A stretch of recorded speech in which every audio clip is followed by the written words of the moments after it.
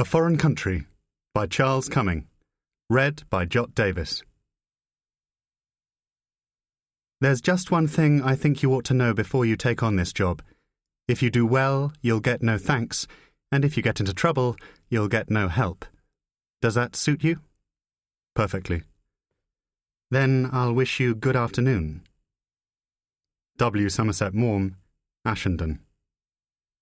The past is a foreign country. They do things differently there. L. P. Hartley, The Go-Between. Tunisia, 1978. Chapter 1.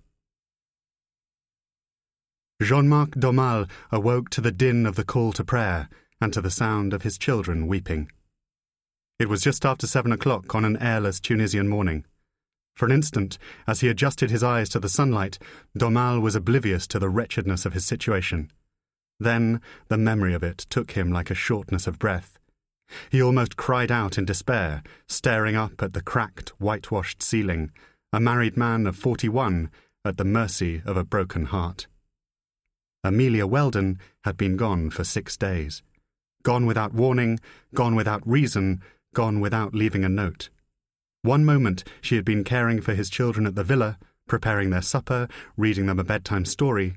The next, she had disappeared. At dawn on Saturday, Jean-Marc's wife, Céline, had found the au pair's bedroom stripped of its belongings.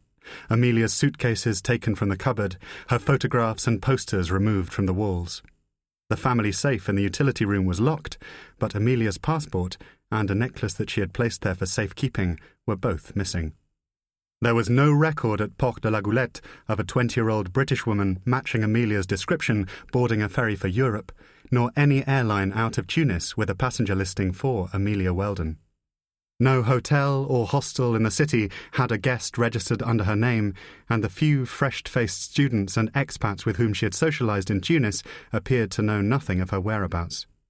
Presenting himself as a concerned employer, Jean-Marc had made inquiries at the British Embassy, telexed the agency in Paris that had arranged Amelia's employment, and telephoned her brother in Oxford.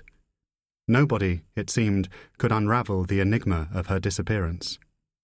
Jean-Marc's only solace lay in the fact that her body had not been discovered in some back alley of Tunis or Carthage, that she had not been admitted to hospital suffering from an illness which might have taken her from him forever.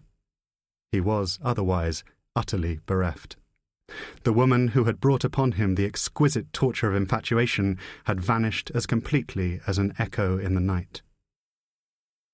The children's crying continued. Jean-Marc pulled back the single white sheet covering his body and sat up on the bed, massaging an ache in the small of his back. He heard Céline saying, "I am telling you for the last time, Thibault, you are not watching cartoons until you finish your breakfast." And it took all of his strength not to rise from the bed, to stride into the kitchen and, in his fury, to smack his son through the thin shorts of his Asterix pyjamas.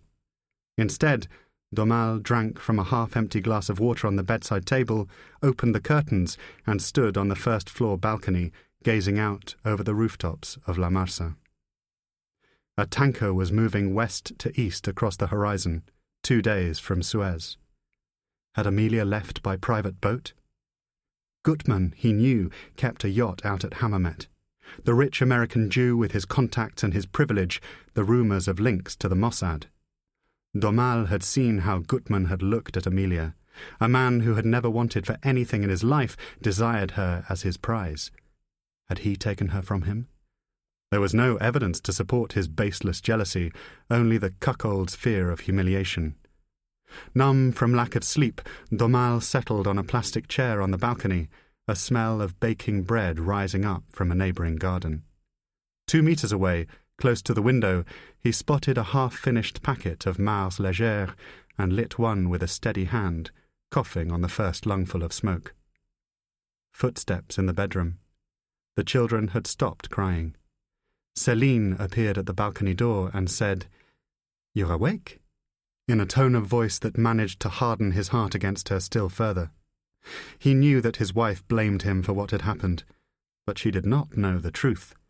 Had she guessed, she might even have comforted him. Her own father, after all, had consorted with dozens of women during his married life. He wondered why Céline had not simply fired Amelia. That, at least, would have saved him from this season of pain. It was as though she wanted to torment him by keeping her in the house.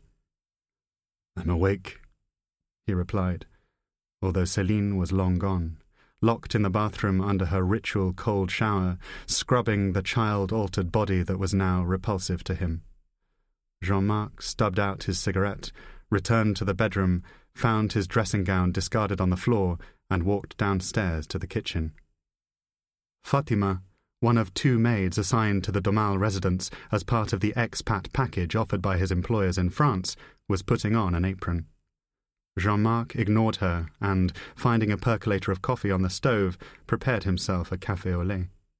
Thibault and Lola were giggling with one another in an adjoining room, but he did not wish to see them. Instead, he sat in his office, the door closed, sipping from the bowl of coffee. Every room, every smell, every idiosyncrasy of the villa held for him a memory of Amelia. It was in this office that they had first kissed. It was at the base of those oleander trees at the rear of the property, visible now through the window, that they had first made love in the dead of night, while Céline slept obliviously indoors. Later, Jean-Marc would take appalling risks, slipping away from his bedroom at 2 or 3 o'clock in the morning to be with Amelia, to hold her, to swallow her, to touch and manipulate a body that was so intoxicating to him that he actually laughed at the memory of it. And then he heard himself entertaining such thoughts and knew that he was little more than a romantic, self-pitying fool. So many times he had been on the brink of confessing, of telling Céline every secret of the affair, the rooms that he and Amelia had taken in hotels in Tunis, the 5 April days that they had spent together in Sfax while his wife had been in Bonn with the children. Jean-Marc knew, as he had always known, that he enjoyed deceiving Céline. It was a form of revenge for all the stillness and ennui of their marriage. The lying kept him sane. Amelia had understood that. Perhaps that was what had bound them together, a shared aptitude for deceit. He had been astonished at her ability to finesse their indiscretions, to cover her tracks so that Céline had no suspicion of what was going on. There were the mischievous lies at breakfast. "Thank you, yes, I slept very well," combined with a studied indifference towards Jean-Marc whenever the 2 lovers found themselves in Céline's company. It was Amelia who had suggested that he pay for their hotel rooms in cash to avoid any dubious transactions appearing on Jean-Marc's bank statements. It was Amelia who had stopped wearing perfume so that the scent of Hermès Calèche would not be carried back to the marital bed. There was no question in Jean-Marc's mind that she had derived a deep satisfaction from these clandestine games. The telephone rang. It was rare for anybody to call the house before 8 o'clock in the morning. Jean-Marc was certain that Amelia was trying to contact him. He picked up the receiver and said, "Oui?" in near desperation. A woman with an American accent replied, "Jean-Marc?" It was Gutmann's wife, the WASP heiress, her father a senator, family money stinking all the way back to the Mayflower. "Jean?" "That's right. Have I called at a bad moment?" He had no time to lament her blithe assumption that all conversations between them should be conducted in English. Neither Joan nor her husband had made any attempt to learn even rudimentary French, only Arabic. "No, it is not a bad time. I was just on my way to work." He assumed that Joan wanted to arrange to spend the day at the beach with his children. "Do you want to speak to Céline?" A pause. Some of the customary energy went out of Joan's voice, and her mood became businesslike, even somber. "Actually, Jean-Marc, I wanted to speak with you." "With me?" "It's about Amelia." Joan knew. She had found out about the affair. Was she going to expose him? "What about her?" His tone of voice had become hostile. "She has asked me to convey a message to you." "You've seen her?" It was like hearing that a relative, assumed dead, was alive and well. He was certain now that she would come back to him. "I have seen her," Joan replied. "She's worried about you." Domal would have fallen on this expression of devotion like a dog snatching at a bone, had it not been necessary to sustain the lie. Well, yes, Celine and the children have been very concerned. One moment, Amelia was here with them, the next she was gone. No, not Celine, not the children. She's worried about you. He felt the hope rushing out of him, a door slammed by a sudden wind. About me? I don't understand. Another careful pause. Joan and Amelia had always been close. As Gutman had entrapped her in charm and money, Joan had played the caring older sister, a role model of elegance and sophistication to which Amelia might one day aspire. I think you do understand, Jean-Marc. The game was up. The affair had been revealed. Everybody knew that Jean-Marc Domal had fallen hopelessly and ridiculously in love with a 20-year-old au pair. He would be a laughingstock in the expatriate community. I wanted to catch you before you went to work. I wanted to reassure you that nobody knows about this. I have not spoken to David, nor do I intend to say anything to Céline. Thank you, Jean-Marc replied quietly. Amelia has left Tunisia last night, as a matter of fact. She's going to go travelling for a while. She wanted me to tell you how sorry she is for the way things worked out. She never intended to hurt you or to abandon your family in the way that she did. She cares for you, very deeply. It all just got too much for her, you know? Her heart was confused. Am I making sense, Jean-Marc? You are making sense. So, perhaps you might tell Céline that this was Amelia on the phone, calling from the airport. Tell your children that she won't be coming back. I will do that. I think it's best, don't you? I think it's best if you forget all about her. The Present Day. Chapter 2. Philippe and Janine Malot of 79 Rue Pelleport, Paris, had been planning their dream holiday in Egypt for more than a year.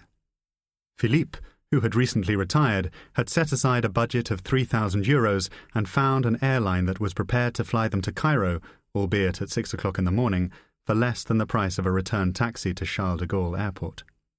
They had researched the best hotels in Cairo and Luxor on the internet and secured an over-60s discount at a luxury resort in Sharm el-Sheikh, where they planned to relax for the final 5 days of their journey. The Malots had arrived in Cairo on a humid summer afternoon, making love almost as soon as they had closed the door of their hotel room. Janine had then set about unpacking, while Philippe remained in bed reading Naguib Mahfouz's Akhenaton le Renégat, a novel that he was not altogether enjoying. After a short walk around the local neighbourhood, they had eaten dinner in one of the hotel's 3 restaurants and fallen asleep before midnight to the muffled sounds of Cairene traffic. 3 enjoyable, if exhausting, days followed. Though she had developed a minor stomach complaint, Janine managed 5 hours of wide-eyed browsing in the Egyptian Museum, where she declared herself awestruck by the treasures of Tutankhamun. On the second morning of their trip, the Malots had set off by taxi shortly after breakfast and were astonished, as all first-time visitors were, to find the pyramids looming into view no more than a few hundred metres from a nondescript residential suburb at the edge of the city. Hounded by trinket sellers and underqualified guides, they had completed a full circuit of the area within 2 hours and asked a shaven-headed German tourist to take their photograph in front of the Sphinx. Janine was keen to enter the pyramid at Cheops, but went alone, because Philippe suffered from a mild claustrophobia and had been warned by a colleague at work that the interior was both cramped and stiflingly hot. In a mood of jubilation at having finally witnessed a phenomenon that had enthralled her since childhood, Janine paid an Egyptian man the equivalent of €15 for a brief ride on a camel. It had moaned throughout and smelled strongly of diesel. She had then accidentally deleted the picture of her husband astride the beast while attempting to organise the pictures on their digital camera at lunch the following day. On the recommendation of an article in a French style magazine, they had travelled to Luxor by overnight train and booked a room at the Winter Palace, albeit in the Pavilion, a 4-star annex development added to the original colonial hotel.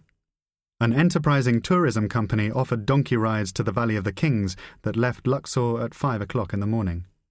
The Malots had duly signed up, witnessing a dramatic sunrise over the temple of Hatshepsut just after 6 a.m. They had then spent what they later agreed had been the best day of their holiday travelling out to the temples at Dendara and Abydos. On their final afternoon in Luxor, Philippe and Janine had taken a taxi to the temple at Karnak and stayed until the evening to witness the famous sound and light show. Philippe had fallen asleep within 10 minutes. By Tuesday, they were in Sharm el-Sheikh on the Sinai Peninsula. Their hotel boasted 3 swimming pools, a hairdressing salon, 2 cocktail bars, 9 tennis courts, and enough security to deter an army of Islamist fanatics. On that first evening, the Malots had decided to go for a short walk along the beach. Though their hotel was at full occupancy, no other tourists were visible in the moonlight as they made their way from the concrete walkway at the perimeter of the hotel down onto the still warm sand. It was afterwards estimated that they had been attacked by at least 3 men, each armed with knives and metal poles. Janine's necklace had been torn away, scattering pearls onto the sand, and her gold wedding ring removed from her finger. Philippe had had a noose placed around his neck and been jerked upright as a second assailant sliced through his throat and stabbed him repeatedly in the chest and legs. He had bled to death within a few minutes. A torn bedsheet that had been stuffed into her mouth had muffled Janine's screams. Her own throat was also slashed, her arms heavily bruised, her stomach and hips struck repeatedly by a metal pole. A young Canadian couple, honeymooning at a neighbouring hotel, had noticed the commotion and heard Madame Malot's stifled cries, but could not see what was happening in the light of the waning moon. By the time they got there, the men who had attacked and murdered the elderly French couple had vanished into the night, leaving a scene of devastation that the Egyptian authorities quickly dismissed as a random act of violence perpetrated by outsiders, which was highly unlikely ever to happen again. Chapter 3. Taking someone in the street is as easy as lighting a cigarette, they had told him, and as Hakim Erachidi waited in the van, he knew that he had the balls to pull it off. It was a Monday night in late July. The target had been given a nickname, Holst, and its movements monitored for 14 days. Phone, email, bedroom, car. The team had everything covered. Hakim had to hand it to the guys in charge. They were thorough and determined. They had thought through every detail. He was dealing with pros now, and, yes, he really could tell the difference. Beside him, in the driver's seat of the van, Slimane Nassar was tapping his fingers in time to some R&B on RFM and talking in vivid detail about what he wanted to do to Beyoncé Knowles. "What an ass, man. Just give me 5 minutes with that sweet ass." He made the shape of it with his hands, brought it down towards his circling groin. Hakim laughed. "Turn that shit off," said the boss, crouched by the side door and ready to spring. Slimane switched off the radio. "Holst in sight. 30 seconds. It was just as they said it would be. The dark street, a well-known shortcut, most of Paris in bed. Hakim saw the target on the opposite side of the street, about to cross at the postbox. 10 seconds. The boss at his very best. Remember, nobody is going to hurt anybody. The trick, Hakim knew, was to move as quickly as possible, making the minimum amount of noise. In the movies, it was always the opposite way. The smash and grab of a screaming, adrenalized SWAT team crashing through walls, lobbing stun grenades, shouldering jet-black assault rifles. "Not us," said the boss. "We do it quiet, and we do it slick.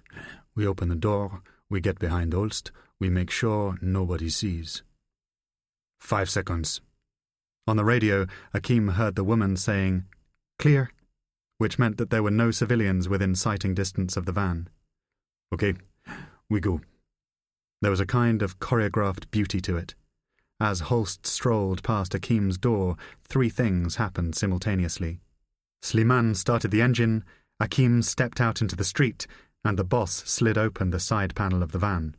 If the target knew what was happening, there was no indication of it.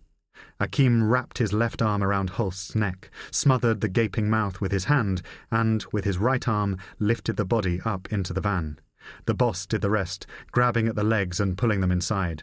Akim then came in behind them, sliding the door shut, just as he had rehearsed a dozen times.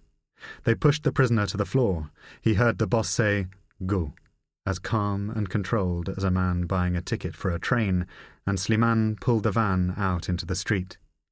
The whole thing had taken less than 20 seconds.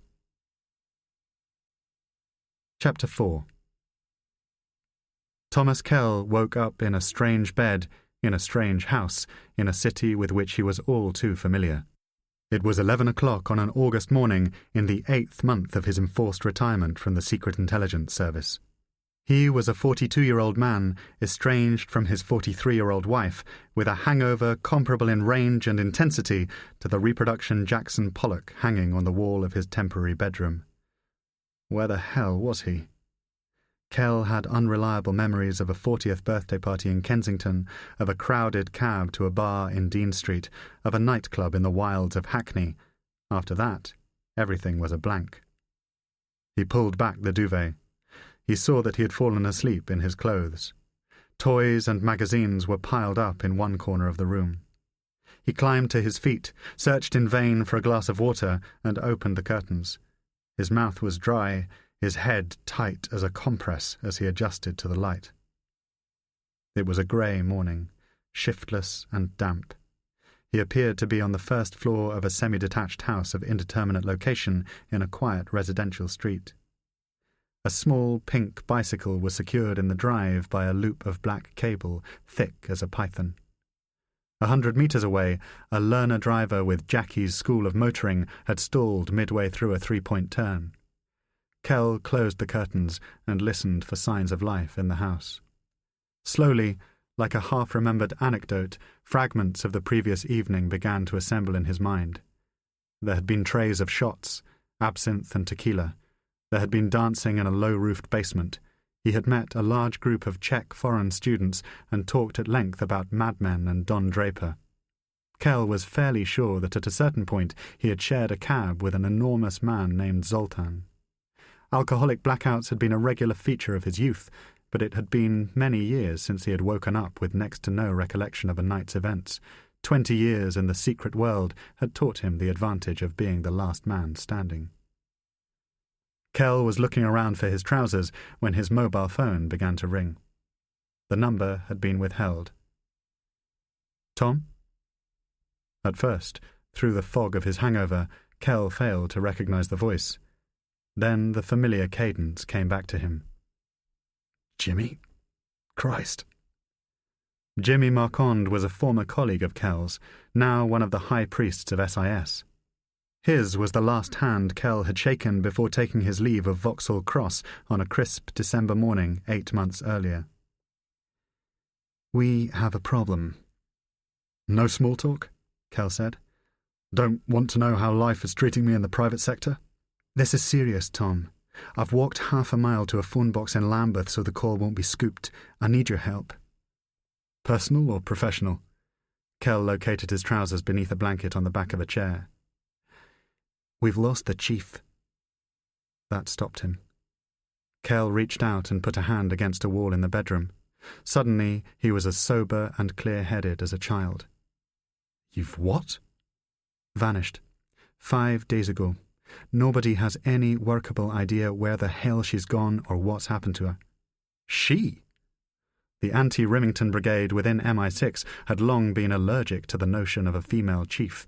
It was almost beyond belief that the all-male inmates at Vauxhall Cross had finally allowed a woman to be appointed to the most prestigious position in British intelligence.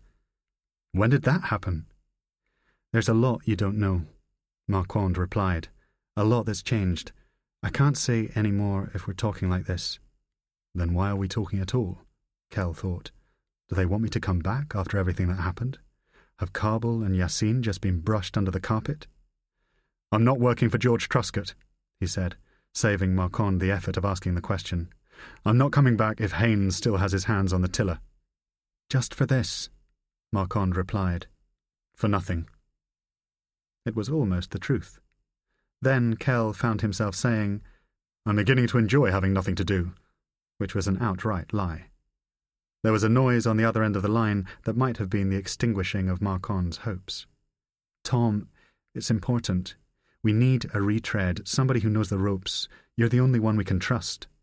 Who was we? The high priests? The same men who had turfed him out over Kabul? The same men who would happily have sacrificed him to the public inquiry currently assembling its tanks on the SIS lawn? "Trust?" he replied, putting on a shoe. "Trust," said Marquand. It almost sounded as though he meant it. Kell went to the window and looked outside, at the pink bicycle, at Jackie's learner driver moving through the gears. What did the rest of his day hold? Aspirin and daytime TV, hair of the dog Bloody Marys at the Greyhound Inn. He had spent 8 months twiddling his thumbs. That was the truth of his new life in the private sector.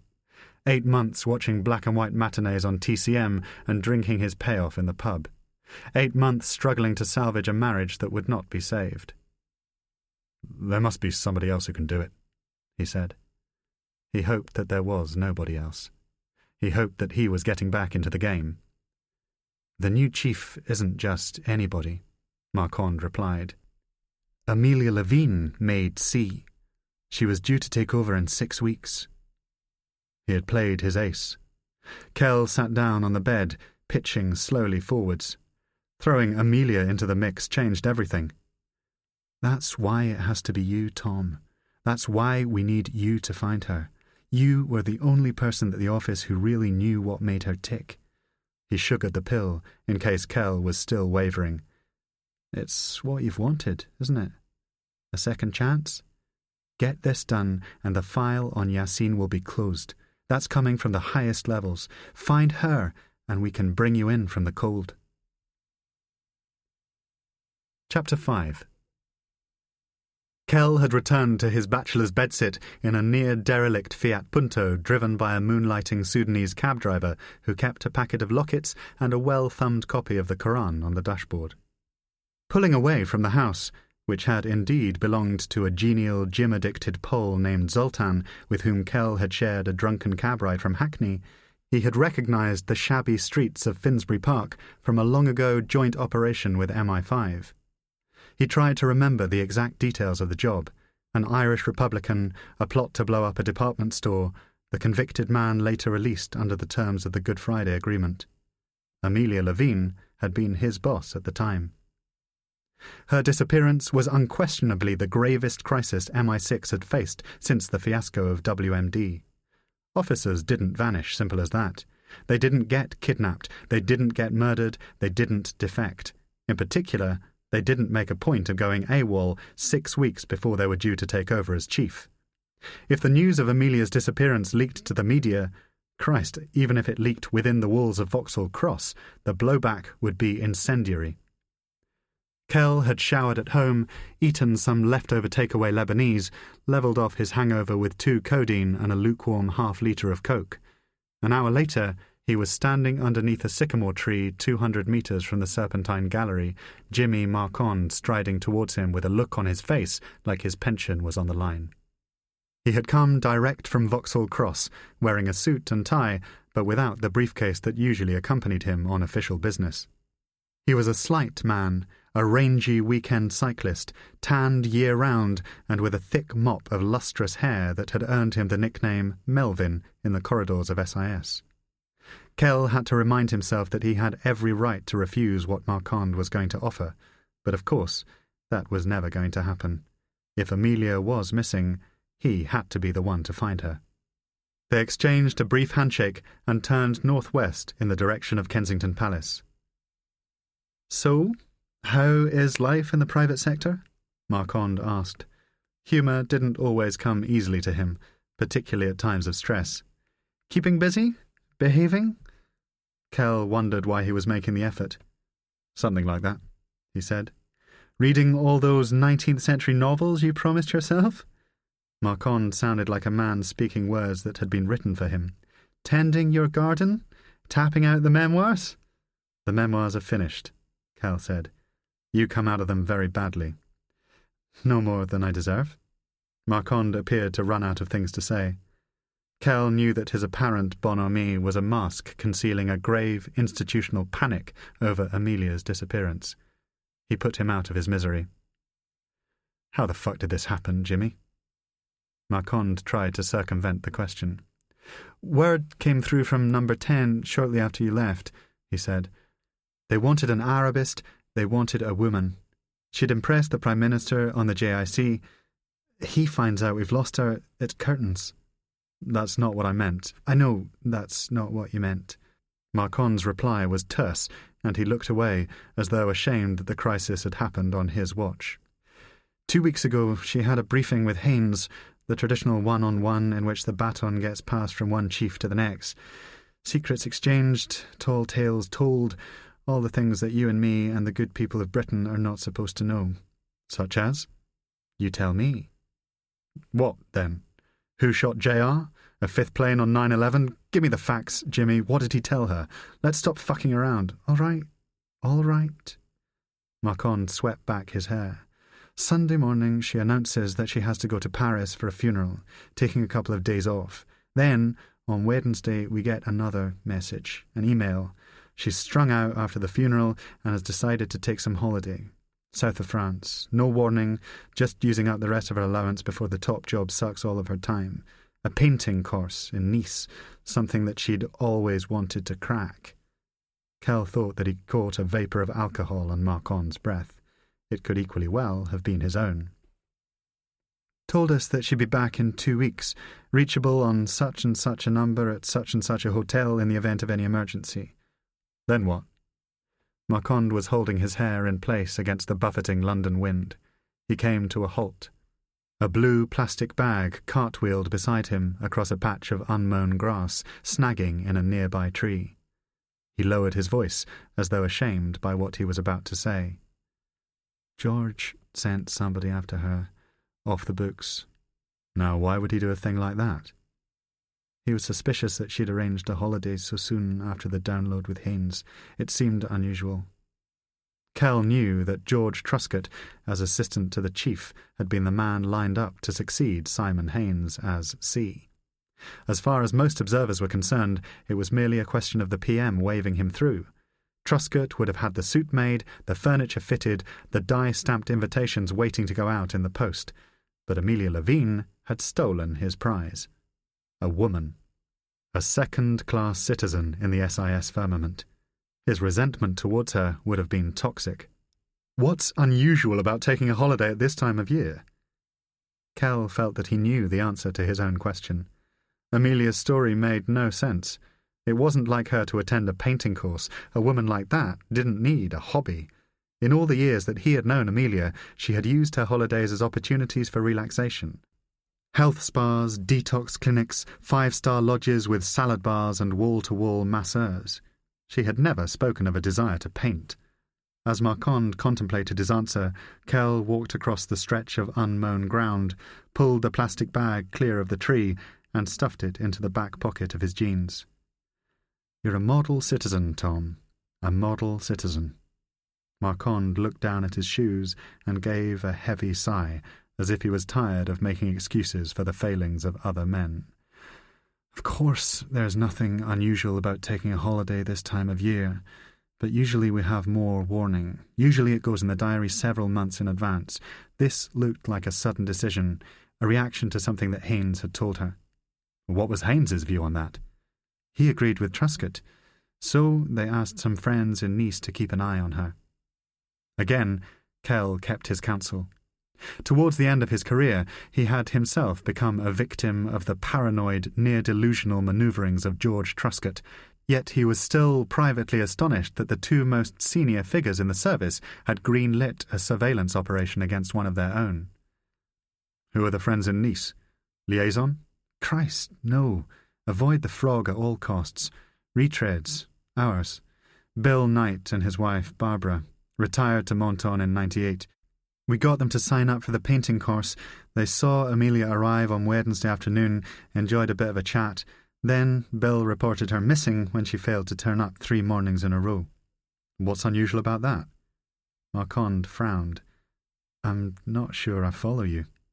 Well, couldn't Amelia have taken a couple of days off? Got sick? That's just it. She didn't call it in.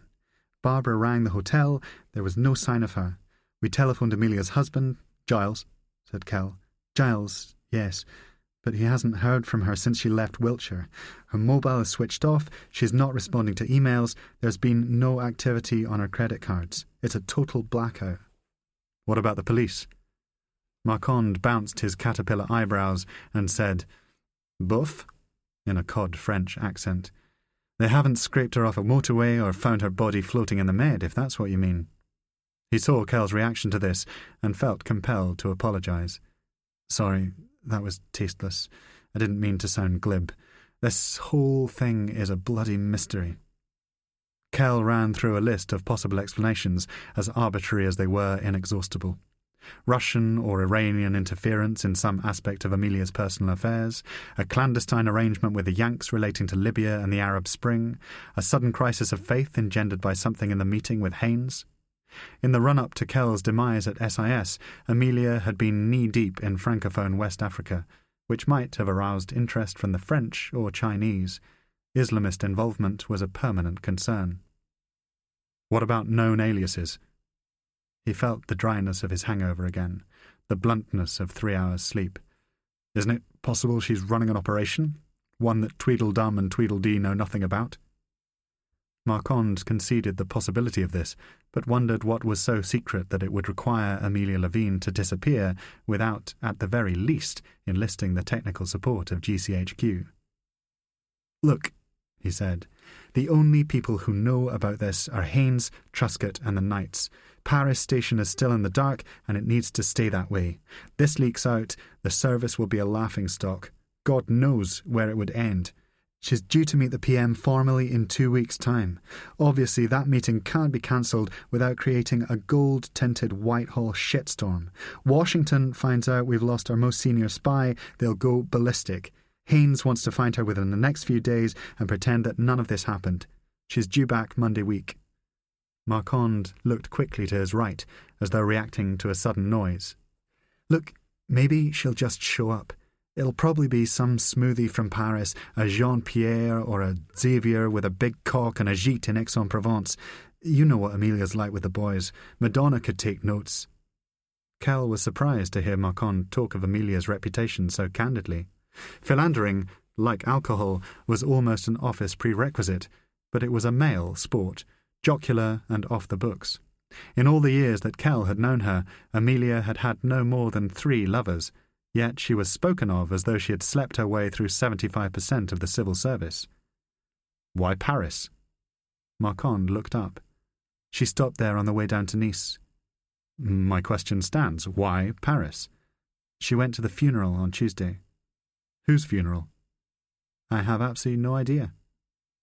For a dyed-in-the-wool careerist, Marquand didn't seem unduly concerned about admitting to gaps in his knowledge. "All this has happened very fast, Tom. We haven't been able to get a name. Giles thinks she went to a crematorium in the 14th, Montparnasse, an old friend from student days." "He didn't go with her?" "She told him he wasn't wanted." And Giles does what Giles is told to do. Kell knew all too well the mechanics of the Levine marriage. He had studied it closely, as a cautionary tale. Marquand looked as if he was about to laugh, but thought better of it. "Precisely. Dennis Thatcher syndrome. Husbands should be seen and not heard." "Sounds to me like you need to find out who the friend was." Kell was stating the obvious, but Marquand appeared to have run out of road. "Do I take that as an indication that you'll help?" Kell looked up. The branches of the tree were obscuring a charcoal sky. It was going to rain. He thought of Afghanistan, of the book he was meant to be writing, of the vapid August night stretching ahead of him at his bachelor's bedsit in Kensal Rise. He thought about his wife, and he thought about Amelia. He was convinced that she was alive, and convinced that Marquand was hiding something. How many other retreads would be sent on her tail? "How much is Her Majesty offering?" "How much would you need?" It was somebody else's cash, so Jimmy Marquand could afford to splash it about. Kell didn't care about the money, not at all, but didn't want to appear sloppy by not asking. He plucked a figure out of the damp afternoon sky. 1,000 a day, plus expenses. I'll need a laptop, encrypted, ditto a mobile, and the Stephen Uniacke alias. Decent car waiting for me at Nice airport. If it's a Peugeot with 2 doors and a tape deck, I'm coming home. Sure. And George Truscott pays my speeding fines. All of them. Done. Chapter 6. Kell caught a flight out of Heathrow at 8. As he was switching it to flight mode, a text message came through on his mobile phone. Don't forget appointment tomorrow. 2 p.m. Finchley. Meet you at the tube. Finchley. The death throes of his marriage. An hour with a grim-faced guidance counsellor who offered up platitudes like biscuits on a plate. It occurred to Kell, clicking his seatbelt on the aisle, that this was only the second time that he had left London in the 8 months since his departure from SIS. In mid-March, Claire had suggested a romantic weekend in Brighton, to see if we could be more than ships passing in the night. But the hotel had played host to an all-night wedding party. They had slept for only 3 hours, and by Sunday were lost in a familiar blizzard of recrimination and argument. A young mother was seated beside him on the plane, a toddler strapped into the window seat. She had come prepared for the battle ahead, producing a bag stuffed with magazines and stickers, sugar-free biscuits and a bottle of water. Every now and again, when the boy fidgeted too much or screamed too loudly, his mother would offer up a knowing smile that was halfway to an apology. Kell tried to reassure her that he couldn't care less. It was only an hour and a half to Nice, and he liked the company of children. "Do you have kids of your own?" she said, the question that should never be asked. "No," Kell replied, picking up a green plastic figurine that had fallen on the floor. "Sadly not." The mother was preoccupied throughout the flight, and Kell was able to read the notes he had made from Amelia's classified file without being concerned about wandering eyes. The man in the seat across the aisle was engrossed in a spreadsheet, the woman behind him, over his left shoulder, asleep on an inflatable neck pillow. He knew most of Amelia's story already. They had swapped secrets during the strange intimacy of a 15-year friendship. Her journey into the secret world had begun at a young age. While working in Tunis as an au pair in the late 1970s, Amelia had been talent-spotted by Joan Gutmann, a deep-cover officer with the Central Intelligence Agency. Gutmann had brought Amelia to the attention of SIS, which had kept an eye on her at Oxford, making an initial move to recruit soon after she had been awarded a starred first in French and Arabic in the summer of 1983. After a year at Mekkas, the so-called School for Spies in Lebanon, she had been posted to Egypt in 85 and to Iraq in 89. Returning to London in the spring of 1993, Amelia Weldon had met and quickly become engaged to Giles Levine, a 52-year-old bond trader with $30 million in the bank and a personality described by one of Kell's former colleagues as aggressively soporific. The file noted, with a passive anti-Semitism of the sort Kell believed had largely died out within SIS, that Levine was considered ambivalent on Israel, but that his wife's attitudes in that area should nevertheless be monitored for indications of bias. In such a context, Amelia's rise to power made for fascinating reading. There had been an astonishing amount of sexism directed towards her, particularly in the early phase of her career. In Egypt, for example, she had been overlooked for promotion on the grounds that she was unlikely to remain in the service beyond childbearing years. The position had gone instead to a celebrated Cairo alcoholic with 2 marriages behind him and a record of producing CX reports lifted from the pages of Al-Ahram. Her fortunes began to shift in Iraq, where she worked under non-official cover as an analyst for a French conglomerate. An Irish passport had kept Anne Wilkes in Baghdad for the duration of the First Gulf War, and her access to officials in the Ba'ath Party, as well as to prominent figures in the Iraqi military structure, had been lauded both in London and in the United States. Since then, her career had gone from strength to strength. There were postings in Washington and to Kabul, where she had operational control of SIS operations throughout Afghanistan for more than 2 years following the toppling of the Taliban. In an indication of her ambitions for the service, she had argued for a more robust British influence in Africa, a stance viewed as prescient by Downing Street in the wake of the Arab Spring, but one that had brought her into conflict with George Truscott, a corporatised bureaucrat with a Cold War mindset who was widely despised by the rank and file within SIS. Kell closed the notebook. He looked at the child beside him, now sleeping in his mother's arms, and tried to relish some sense of being back in the game. yet he felt nothing. For 8 months he had been treading water, pretending to himself and to Claire that he had taken a principled stand against the doublethink and mendacity of the secret state. It was nonsense, of course. They had turfed him out in disgrace. And when Marquand had come calling, the bagman for Truscott and Haynes, Kell had jumped back aboard like a child at a fairground, relishing the prospect of another ride. He realized that any determination he had felt to prove them wrong, to proclaim his innocence, even to create a new life for himself, had been built on sand. He had nothing but his past to live on, nothing but his skills as a spy. Somewhere over the southern Alps, the cabin lights dimmed like an eye test. The flight was on time.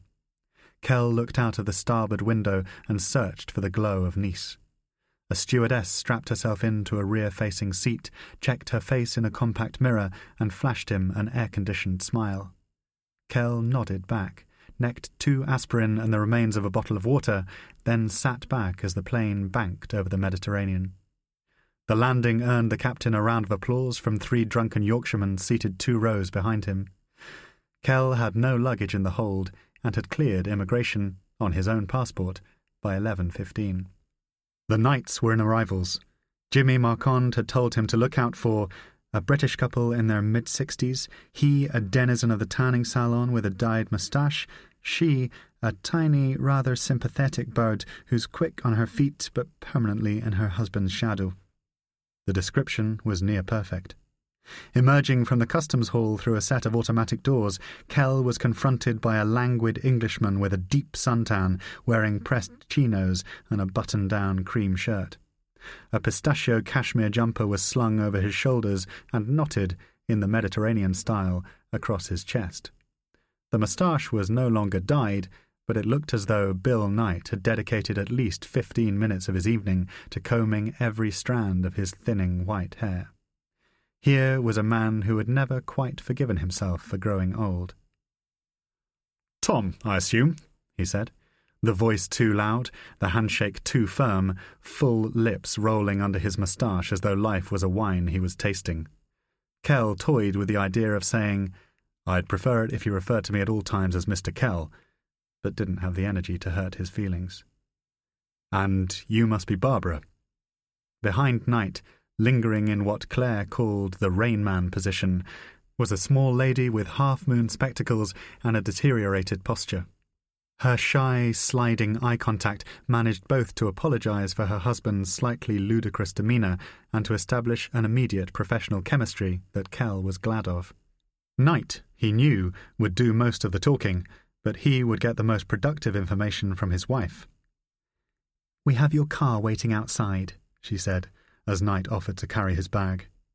Kell waved away the offer and experienced the unsettling realization that his own mother, had she lived, would now be the same vintage as this diminutive lady with unkempt grey hair, creased clothes, and soft, uncomplicated gestures. "It's a luxury saloon," said Knight, as if he disapproved of the expense. His voice had a smug, adenoidal quality that had already become irritating. "I think you'll be quite satisfied." They walked towards the exit.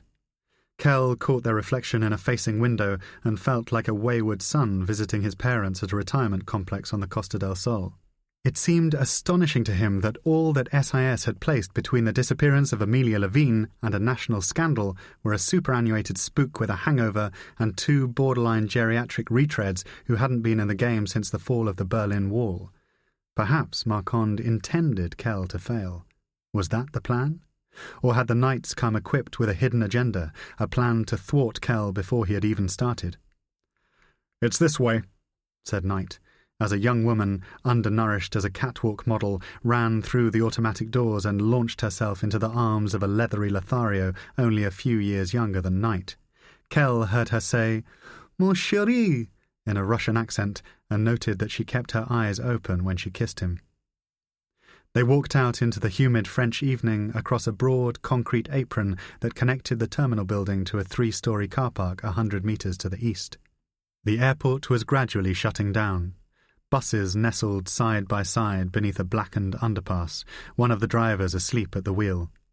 A line of late arrivals were queuing for a connection to Monaco, all of them noticeably more chic and composed than the pint-swilling hordes Kell had witnessed at Heathrow Airport. Knight paid for the car park, carefully folded the receipt into his wallet for expenses, and led him towards a black Citroën CX on the upper level. "The documents you requested arrived an hour ago and are in an envelope on the passenger seat," he said. Kell assumed he was talking about the Uniacke legend, which Marquand had sent ahead by courier so that Kell would not have to carry a false passport through French customs. "Be warned," Knight continued, tapping his fingers on the back window as though there was somebody hiding inside. "It's a diesel. I can't tell you how many friends of ours come out here, rent a car from Hertz or Avis, and then ruin their time in France by putting unleaded—" Barbara put a stop to this. "Bill, I'm quite sure Mr. Kell is capable of filling up a car at a petrol station." In the jaundiced light, it was difficult to see if her husband blushed. Kell remembered a line from Knight's file, which he had flicked through en route to the airport. A bore's a conversational vacuum, tendency to talk when he might be wiser keeping his counsel. "That's okay," Kell said. "Easy mistake to make." The Knight's vehicle, parked alongside the CX, was a right-hand drive Mercedes with 20-year-old British plates and a dent on the front right panel. "An old and somewhat battered Merc," Knight explained unnecessarily, as though he was used to the car attracting strange looks. "But it does us very well. Once a year, Barbara and I are obliged to drive back across the Channel to have an MOT and to update the insurance paperwork, but it's worth it." Kell had heard enough. He slung his bag in the back seat of the Citroën and got down to business. "Let's talk about Amelia Levine," he said. The car park was deserted, the ambient noise of occasional planes and passing traffic smothering their conversation. Knight, who had been cut off mid-sentence, looked suitably attentive. "According to London, Mrs. Levine went missing several days ago. Did you speak to her during the time she attended the painting course?" "Absolutely," said Knight, as if Kell was questioning their integrity. "Of course." "What can you tell me about Amelia's mood, her behaviour?" Barbara made to reply, but Knight interrupted her. "Completely normal. Very friendly and enthusiastic. Introduced herself as a retired schoolteacher, widowed. Very little to report at all." Kell remembered another line from the Knight file. "Not always prepared to go the extra mile. A feeling has developed among colleagues over the years that Bill Knight prefers the quiet life to getting his hands dirty." Barbara duly filled in the blanks. "Well," she said, sensing that Kell wasn't satisfied by her husband's answer, "Bill and I have disagreed about this. I thought she looked a little distracted, didn't do an awful lot of painting, which seemed odd, given that she was there to learn. Also checked her phone rather a lot for text messages." She glanced at Kell and produced a tiny, satisfied smile, like someone who has solved a taxing crossword clue. "That struck me as particularly strange. You see, people of her vintage aren't exactly glued to mobiles in the way that the younger generation are, wouldn't you say, Mr. Kell?" "Call me Tom," Kell said. "What about friends, acquaintances? Did you see her with anybody? When London asked you to keep an eye on Mrs. Levine, did you follow her into Nice? Did she go anywhere in the evenings?" "That's an awful lot of questions all at once," said Knight, looking pleased with himself. "Answer them one at a time," Kell said, and felt an operational adrenaline at last beginning to kick in. There was a sudden gust of wind, and Knight did something compensatory with his hair. "Well, Barbara and myself aren't aware that Mrs. Levine went anywhere in particular. On Thursday evening, for example, she ate dinner alone at a restaurant on Rue Masséna. I followed her back to her hotel, sat in the Mercedes until midnight, but didn't see her leave." Kell met Knight's eye. "You didn't think to take a room at the hotel?" A pause, an awkward back-and-forth glance between husband and wife. What you have to understand, Tom, is that we haven't had a great deal of time to react to all this." Knight, perhaps unconsciously, had taken a step backwards. "London asked us simply to sign up for the course, to keep an eye on Mrs. Levine, to report anything mysterious. That was all." Barbara took over the reins. She was plainly worried that they were giving Kell a poor impression of their abilities. "It didn't sound as though London expected anything to happen," she explained. "It was almost pitched as though they were asking us to look out for her, and it's only been, 2 or 3 days since we reported Mrs. Levine missing?" And you're convinced that she's not in Nice? That she's not simply staying with a friend? Oh, we're not convinced of anything, Knight replied, which was the most convincing thing he had said since Kell had cleared customs. We did as we were told. Mrs. Levine didn't show her face at the course. We rang it in. Mr. Marquand must have smelled a rat and sent for reinforcements. Reinforcements? It occurred to Kell that exactly 24 hours earlier he was drinking in a crowded bar on Dean Street, singing Happy Birthday to a 40-year-old university friend whom he hadn't seen for 15 years. London are concerned that there's been no movement on Amelia's credit cards, he said. No response from her mobile. Do you think she's defected? Knight asked, and Kell suppressed a smile. Where to? Moscow? Beijing? Amelia would sooner live in Albania. Unlikely, he said. Chiefs of the service are too high profile. The political repercussions would be seismic. But never say never. Never say never, Barbara muttered. What about her room? Has anybody searched it? Knight looked at his shoes. Barbara adjusted her half-moon spectacles. Kell realized why they had never progressed beyond ops support in Nairobi. We weren't under instructions to conduct any kind of search, Knight replied. And the people running the painting course? Have you talked to them? Knight shook his head, still staring at his shoes like a scolded schoolboy. Kell decided to put them out of their misery. Okay, tell you what, he said. How far is the Hotel Gillespie? Barbara looked worried. It's on Boulevard du Bouchage, about 20 minutes away. I'm going to go. You've booked a room for me under Stephen Uniacke, is that right? Knight perked up. That is correct. But wouldn't you like something to eat? Barbara and I thought that we could take you into Nice, to a little place we both enjoy, near the port. It stays open well past... Later, Kell replied. There had been a Cajun wrap at Heathrow, a can of Coke to wash it down. That would see him through until morning. But I need you to do something for me. Of course, Barbara replied. Kell could see how much she wanted to prolong her return to the spotlight and knew that she might still prove useful to him. Call the Gillespie, tell them you've just landed and need a room. Go to the hotel, but wait outside and make sure you speak to me before you check in. Knight looked nonplussed. Is that okay? Kell asked him pointedly. If Kell was being paid 1,000 a day, chances were that the Knights were on at least half that. In final analysis, they were obliged to do whatever he told them. I'll need to gain access to the hotel's computer system. I want all the details from Amelia's room, arrival and departure times, internet use and so on. In order to do that, I'll have to distract whoever works the night shift, get them away from the desk for 5 or 10 minutes. You could be very useful in that context, ordering room service, complaining about a broken tap, pulling an emergency cord in the bathroom. Understood? Understood, Knight replied. Do you have a suitcase or something that will pass for an overnight bag? Barbara thought for a moment and said, I think so, yes. Give me half an hour to check in, and then make your way to the hotel. He was aware of how quickly he was improvising ideas, old tricks coming back to him all the time. It was as though his brain had been sitting in aspic for 8 months. It goes without saying that if you see me in the lobby, we don't know each other. Knight produced a blustery laugh. Of course, Tom. And keep your phone on. Kell climbed into the Citroën. Chances are I'll need to call you within the hour. Chapter 7. The Citroën sat-nav knew how to negotiate the Nice one-way system and had led Kell to Boulevard du Bouchage within 20 minutes.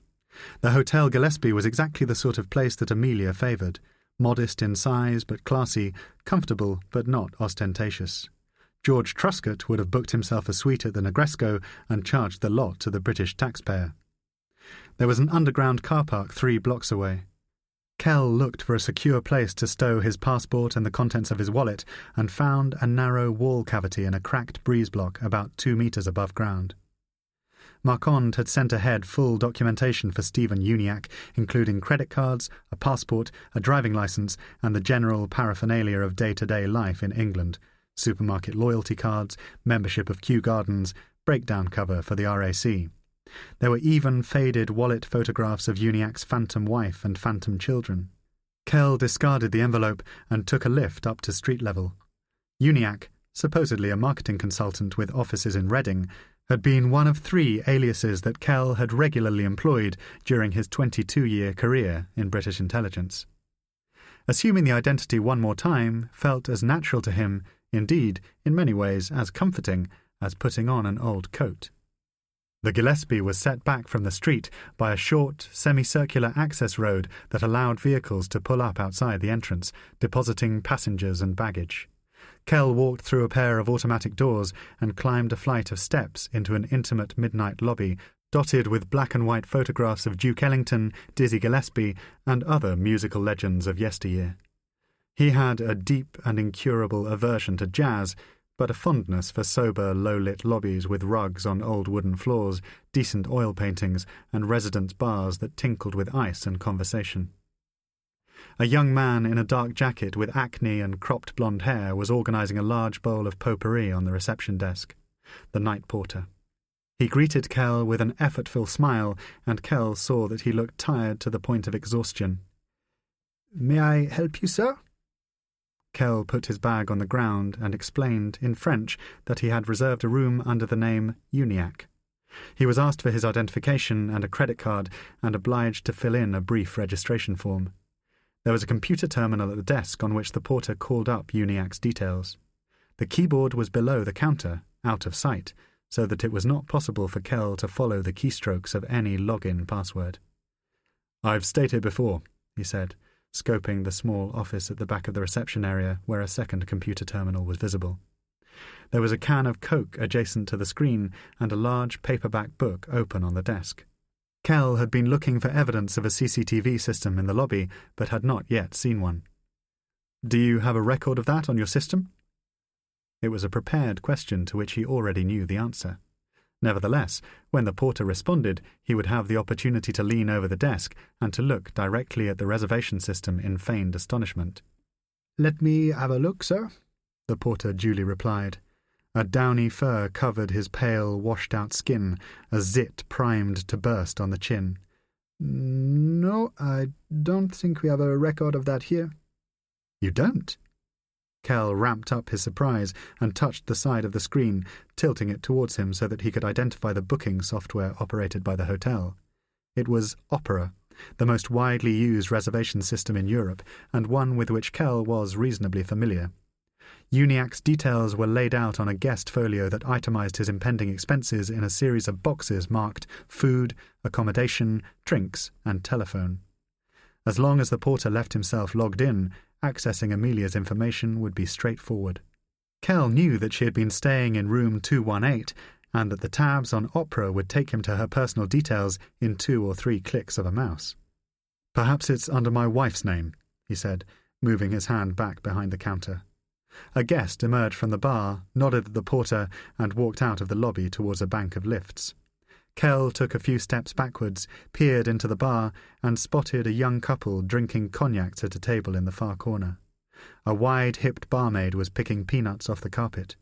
The room was otherwise deserted. "Never mind," he said, turning back to the desk. "Could I arrange a wake-up call for the morning? 7 o'clock?" It was a small detail, but would give the porter the useful impression that Monsieur Uniacke intended to go to sleep as soon as he reached his room. "Of course, sir." Kell was allocated a room on the 3rd floor and walked up the stairs in order to familiarize himself with the layout of the hotel. On the 1st floor landing, he saw something that gave him an idea.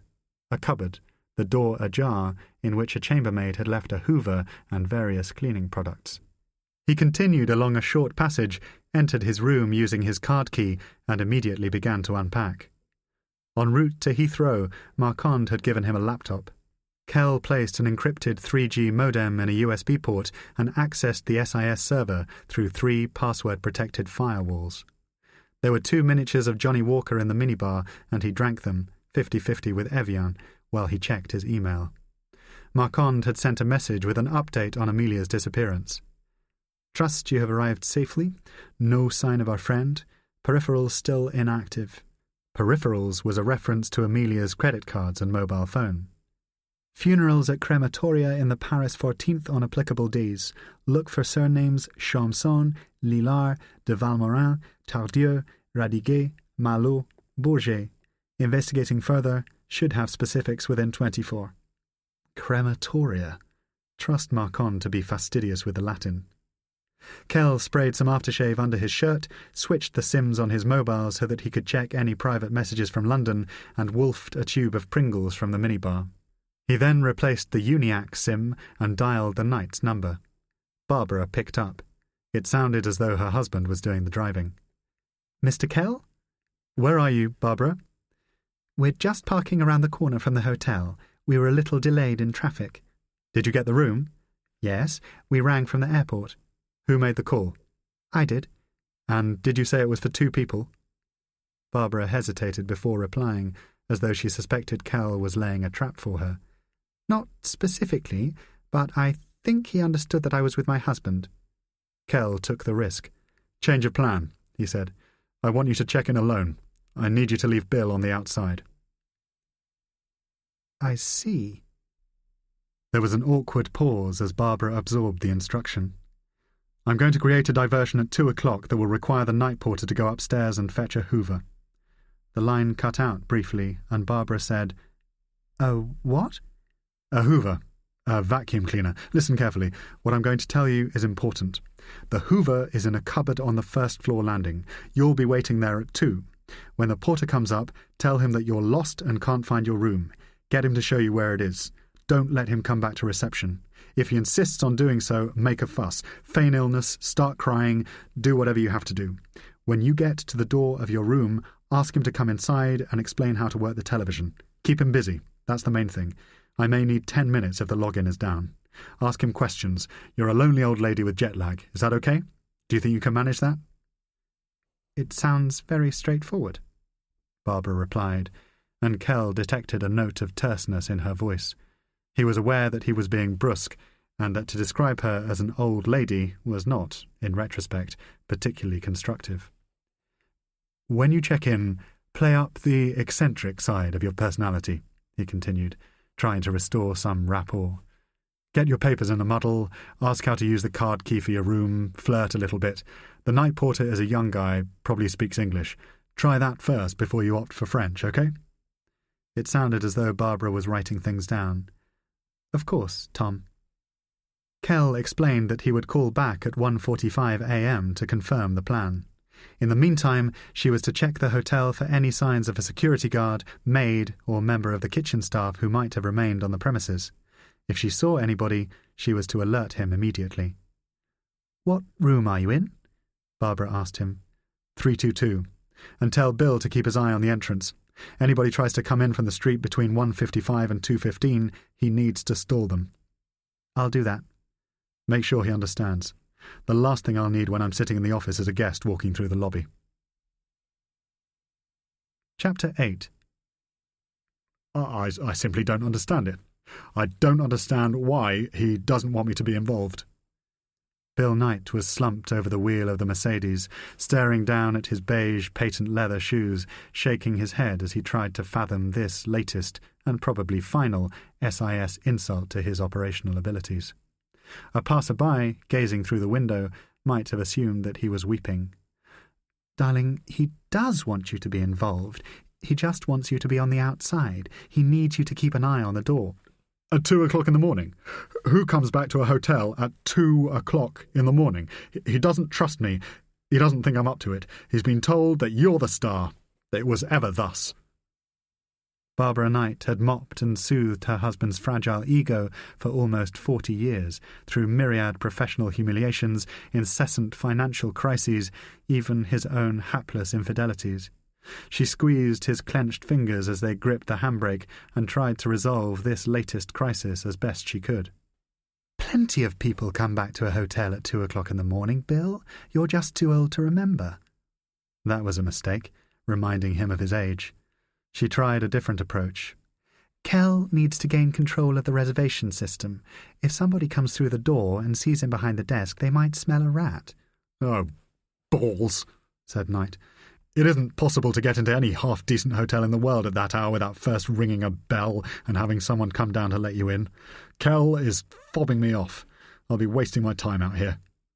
Right on cue, 2 guests appeared at the entrance to the Hotel Gillespie, rang the doorbell, and waited as the night porter made his way to the bottom of the stairs. It was as though they had been provided by a mischievous god to illustrate Knight's point. The porter assessed their credentials and allowed them to pass into the lobby. Bill and Barbara Knight, parked 50 metres away, saw the whole thing through the windscreen of their superannuated Mercedes. "See?" he said, with weary triumph. Barbara was momentarily lost for words. "Nevertheless," she managed, "it's best if they don't ring the bell. Why don't you buy yourself a packet of cigarettes and just loiter outside or something? You could still be very useful, darling." Knight felt that he was being hoodwinked. "I don't smoke," he said, and Barbara summoned the last of her strength in the face of his petulance. "Look, it's perfectly clear that there's no role for you in the hotel. Kell wants me to play Miss Marple and make a nuisance of myself.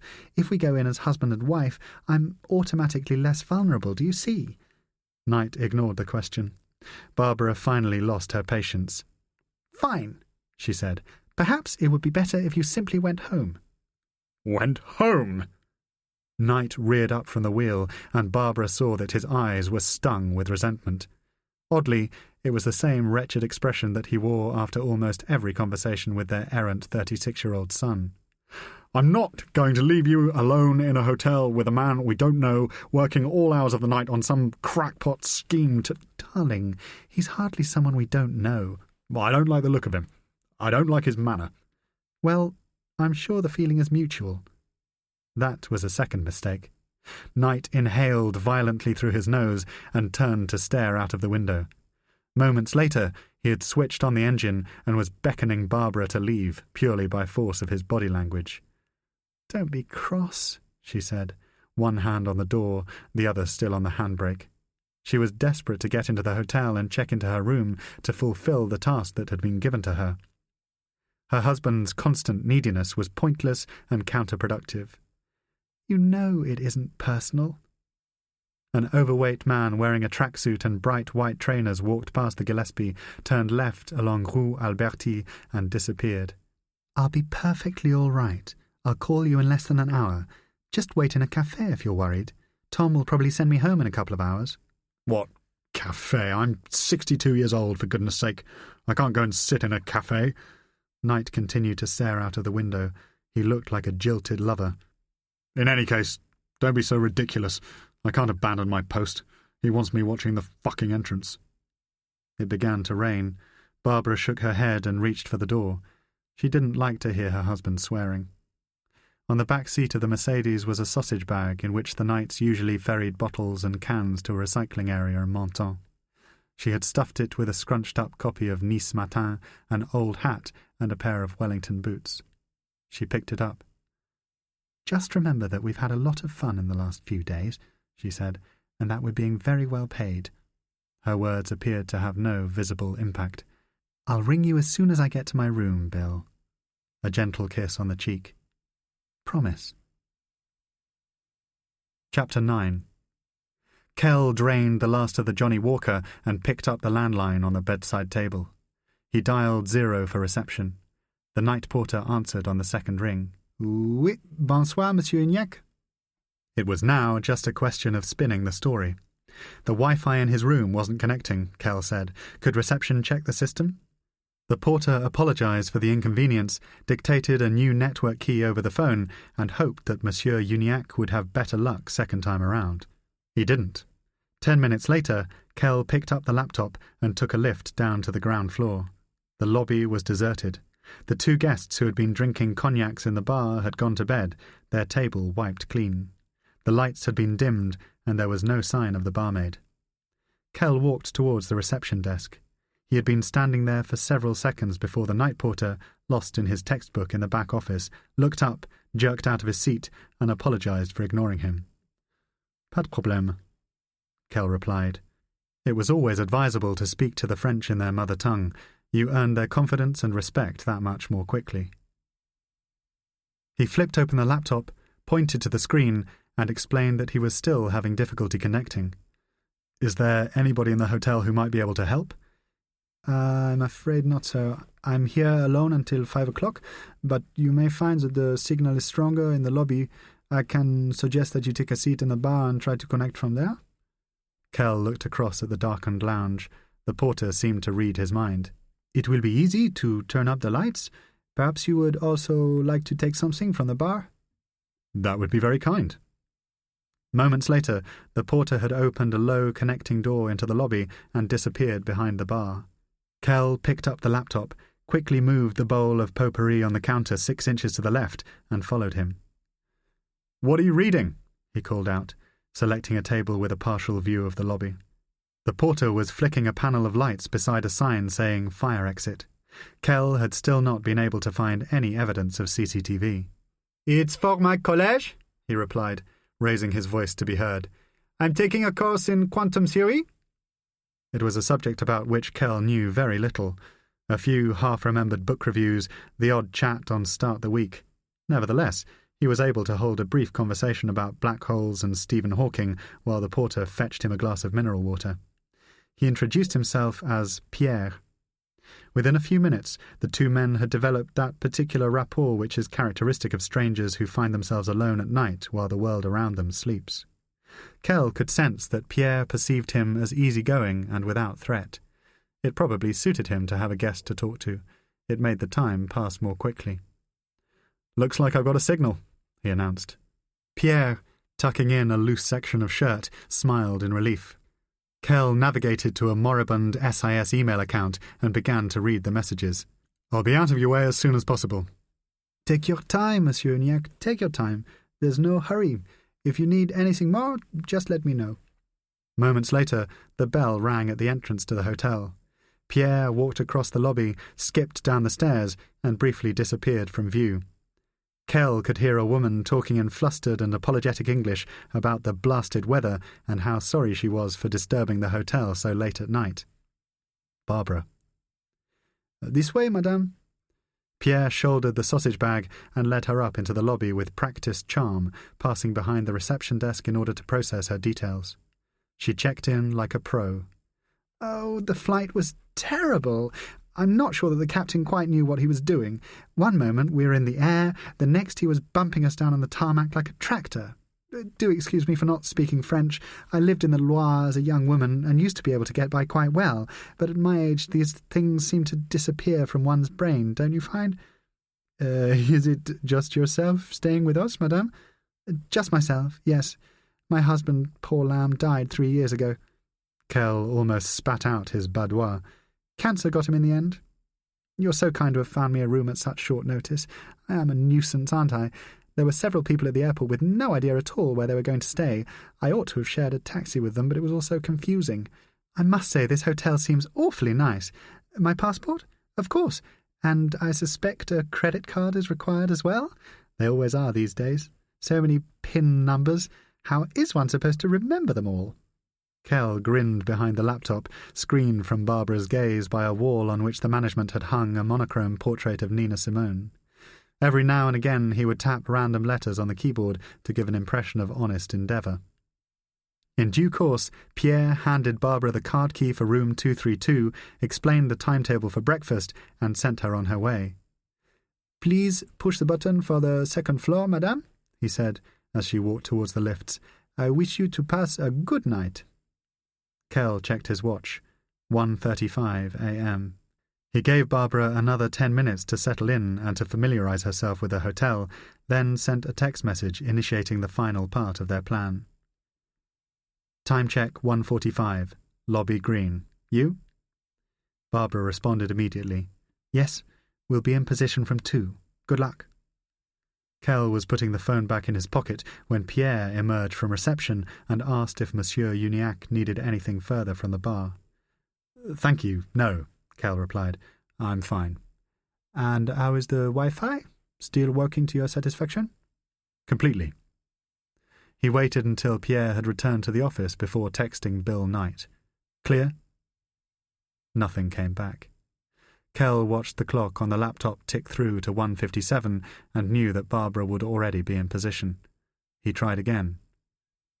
"Clear outside?" Still no reply. There was nothing for it but to proceed as planned and to hope that Knight had the situation under control. Kell disconnected the laptop from the socket in the wall, tucked it under his arm, took his now empty glass of mineral water to the reception desk and placed it on the right-hand side of the counter beside a plastic box filled with tourist brochures. Pierre was back in his chair in the office, drinking Coke, wallowing in astrophysics. "Could I check something?" Kell asked him. "Of course, sir." "What rate am I paying on my room? There's a confirmation email from my office that seems lower than I remember." Pierre frowned, approached the desk, logged into Opera and clicked into the Uniac account. As he did so, Kell lifted the laptop onto the counter and placed it approximately 2 inches from the bowl of potpourri. "Let me see," Pierre was muttering, squinting at the screen. "We have you on—" Kell put an elbow onto the laptop, let it slide along the counter, and sent the bowl of potpourri plummeting towards the floor. "Fuck!" he exclaimed in English as it exploded in a cluster bomb of petals and glass. Pierre reared back from the counter with a matching "merde" of his own as Kell surveyed the delightful chaos of his creation. "I'm so sorry," he said, first in English and then, repeating the apology, in French. It doesn't matter, sir. Really? It doesn't matter. These things happen. It can easily be cleaned up." Kell, bending to the floor in pursuit of the larger chunks of glass, searched for the French phrase for dustpan and brush, but found that he could only say, "Do you have a vacuum cleaner?" Pierre had now made his way out into the lobby and was standing over him, hands on hips, trying to calculate the best course of action. "Yes, I think that's probably a good idea. We have a hoover. I will clean everything up. Please do not worry, Monsieur Uniac. But you must let me help you." Pierre dropped to the floor beside him. To Kell's surprise, he even placed a consoling hand on his shoulder. No, please, you are our guest. Relax, I will fetch something." "I think I saw one on the stairs on the way up to my room. Is that where you keep them? I can get it for you. Please, I'd like to help." It was the only risk in his strategy that the night porter would be so concerned about the security of the front desk that he would accept a paying guest's offer of help. But Kell had read his personality correctly. No, he said. "I can fetch it. I know the cupboard. It's not far. If you wait here—" The phone pulsed in Kell's pocket. He took it out as Pierre walked away. Knight had finally deigned to reply. "All clear out here, Commander. Over and out." "Prat," Kell muttered, checked that Pierre had gone upstairs, and slipped behind the reception desk. Chapter 10. Barbara Knight had closed the door of her room, put the sausage bag on the floor outside the bathroom, poured a cognac from the minibar, and telephoned her husband. The conversation had gone better than she had expected.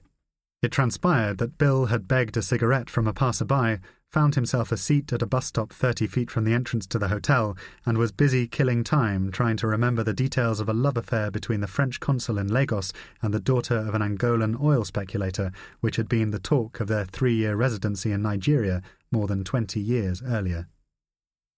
"Didn't he eventually have a hand cut off or something?" Knight asked. "Darling, I don't have time for this now." Barbara closed the curtains and switched on one of the bedside lights. "I think it was a finger, and I think it was an accident. Look, I'll have to call you later." She had then replied to a Kell text message. "Yes, we'll be in position from 2. Good luck." Removed her blouse and skirt, and, wearing only a pair of tights and a white Hotel Gillespie dressing gown, walked out into the corridor. Less than a minute later, Barbara Knight was standing on a step halfway between the first and second floor landings, holding her shoes and listening out for the footsteps of the blonde-haired porter with wretched acne who had only recently checked her in. Pierre duly appeared at 2:04 a.m., jerking back in fright at the white apparition bearing down on him with a mop of wild hair, clutching a pair of shoes. "Madame, are you all right?" "Oh, thank goodness you're here." Barbara was shuddering in mock frustration and had to remind herself not to overcook the act. "I'm afraid I'm rather lost. I was on my way downstairs to see you. I was trying to leave my shoes outside to be polished, you see, but I've only gone and locked myself out of my room." "Please, madame, do not worry. We can—" She interrupted him. "And now I can't remember for the life of me which floor I'm supposed to be on. I think you kindly put me in 232, but I can't seem to find—" Pierre guided Madame Knight to a safe landing on the first floor. It was to the unanticipated advantage of the Secret Intelligence Service that the night porter's own grandmother was in the early stages of dementia. Recognizing a kindred spirit, he had put a kindly hand in the small of Barbara's back and informed her that he would be only too happy to escort Madame Knight to her room. "Oh, you're so kind, such a nice young man," said Barbara, brandishing a keycard from the pocket of her dressing gown. "I have the damned thing right here, you see. But of course nowhere does it tell you the number of one's wretched room." Kell had worked quickly. The reservation software was open at a welcome page on the desktop. Pierre was still logged in. With the porter attending to Barbara's needs, he clicked current and was taken to a grid that gave him access to information on every guest in the hotel. The room numbers appeared in a vertical column on the left-hand side of the grid, the dates of occupancy on a horizontal line at the top of the screen. He found the matching dates for Amelia's stay, clicked on 218, and was taken to the details for her room. It was a measure of Kell's self-confidence, as well as his conviction in Barbara's ability to detain Pierre, that he took the risk of printing out a 3-page summary of Amelia's stay, including details of her room service orders, laundry bills, and any phone calls she might have made from the landline in her room. He then returned to the welcome page, took the documents from a printer in the office, folded them into his back pocket, and walked outside to the reception desk. There was a mag-stripe encoder beside the keyboard. Kell switched it on, followed the readout to check-in, typed in 218, set an expiration date of 6 days, and pressed Create. There was a small pile of white plastic cards to the right of the machine. He pushed one of them into the slot, listened as the information was written into the strip, then withdrew the card and placed it in the same pocket into which he had folded Amelia's bill. By the time Pierre came back, more than 5 minutes later, Thomas Kell had removed almost all the shards of glass that had fallen onto the floor in the lobby and was busy picking petals of potpourri out of the carpet. "You should not have worried about this, Monsieur Uniacke." "I just wanted to help," Kell told him. "I'm so sorry. I feel terrible about what happened." Chapter 11. The second-floor corridor was deserted. Kell walked towards room 218 with only the hum of the hotel's air conditioning for company. He was suddenly extraordinarily tired. The adrenaline of duping Pierre had dissipated from his body, leaving him with the remnants of a late night and a hackney hangover. He put the card key in the slot, watching as the light above the handle clicked to green, then passed into Amelia's room, closing the door quietly behind him. As he did so, he experienced a sudden flash image of her naked body sprawled across the bed, a nightmare of violence and blood, but it passed from his mind as no more than a brief and absurd hallucination. The bed had been made, Amelia's clothes and personal effects tidied away by a chambermaid. The layout of the room was identical to his own, a television facing the bed, bolted to the wall above a writing desk, a sash window with a narrow balcony looking down onto Boulevard du Bouchage. Kell went into the bathroom and made a detailed assessment of its contents. No toothbrush or toothpaste, but a plastic contact lens case and a bottle of Renew cleaning fluid. No hairbrush, no glasses, no trace of Hermès Calèche, Amelia's preferred perfume. She had known that she was going somewhere specific and packed accordingly. He looked in the wardrobe. There was a small metal safe on one of the shelves, the door closed. Ordinarily, an officer as experienced as Amelia Levine would never risk securing anything valuable behind a lock that could be opened by a concierge in under 30 seconds, but she would have gambled on zero threat from London. Kell pulled the safe away from the wall and turned it through 180 degrees. There was a metal panel on the back with the make and serial number of the safe engraved beneath a film of dust. Kell wiped it clean and called Tech Ops. He used the clearance code given to him by Marquand and requested a 4-digit access pin for a Sentinel-2 safe, dictating the serial number to a sleepy technician somewhere in the bowels of Vauxhall Cross. "SMS all right for response?" he was asked. Kell said that would be fine. Beneath the shelf was a large suitcase, but no sign of the leather carry-on bag that Amelia habitually took with her on most short-haul flights.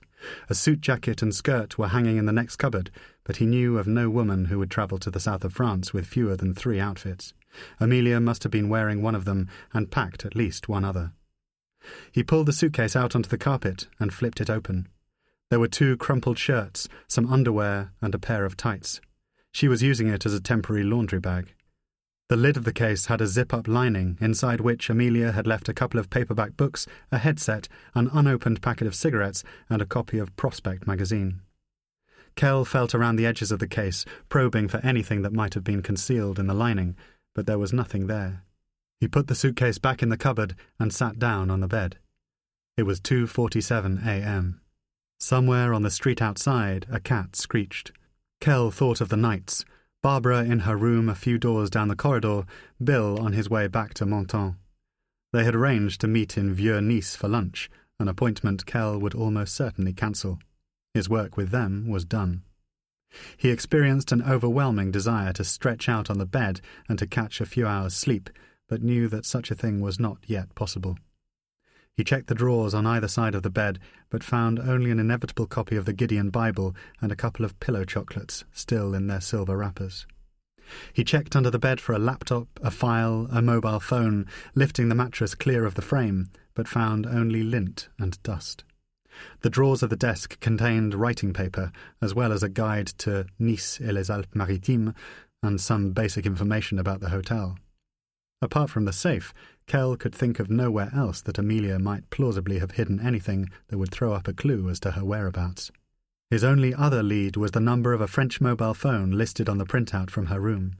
He had called Marcon's contact at GCHQ for a trace on it 5 minutes after saying goodnight to Pierre in the lobby. "It might take us a few hours," a sprightly voice in Cheltenham had informed him. "Gets busy this time of night with AFPAC waking up." Kell wondered who would contact him first, Tech Ops or GCHQ. It felt like a race to see who could be more indifferent to his circumstances. He returned to the bathroom and checked the toilet cistern as well as the pockets of 2 dressing gowns hooked behind the door. On the basis that Amelia might have lifted them in order to conceal a passport or SIM card, he searched for loose tiles and areas of carpeting in both the bathroom and the bedroom. Nothing. He shook out the curtains. He tried to peer behind the television. Finally, he gave up. Why the hell hadn't London called? Was it his clearance code? Tech Ops might have rung it in, creating a dawn shitstorm for Marcon that would land both of them in trouble. Kell was lying on Amelia's bed, planning to catch a few hours' rest when the SMS finally came through. He climbed off the bed, punched the 4-digit code into the safe, and heard the satisfying grind of the lock pulling out, the door swinging open on a weighted hinge. There was a single object inside the safe, positioned dead center, the cat burglar's prize. A set of car keys. An Avis sticker on the plastic casing, 2 remote buttons to activate a central locking system, a metal key that swung out at the push of a button. Kell locked the safe, put the keys in his pocket, and left the room. Chapter 12. "You cannot sleep, Monsieur Uniacke?" Kell was grateful for the ready-made lie. He braced his hands across the counter at reception, summoned a careworn smile, and explained that insomnia had plagued him for years and that a brisk walk around the block usually cured it. "Of course. Let me get the door for you." He noted the pristine carpet, cleansed of the remaining glass and potpourri, and again thanked Pierre for cleaning it up as he followed him down the short flight of steps towards the entrance of the hotel. 5 minutes later, he was at the coded gate of his underground car park on Place Marchal, working on the assumption that Amelia would have left her vehicle at the same location. He was wrong. Descending through 4 subterranean levels along a yellow-lit corkscrew of silence and stale air, Kell searched in vain for the winking lights of Amelia's hire car, pressing repeatedly on the remote control lock. In the basement of the car park, he turned and walked back up to street level, following the same procedure, but again to no avail. A night watchman was snoozing in a hutch behind a parking barrier, his feet on the desk, arms folded across a copy of Paris Match. Kell tapped on the window and woke him up. "Excusez-moi?" No part of the night watchman's body moved save for his eyes, which flipped open like a child's doll. Oui? "I think I parked here this morning, but I can't find my vehicle. Is there another car park nearby?" "Étoile," the night watchman muttered, closing his eyes. "I'm sorry?" "Nice Étoile, Rue Lamartine, 5 minutes à pied." The second underground car park was equidistant from the Hotel Gillespie, 5 minutes from Place Marchal. Kell walked there in the still of the night, a stranger on deserted French streets. He followed the same routine, going from floor to floor, pressing the infrared key, looking for Amelia's car. Finally, he found it. She had parked on the second lower level. Kell was turning through 360 degrees, eyes scanning every corner of the garage, when he saw a set of rear lights morsing in the distance. A dark blue Renault Clio squeezed in between a battered white van and a black Seat Altea with Marseille plates. A film of dust on the windscreen. Kell went straight to the boot. There was an umbrella in the back and a pair of walking boots. He took them out, placed them on the ground, then lifted up the false floor in order to access the spare wheel. It was screwed in and secured by a plastic clip on a cable looped through the centre of the tyre. Kell pulled the tyre free, let it spin and rock onto the ground, and immediately saw a cloth package concealed in the hollow. Wrapped in a pillowcase from the Hotel Gillespie were Amelia Levine's passport, her driving licence, her credit cards and house keys. She had placed a SIM in a small protective cover, wrapped £300 sterling in an elastic band, and put her BlackBerry, to which she was usually attached like a drip, inside a padded manila envelope. Kell put the SIM and the BlackBerry in the pocket of his coat and searched the rest of the car. She had barely driven it. There was a nearly crisp sheet of paper emblazoned with the Avis logo still protecting the footwell on the driver's side. He could see mud on the surface created by the soles of Amelia's shoes. Kell replaced the spare wheel, put the pillowcase, the umbrella and the walking boots back in the boot, and locked the car. He returned to street level, walked 300 metres east along Boulevard du Bouchage, and rang the doorbell of the Gillespie. "So you feel ready to sleep now?" Pierre asked him, looking at his watch like a bad actor. "Ready to sleep," Kell replied, and thought about yawning for effect. "Do me a favour, will you?" "Of course, Monsieur Uniacke." "Cancel that alarm call. I'm going to need more than 3 hours' sleep." Chapter 13. Yet sleep never came. Thomas Kell took a shower, climbed into bed, and tried to shut out the day's events, even as they replayed continuously in his mind. He had called Marquand for an update on the French mobile and requested tech support on the BlackBerry SIM. It was already past 4 a.m. He knew that Marquand would call back before 7 and that Cheltenham would have a fix on the French mobile within a few hours. There hardly seemed any point even in closing his eyes. The room then became strange to him. The quietness of it, the half-light. Kell felt his own solitude as intensely as he had known it at any stage since his departure from Vauxhall Cross. It occurred to him, as it often did in the depths of the night, that he knew only one way of being, a path that was separate to all others. Sometimes it felt as though his entire personality had grown out of a talent for the clandestine. He could not remember who he had been before the tap on the shoulder at 20. What had become of the life he had dreamed of, the life he had promised himself on the other side of the river? Kell had told anyone prepared to listen that he was planning to write a book. He had convinced himself that he was going to study to become an architect. Both were notions that now seemed so absurd that he actually laughed against the silence of the room. He had tried, day after day in the grey winter months of a new year, to behave like an ordinary citizen, to become the sort of man who socialised and watched the football, who made small talk with strangers in pubs.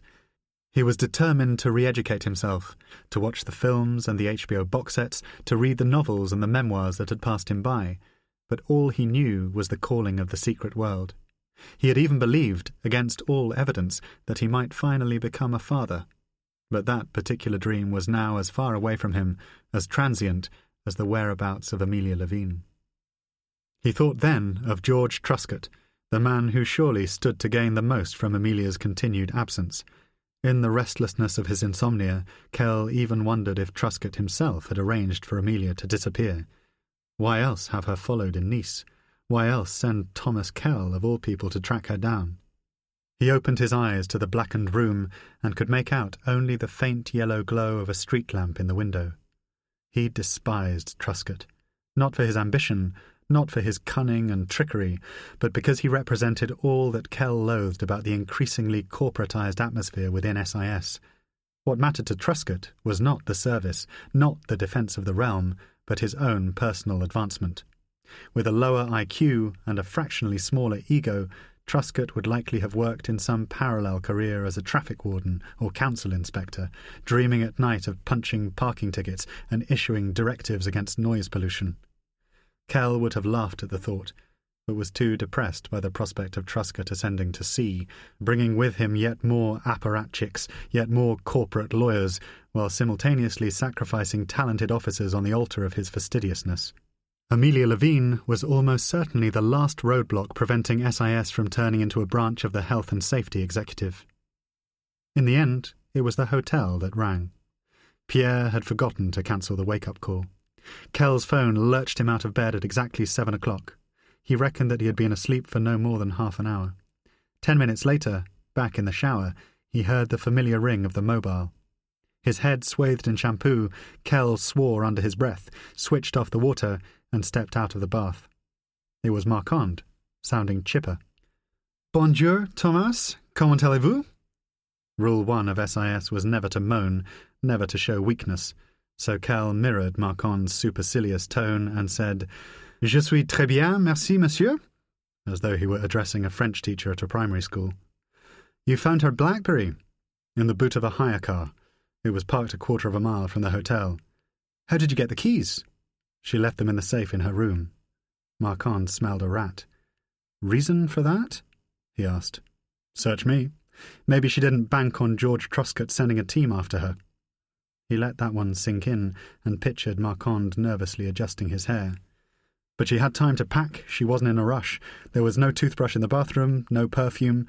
Most of her clothes have gone AWOL as well. She is travelling on an alias, probably wearing her glasses and carrying a leather overnight bag. It's possible she left the key because she wanted me to find her, but that's a long shot. Her passport and credit cards were wrapped up with a BlackBerry, her house keys, SIM card, the lot, all in a hire car that she obviously wasn't worried might get nicked."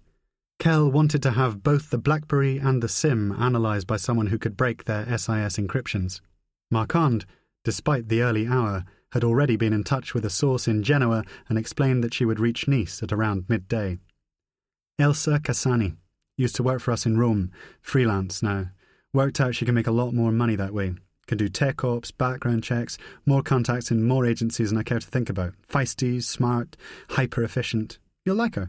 Comes highly recommended." "Tell her to call me when she gets into town." Kell reckoned he could grab a few hours' sleep if Elsa left him undisturbed until 12.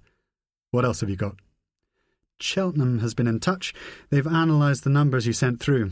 One of them was Amelia's house in Wiltshire. She rang it 3 times over the course of 2 days. Must have spoken to Giles on each occasion because he's been down there for the last week. As far as we know, he hadn't heard from her since she vanished. Each conversation lasted less than 5 minutes." As an afterthought, he added, "Giles probably bored her into a persistent vegetative coma." Kell was looping a "Do Not Disturb" sign on the handle of his room and was too strung out to acknowledge the joke. "The French mobile isn't known to us. It's a new number, purchased in Paris 4 months ago, registered to a François Malot. Amelia may have only left a message because the call lasted less than 30 seconds. Kell made the connection. Malot was one of the funerals in the 14th. He put the security chain on the door and remembered how Marquand had always been a beat behind the rest. "Right, yes, very good, Tom. I knew we'd hired the right man. I'll take a closer look. Watch this space." Chapter 14. Elsa Cassani had the washed-out complexion of a young woman who had spent the bulk of her 27 years sitting behind computer monitors in darkened rooms. A full-figured, lively Italian with stud earrings and a steady smile. She had called Kell's mobile shortly after 12 o'clock and arranged to pick up the SIM and BlackBerry from a café on the Rue de l'Hôtel des Postes. The handover was straightforward. As instructed, Elsa had put on a hat, found herself a table, and ordered a Campari and soda. "Ah," she had said, enjoying the trick, "because it's red." Within a few minutes, Kell had strolled in, spotted the hat and the drink, handed over the hardware, and told her that he needed the results by sunset. He had then walked off in the general direction of the Mediterranean, leaving Elsa alone at the table. Nobody had batted an eyelid. No need for the discipline of a formal brush contact, no need for Moscow rules. Kell had forgotten how much he disliked Nice. The city had none of the character that he associated with France. It felt like a place with no history, a city that had never suffered. The too clean streets, the incongruous palm trees, the poseurs on the boardwalks and the girls who weren't quite pretty. Nice was an antiseptic playground for rich foreigners who didn't have the imagination to spend their money properly. The place, he muttered to himself, remembering the old joke, where suntans go to die. Kell recalled his last visit to the city, an overnight stay in 1997, tracking a real IRA commander who had struck up a friendship with an unsavoury Chechen money launderer with a villa in Villefranche. Kell had flown down on a soggy May morning to find a ghostly and sterile city, the cloistered cafes surrounding the old port deserted, the Café de Turin serving half a dozen oysters to half a dozen customers. It was different now. A tornado of summer tourists in the city, taking up every inch of sand on the beach, every changing room in the smart boutiques on Rue Paradis and Alphonse Carre. Kell began to wish that he had simply stayed in his hotel, lived off room service, and watched pay-per-view movies and BBC World. Instead, he found a brasserie 2 blocks back from the Med, ordered inedible steak frite from a pretty Parisian waitress who smouldered for tips, and began to work his way through the copy of Seamus Heaney's The Spirit Level that he had packed at the last minute in London. Behind the bar, a 50-something proprietor who appeared to have modelled his appearance on Johnny Halliday was killing time on an iPhone, trying to catch his reflection in a nearby mirror. Kell had long ago concluded that all restaurants in the south of France were run by the same middle-aged proprietor on his 34th wife, with the same paunch, the same tan, and the same bombshell waitress whom he was inevitably trying to fuck. This one kept scratching an itch in the crack of his bum, like Rafael Nadal preparing to serve. When it was time to settle the bill, Kell decided to have some fun with him. "The steak was tough," he said in English. "Comment?" The proprietor was looking past his shoulder, as though it was beneath his dignity to make eye contact with a Brit. "I said the steak was tough." Kell gestured towards the kitchen. "The food in this place is only marginally better than the stuff they served up in Papillon." "Quoi? You think it's okay to charge tourists €18 for medium-rare chewing gum?" "Il y a un problème, monsieur?" Kell turned round. "Never mind," he said. It had been enough to see Halliday stirred from his complacency. The waitress appeared to have overheard their conversation and honoured Kell with a flirtatious smile. He left €50 of Truscott's money for her on the table and walked out into the afternoon sunshine. A wise man once said that spying is waiting for a Joe, waiting for a break. Kell killed time by wandering the streets of Vieux-Nice and the Yves Klein galleries at the Museum of Modern and Contemporary Art. On a steel bench in the mezzanine, he checked the messages on his London phone. Claire had left a series of increasingly irate texts from the waiting room of their marriage guidance counsellor. He had completely forgotten the appointment. "Thanks a lot. Total fucking waste of my fucking time." He did not want to explain himself, to confess that Marquand had brought him in from the cold. Instead, texting quickly, he wrote, "Sorry, totally forgot. Crazy 24 hours. I am nice." It was only when she responded with a string of 3 bewildered question marks that he checked the outgoing message and saw his mistake. He called Claire to explain, but the line went direct to voicemail. "Sorry, I realise that I'm not particularly nice. I meant to say that I'm in Nice, as in France. Had to come here on business at the last minute. I completely forgot about the appointment. Will you apologise to—" But Kell could not remember the name of the marriage guidance counsellor. He could only picture her hair, a bob, her biscuits, the clock that ticked on the mantelpiece. He fudged it. "The good doctor. Just say that I'm too busy. Call me back if you get the chance. I'm hanging around waiting for a meeting." He knew that Claire would join the dots. She was too well versed in the euphemisms of the secret world not to read between the lines. Last-minute business, waiting for a meeting, had to go to France. Thomas Kell was a disgraced spook. He no longer had any business. He didn't need to go to any meetings. What possible reason would he have for flying to Nice at the last minute, if not to run some errand for SIS? One of the features of his long career had been the necessity to lie to Claire about the nature of his work. Kell had enjoyed the brief respite from such fabrications, but was now back in the same cycle of concealment that he had spun for 20 years, back in the habit, so natural to him and so easily acquired, of keeping anybody who came close to him at arm's length. In this context, he wondered why Claire was keen on seeing a shrink. There was no structural flaw in their marriage, a phrase the counsellor had used time and again with apparent relish. Neither was there any hard-wired animosity between them.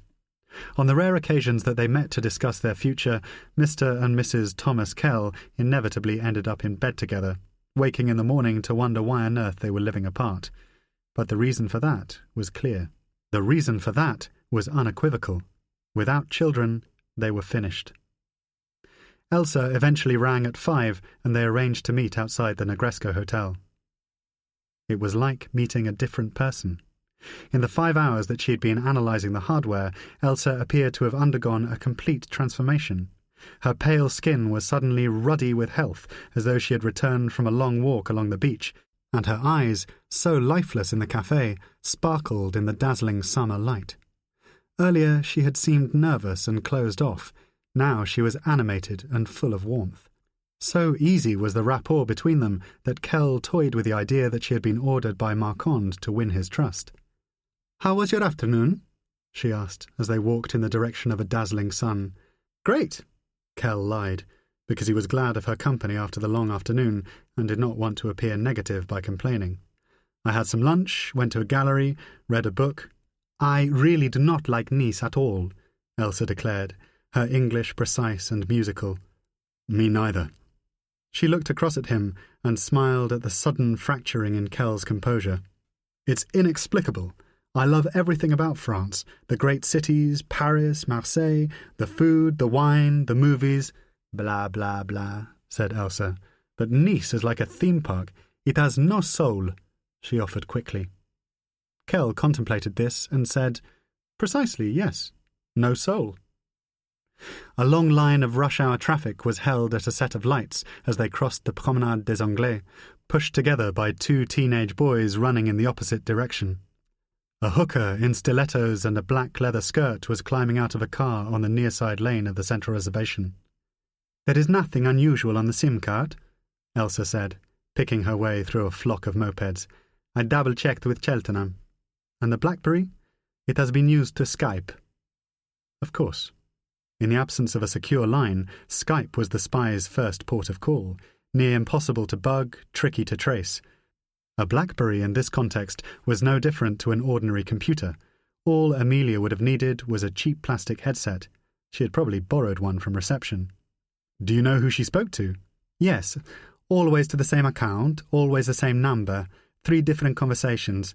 The Skype address is registered to a French email." "Is there a name associated with it?" "It's to the same person. The name is François Malot." "Who is this guy?"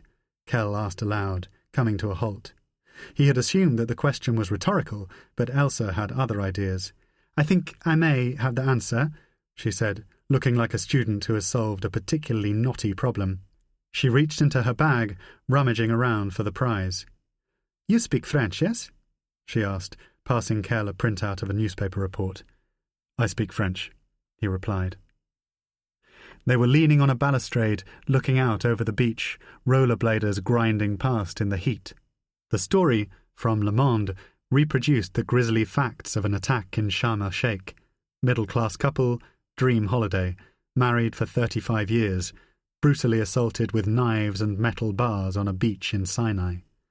"Not such a nice way to die," she said, with graphic understatement. She took out a cigarette and lit it with her back to the wind. "Can I have one?" Kell asked. She touched his hand and caught his eye in the flame of the lighter.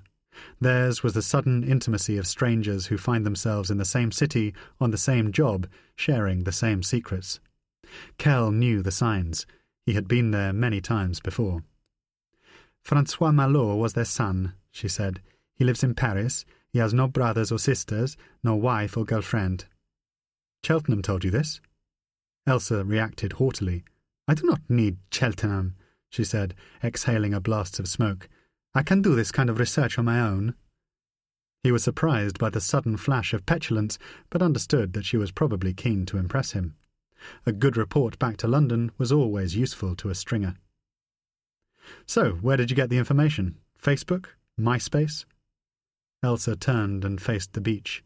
A man in a white shirt was making his way towards the sea, walking briskly in a straight line as though he intended to stop only when he reached Algeria. "From sources in France. MySpace is not so popular anymore," she said, as if Kell was the last person in Europe not to know this. "In France, they use the Facebook or the Twitter. As far as I can see, Francois does not have a social networking account of any kind. Either he's too private or he's too—" She could not find the English word for cool and used an Italian substitute. Figo. An ambulance approached from the east, yellow lights strobing soundlessly through the fronds of the palm trees.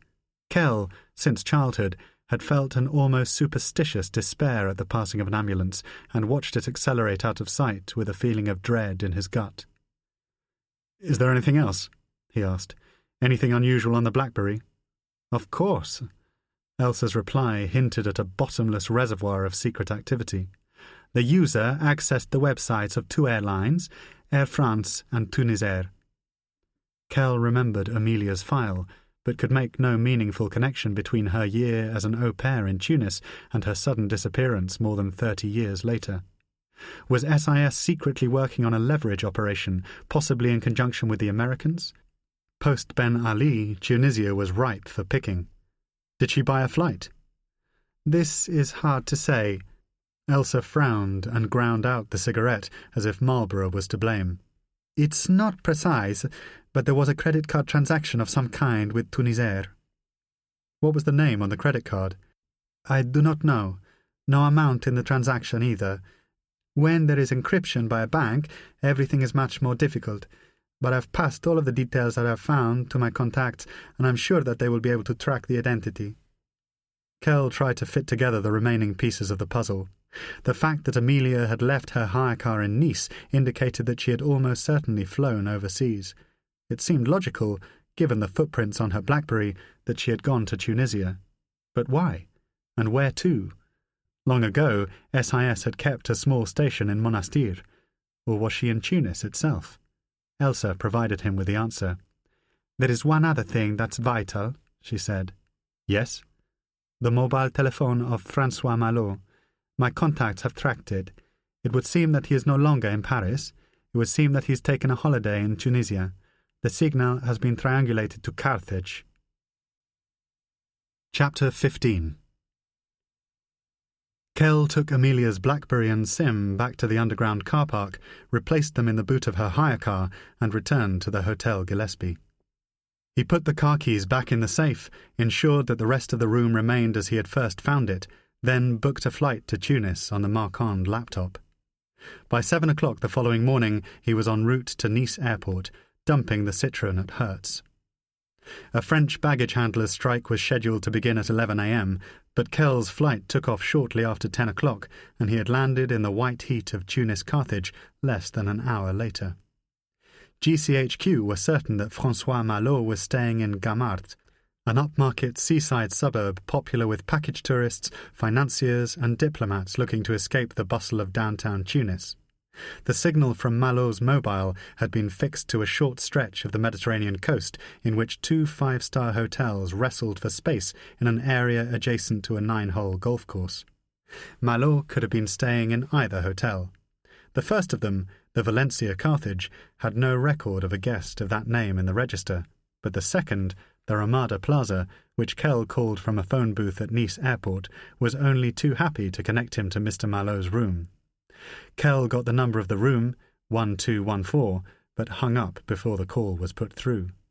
He then rang back 3 minutes later, spoke to a different receptionist, and attempted to book a room of his own. There was just one problem. It was high summer, and the Ramada was full.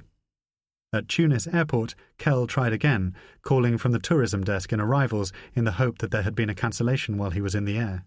The receptionist was adamant. No rooms would be free for at least 4 days. Might she suggest trying the Valencia Carthage Hotel just along the beach? Kell thanked her for the tip-off, called the Valencia a second time, and booked 6 nights full board on a Uniac credit card. The Valencia should have been half an hour by car from the airport, but Kell's taxi became congealed in thick traffic heading northeast towards the coast. Vehicles on the two-lane highway spilled out onto the hard shoulder, mounted the central reservation, and even faced down oncoming traffic in an effort to escape the jams. Africa, Kell thought, and sat back to enjoy the show. His driver, an old man with a split windscreen and a taste for mid-period George Michael, weaved and shunted as best he could, views on either side of the cab of tilled fields bordered by the breeze-block shells of half-forgotten construction projects. Men, young and old, wandered at the sides of the road to no discernible purpose, the din of over-revved engines and horns predictable and ceaseless. Eventually they escaped the worst of the tailbacks and arrived on the outskirts of La Marsa, Kell's taxi gliding along a coastal road dotted with diplomatic residences. Access to both the Ramada Plaza and Valencia Carthage was controlled by a roadblock at a roundabout on the highway. 3 soldiers wearing khaki uniforms, each carrying an automatic weapon, had been ordered to check any vehicle approaching the complex of hotels and nightclubs that lined the beach. The last thing Tunisia needed in the wake of the Arab Spring was an Islamist fanatic setting off a suicide bomb in the car park of a seaside hotel. The youngest of the soldiers peered into the back seat and made studious eye contact with Kell. Kell nodded back, managed half a smile, and was duly waved on his way. The Valencia was located on a 40-acre lot directly adjacent to the Ramada. Marquand had arranged for a Renault Megane to be left in the car park. Kell knew the colour and number plate and found it quickly, the keys nestled, as agreed with London, inside the exhaust pipe. A porter with closely cropped black hair, wearing dark trousers and a burgundy waistcoat, saw Kell coming towards the hotel and greeted him like a long-lost brother. Despite Kell's objections, his bag was placed on a trolley for the short journey up a ramp to the entrance of the hotel. Once inside, in the blessed relief of air conditioning, he tipped the porter, left the bag on the trolley, and took a stroll around before checking in. The lobby was vast, 3 stories high and finished in custard yellow. To Kell's eyes, it resembled a Mexican restaurant in a suburban shopping mall blown up to the size of an aircraft hangar. There were 2 dining areas on the ground floor, as well as a jazz-themed piano bar and a small, mocked-up Moorish cafe. Kell peered inside. A couple of baseball-capped tourists were drinking glasses of mint tea and smoking fruit tobacco from a shisha pipe, apparently under the illusion that they were experiencing the authentic Tunisian souk. Next door, Kell found a gift shop selling camels on keyrings and overpriced bottles of suntan lotion. He bought a copy of the Herald Tribune, then joined the queue checking in and out of the hotel. To the left of the reception desk, accessed through a second internal lobby, was a vast spa complex offering hammams, massage rooms, and a saltwater plunge pool. More guests, most in white hotel dressing gowns, were funneling past. One of them had a bandage applied across her nose, as did a middle-aged Italian woman waiting in the check-in queue ahead of Kell. The bags beneath her eyes were black and bruised, as though she had been punched in a jealous rage. At the front desk, Kell asked what was going on. "Why is everybody walking around with facial injuries?" "Excuse me, sir?" "The bandages," he said, indicating his face. "The guests with broken noses? It's like Jack Nicholson in Chinatown. What's the story?" The receptionist, a young Tunisian woman wearing a blue headscarf, spoke good English and smiled as she replied, "The hotel has a relationship with a plastic surgery clinic in Italy, Mr. Runiak. Their clients often come here in order to recuperate after an operation." Kell nodded, trying to remember the architecture of the Amelia Levine nose and concluding that it was beyond all possibility that the chief designate of the Secret Intelligence Service was hiding out in North Africa in the wake of a nose job. His room was located towards the end of a 300-metre-long corridor on the western flank of the hotel, overlooking an outdoor swimming pool that boasted its own bar and a restaurant and at least 70 sun loungers. Kell ordered a room-service club sandwich and called Jimmy Marquand, updating him on the progress of the search. A database trawl at SIS had turned up just one photograph of François Malot, which Marquand sent as a JPEG to Kell's laptop and mobile. "Good-looking bastard," he said, as he clicked on the attachment.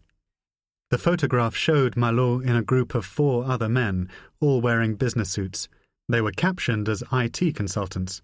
Malo was in his early 30s, with a full head of dark hair parted to one side, 5 o'clock shadow on a strong jaw, and the ghost of a self-satisfied smile playing at the edge of his mouth.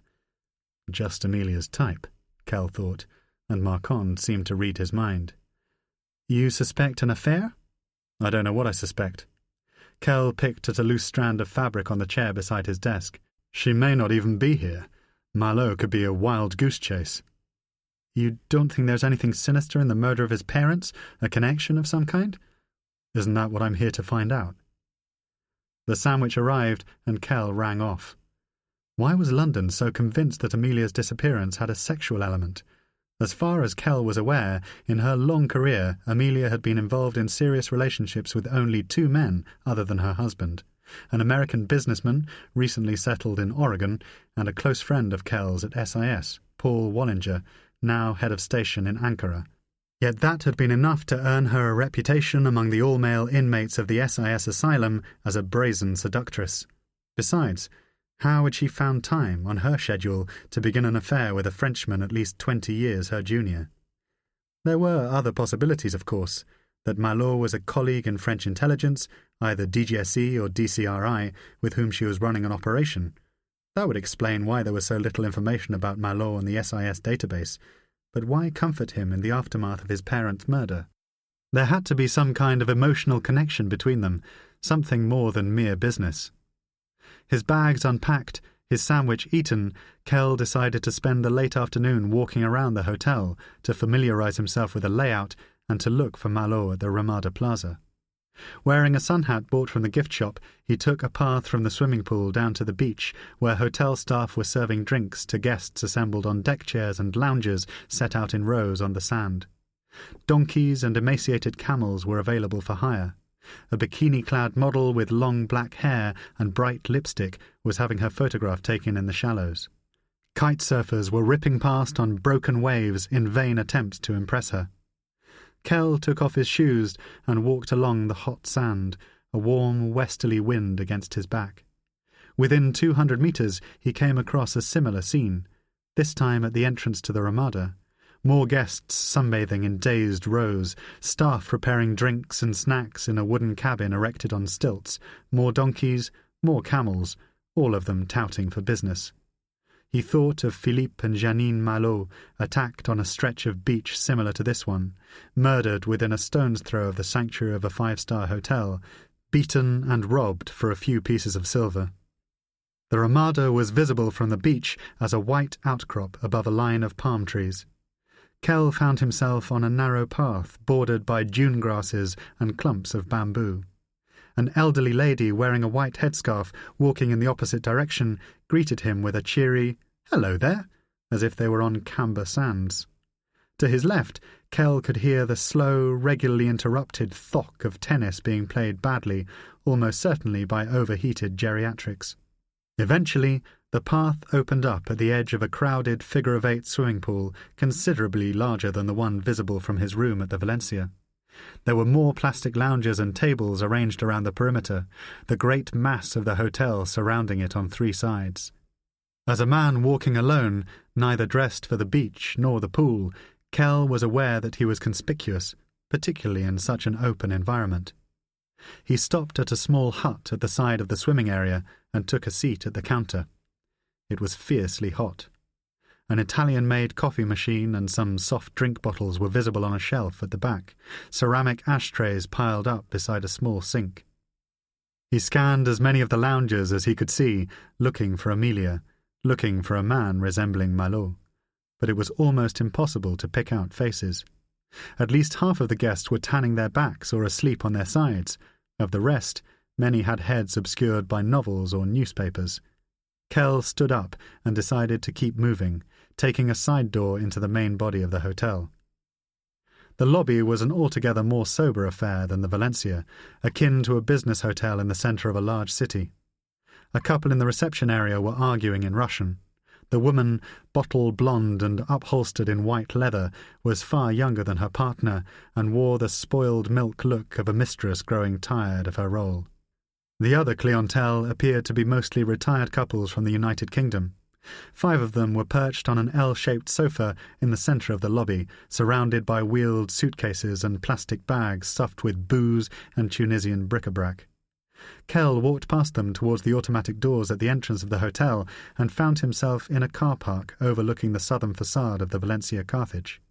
He walked towards the road dividing the 2 hotels, past a lone official in a whitewashed security booth operating a traffic barrier. Then he saw what he was looking for. 7 yellow taxis lined up in the street beyond him, waiting for guests to emerge from either hotel. Kell fell among the drivers, talking in French to the nearest of them about nothing more pressing than the length of time it would take to reach central Tunis by car. "You are looking for a taxi, sir?" The driver who had asked the question was in his late 20s and wore a Barcelona football shirt, a pair of white Adidas trainers, and stonewashed jeans. Probably a veteran of the Jasmine Revolution, but certainly too young and excitable for the task Kell had in mind. "Not right now. I'm just interested in how long it would take." His appearance had drawn the attention of an older man, bald and squat, wearing a collared shirt and pressed trousers. Kell nodded him over. Quick, intelligent eyes, a lazy smile, and an ill-concealed pot belly attested to the sort of personality Kell was looking for. He needed somebody with experience of the world, somebody who wasn't going to go talking to his friends about all the money he was about to make. "Bonjour." "Bonjour," the man replied. In the late afternoon sun, beneath the scarlet dazzle of a bougainvillea in full bloom, the 3 men had a brief conversation about tourist attractions in Tunis. In due course, the younger of the 2 drivers was distracted by a call on his mobile, and Kell was left alone with the older man. "You work these hotels on a regular basis?" he asked. They had switched to Arabic. "Yes, sir." "What kind of hours?" The driver shrugged, as though the concept of the 9 to 5 was alien to him. "Can you take me into La Marsa?" It was a risk, of course, but Kell needed a driver on call, somebody who could keep tabs on Malo.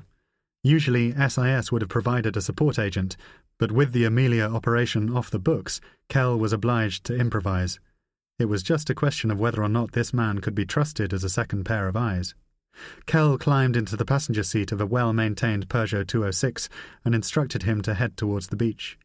He introduced himself as Stephen, and they shook hands over the gear stick. "Sami." A mile from the hotel, beyond the security roadblock, Kell asked the driver to pull over. Sami kept the engine running for air conditioning, and Kell turned square in his seat to face him. "I want to offer you a business proposal." "Okay." He liked this reaction. An easy nod, a half-glance at the meter. "What are you doing for the next few days?" "I work." "Would you like to work for me?" "Okay." Again, an easy nonchalance in the reply. Kell could hear a tractor running in the distance. "I'm here on business. I'm going to need a driver on call at the hotel from first thing in the morning to late at night. Do you think you can manage that?" Sami thought for a fraction of a second and said, "Okay." "I'll pay you 500 dinars a day, first instalment up front." It was the equivalent of about £200, a vast sum to a Tunisian who wouldn't expect to earn more than 1,000 dinars per month. Kell handed over the money. Still, Sami maintained his inscrutable cool. "I'll pay you the other instalments at the end of every second day. I don't want you telling anybody about our arrangement, and I may have to ask you to follow some people if they leave the hotel. Is that going to be a problem?" "That will not be a problem." "Good. If I'm happy with your work, I'll pay you a bonus of 1,000 dinars. "I understand." Sami nodded gravely. He had absorbed the importance of keeping his mouth shut. The 2 men shook hands again, and finally Sami managed to smile. There was a photograph on the dashboard of 2 young girls dressed in pink for a special occasion. Kell indicated them with his eyes. "Yours?" he asked. "My granddaughters," Sami replied, and it was as though mention of his bloodline sealed the bond between them. "I have a son in Marseille. In November I go to visit him." Kell took out his phone and scrolled through the photographs. He showed Sami the picture of Malo. "This is the man I'm interested in. Do you recognize him?" Sami had to put on a pair of reading glasses in order to bring the picture into focus. When he had done so, he shook his head. "He's staying at the Ramada," Kell explained. He may be with this woman. She is British, he is French. He showed Sami the JPEG of Amelia. It was taken from a passport photograph, and the quality of the image was not good. If either of them comes out of the hotel looking for a cab, try to get their business. If necessary, strike a deal with the other drivers so that you get to look after them. Let me know where they go and who you see them with. If you have to follow them, do so as discreetly as possible, but call me on this number before you leave. It may be that I can get downstairs in time and come with you or follow in a second vehicle. You have a hire car? Kell shook his head. He didn't want to confuse him unnecessarily. I meant that I'll follow in another cab. They swapped numbers, and Kell gave the Tunisian a basic timetable, 7 until midnight. He then stepped out of the car under the pummeling sun. He could see a path leading to the beach and decided to walk. You go back to the hotel, he said. Get in the queue of taxis. If you see them, call me. Fine, Sami replied with a nonchalance that was by now characteristic. It was as though he was asked to undertake clandestine work of this kind all the time. Half an hour later, Kell was back in his room. The remains of his club sandwich were still on the bedside table, shards of crisps mingled with lettuce and congealed mayonnaise. He opened the door, put the tray in the corridor, had a cold shower, then went outside onto his balcony. The swimming pool at the Valencia was still busy. There were at least 20 people in the water, families with small children splashing and shouting in the shallows. Directly beneath Kell's window, a woman wearing a headscarf and a long black dress was seated in a plastic chair reading a magazine. Kell looked at the guests on either side of her, the dying sun casting a shadow across the pool. That was when he saw her. Lying on her back on a lounger, wearing a one-piece bathing suit and a wide-brimmed hat, a beautiful woman in her early 50s reading a paperback, sipping from a cup of coffee. Amelia Levine. Chapter 16. On a quiet Friday afternoon 2 weeks earlier, Amelia Levine had managed to slip away from Vauxhall Cross just after 5 p.m. and to wrestle through weekend traffic to her house in the Chalk Valley. She was all too aware, in the wake of her recent appointment as Chief of the Secret Intelligence Service, that this would probably be the last weekend that she would be able to enjoy in Wiltshire for many months. The responsibilities of her new position would soon require her to live in London on an almost permanent basis. That would mean making a home in Giles's house in Chelsea with roadworks for company and a protection officer on the door. Such was the price of success. Amelia's house, which she had inherited from her late brother in the mid-1990s, was located along a narrow lane at the western edge of a small village about 8 miles southwest of Salisbury. It was dark by the time she pulled up outside, leaving the key in the ignition so that she could hear the end of a piano sonata on Radio 3. Once it was finished, she turned off her mobile phone — there was no reception in the village — picked up her leather overnight bag from the passenger seat and locked the car. Peace. In the darkness, Amelia stood at the gate of the house and listened to the sounds of the night. Lambs, newborn, were bleating in a field on the opposite side of the valley. She could hear the rushing of the stream that swelled in springtime, sometimes so deep that she had swum in it, borne along by the freezing current from field to field. She could see lights in the second of the 3 houses that shared this isolated corner of the village. The first, 100 metres away, was owned by a twice-divorced literary agent who, like Amelia, shuttled between London and Wiltshire as often as she could. Occasionally the 2 women would invite one another into their homes to share a glass of wine or whisky, though Amelia had remained discreet about her position, describing herself as little more than a civil servant. The second house, hidden behind a steep hill, belonged to Charles and Susan Hamilton, an elderly couple whose family had been in the valley for 4 generations. In the 17 years that Amelia had lived in Chalk Bisset, she had exchanged no more than a few words with either of them. It was cold to be standing outside after the warmth of the car, and Amelia took the house keys from the pocket of her coat, switching off the burglar alarm once she had stepped inside. Her weekends usually adhered to a strict routine.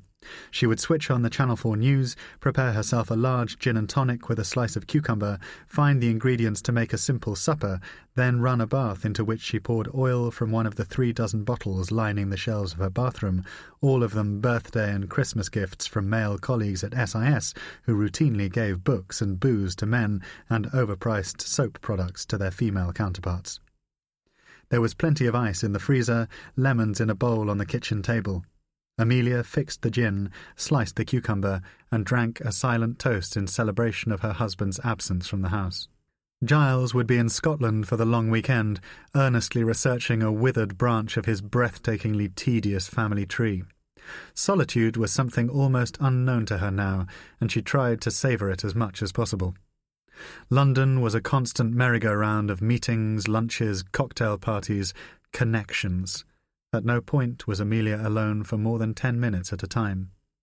For the most part, she relished this lifestyle, her proximity to power, the buzz of influence, but there had been an increasingly bureaucratic dimension to her work in recent months that had frustrated her. She had stayed with SIS to spy, not to discuss budget cuts over canapés. She lit a fire, went upstairs to run the bath, and took a tub of homemade pesto from the freezer, setting it to defrost in the microwave. There was a pile of Post beside the cooker, and she flicked through it with one ear on the television news. Amid the bills and postcards were 2 copies of the Chalk Bissett magazine and 3 stiff-backed, at-home invitations to drinks parties in the county that she immediately co-opted as kindling for the fire. By 8 o'clock, Amelia had changed into a dressing gown, checked her emails, poured a second gin and tonic, and found a packet of spaghetti in the larder. That was when the telephone rang. Chapter 17. The envelope had borne a Parisian postmark and was addressed to Mrs. Joan Gutman, care of the Century Club, 7 West 43rd Street, New York, New York. It had been forwarded by the club to Gutman's apartment on the Upper West Side and brought up to the 14th floor by Vito, the doorman on whom Joan relied for everything from weather reports to grocery deliveries. The letter had been written in English. Agence Père Blanc, Rue La Cantigny, 147, Paris 75015, France. Dear Mrs. Gutman, it is with the deepest regret that I must inform you of the deaths of Mr. Philippe Malot and Mrs. Janine Malot, who have passed away while on vacation in Egypt. The next of kin has recently made contact with our agency as a result of a clause inserted in the last will and testament of his late father. In accordance with the terms of our arrangement, the agency has therefore taken the decision to contact you. Should you wish to take this matter further, I suggest that you either write to me at our Paris address or telephone me at a time convenient to you. Allow me to say that, according to the terms of French law, you are under no obligation to do so. Yours cordially, Pierre Barentin, Secretary. Joan Gutman had dialed the number. Chapter 18. The Stone Age answering machine picked up. Amelia heard her own voice, faded and scratched through repeated playbacks. The caller did not hang up, but remained on the line, and Amelia was startled to recognize the voice of Joan Gutman, now surely in her early 80s, leaving a croaky smoker's message. Amelia, honey, it's your old friend from New York. I have some news. You want to give me a call sometime? I'd love to hear your voice.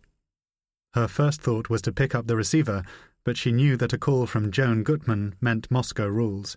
No names on an open line, no talking about the past. That was why she hadn't identified herself. In case anybody was listening in case anybody ever found out about Tunis. Amelia was out of her dressing gown and into a pair of jeans and sweater within 2 minutes. She grabbed a barber from the utility room, put on some Wellington boots, locked the house, and went back to the car. She turned it around in the lane, drove into the village, and parked 100 metres from the pub on the Salisbury Road. There was a telephone box on the corner, mercifully unvandalised and still accepting coins. Amelia turned on her mobile and found Joan's number buried in the contacts. Then the long, drawn-out ring of an American telephone, the click of somebody picking up. Joan? The 2 women had not spoken for almost 10 years. Their last encounter had been both brief and distressing, the funeral service of Joan's husband, David Gutman, who had suffered a heart attack while working at his office in Manhattan. Amelia had made the journey across the Atlantic, expressed her condolences all too briefly at a service on Madison Avenue, then returned to the UK on a red-eye from Newark 3 hours later. Since then, there had been no contact between them, save for the occasional email or hastily scribbled Christmas card. "Amelia, how are you? You're so clever to call back so soon." It sounded important. It hadn't sounded important, of course. The message had been as deliberately mundane as any Amelia had ever heard. But news from Joan Gutman meant only one thing. Something had happened to Francois. "It is important, honey, it really is. Are you okay to talk?" "As long as you are." Joan cleared her throat, buying time. It was difficult to tell whether she was apprehensive about what she had to say or merely searching for the right words. "Did you happen to see the French newspapers at all this week?" Amelia didn't know how best to answer. She kept abreast of events in France, but no particular developments had been flagged up in the previous few days. She began to respond, but was interrupted. "Something really quite terrible has happened. It's Philippe and Janine. They were on vacation in Egypt. They were mugged, attacked on a beach.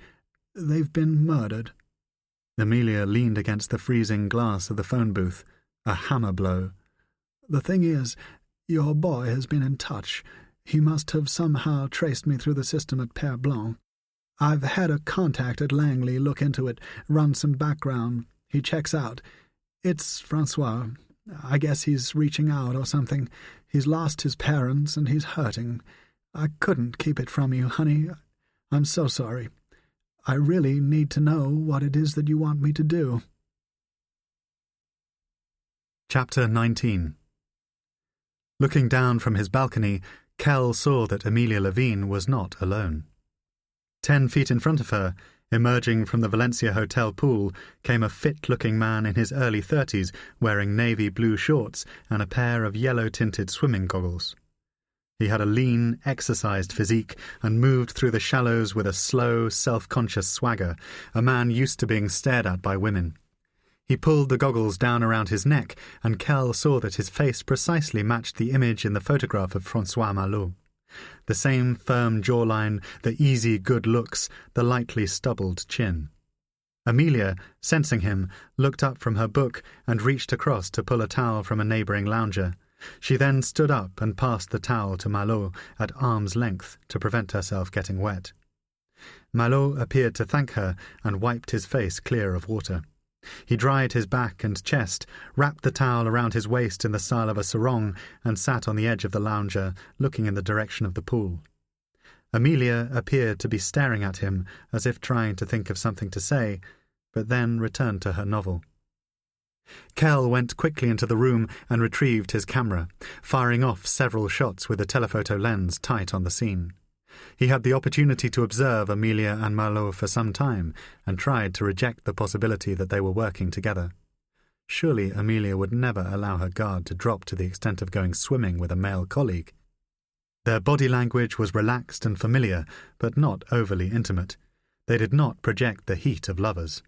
Amelia was attentive and oddly deferential towards him in a way that was unfamiliar to Kell, pouring Malot a glass of water from the bottle on the table, even offering him a cigarette as he walked to the edge of the water. He began talking into a mobile phone. The dying light of the sun threw the musculature on Malot's back into sharp relief, and he was smoking the cigarette with studied cool, head tilted to one side, lips set in an ironic smile. From time to time, he would allow the hand holding the cigarette to fall to one side and run his thumb across the dark hairs of his stomach, smoke drifting against the skin. Amelia, meanwhile, had come to the end of a chapter in her paperback. She closed the book and placed it on the low plastic table beside her, nestling it between the packet of cigarettes and the litre bottle of water. Kell caught the title in the telephoto lens, Solar, by Ian McEwan. She then signed the bill, pulled on a hotel dressing gown, securing it with a cord around her waist. Kell found all of this compelling to watch. Her beauty had long been a source of fascination to him. Amelia put on a pair of white hotel slippers and walked towards Malo, indicating that she was going to head indoors. The Frenchman broke off from his conversation, kissed her affectionately on the cheek, and pressed his wristwatch, as if making an arrangement to meet for dinner. Amelia then turned and walked in the direction of the hotel, entering through a side door less than 30 metres from Kell's balcony. It was obvious that they were staying in separate hotels, another layer of obfuscation added by the veteran spy in order to cover her tracks. Less than a minute later, Malo strolled back to the lounger, brought his telephone conversation to an end, and stubbed out the cigarette in an ashtray. He removed the towel, allowed it to drop to the ground, and put on a pristine white T-shirt which he had produced from a bag. At one point, Kell thought that he caught Malo flirting with an attractive woman on the opposite side of the pool. The woman seemed to be smiling at him, but was then distracted by her young daughter and averted her gaze. The Frenchman picked up the rest of his possessions, the bag, a book, a pair of sunglasses, the cigarettes, and a bottle of suntan lotion. In the evening light, he put on the sunglasses like a matinee idol expecting to encounter a herd of paparazzi, and stepped into a pair of deck shoes. He then made his way towards the path that Kell had earlier taken to the beach. Kell lowered the camera. He walked back into the room, threw the camera onto the bed, picked up his key, and went outside into the corridor. He was downstairs in 15 seconds. Walking in the direction of the pool, he paused beside Amelia's lounger, leaned over, as if to stretch a muscle, and removed the bill from the low plastic table. He stood up, placed the piece of paper in the back pocket of his trousers, and continued walking in the direction of the lobby. Chapter 20. The name at the top of the bill was A.M. Farrell. The room number was 1208. Kell went back to his room and immediately called Marquand in London. "I've found your missing girl." "Tom, I knew you would do it. What's the story?" "She's staying at my hotel, the Valencia Carthage. Malo is across the road." "So they're shagging and staying apart so that nobody can trace them?" Kell steered around the theory. He had learned to deal solely in facts. "She's using a legend we haven't seen before, Farrell, initials AM. Can you run a credit card check? Should be plenty of activity through Paris, Nice, Tunis." "Sure. "Did you speak to her, Tom?" "Now why would I want to do something like that?" "Well, thank God she's all right." There was a delay on the line, as though Marquand was trying to think of the appropriate thing to say. "Fucking frogs," he offered eventually. "Always stealing our best women." Truscott and Haynes would surely be told that Amelia was in Tunisia on little more than an extended dirty weekend. "Can't Malo get his end away at home? Aren't there supposed to be thousands of beautiful girls in Paris?" "You tell me," Kell replied. "What's the story?" Marquand asked. "Is Malo married as well? We can't seem to find anything about him on the wires." "Hard to tell. I've only seen them from a distance, sunbathing by the pool." "Sunbathing by the pool?" Marquand sounded combustible with excitement. "Imagine that!" "He's what you might call a poser," Kell said, trying to keep the conversation on an even keel. "Wafts around the place like Montgomery Clift, not exactly the grieving son. Perhaps he's feeling cock of the walk about Amelia. What do they call the older women nowadays? Cougars?" Marquand had made himself laugh. It was the relief of a crisis averted. "That's right, Jimmy," Kell said. "Cougars. Look, I have things I need to do. I'll take a closer look at Malo. There's always the possibility he's DGSE. Amelia might be running a joint op in Tunis. And screwing a colleague on the side." Kell shook his head in disbelief. "Have a drink, Jimmy," he said. "You deserve it." He hung up, put the phone back on the desk, and retrieved his camera from the bed. Looping it over his shoulder, he went outside into the corridor. In the street between the two hotels, he found Sami at the wheel of his cab, lazily turning the pages of a newspaper. He tapped on the window. "Got something to show you." Kell climbed into the passenger seat and handed Sami the camera, showing him how to click through the photographs of Amelia and Malo. A dazed BO hummed around the cab. "These are the people I'm interested in," he said. "The woman is staying at the Valencia, the man is a guest at the Ramada. Do you recognize them?" Sami shook his head. Two other drivers, standing beneath the bougainvillea, were staring into the car with an almost insulted impatience, like girls at a party who have not been asked to dance. "Maybe they'll go out for dinner tonight," Kell said. "They left the pool 20 minutes ago. If you see them, be sure to call me. If my phone doesn't answer, go through the hotel switchboard. I'm in room 1313. Follow them if they get into one of the other taxis. If you pick them up yourself, don't risk speaking to me in their presence. The woman speaks English, French, and Arabic, all of them fluently. Send a text message with your destination." "Of course." Kell indicated the other drivers with his eyes. "And if those two start asking questions about me, tell them I'm just a jealous husband."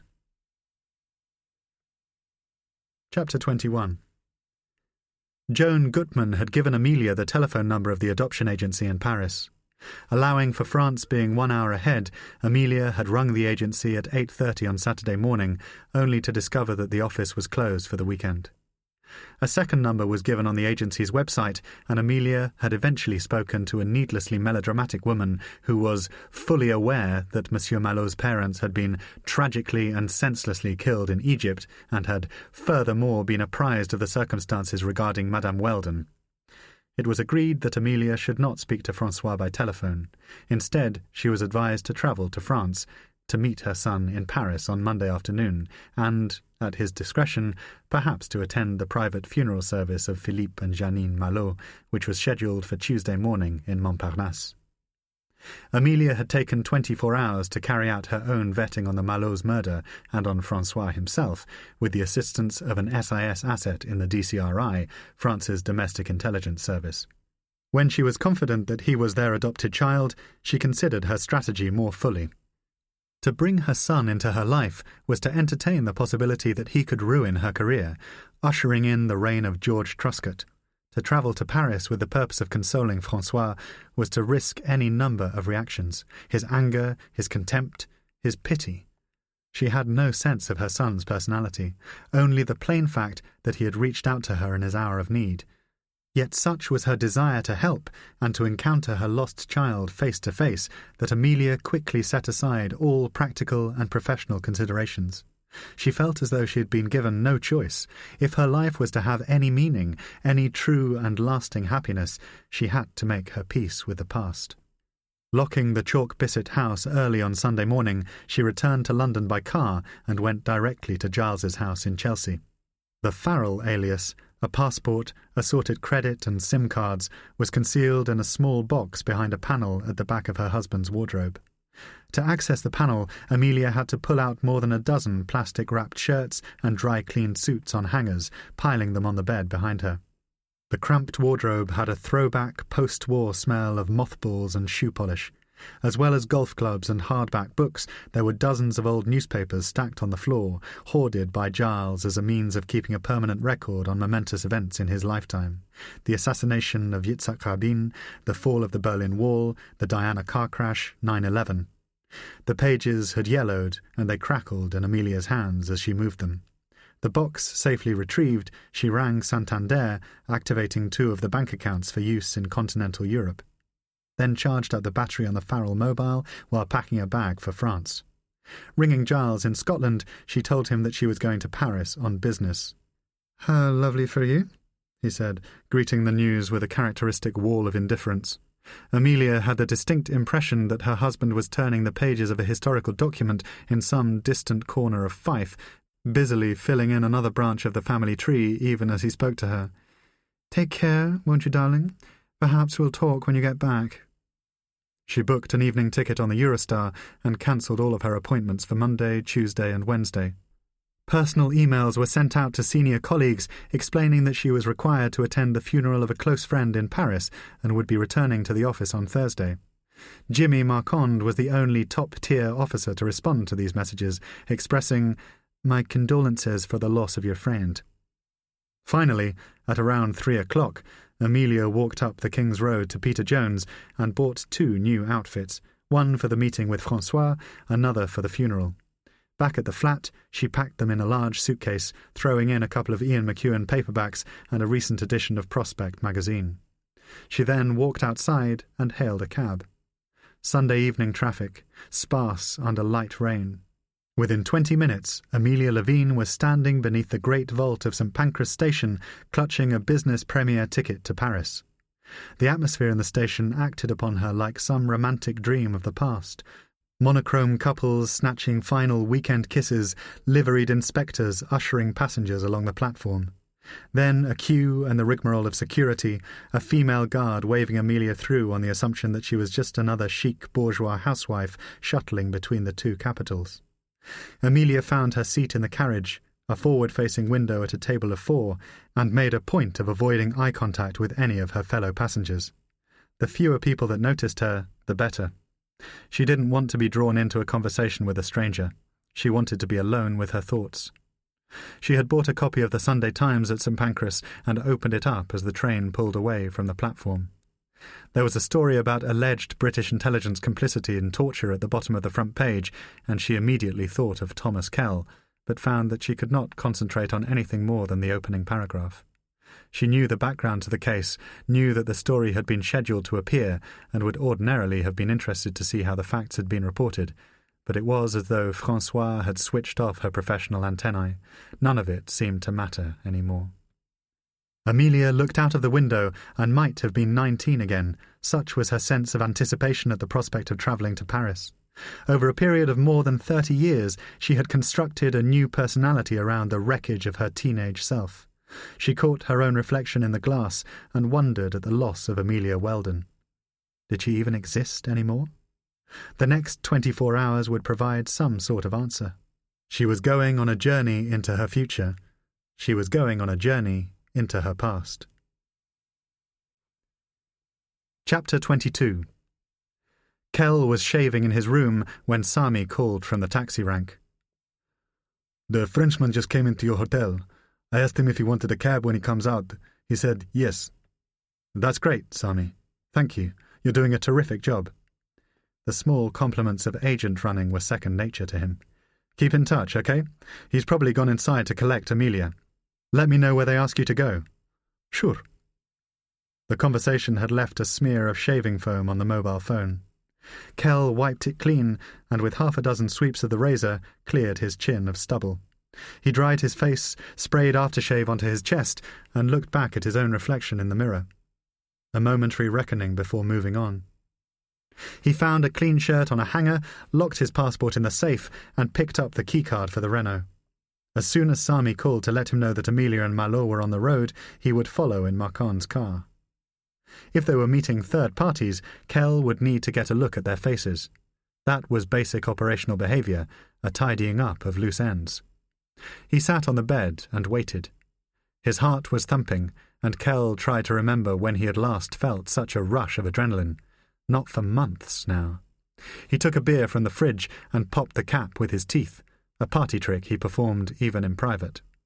Claire always used to say, "You'll lose your fucking molars." The text came through just after 8:15. Sami had written it in English. "Man and woman both. La Goulette."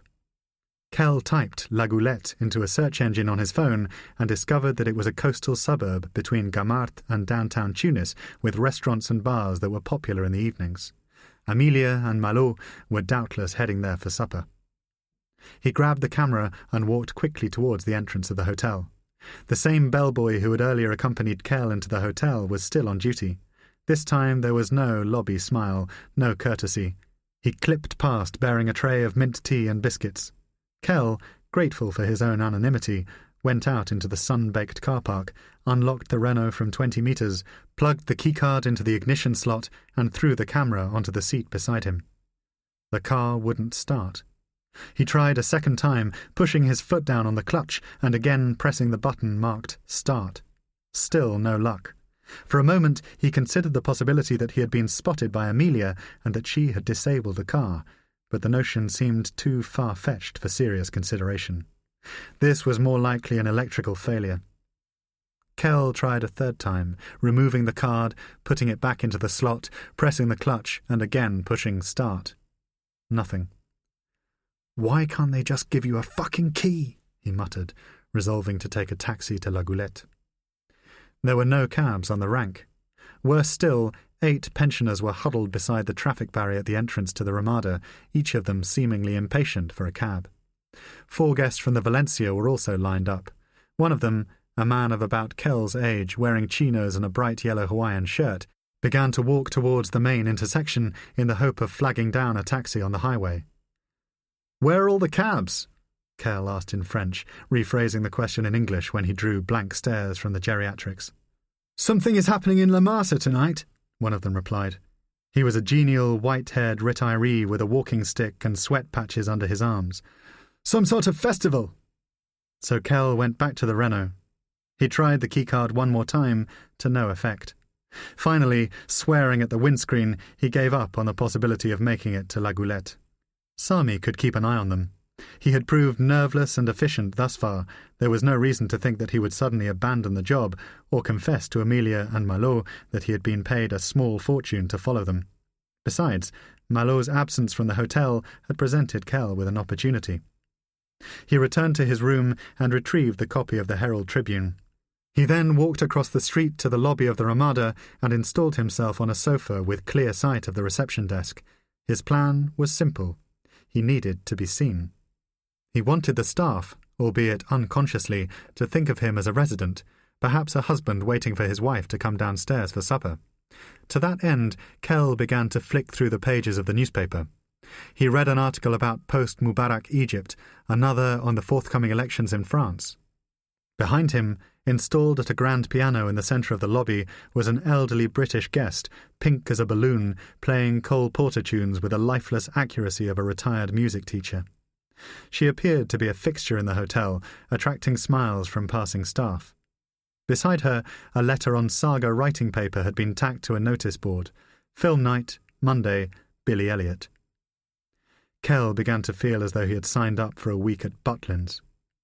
On the stroke of 9 o'clock, a small crowd gathered around the piano, and the Pink Lady was encouraged to embark on her pièce de résistance, a rendition of Rod Stewart's Sailing.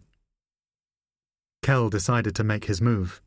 He tucked the newspaper under his arm, checked that the desk was clear of guests, and walked towards the receptionists.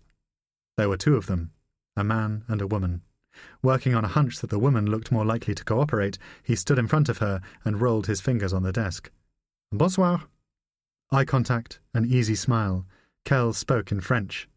"I checked in this morning. Could you tell me what time the restaurant stopped serving food?" The receptionist could not have been more helpful. Drawing out a sheet of notepaper, she scribbled down an expansive summary of the hotel's mealtimes and amenities, suggesting that Sir might like to take a drink at the bar before dinner, and hinting that breakfast was often extended into the morning beyond the official cut-off time. Kell was even given a map. He listened intently, expressed his gratitude, and returned to the sofa to read his newspaper for a further 15 minutes. At 9:20, he enacted the second phase of his plan.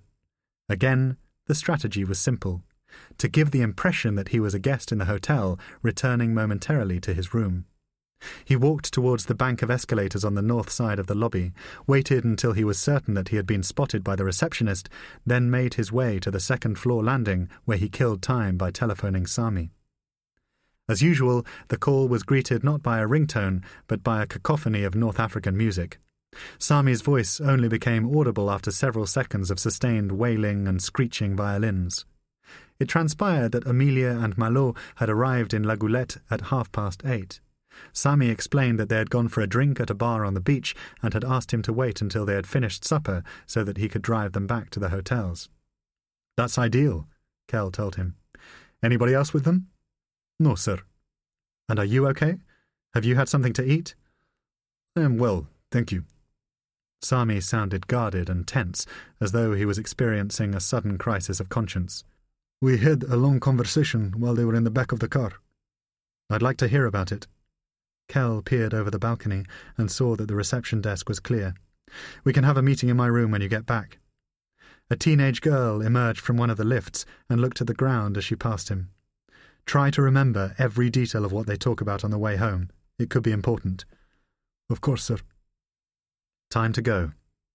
Kell took the lift to the ground floor, timed his approach to the receptionist, and produced a weary but apologetic smile. "I have a problem," he said. "Yes, sir?" "I can't find my room key. I rented a donkey on the beach this afternoon. I think it may have fallen out onto the sand. Would it be possible to have a replacement?" "Of course, sir. What was the room, please?" 1214. The receptionist keyed the number into the computer. "And the name, sir?" Malot. François Malot. Chapter 23. He was conceived as an act of love. To destroy him would be an act of hate. Amelia remembered almost every word of the long-ago conversations with Joan, the to and fro of their arguments, her own steady conviction that she had no right to abort Jean-Marc's child without his knowledge. Joan had at first advised her to terminate the pregnancy, to fly back to London, and to chalk up the experience to the cruelties of youth.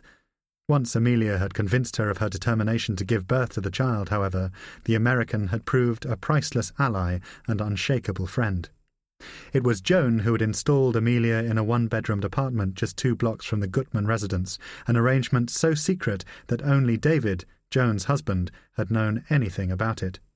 It was Joan who had put Amelia to work on American consular business so that she would have something with which to occupy herself in the 7 months of the pregnancy. A few weeks after moving her into the apartment, the Gutmans had taken Amelia to Spain for a fortnight, treating her as the daughter they had never had, showing her the treasures of the Prado, the splendours of Córdoba, even a bullfight at Las Ventas, during which David had rested his hand gently on Amelia's stomach and said, "You sure a lady in your condition ought to be watching this stuff?" And it had been Joan, once they were back in Tunis, who had first floated the notion of adoption through Père Blanc, an idea that Amelia had grasped at perhaps too readily because she was so ambitious for herself at that age, so hungry for life, and terrified that a baby would rob her of all the experiences and possibilities in her future. Paris seemed to have been waiting for her. The humid summer streets were crowded with tourists, the pavement cafes alive with bustle and conversation.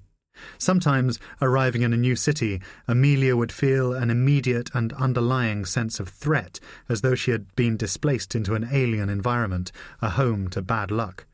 She was well aware that this was not much more than a hunch, a superstition, the sort of thing that her colleagues would laugh at if she had ever shared it with them. Yet a sixth sense, call it intuition, had been with her throughout her career, serving her, for the most part, very well. As an SIS officer working under diplomatic cover in Cairo, for example, or during her years in Baghdad, Amelia had reckoned that she needed 50% more cunning and persistence than her male equivalents, simply to survive in such hostile environments. But France had always embraced her. In Paris, she was always something close to her old self, the self before Tunis, the 20-year-old Amelia Weldon with the world at her feet. As soon as they had taken François from her, it had been an immediate thing. She had never held or even seen her own child. The process of constructing a new and invulnerable personality had begun. Lovers were betrayed, colleagues discarded, friends forgotten or ignored. The double life of SIS had presented Amelia with what she looked back on as ideal laboratory conditions in which to remake herself in the image of a woman who would never fail again. Yet she was failing now. Failing to keep calm, failing to maintain whatever decorum she had brought with her across the Channel. She longed for the slow hours to quicken and to be in a room with her boy, just the 2 of them, and yet she dreaded what she might discover. A person unknown to her, a young man with whom she had nothing in common but their shared contempt for a mother who had abandoned him at birth. There was a message waiting at her hotel, sent by the adoption agency and addressed to Madame Weldon. The concierge had been reluctant to hand it over because Amelia had booked her room under the name Levine, but when she explained that Weldon was her maiden name, he relented. François had contacted the agency and requested that Amelia go to his apartment at 4 o'clock on Monday afternoon. He did not wish to speak to her by telephone beforehand, nor to communicate with her in any way prior to their first meeting. Without hesitation, Amelia rang the agency to confirm, because she was predisposed to cooperate with all of their instructions, yet she worried that the arrangement was a sign of François's anger. What if he told her, face to face, that she could never replace the mother who had been killed? What if he had lured her to Paris merely to wound her? All her life, Amelia had been blessed with an ability to assess people and to develop a quick and intuitive understanding of their circumstances. She could sense when she was being lied to, she knew when she was being manipulated. Some of this gift had been taught as a necessary skill for a career in which human relationships were at the core of the work, but mostly it was a talent as innate as the ability to kick a ball or to capture the play of light on a canvas. Yet now, Faced with what might become the most important relationship of her life, Amelia was almost helpless. There was so much time to kill. The waiting was slower, the anticipation more sickening than any intelligence operation she could recall. So many times in her career she had sat in hotel rooms, in safe houses, in offices that ticked like clocks, waiting for word from a Joe. But this was quite different. There was no team, no chain of command, no tradecraft. She was just a private citizen, a tourist in Paris, one of 10,000 women with a secret. She had unpacked her suitcase and overnight bag within minutes of arriving, hanging the black suit from Peter Jones in a cupboard and putting the dress that she had picked out for the reunion on a chair in the corner of the room so that she could look at it and try to decide if it was the correct choice for such an occasion. As if François would be concerned about her clothes. It was her face that he would want to see, her eyes into which he would pour his questions. For an hour, Amelia tried to read one of the novels she had brought, to watch the news on CNN, but it was impossible to concentrate for more than a few minutes. Like a memory of her former self, she longed to speak to Joan again, to tell her what was about to happen, but she could not trust the security of the line from the hotel. She thought of Thomas Kell, of all people, her confidant in matters of marriage and children, the one colleague in whom she might have confided. But Kell was long gone, forced into disgrace and a stubborn retirement by the same men who she had leapfrogged to see. Would Tom even know about her triumph? She doubted it.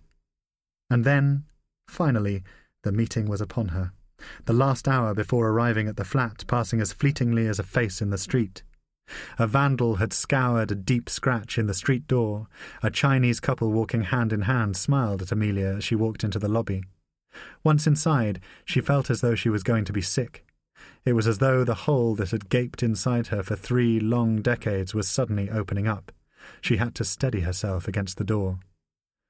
Would a man behave like this?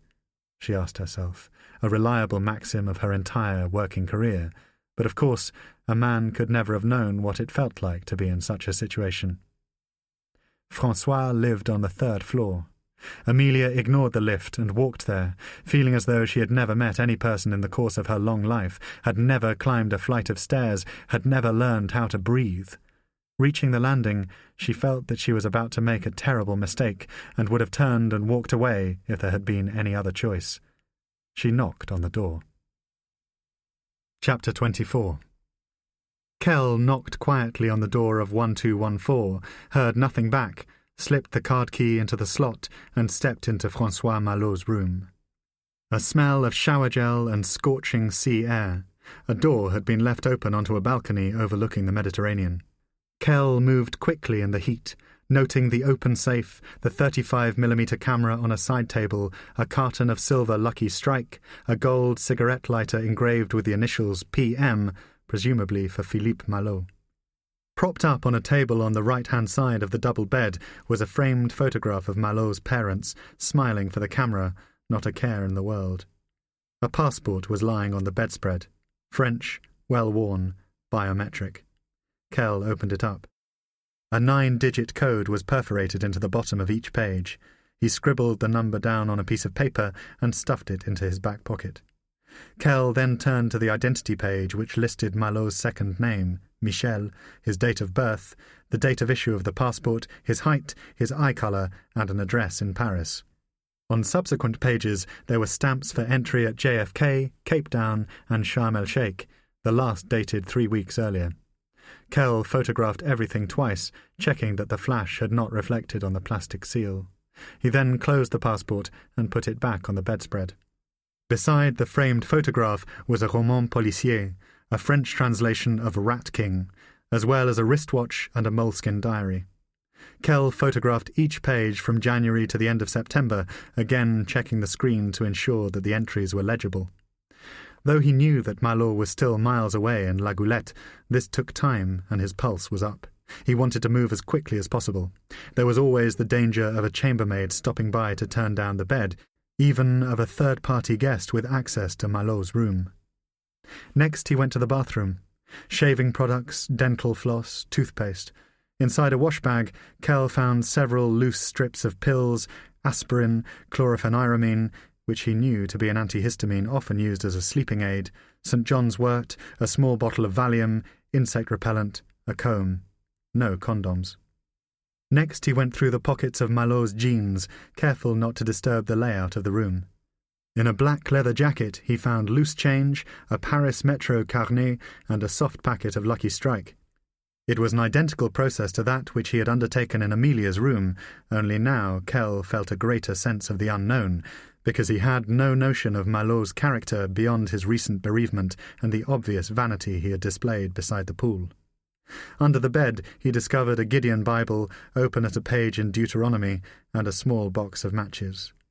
Underneath the copy of Rat King was an envelope in which Kell found a letter, dated 4th of February 1999, written by Malot's father. Philippe's handwriting was an illegible scrawl, but Kell photographed both sides of it and replaced the letter carefully in the envelope. When he was satisfied that he had thoroughly checked the contents of the room, Kell went outside into the corridor, discovered a side staircase leading to an exit adjacent to the swimming pool, and walked back to the Valencia Carthage via the beach. He found the number for Elsa Cassani and called her direct on the Marconde mobile. To his surprise, Elsa was still in Nice, getting drunk and spending the money you gave me, at a bar in the old town. Kell could hear rock music thumping in the background and experienced an odd beat of jealousy for the men who were enjoying her company. He assumed that she was talking to him from one of the quiet cobbled streets south of Boulevard Jean Jaurès. "I'm afraid you're going to have to stop getting drunk," he told her. "More work to do." "Okay," she replied. If she was disappointed by this, she did not betray it. "What do you need me to do?" "Got something to write with?" He listened as she scrabbled around in her bag, found a pen and a piece of paper, and announced that she had discovered a nice step to sit on and take your dictation, Tom. Kell began to flick through the images on his camera. "I need enhanced traces on François Malot. He has to be off the books, through your famous contacts, not via Cheltenham." It was an unusual request, but Kell wanted to avoid raising alarm bells with Marconde. "You have ways of checking people in France, right?" A knowing pause. "Of course." "Good. I'm going to need full spectrum background, bank accounts, telephone records, tax payments, schooling and diplomas, medical history, whatever you can find." "Is that all?" Kell wasn't sure if Elsa's question was evidence of sarcasm or overconfidence. He found one of the photographs of the passport and read out Malot's full name, his date of birth, his address in Paris. He took the piece of paper on which he had scrawled the passport number and checked that Elsa had taken it down correctly. He was in New York in January last year, Cape Town 6 months later, Sharm el-Sheikh in July. I'm going to email you a series of photographs from his diary. I'll look at them too, but you may find something useful there. Telephone numbers, email addresses, appointments, of course. One other thing. It looks as though he's an IT consultant. Try to find out where he works. London had a JPEG of what looked like the Christmas party. I'll send that too. "When do you need all this by?" Elsa asked. It sounded as though she was making a concerted effort not to sound overwhelmed. "As soon as possible," Kell replied. "You think you can pull it off?" "This is why people hire me." Chapter 25. The first thing that François reacted to was Amelia's beauty. He had not expected to find her so striking. Her remarkable appearance surprised him because he had deliberately decided never to look at her photograph. Extraordinary dignity and strength of character in her face. She was elegantly dressed. The cut of her jacket brought out the fullness of her breasts and made her waist look slim and flat, as though she had never borne a child. He saw that she was wearing only basic makeup, a pale pink lipstick, light foundation, some definition around the eyes. At first, because it was what he had decided on as the best course of action, he closed the door behind her and then reached out to shake her hand. Very quickly, however, he was drawing Amelia towards him into an embrace. She resisted this at first, and looked at him as though concerned that he might run off like a frightened animal. He was touched by this. Her embrace, when it eventually came, was soft and hesitant, but as she reacted to the strength in his arms, she squeezed much harder. She was not shaking, but he could sense that she was overwhelmed to be with him, and he allowed her to rest her head briefly against his shoulder. François found that his own breathing was quick and lacked control, an irregularity that he put down to nerves. "Do you mind if we talk in French?" he said, the line that he had practiced and rehearsed many times. "Of course not," Amelia replied, and he heard the accuracy of her French, the flawless accent. "It's just that I've never learned to speak English. I heard from the agency that you were fluent." "Well, that was flattering of them. I'm a little rusty." He had rehearsed the next part too. "My mother is British, and the British like to drink tea. Offer to make her a cup. It will break the ice, and it will give me something to do in the first awkward minutes." To François' relief, Amelia accepted, and he led her through the small apartment to a kitchen that faced onto the street. He had already set out 2 cups and saucers and a bowl of brown sugar, and he could sense her watching him with forensic attention as he poured water into the kettle and retrieved a carton of milk from the fridge. "Would you like a biscuit?" "Thank you. No," she replied, a lovely open smile. She was so impressive to look at, what his grandfather would have called sophistiquée. He could see the euphoria in her eyes. She was trying hard to disguise it. He knew that she wanted to hold him again and to apologize for everything that she had done. Behind a British screen of nods and acknowledging smiles was a woman overwhelmed by the privilege of meeting him. They spent the next 4 hours deep in conversation. To his surprise, Amelia told him almost immediately that she worked for SIS. "I can't bear the idea of any lies coming between us," she explained. "Obviously, it's not something that I speak about very much." "Of course." He was so surprised by her candor that he made a joke about it. "I guess it's kind of cool to have a mother who's like Jason Bourne." She had laughed at this, but he realized that he had acknowledged her biological role as his mother before he had meant to. It was not a mistake, but it was not how he had wanted the afternoon to proceed. He suspected that the secret Amelia had shared with him had been intended, from her point of view, as a bond between them, something that even François' adopted parents had not known about her. And so it proved. Thereafter, he was surprised by how easy it was to talk to her. There were no awkward silences, no moments when he wished that she would leave so that he could be alone again in the apartment. They spoke about his career in IT. They discussed the horror of the attacks in Egypt. Amelia appeared to be deeply sensitive to his loss, but she was not sentimental about it. He liked that. It showed that she had character. In due course, he asked about Jean-Marc Domal, but it transpired that Amelia knew very little about him. "The last time I saw him," she said, "was the night that I left the house." She confessed that in the face of near constant temptation, particularly at the outset of her career, she had never run a trace on him, nor asked a colleague in Paris to peek into the French tax records. "They would do that?" he asked. "They would do that," she told him. Only once did he feel that she overstepped the mark, suggesting that their own reunion might be a precursor to François tracing his biological father, if indeed Jean-Marc was still alive.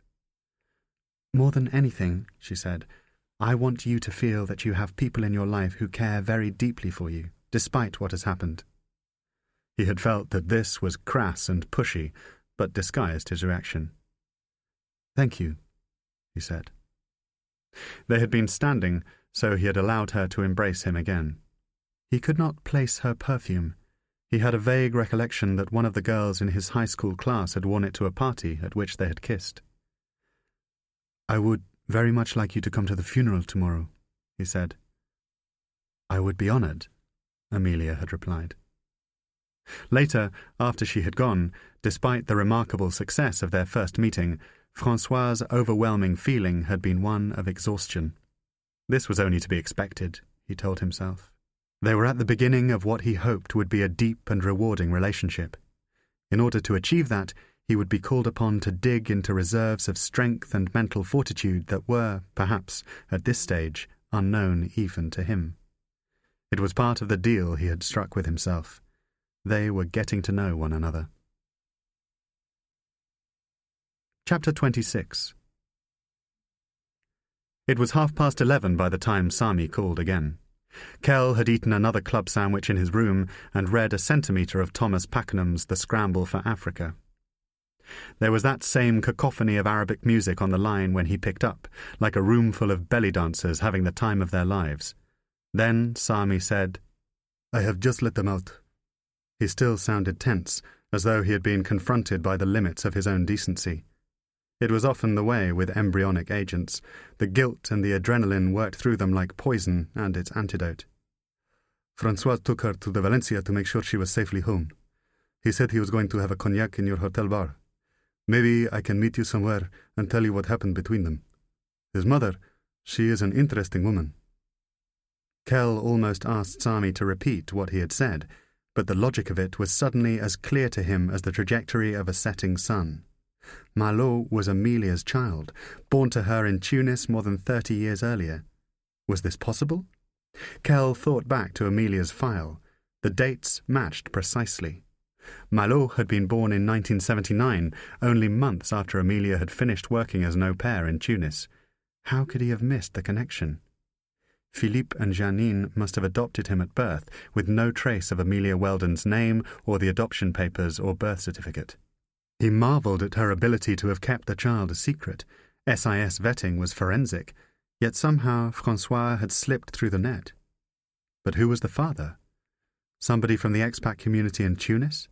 There had been no record in the pre-recruitment file of a boyfriend from that period of her life. Had Amelia been raped? Kell looked up at the bare, whitewashed walls of his room, down at the worn beige carpet, and rubbed his eyes. "Come to my room," he said quietly. "We can talk here." He had not expected to feel resentment, but he was angry with Amelia because he felt that she had deceived him. Their shared childlessness, after all, had been the great private bond between them, a mutual absence that they had both quietly mourned. Yet all that time the master spy had concealed from him a simple tale of her youth.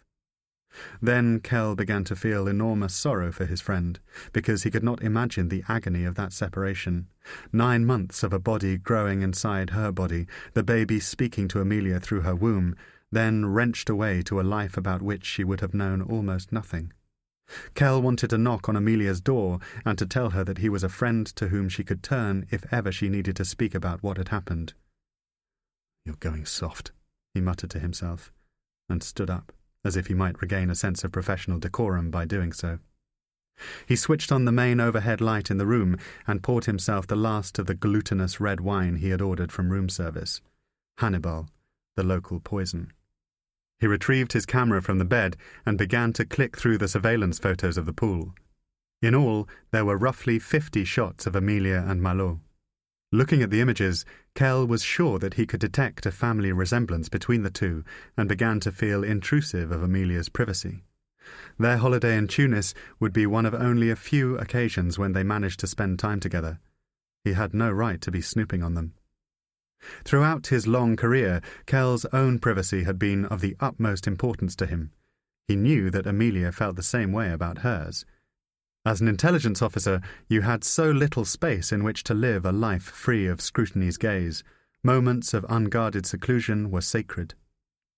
Amelia's house in Wiltshire, for example, was a haven to which she would escape from the pressures of the secret world as often as she could. Kell had no comparable bolt hole, and instead shuttled between Clare and Vauxhall Cross until his personal and professional selves had seemed to bind together into a knot that would not be untied.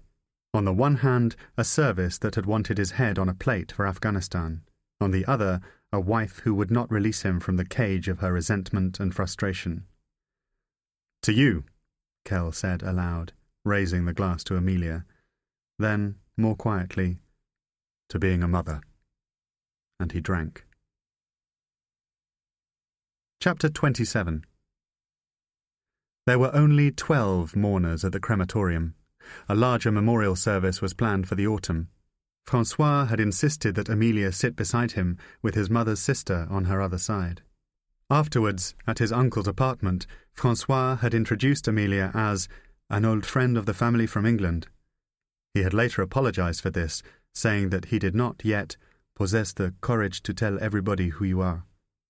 The decision to go to Tunis had been made that night. Francois explained that he was desperate to get out of Paris, and Amelia could not bear the thought of leaving him so soon after they had met, When would there be another chance to be together?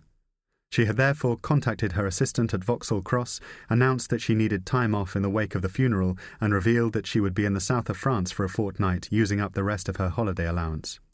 As a cover for the journey to Tunisia, she booked herself into a hotel in Nice, where she would be attending a painting course. There was a telephone call from Simon Haynes, who understood that she probably deserved a break, and an irritable email from George Truscott pointing out the considerable inconvenience of abandoning the office at 24 hours' notice. Otherwise, her absence seemed to generate little in the way of comment. By Friday, Amelia Levine was in Gamart, living under the Farrell alias and staying in a package hotel located across the road from a Ramada, where François was installed for a probably needless second layer of secrecy. François himself had not questioned this strategy nor objected to the subterfuge. If anything, he seemed to relish the sense of intrigue and even joked that it might be hereditary. For Amelia to return to Tunisia after more than 30 years was, at first, melancholy and unsettling. But as the days went by and they visited many of her old haunts, the journey became emotionally satisfying in ways that she had not anticipated. On the surface, little had changed. She remembered the whistle of darting swifts in the evening sky, the fierce dry heat, and the constant chatter of men. She recalled the garden at La Marsa, long nights in the arms of her lover, so contemptuous of Jean-Marc's wife and children, so cruel in her desire to possess him. She took François to Le Golf, a restaurant that his father had never dared risk for fear that they would be spotted by one of his colleagues or friends. It was in Tunisia, before the pregnancy, that Amelia had begun to study Arabic, wandering the streets of the Medina on the way to class, wearing a headscarf and skirt, gawping Tunisian boys clicking their tongues as she passed. She had been convinced, as all self-possessed young people are at such an age, that Amelia Weldon was different to all the other students and backpackers passing through Tunis, mummy's boys travelling on daddy's bank account. Now, more than 3 decades later, she felt a great nostalgia for that time, not least because she had long since ceased to be one of the most captivating girls in the city. In the second decade of the 21st century, Amelia Levine was just another middle-aged tourist from England, a target for stallholders selling carpets and counterfeit polo shirts. It was as though the same men she had seen in 1978 were drinking the same cup of tea at the same cafe. Identical women scrubbing identical vegetables lurked in the same alleys and tiled doorways of the Medina. The wedding baskets, pink and cream, the piles of tea and spice, they still lay unsold in the market. Nothing had changed. Yet, of course, it had. The young women now wore makeup and Dolce & Gabbana jeans. There were mobile phones attached to the ears of their boyfriends and posters of Chelsea footballers on the walls of the cafes. The children that had run amok in the dust and the diesel of 1978 were now the adults who drove Amelia's taxi to the Boudou Museum or popped François' napkin as he sat for lunch at Dar el Jeld. "I was happy here," she told him in an unguarded and sentimental moment, regretting it instantly, because how could she have been happy when she was about to give up her son? "Before what happened," she added, stumbling on the phrase in French. "I loved the freedom of my life. I loved the sense of being away from England." "And yet, now you work for England," François replied. "What a way to put it," she said, raising a glass to toast him and staring into the refraction of the crystal. "Yes, I suppose I do." Chapter 28. A knock at the door, a soft tap-tap from the corridor. Kell slipped the security chain and invited Sami to come inside. A strange midnight encounter between men. Kell opened the door of the balcony to allow fresh evening air to blow into the room. There was a bottle of Macallan on the floor beside his bed, imported duty-free via Nice, and he poured 3 fingers into 2 glasses from the bathroom. As he did so, Kell made a point of apologizing for the atmosphere of secrecy, a phrase that he had difficulty translating into Arabic. "Not a problem," Sami replied. "I understand." A long evening at the wheel of the cab had left the Tunisian looking hunched and slightly immobile, but as he shuffled across the room, compacting himself onto a low-sprung sofa, Kell saw that his eyes were glinting with excitement. "So, They had a nice time? He began, an ambiguous question that would allow Sami to fill in the blanks. Yes, an incredible story. Sami was leaning forward in his chair, bald and squat and full of news. You know about them? Tell me, Kell said. I've forgotten a lot of the details. And so it began. 30 years before, Amy, that was the name Amelia was going by, had been working in Tunis when she had fallen pregnant outside of marriage. Because she was still a teenager and the daughter of strict Catholic parents, it had been decided that she should give up her baby for adoption. That baby was François, who was subsequently taken to France and raised in Paris by Philippe and Janine Malot. Tragically, his adoptive parents had been murdered only weeks earlier during a holiday in Egypt. It was only while reading his father's will that François had been made aware, for the first time, of the circumstances of his birth. Without hesitation, he had contacted the agency in Tunis that had arranged his adoption. Kell listened with less astonishment than might ordinarily have been the case. He had suspected as much. The story, after all, made sense in all the right places. The sole surprise was that Amelia had only met her son for the first time in recent days. For some reason, Kell had assumed that the relationship between them had been growing for several years. Why had he made such a baseless assumption? "Who told you all this?" he asked. "How did it come out?" François. I asked him what they were doing in Tunisia so soon after the revolution. He tells me the whole story. Amy didn't say anything? She left it to him? Kell wanted to know why Amelia was allowing François to be so indiscreet. Perhaps her guard was down and she had seen no reason to distrust Sami. The driver nodded. The lady, she is much quieter. He does most of the talking. But she seemed happy? They were content together? Oh, yes, Sami replied. He had seen off the 3 fingers of whiskey and proffered his glass for more. So, can I ask you a personal question? Kell picked up the bottle from the carpet and obliged him. Sure. Why did you want me to follow them around? Sami was a straightforward man, palpably kind and biddable, with a strain of romanticism in his nature that had evidently responded to the pathos of François' story. Someone is paying me, Kell replied. In the next room, a man began to cough. He tried to move off the subject. You must be tired. Sami shrugged. In operations of yesteryear, even with Elsa in Nice, Kell had often tried to imagine the private circumstances of his contacts. It was one of the diversions of the trade, a way of passing time during the long periods of waiting. Elsa, he presumed, was into rock music and would take grateful long-haired men with abundant tattoos to bed. But what about Sami? Who was he? An observant Muslim? Most probably not, judging by his thirst for whiskey. A sports fan? A lover of women and food? Certainly his girth and bonhomie, the speed with which he had sunk his drink, spoke of a man with large appetites. Kell returned to the conversation. Did François say why they were staying in separate hotels? Yes. The reply was quick and almost startled, as though Sami suspected Kell of intuiting something from his private thoughts. The Ramada was full, so she took a room here. He nodded in the general direction of the lobby. She leaves tomorrow. I'm taking her to the airport. And they told you all this in the course of one cab journey? Was Amelia playing him? Did she know that Kell was in Tunis and had recruited Sami? Tu, he replied, making a stubby Churchillian V with his fingers. People always tell me things. I like to ask questions. Tourists come to Tunisia, they tell you their secrets because they think they are never going to see you again.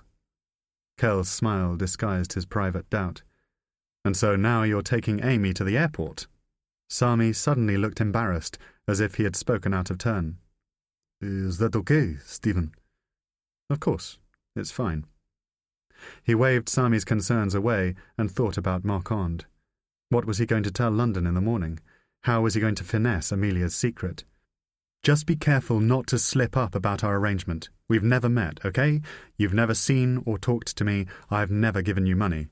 The people who are paying my bills would be very angry if Amy found out that I was following her. Of course. Sami put his empty glass on a table beside the sofa and looked offended at being castigated for a sin he had yet to commit. Perhaps it's time I went home and got some sleep. Perhaps. Moments later, Kell was ushering the Tunisian to the door, telling him to relax until it was time to take Amy to the airport. He watched as he shuffled down the corridor, wondering what he would say to François if they bumped into one another in the lobby, wondering if it would even matter if they did. The mystery, after all, had been solved. Kell's work was done.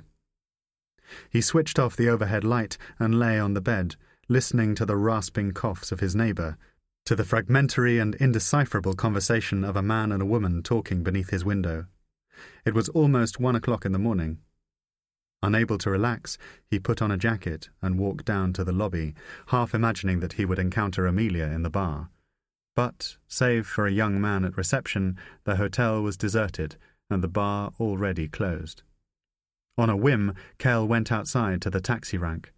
A driver asked if he wanted to be taken to La Marsa, and Kell, surprising himself, agreed, because he needed to be away from the hotel, away from the claustrophobia of concealment and strategy. Besides, it was time to celebrate.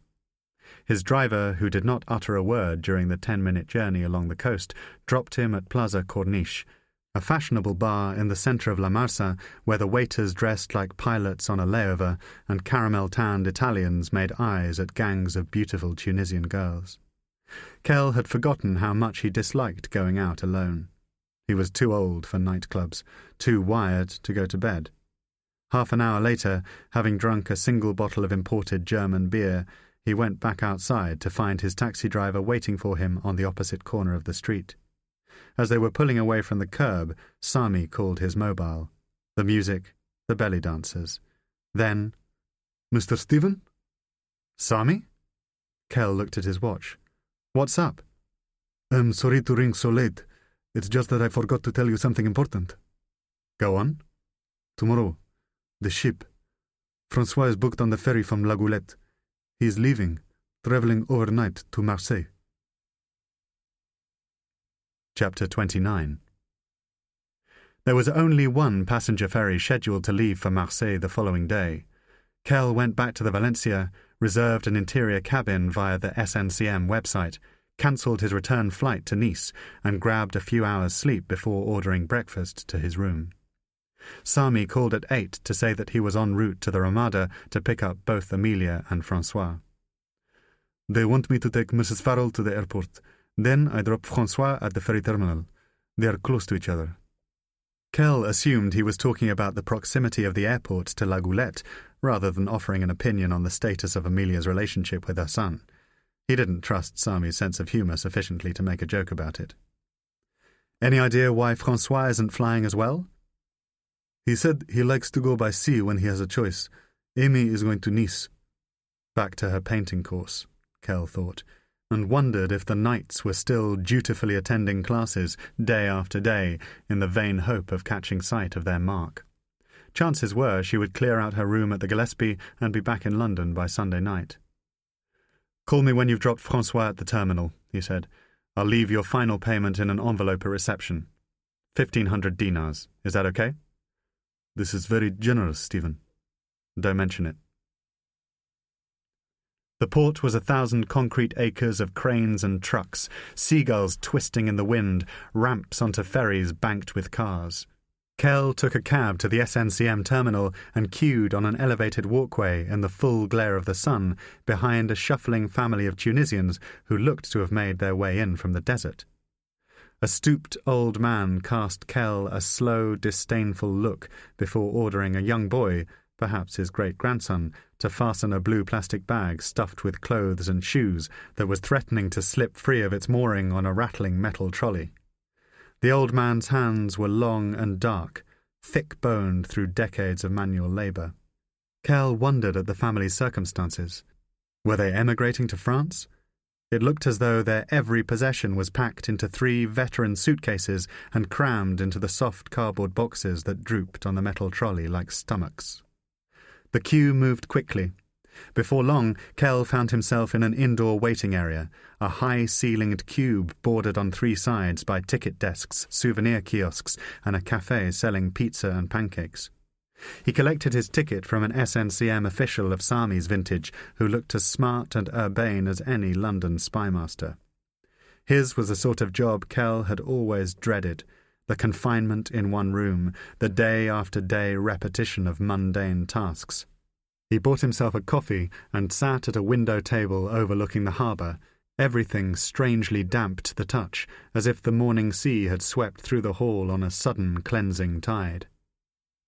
After 5 minutes, through the crowds of foot passengers gathered in the hall, he saw Francois standing at the security check 50 metres away. He was showing his ticket to a guard.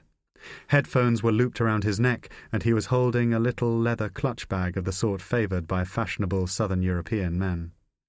Passport control indicated the expensive pair of designer sunglasses concealing Francois's eyes, and Kell saw him pull them up over his head with what looked like an almost haughty disdain.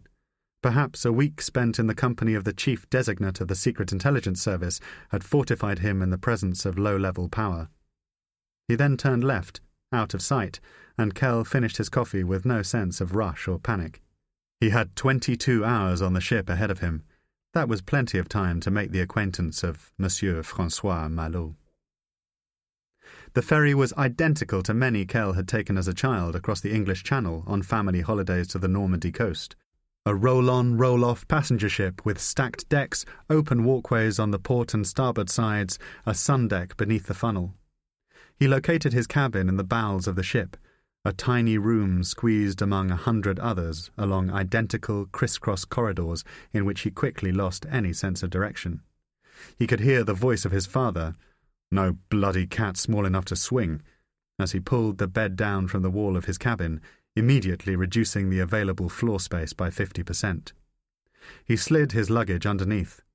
There was a small moulded shelf next to the pillow, beneath a scratched mirror to the right of the door, a bathroom only fractionally larger than a telephone box. Kell sat on the bed, put the half-finished bottle of duty-free Macallan on the shelf, removed the memory card from the camera, then took out the Scramble for Africa and headed back upstairs to look around. No sign of Francois.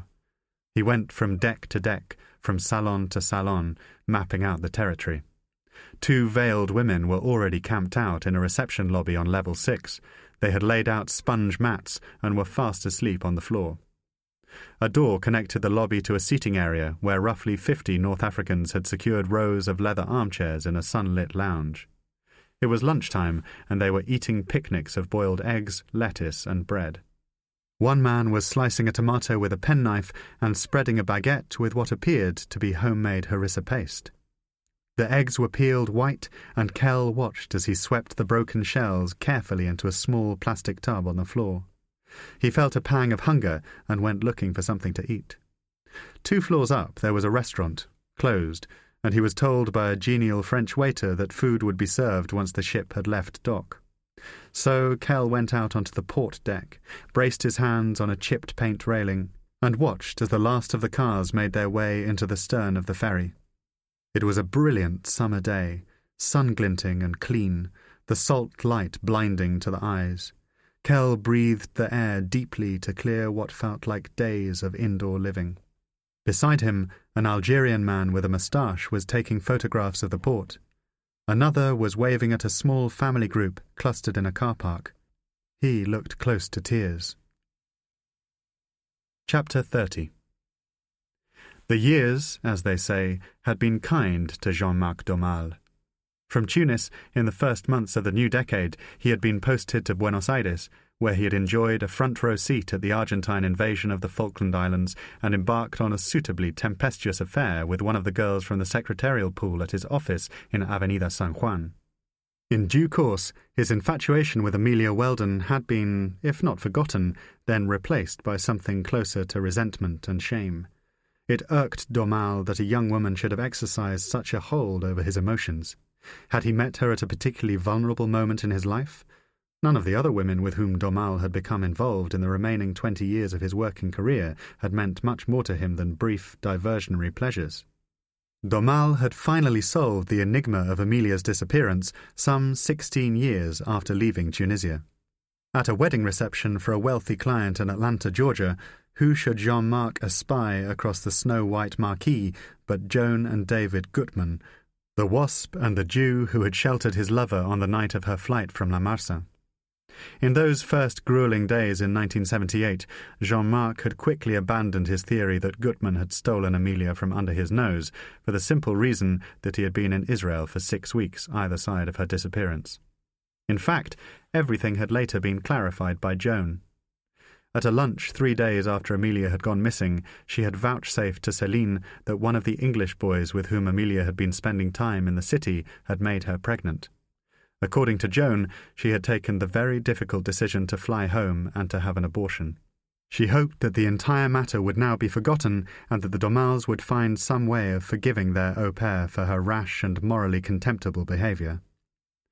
Jean-Marc had known, of course, that the baby was his, and in spite of his overwhelming feelings of love for Amelia, could not suppress a parallel sensation of intense relief that she had decided to abort the pregnancy. An illegitimate child would have steered Céline to the divorce courts, no question.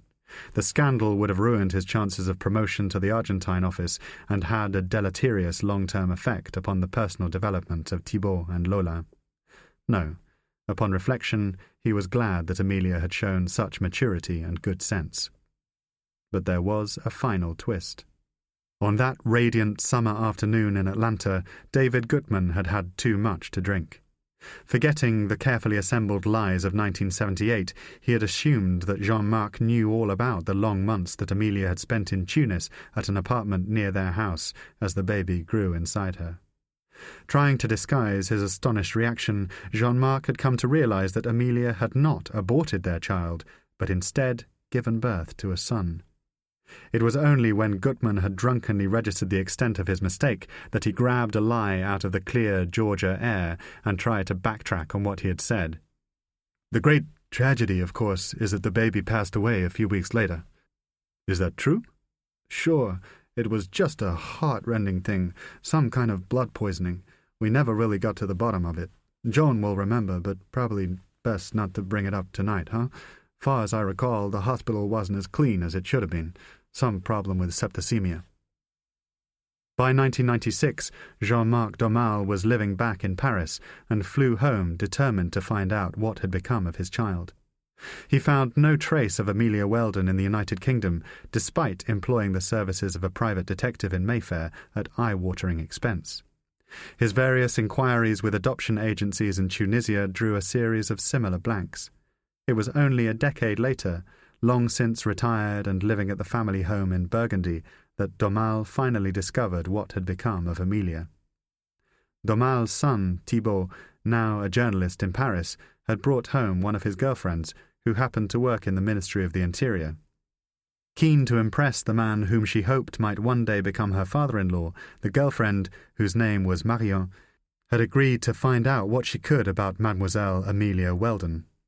Her subsequent inquiries into a known officer of the British Secret Intelligence Service had attracted the attention of France's Overseas Intelligence Service, which had promptly interviewed Marion in order to discover the reason behind her inquiry. She, in turn, had pointed the DGSE in the direction of Jean-Marc Domal, who agreed to have lunch in Beaune with an officer identifying himself as Benedict Voltaire. "Tell me, monsieur," Benedict had asked, as their waiter snapped open a couple of menus at the outset of what was to become a memorable meal.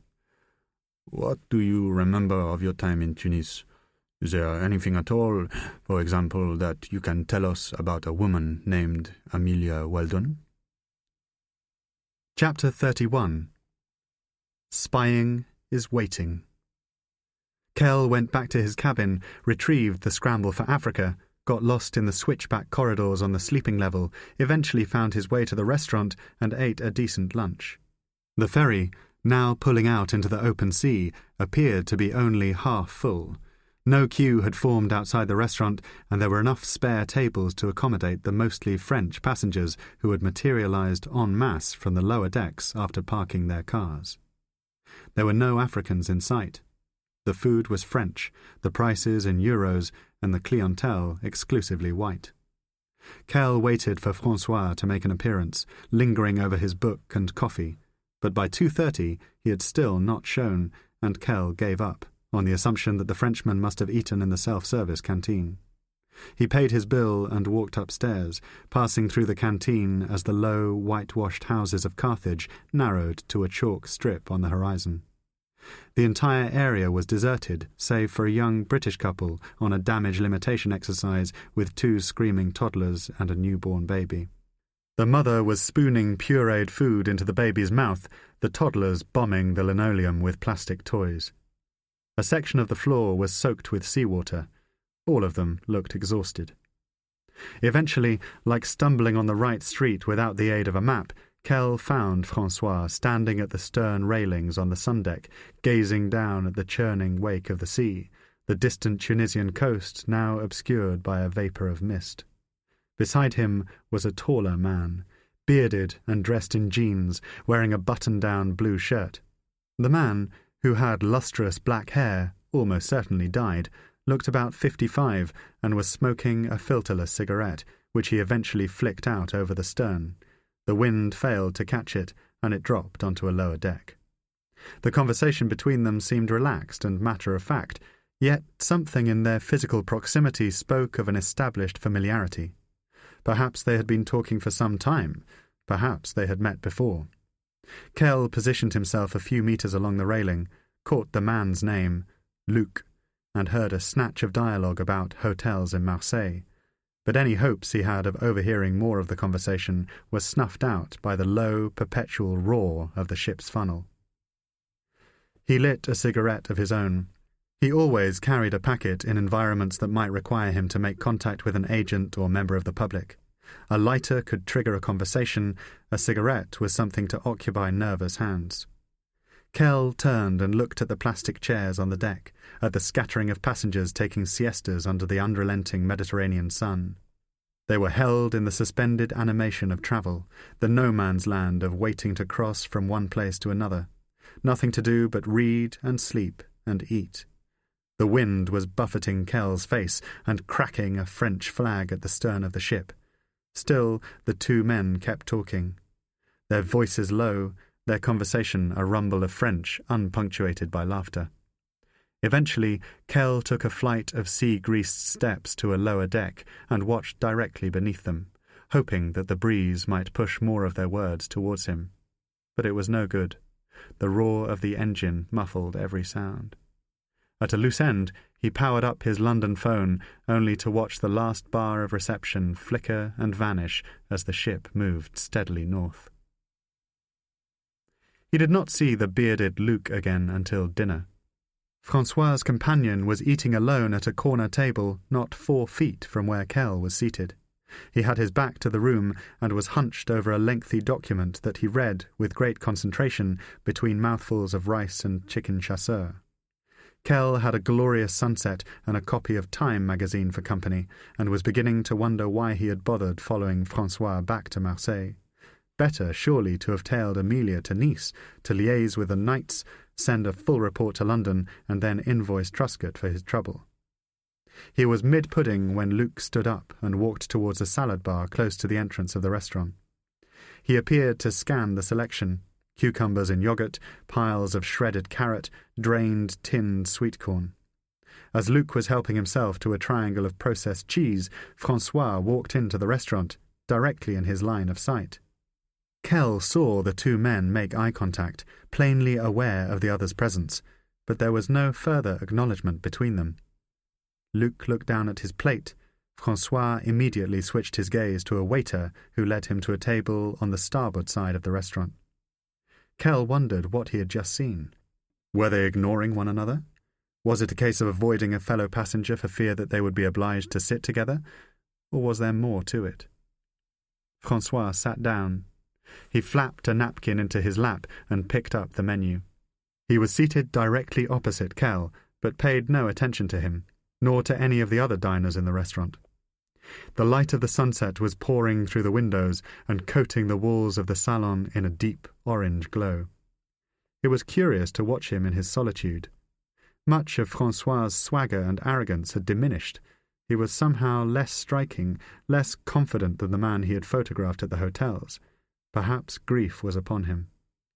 Kell knew all too well how the loss of a parent could snatch at you for months, sometimes years afterwards. His own mother had died from breast cancer in the second year of his career at SIS, a loss with which he felt he had only recently come to terms. Francois had no book for company, no newspaper, and seemed content simply to eat his food, to sip his wine, and to allow his thoughts and gaze to wander. Once, sensing that Kell was staring at him, he caught his eye and nodded, in a way that reminded Kell so completely of Amelia that he was almost tempted to rise from his chair, to introduce himself as an old friend of the family, and to share memories of his mother's life and career. Luc, meanwhile, had finished his meal and was gesturing impatiently at a waiter for the bill. Kell did the same, put the food and wine on a Uniac debit card, and followed Luc out of the restaurant. It was not easy to track him. One switchback, one curious turn of the head, and Luc would have seen him all too easily. The stairs were short and narrow, the corridors of the ship all but empty. Kell tried to maintain his distance, but had to be close enough to spot a sudden turn or a move to a lower deck. In due course, it became apparent that Luc was heading for the sleeping cabins, descending 4 floors to the deck immediately below Kell's room. He was soon into the criss-cross corridors, all sense of direction lost. Halfway along one of the narrow, yellow-lit passages, Luc came to a halt outside his room. At a distance of perhaps 50 meters, Kell observed him punching a 4-digit pin into the lock. The Frenchman went inside, securing a "Do Not Disturb" sign on the outer handle, then closed the door. Kell waited several seconds, walked past the cabin, and made a note of the room number, 4571. He then went back to his own room and read again a Heaney poem that he had enjoyed in Tunis, in order to give Francois time to finish dinner. The name of the poem was Postscript, and on the inside back page of the spirit level, Kell scribbled down a phrase, "the earthed lightning of a flock of swans," that struck him as particularly beautiful. He left the book open on the bed, face down, then headed upstairs with no larger ambition than to sit among the passengers in the entertainment lounge, hoping that Francois would stop by for a drink. If he did so, he would make conversation. If he did not, he would try to speak to him in the morning, perhaps on deck as the ship closed in on Marseille. There was no future in tracking Francois from the restaurant, in trying to break the code to his room. All that he needed was the chance to talk to him and to make an assessment of his character. He wondered if Amelia had told him about her work for SIS. Though it was beyond the remit of the task Marquand had set, Kell wanted to be sure that Francois wasn't going to blow her cover, either by talking to random strangers on ships or when he reached mainland France. If he was satisfied that her son was capable of keeping a secret, he would leave both of them in peace. Chapter 32. Francois Malot finished his dinner, paid the bill in cash, and made his way to the entertainment lounge on the upper level of the ship. He wanted to meet a woman, and yet he did not want to meet a woman. It was a strange split in his mood, a confusion of desires. He felt a need to be outside himself, to engage with a stranger, yet he did not want to become involved in the tiring and complicated rituals of seduction. In any event, what were the chances of meeting a girl on a ship like this? A ferry halfway across the Mediterranean was not the same as a nightclub in Paris or Reims. He would be better off waiting until Marseille and buying a girl, if he could get away with it. He couldn't have risked a prostitute in Tunisia, not with the laws as strict as they were, but a couple of times at the Ramada he had been so starved of sexual contact that he had booked himself in for a massage in the therapy centre just to feel a woman's hands on his skin. It wasn't the same when Amelia did it, rubbing suntan lotion onto his back beside the pool. That wasn't what Francois had wanted. That sort of behaviour confused him. He had been seated at the bar in the lounge for about 10 minutes when he became aware of a man standing beside him, trying to attract the attention of the barmaid. Francois recognized him as the passenger he had seen in the restaurant reading a copy of Time magazine. They had nodded at one another, and Francois had felt his gaze once or twice as he ate his pasta. He assumed, by the man's pale complexion and slightly unkempt appearance, that he was British. The collars of his shirt had lost their stiffness, he was sporting at least a day of stubble, and his shoes were brown and scuffed. Before he knew it, he had caught the man's eye again, and they were making conversation. "Impossible to get a drink round here." Francois shrugged. Though he understood English, he was in no mood to stagger through a stilted conversation with a stranger. Besides, he loathed the British assumption that all foreigners could be spoken to in English. The stranger seemed to detect his reluctance and said, "Vous êtes français?" "Oui," Francois replied. "Vous le parlez?" It transpired that the man's name was Stephen Uniacke, and that he spoke excellent French. At first, Francois was slightly worried that he might be gay, but early in the conversation Stephen vouchsafed that he was happily married and was making his way back from Tunisia after spending a week at a hotel in Hammamet. "How did you find it down there?" "Package tourism distilled to its essence," Stephen replied. "Kids on inflatable sausage rides, fish and chip shops, sunburned Anglo-Saxons everywhere you look. I might as well have stayed in Reading." The barmaid eventually came over. Francois had reached the bottom of a gin and tonic. He wasn't surprised when Stephen offered to buy him another one, and felt that he could not refuse. "Thank you. That's very kind." "My pleasure. Are you travelling on your own?" Perhaps he was gay. Perhaps Stephen Uniacke took holidays in Hammamet because he liked picking up boys on the beach. "I am," Francois replied, wondering whether he would be obliged to tell Amelia's story all over again. He was bored even of thinking about it. "And you live in Marseille?" "Paris." The deliberate brevity of his answer seemed to convince the Englishman that he should change the subject. He had settled at a stool alongside, and now cast his eyes around the room, perhaps while thinking of something to say. "This place looks like it was decorated by Grace Jones with a hangover." It was a very good description. Very apt. Francois laughed and looked across the lounge. A man of about 50 was squeezed into a disc jockey booth with a pair of headphones clamped to his scalp. He was trying to entice a group of overexcited Marseillaise housewives onto the dance floor, but so far only a young boy of about 10 seemed interested. One of the housewives had looked at Francois once or twice, but she was fat and lower class, and he had paid her no attention. The lighting design was retro-purple, a disco ball spinning blurred stars around the lounge. The DJ started playing "Let Me Entertain You," and Stephen mock-coughed into his drink. "Oh, Christ. What is it? On behalf of my countrymen, can I just apologize for Robbie Williams?" Francois laughed again. It felt good to be engaged in a normal conversation with somebody who was bright and funny. Amelia was all those things, but their time together had been different, more like a series of interviews or business meetings in which they were working one another out. One evening in Tunis, when Amelia had gone to bed, Francois had felt like going out and had taken a taxi to a club in La Marsa, but the local nightlife had not been to his satisfaction. He had sat alone at the edge of a dance floor watching Tunis's smug, idle young rich trying to seduce Muslim girls who would surely never sleep with them. Sex in Islam was the ultimate sin for a woman before marriage. The boys wore big watches and preened their hair with vats of gel. One of the girls, wearing too much eyeliner, had flirted with Francois, and he had thought about approaching her for a dance. But you never knew who might be watching. He never knew what he could or could not risk. The Tunisian men all looked slightly overweight and sported sinister moustaches. One of them might have been her boyfriend or brother. He had felt sorry for the girl and wondered what would become of her. "How did you find the food in Tunisia?" Stephen was asking.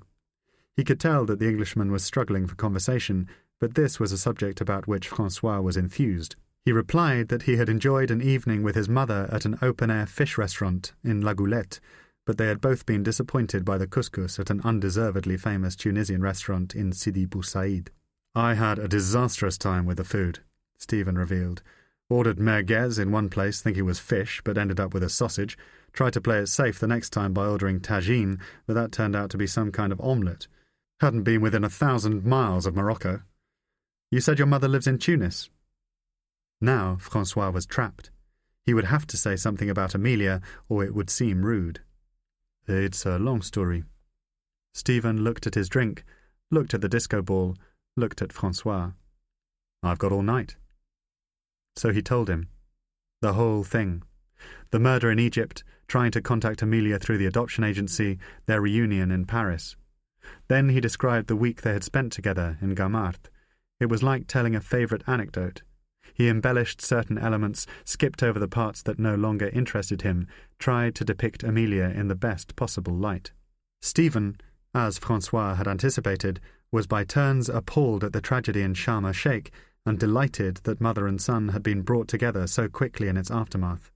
Yet Francois soon began to tire of his sympathy and questions. By 11 o'clock he had reached the bottom of a second drink, the one he had been obliged to buy for Stephen in thanks for the first, and wanted desperately to be free of him so that he could return to his cabin. It was just a question of finding a way to escape. Thankfully, a woman on the opposite side of the bar had been staring at them for some time. At first, Francois could not tell with whom she was flirting.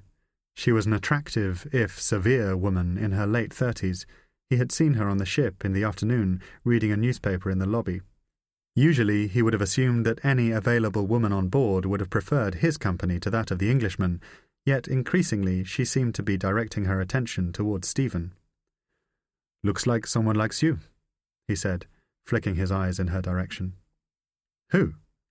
It appeared that Stephen had not even noticed the woman. "Across the bar. The lady with the dyed blonde hair. You want me to invite her over?" Stephen looked across, startled. Francois noted a flush of embarrassment in his cheeks as he caught her eye. She looked away.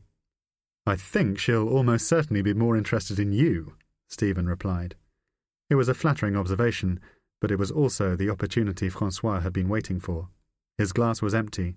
There was a long day ahead. He had every excuse to leave. "No," he said, rising from his stool. "I will leave you to her." He shook the Englishman's hand. "It was interesting to meet you. I enjoyed our conversation very much. Perhaps we will see one another again in the morning." "I hope so," Stephen replied, and with that the two men parted. Chapter 33. It had been a long time since any woman had given Thomas Kell the eye, and he was suspicious immediately. Why now? Why on the boat? As soon as Malo left, the woman went full throttle with her disco seduction, a comely smile, an eyelash enticement, even a smothered schoolgirl laugh when the middle-aged disc jockey in his sparkly booth started playing Billie Jean at top volume. The approach was so gauche that Kell began to think she could only be a run-of-the-mill civilian. Surely no intelligence officer, state-sponsored or private sector, would ever make such an obvious and direct approach. As soon as Francois had left, she was coming over, slipping off her stool, walking around the bar. Kell looked away in the direction of the port-side windows, but there was soon a slice of dyed blonde hair in his peripheral vision, then the bottom of a skirt, a slash of thigh. She was standing beside him. Late 30s, slim, no wedding ring. Their eyes met, and she produced a knowing smile. "You don't remember me, do you?" He didn't. The accent was scrambled, originally French, but with long periods of exposure to North America. He had no idea where or when they might have met. Did she know him as Thomas Kell, or as another man, one of the myriad pseudonyms he had adopted down the years? Was he a spy to this woman, or a consultant? Was he a lawyer or a civil engineer? Had he met her when he was attached to the Ministry of Defence in London, or was she a student from his long-ago days at Exeter University? He could not remember anything about her, and was usually expert at such things. Perhaps she was connected to him via Claire. Kell had always had a blind spot for his wife's colleagues, her cousins, her friends. "I'm afraid I don't... It's Madeleine. You remember? DC?" Kell tried to keep his composure as his memory ran a showreel of highlights from numerous visits to the American capital. Interminable meetings at the Pentagon, a rainy afternoon at the Lincoln Memorial, guided tours of the National Museum of American History, the firing range at Langley, where an overexcited training officer on the farm had tried to instigate a shooting competition between SIS and the CIA. At no point could Kell recall a slim, bottle-blonde Frenchwoman with a scrambled accent playing any part in these proceedings. "DC," he repeated, buying time. Had he met her at a dinner, in a bar, in a nightclub? Kell knew the names and faces of the 11 women he had been to bed with in the course of his life, and this lady wasn't one of them. "It's Michael, isn't it?" she said. He knew then that she had made a mistake. He had never used the legend Michael. Stephen, yes. Tim, Patrick, Paul. Never Michael. "I think you may have confused me with somebody else," he said. "I'm Stephen. Stephen Uniacke. From England. Good to meet you." Kell extended a friendly hand because he did not want to embarrass her. It was perfectly plausible that she had invented an entire phantom story simply to break the ice. "How strange," she replied. "Are you sure?" Her neck flushed red, and the thump of rolling in the deep, the energy in the bar, seemed to isolate her. "I was certain it was you. I'm so sorry." She began to back away, heading towards her seat, as though she had asked a boy to dance and he had refused her. The barmaid seemed to be enjoying the atmosphere of embarrassment and was staring at the woman, probably storing up an anecdote for the later amusement of the crew. Kell was aware that any number of possibilities were still in play. Madeleine could be part of a surveillance team watching Francois. If French intelligence had found out about Malot's relationship with Amelia, they would almost certainly have sent people to track him. Kell's lengthy conversation with Francois at the bar would have been noted. Madeleine, on post in the entertainment lounge, would have known that she had a responsibility to find out more about him. Hence her ridiculous story about Washington. She had not had the time, nor perhaps the expertise, to think up a better cover. "Please, let me buy you a drink," he said, because it was now important for him to ascertain precisely who she was. He could not remember seeing Madeleine at either of the hotels in Tunisia, but that was of little consequence. Even a half-decent DGSE team would have remained under the radar. "I don't want to bother you," she said, with an expression of neediness on her face that precisely contradicted that statement. "Are you sure?" The barmaid was pretending to arrange glasses, but was self-evidently still listening in. Kell was curt with her, ordering 2 red wines and hoping that they would be left in peace. He offered Madeleine the same stool that Malot had only recently vacated. If she was a spy, he could expect several things. Forensic initial questioning about his legend. "Who are you, Stephen? And what do you do for a living?" Then, perhaps, a period of small talk in which Kell would be able to relax and encouraged to drink more alcohol. Then further exchanges that would subtly test the integrity of his cover. For example, if he told Madeleine that Stephen Uniacke was a marketing consultant, he might expect later questions about the details of his job. If he mentioned Reading as his place of residence, an experienced spy would almost certainly say that she had visited the city and perhaps ask questions about local landmarks. If Kell hesitated on any answer or was ignorant on a point of detail, it would untangle his legend. Of course, this worked both ways. Kell had been presented with a similar opportunity to make an assessment of Madeleine. "What did you do in Tunis? Why are you coming back on the ferry?" If the alcohol on her breath was anything to go by, she might prove easy to break down. It was just a matter of asking the right questions. And so it began. The game. The dance. Yet, for the best part of 45 minutes, Madeleine Brive exposed Stephen Uniacke only to the full glare of her blatant sexual desire. She was divorced. She had been on a boring holiday in La Marza with an alcoholic friend whose husband had left her for a younger woman. She part-owned a clothing store in Tours that sold designer labels to rich Loire Valley housewives, and was worried that her 14-year-old son was already smoking a lot of fucking cannabis. Kell was struck by the extent to which she seemed almost entirely interested in her own personality and circumstances, rather than in asking questions of her own. He gave Madeleine ample opportunity to probe Stephen Uniacke for details about his profession, his marital status, his home, but she did not seize any of them. Instead, as a second glass of wine slipped down, quickly becoming a third, the clock drifted past midnight, and she made it clear that she wanted to go to bed with him, even to the point of touching his knee in the manner of a guest on a talk show trying to ingratiate herself with the host. "I have a cabin," she said, a little hiccupy giggle accompanying the pass. "It's very big." "Me too," Kell replied, trying to kill the offer at source. "Mine is very small."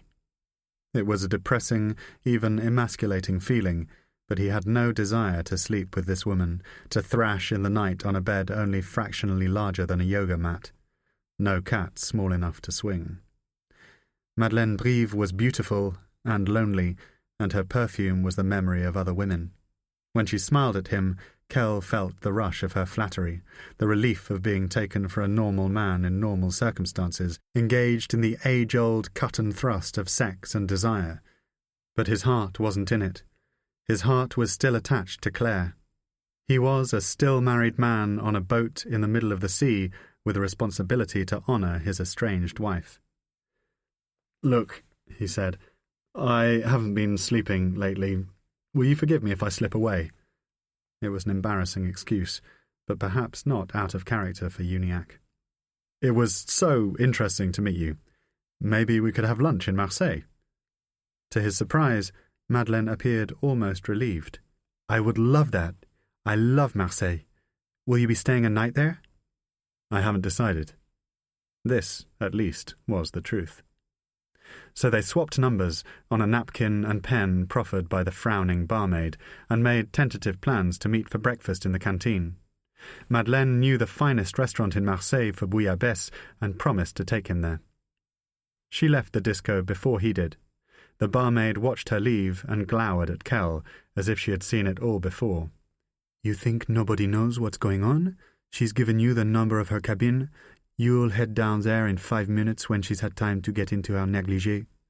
Kell flicked her a look, and she went back to arranging her glasses. 5 minutes later, he was in the bowels of the ship, close to the spacious cabin of the tempting Madeleine Brive, but standing at the door of his own room, tapping in his 4-digit code. An unsettling feeling was upon him, as though he had been tricked or humiliated. Something was not right. Kell cast his mind back to what he had seen at dinner, to the strange encounter between Luc and Malot.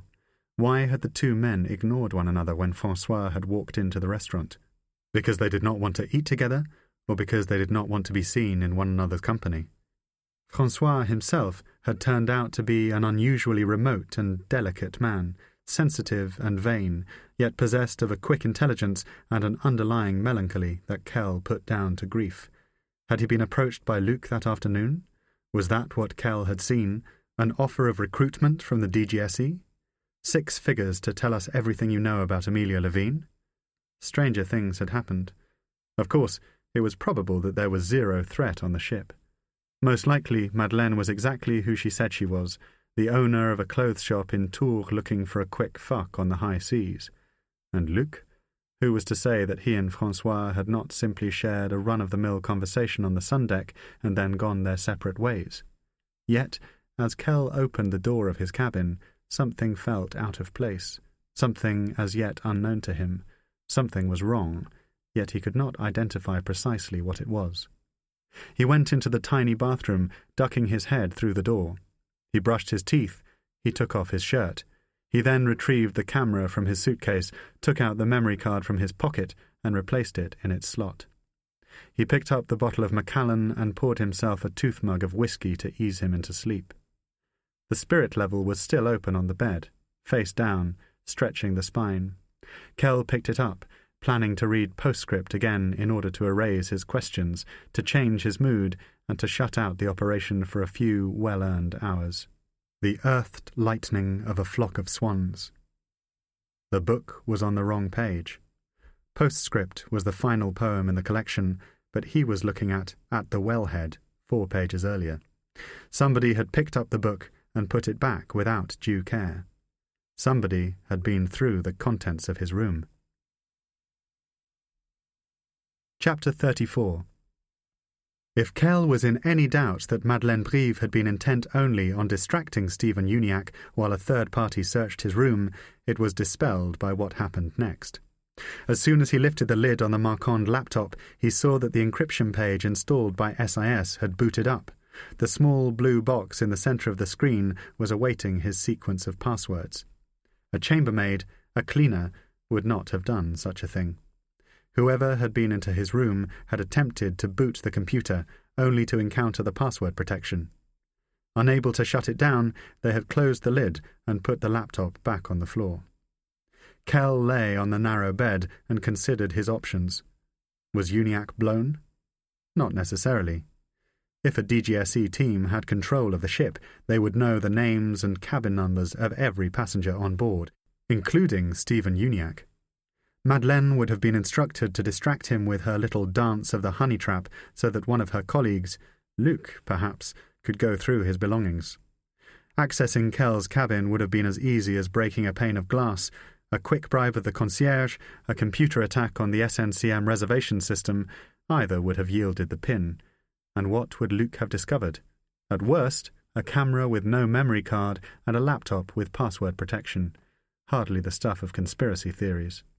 The rest of his belongings were as mundane as they were blameless. Clothes, toiletries, books. Kell was suddenly aware, too late perhaps, of a threat from visual surveillance. A basic low-light camera might have been fitted in his cabin. He was still lying on the narrow bed, arms propped behind his head, and tried quickly to recall how he had behaved since entering the room.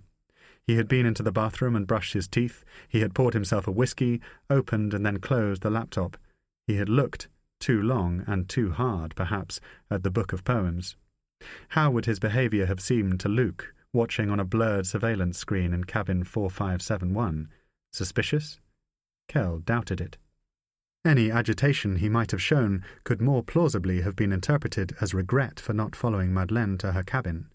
Nevertheless, he set about going to bed, knowing, of course, that if there was a camera concealed in a light fitting or hidden behind the mirror, that he could not go looking for it.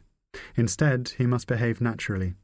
Rising from the bed, as though he had been briefly distracted by an unsettling thought, Kell keyed the 10-digit password into the laptop and typed a random sequence of letters into the computer for several minutes to give the appearance of writing up a report or filling in the pages of a journal. Next, he turned to the spirit level, studying a couple of poems intently as though his earlier behaviour had been some indication of scholarly angst. He then stripped to his underpants, took a T-shirt from his suitcase, and climbed into bed. It was a relief to turn out the light and to lie in the darkness unseen, a taste of whiskey and toothpaste in his mouth. Kell's beating heart kept time to the thrumming of the engine, and he felt enclosed by the womb of the ship. As soon as the ferry came within signal range of the European coast, Kell knew that he would be obliged to call London with an update. He had 3 options. He could tell Jimmy Marquand that Amelia Levine, the chief designate of the Secret Intelligence Service, had an illegitimate son.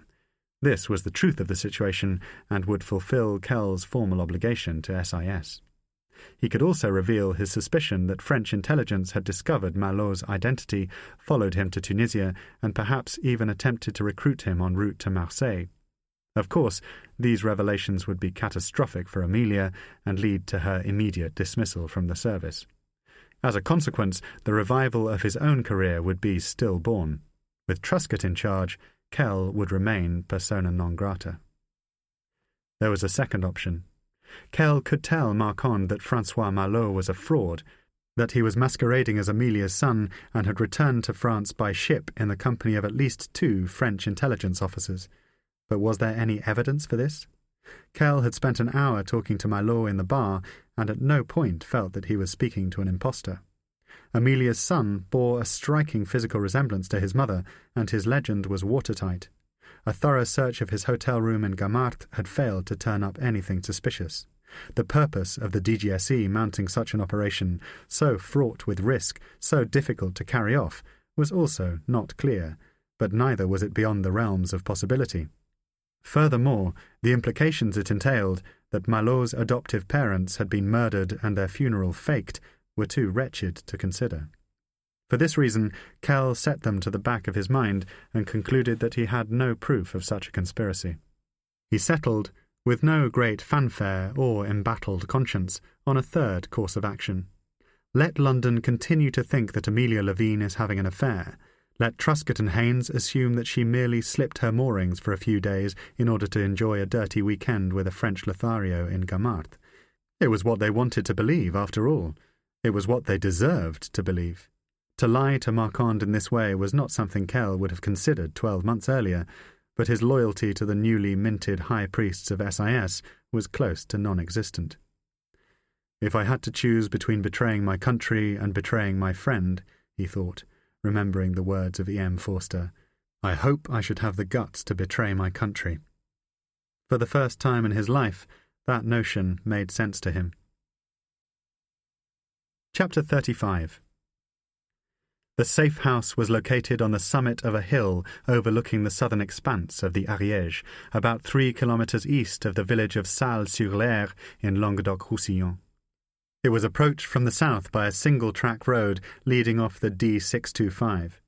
The track passed the house in a tight loop and turned sharply downhill past a ruined windmill before rejoining the main road to Castelnaudry about 2 kilometres to the southeast. There were usually only 2 guards at the house, Hakim and Slimane. That was more than enough to keep an eye on Holst. Each man had his own bedroom on the first floor with a shelf of pirated DVDs and a laptop computer. In the downstairs living room there was a large television equipped with a Nintendo Wii, and the 2 men spent as many as 4 or 5 hours every day playing rounds of golf in St. Andrews, games of tennis at Roland Garros, or fighting Al-Qaeda insurgents in the back streets and caves of a cartoon Afghanistan. They were forbidden to bring women to the house and lived off a steady diet of roast chicken, couscous, and frozen pizzas. Holst himself was locked in a small room between the entrance hall and a large ground-floor bedroom at the southern end of the house. There were 2 doors leading into his makeshift cell. The main door, linked to the entrance hall, was secured by a padlock. The second, which connected the cell to the bedroom at the back, was held in place by 2 metal bars mounted on hooks. The boss had built a sight glass into both doors to monitor Holst's movements and behaviour day and night. Holst received 3 meals per day and was allowed to exercise for 20 minutes every afternoon on a small patch of grass behind the house. The exercise area was bordered on 3 sides by a 12-foot hedge so that Holst could not be seen by passers-by. He had never refused food and made no complaint about the conditions in which he was kept. If he needed to go to the bathroom, there was a bucket in his cell which Hakim and Slimane emptied at meal times. From time to time, Slimane would grow bored and agitated and do things that Hakim didn't think he should do. On one occasion, for example, Slimane took his knife and put a gag in Holst's mouth, then heated the blade on the gas stove and got a kick out of watching Holst wince and moan as he drew circles round his eyes. They never hurt him, though. They never touched a hair on his head. The worst thing, maybe, was when Slimane got drunk and told Holst about a girl he had raped. That was a really bad story, and Hakim had gone in and got him to cool down. But generally, Hakim believed that the prisoner was being treated with dignity and respect. After a week, on the instructions of the boss, Holst had been allowed a television and some DVDs in his room, which he watched for up to 16 hours every day. As a further gesture of goodwill, and against all protocol, Hakim had let Holst sit with him in the living room one evening, albeit while handcuffed to a chair, to watch a football match between Marseille and a team from England. He had given him a beer and explained that it would not be long before he was allowed to go back to Paris. Hakim's only moment of real concern arose in the middle of the 2nd week, when a neighbour happened to pass by the house and inquire if the owners would be returning in the autumn. The sight of a shaven-headed Arab in the rural Languedoc had evidently surprised the man, who had quite literally taken a step backwards when Hakim had opened the door. Only a few metres away, Slimane had stuffed a dishcloth into Holst's mouth and was leaning a gun into his groin to prevent him from shouting for help. Hakim had said that the owner was a friend from Paris who would be arriving within the next few days. Thankfully, the boss himself did indeed turn up the following afternoon, and any concerned neighbours with binoculars trained on the house would have been gladdened by the sight of a bearded white man mowing the grass in his shorts and later diving into the outdoor pool. On a clear day, it was possible to see the distant foothills of the Pyrenees across the flat expanse of the Ariège, but on the morning of Hakim's weekly trip to Castelnaudry, a storm had blown in from the Basque country and drenched the property in an inch of warm summer rain. Hakim went first to the hypermarket at Villefranche-de-l'Oranger to buy basic provisions, as well as Bandol rosé for Valerie and a bottle of Ricard for the boss. In a pharmacy in Castelnaudry, he fetched the asthma medication for Holst and bought himself some deodorant and aspirin, both of which were running low in the house. Slimane had put in a request for several pornographic magazines, which Hakim purchased in a tabak from an elderly woman who did nothing to disguise the fact that she considered the presence of an Arab in her shop an affront to the dignity of the Republic.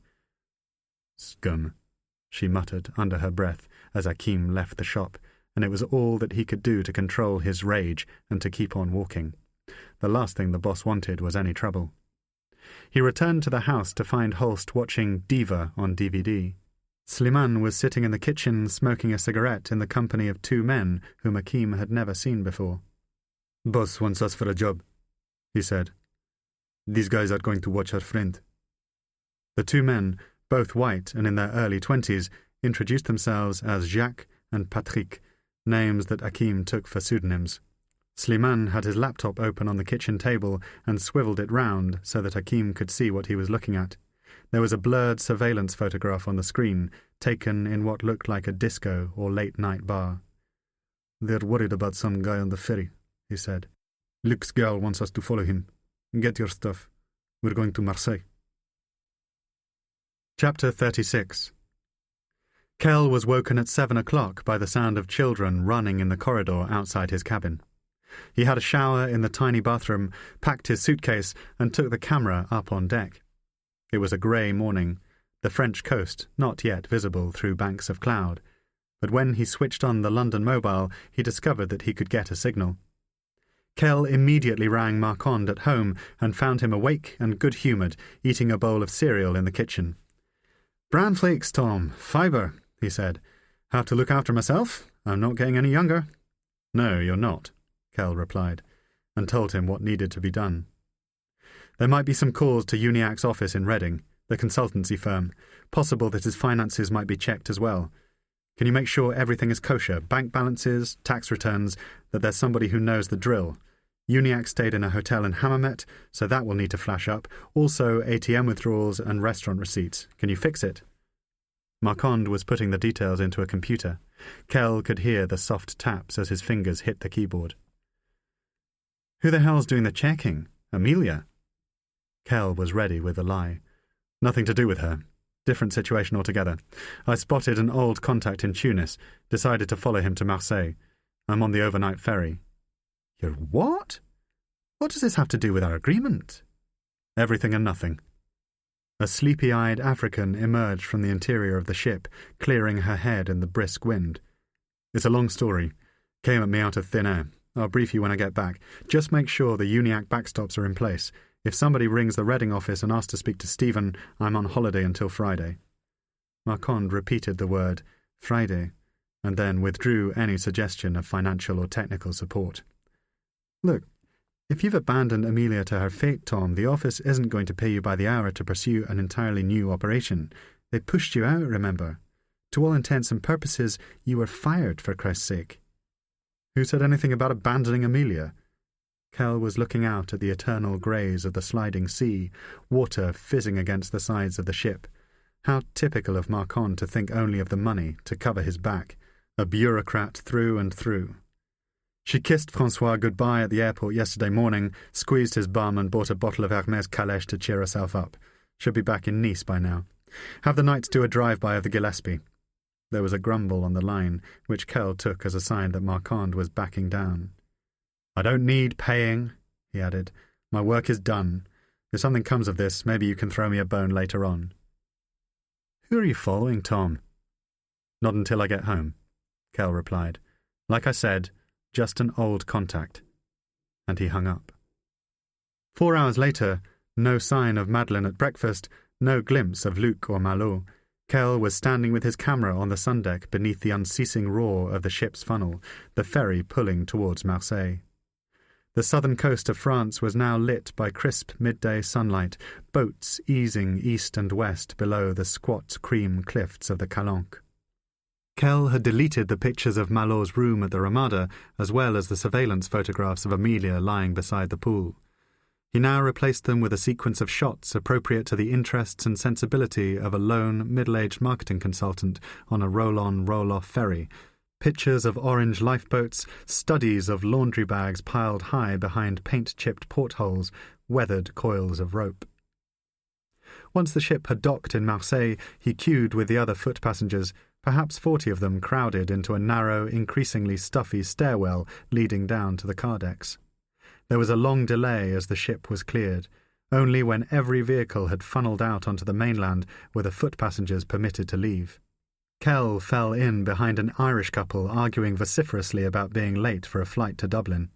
They shuffled en masse down a carpeted corridor towards a prefabricated building at the southern edge of the dock, where customs officials were inspecting random bags on formica tables. If the DGSE remained suspicious of him, Kell knew that he would now most probably be stopped and his luggage searched. That was page 1 of the operational handbook. He was confident that they would find nothing to link him to Malo. The photos were gone, and he had destroyed the Uniac receipts from the Valencia Carthage. As long as Marquand had generated a paper trail for Uniac in Hammamet, he would be fine. In the event, Kell was allowed to pass through the customs area without incident and found himself in a slow-moving queue for immigration. There were no split channels for EU citizens, and several of the foot passengers ahead of him were carrying Tunisian and Algerian passports. Kell, aware that Luc or Madeleine could be watching from behind a screen of one-way glass at the side of the immigration area, was surprised by the extent of his own anxiety. To occupy himself, and to convey an impression of calm, he read a couple of passages of The Scramble for Africa, then checked the messages on his London phone. Claire had called. A voicemail had been left in the early hours of the English morning. Kell could hear, by the rushed and surly tone of her voice, that she had been drinking. Her anger at his failure to appear in Finchley had now crystallized into a typical rant. "Tom, it's me. Look, I don't see why we're bothering anymore, do you?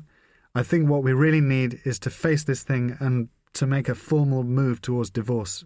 It's obviously what you want." There was a brief pause in the message, then silence. Kell pressed 9 to save what he had heard, then moved to a second message.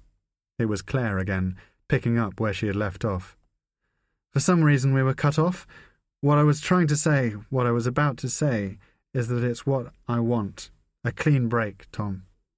She had probably been into her second bottle of red, a couple of gins too, if history was anything to go by. There was another pause in the message, a gathering of thoughts. Kell knew what was coming. Claire had a standard game plan whenever she sensed that her husband was drawing away from her. "Look, Richard has invited me to go to California. He has a series of meetings in Napa and San Francisco, and it only seems fair to tell you that I've booked my flight and intend to go. Or, rather, Richard has booked my flight. He's paid for the ticket. I'll probably be gone by the time you get back, wherever you are, whatever's going on. It's your business, so—" Another cut-off. There was no further message. Kell, winded by shock and jealousy, put the phone in his back pocket as he was ushered forward by a mustachioed passport inspector with blonde highlights in his hair. A quick glance at the passport, and Stephen Uniacke was waved through. A consultant, a married father of 2, not a soon-to-be-divorced husband with a wife jetting off to California in the arms of another man, not a childless spy on the trail of a friend's secret son, not Thomas Kell. He was soon outside, into the heat and thrash of Marseille. At the perimeter of a congested traffic area, a temporary roundabout taking vehicles in and out of the docks, Kell looked around, knowing that invisible eyes, in cars, in windows, would be watching Stephen Uniacke. There is no such thing as paranoia, an SIS elder had once told him many years earlier. There are only facts. It had sounded like a clever thing to say, but in practice it was meaningless. In counter-surveillance there were no facts. There was only experience and intuition.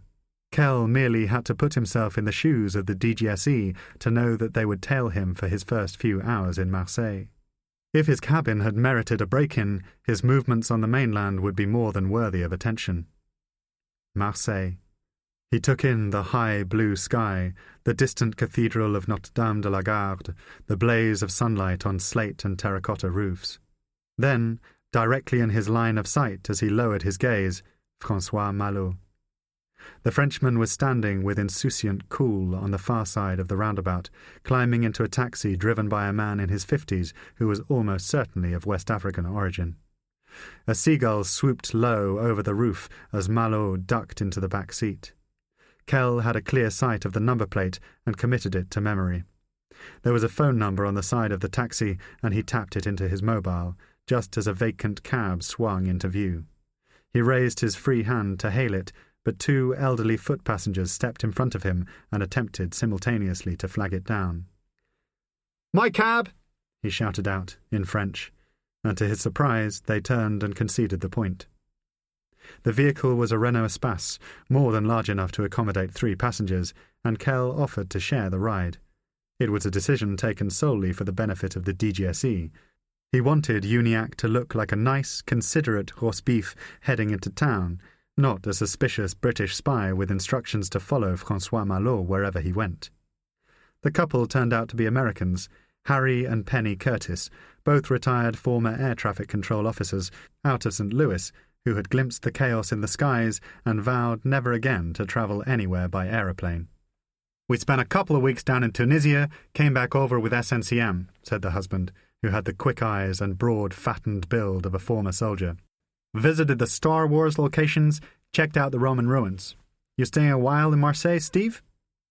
Kell concocted a story for the benefit of the driver, who might later be questioned by the DGSE.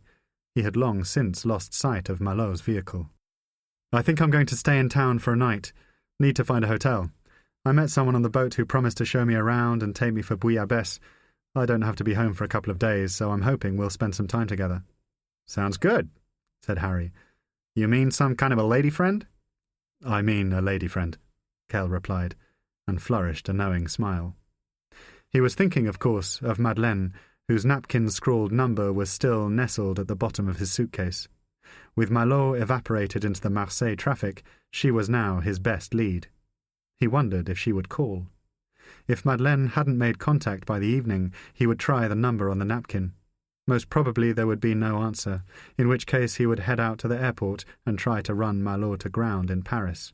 "We got a train leaving Marseille at 5, said Harry, scratching what looked like an infected mosquito bite on his forearm. "TGV up to Gare Lyon." "Lyon," said Penny, because her husband had rhymed Lyon with lion. Kell smiled, and she returned his grin with a wink. "Then a whole week in Paris, can you believe it? The Louvre, Musée d'Orsay, all those shops, all that food," Harry added, and Kell had a sudden sentimental desire to join them on the 5 o'clock, to hear their stories of St. Louis, to share in their joy at being in Paris. "I hope you both have a wonderful time," he said. Chapter 37. It did not take long for Amelia Levine to clean up the loose ends of her truncated visit to France. There was a chambermaid at the Hotel Gillespie who had agreed, for the sum of €2,000, to say nothing about Madame Levine's prolonged absence from her room. Amelia had paid her half in advance on the morning of her flight to Tunis, and now settled the debt as she packed her belongings, the chambermaid having made a special visit to her place of work in mid-afternoon from her home in the suburbs of Nice. Next, Amelia put a call through to the Austrian divorcee who had organised the painting classes. Brigitte Wettig accepted Amelia's effusive apologies for abandoning the course after less than 2 days, but assumed that she had been sick or something, and seemed concerned only that Mrs. Levine would now demand a refund. "Of course not, Brigitte, and one day I hope to be able to return. You really do have the most wonderful set-up here." 3 hours after landing in Nice, Amelia was on her way back to the airport, having retrieved her personal effects from the boot of the hire car in Rue Lamartine. By 8 o'clock she was in London, en route by cab to Giles's house in Chelsea. They had arranged to eat supper together. Amelia had told her husband that she had something important that she wished to discuss with him. They picked a favourite Thai restaurant at the western end of King's Road. Giles ordered a green curry, Amelia a chicken and basil stir-fry. It was late on a Saturday evening, and there were perhaps a dozen other customers in the restaurant, none within earshot, and most on the point of asking for the bill. "So, you had something you wanted to say," Giles began, hoping to get the more awkward part of the evening out of the way so that he could enjoy his curry in relative peace. Whenever Amelia called a summit meeting of this kind, it was usually to confess that she had slipped up again with Paul Wallinger, her long-term lover. Giles was long past caring, and, frankly, would have preferred not to know. It irritated him that his wife always chose one of their favourite restaurants in which to vouchsafe her indiscretions, thereby preventing him from giving expression to his rage with a full-scale row. "I'm afraid I haven't been entirely honest with you about something in my childhood." That was a new line. Usually it was, "I'm afraid I've behaved rather unkindly," or "I'm afraid you're not going to be pleased."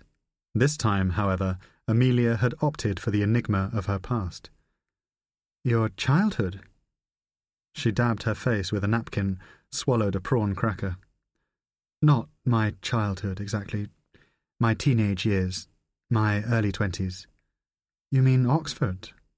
"I mean Tunisia." And so it came out. The story of her affair with Jean-Marc Domal, the birth of their child, the boy's adoption by Philippe and Janine Malot. Giles's curry arrived, but he found that he could not eat it, so great was his sense of shock and near revulsion.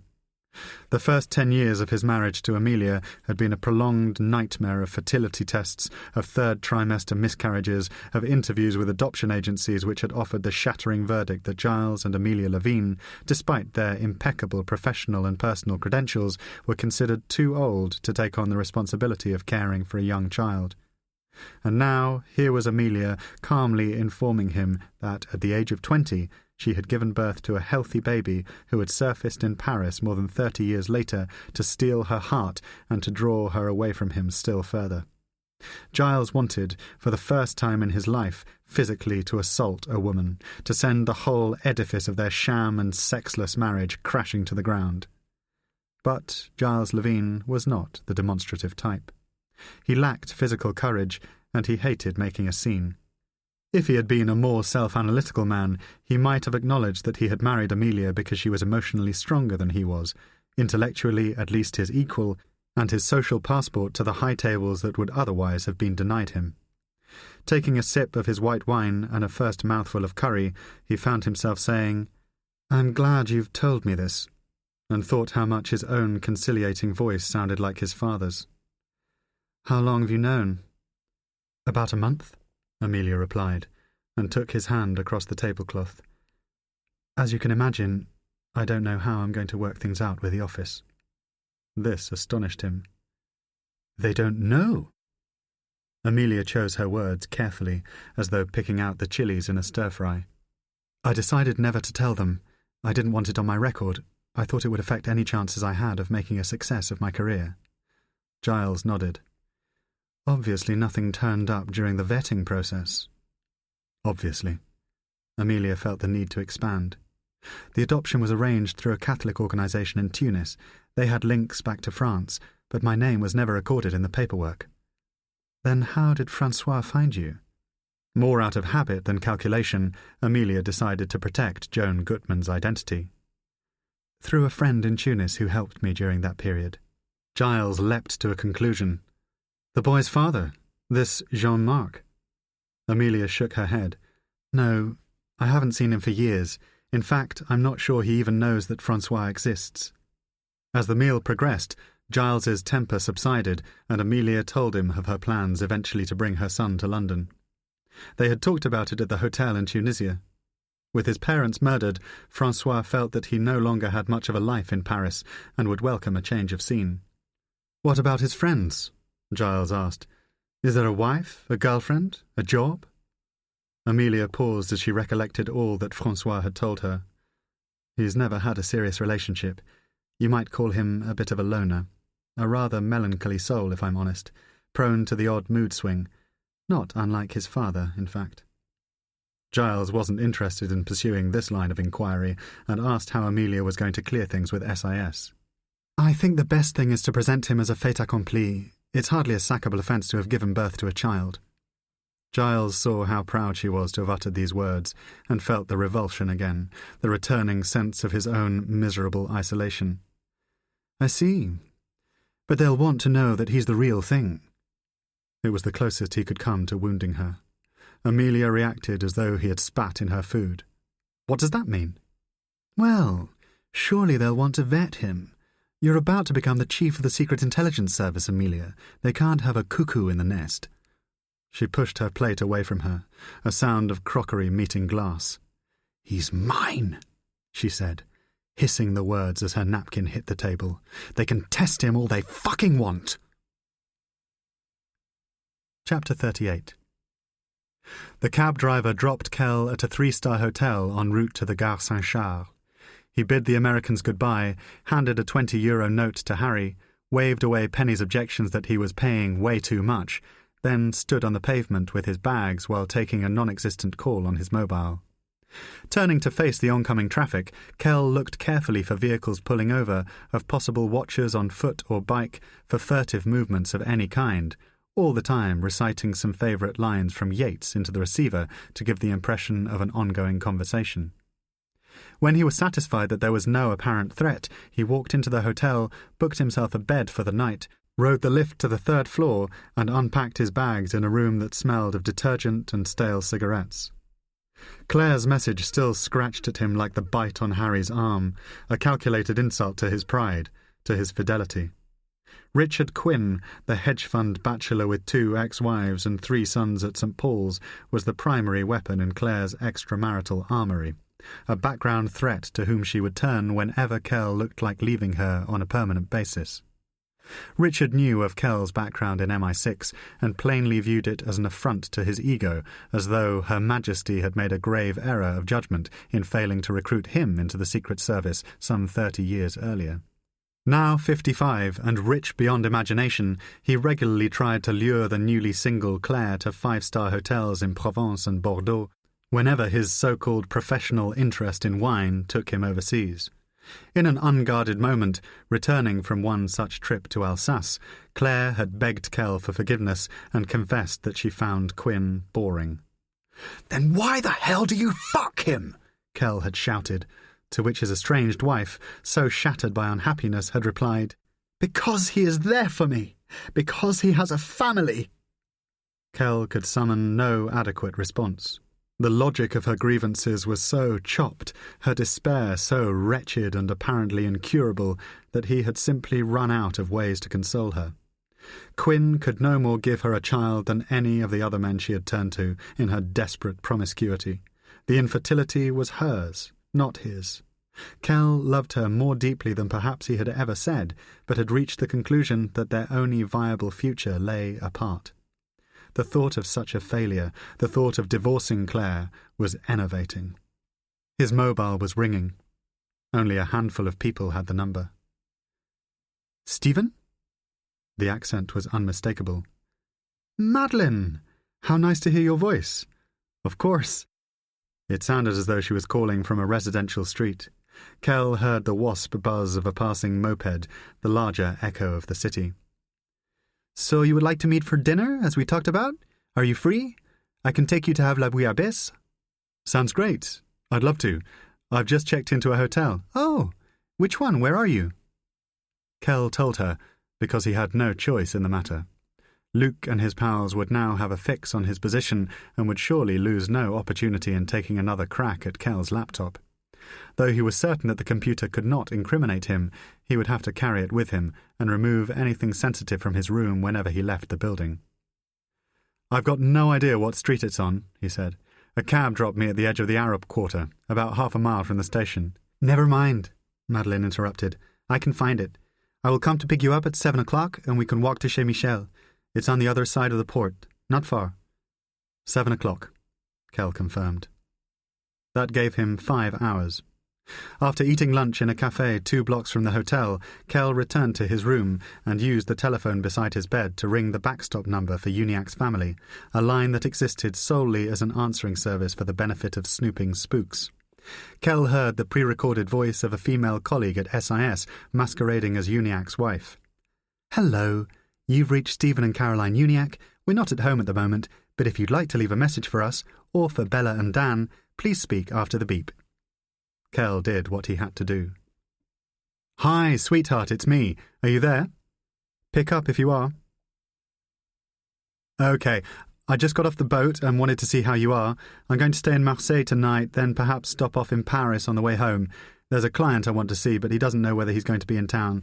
I might get a flight back to London tomorrow and be home for supper, or I might be in Paris for a couple of days. Anyway, I'll let you know. Beautiful weather here. Going for Bouillabaisse tonight?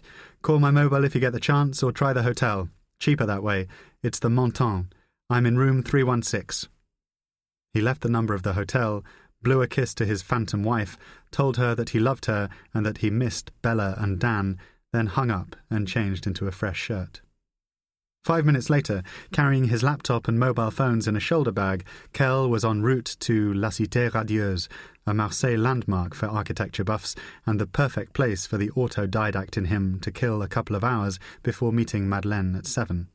The 20-something cab driver he flagged down on Rue de la République was new in town and had never heard of Le Corbusier, so Kell put him in the picture.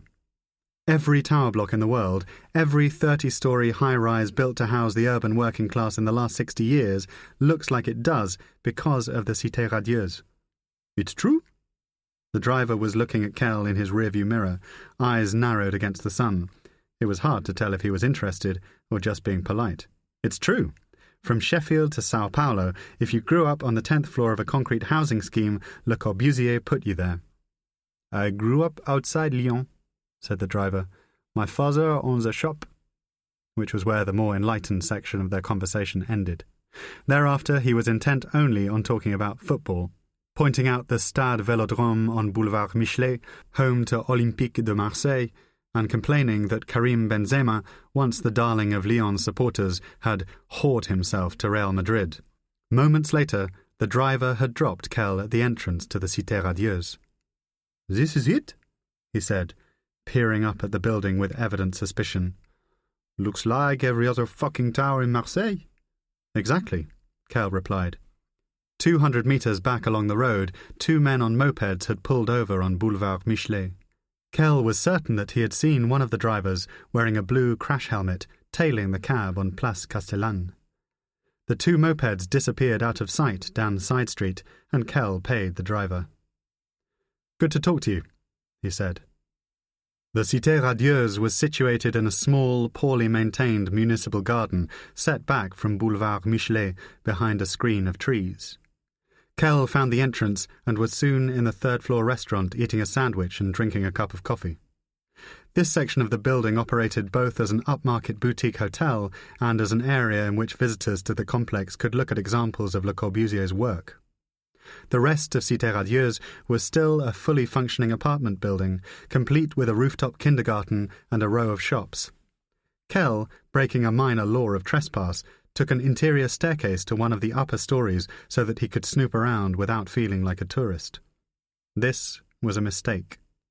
Emerging into a long, black-red corridor, dark as a throat, he found himself entirely alone, with little sound except the occasional murmur of a television or radio in one of the apartments. Halfway down the corridor, which was blocked off at the far end, Kell heard a noise behind him and turned to see 2 young Arab men in tracksuits moving towards him. He thought immediately of the moped drivers. One of them, brandishing a metal pole, said in English, "Hello, mister. Can we help you?" But Kell was under no illusion that they were residents. La Cité Radieuse was too affluent for a couple of migrant kids in tracksuits to be renting an apartment. "I don't think so," he said, replying in French, but already setting his shoulder bag on the ground so that he could move and react more freely. "I'm just looking around. Big fan of Corbusier." "What have you got with you?" said the older of the 2 men, nodding at Kell's bag. Kell saw the glint of a knife in his left hand, the blade briefly catching the dull yellow glow of a light in the doorway of an apartment. "Why?" he replied. "What's on your mind?" Nothing more was said. They came for him. Kell picked up the bag and threw it very quickly across the floor, hard enough that the man with the knife was briefly knocked off balance. Rather than turn to retaliate, however, the man moved several paces back down the corridor and picked up the bag, leaving his friend to fight alone. The second Arab was older, but shorter and more agile than the first. Kell felt the numb slowness of his middle-aged bones as he wheeled to confront him. There was noise now, Kell shouting loudly in French to alert the residents, projecting strength, watching the metal bar and looking constantly for the flash of a second blade. He was effectively trapped at the end of the corridor with nowhere to turn, no space in which to run. In front of him, about 10 metres down the corridor, silhouetted by a distant whitewashed wall reflecting outdoor light, the younger man shouted out, "Okay, I've got it," just as his accomplice moved in to strike. Rather than use it as a weapon, he hurled the bar, but Kell had time to duck as it whistled past him, clanging into a door at the back of the corridor. The Arab came at him now, throwing a punch that Kell took in the ribs. He was able to catch his attacker in his momentum to grab at him. They were thrown to the ground, and Kell, drawing on some vague and distant memory of a Fort Monkton fight class, pressed a finger into the man's left eye and drove it deep into the socket. "Let's go!" his accomplice shouted. Kell saw the younger man at the edge of his vision as he drove his hand up into his attacker's throat, pushing his neck backwards. At the same time, a knee thumped into his groin, slowly and almost without force, but pain was soon shunting into Kell's gut and spine so that he groaned and swore, again trying to gain a hold on the Arab's neck. His assailant somehow freed himself, days-old sweat like a taste in Kell's mouth, and launched a kick directly into his face. Kell brought his arms up around his head, trying to get to his feet, but the younger man had joined them and was standing above him, swearing triumphantly in high-pitched Marseille Arabic and landing heavy kicks repeatedly into Kell's arms and legs. He was terrified that he would now use the knife. Just then, a commotion behind them, a door opening in the black-red corridor. There was a voice in the dark. "What the fuck is going on?" a woman shouted in French, and the two assailants ran, scooping up the shoulder bag and taking it with them, trainers squeaking on the linoleum. Kell swore after them, defeated and lying on the ground. They had the laptop, the camera, the Marquand mobile, the Uniac passport. They had everything. The woman came towards him. "Jesus," she said, "are you all right?" Chapter 39. There were police, there were paramedics, there were a great many concerned neighbours from all corners of La Cité Radieuse. There was also, of course, the shame of being mugged, that particular sense of humiliation which comes in the aftermath of a thorough defeat. But mostly, Kell felt the dread of bureaucracy, of form-filling, of enforced visits to local hospitals, of the pity and fuss of strangers. He was obliged to see a doctor who issued a certificat médical which confirmed that Kell had suffered no serious physical damage save for a severe bruise on his left bicep and another on his left thigh, both already the colour of aubergines. His right kneecap had swollen slightly, and he had a cut above the eye that did not require stitching. Both Claude, the French paramedic who examined him at the scene, and Laurent, the lugubrious police officer who had only that morning arrested Toi putain de beurre, recommended that Kell stay overnight and submit to a full medical examination in hospital. "You could be in shock," said Claude. "You ought to have a blood test," said Laurent. There was no way of knowing if Monsieur Uniac had sustained internal injuries. Kell, who had spent exactly 1 day in bed with illness since the age of 15, had always been a firm believer in listening to his own body rather than to the risk-averse counselling of jaded public servants. On this occasion, his body told him what he wanted to hear, that he would be a little stiff in the morning, a little older, and that the injury to his knee would cause him to limp for several days. Otherwise, the fight had damaged no more than his pride. It had also placed Thomas Kell in the awkward position of having to give a sworn procès-verbal to the Marseille police in the name of Stephen Uniac. This was contrary to the spy's DNA, to every impulse he possessed to keep a low profile when conducting an operation overseas. Yet, if the DGSE was going to send 2 Arab thugs to beat him up, Kell figured he didn't have much of a choice. It took less than 5 minutes in Laurent's spruce Citroën Zara to reach police headquarters half a mile away, thanks to the traffic-parting wail of a siren. The building was a sandstone 3-storey Haussmann throwback in an otherwise hyper-modern Marseille suburb with a predictable mix of late-afternoon clientele idling in the lobby, jumpy pickpockets, protesting drug dealers, breathalyzed post-lunch businessmen, pensioners with a grudge. Kell was fast-tracked into an office on the 2nd floor and interviewed formally by Laurent and his partner, Alain, a 30-something hard man with salt and pepper stubble and a gleaming firearm, which he touched from time to time, like someone stroking a cat. Kell was asked for a full inventory of his shoulder bag and listed the contents as best he could, well aware that Jimmy Marquand and the bean counters at SIS would require a copy of the official police statement in order to reclaim the laptop and camera on insurance. Such was the box-ticking small-mindedness that had overtaken the service in recent years. After 30 minutes, he was taken into a second room and shown a series of mugshots of local North African hoodlums, none of whom matched the descriptions of the two men who had assaulted him. It was already 7 o'clock by the time Laurent was satisfied that he had covered every detail of the attack, asking Kell to sign the official plainte contre X and apologizing, much to Alain's evident distaste, that, as a British tourist, he had fallen prey to an immigrant crime. Kell, who was in no doubt that his two assailants had stolen his laptop and phones to order, thanked both policemen for their patience and professionalism and asked to be driven back to his hotel as soon as possible so that he could rest before travelling to Paris in the morning. Laurent was on the point of agreeing when the telephone rang. He picked it up and said, "Yes?" then embarked on what Kell assumed was an internal call. "Oui, oui," the policeman muttered slowly, before a half-smile broke out on his face. Laurent nodded his head and made happy eye contact with Kell. Something had happened. "It appears that your bag has been found, Monsieur Uniacke," he said, hanging up the phone. "It was dropped outside La Cité Radieuse and picked up by a member of the public. One of my fellow officers is bringing it to you now." 3 minutes later, there was a knock at the door, and a third police officer walked into the room. He was wearing regulation black boots and a crisp navy blue uniform.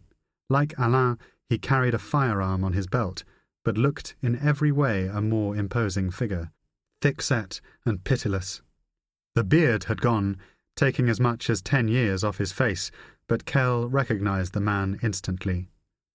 It was Luc. Chapter 40. That Luc had bothered to shave off his beard told Kell everything he needed to know. Malot's companion from the boat intended to interview him while impersonating a police officer and did not want to run the small risk that Kell would recognize him. He said, "Bonjour," in an upbeat fashion, passed the shoulder bag to Laurent, and introduced himself as Benedict Voltaire, a pseudonym as preposterous as any Kell had ever encountered. "So, what happened here, please?" he asked in English, settling into a chair that Alain had vacated, as though making way for a visiting dignitary. Kell noted the extra stripe on Luc's shoulder, outranking his two putative colleagues. He was either a senior police official or, more likely, a French intelligence officer who had persuaded Laurent and Alain to let him masquerade as a cop. "Monsieur Uniacke is a British national. He was visiting La Cité Radieuse when he was attacked by two Arab youths. They took his bag, but it looks like he got lucky." "It does look like that, yes," Luc replied, this time in French. He had the cracked, gravelly voice of a heavy smoker and was studying Kell's face intently, as though delaying the inevitable moment when he would expose him as a liar. Laurent had unzipped the bag. "Would you like to check that nothing is missing?" He passed the bag over the desk, and Kell quickly began to remove the contents and to place them, one by one, amid the paperwork and mugs in front of him. The laptop was the first item to emerge, not damaged in any way. Next came the camera, then the Marquand mobile, which was still switched on.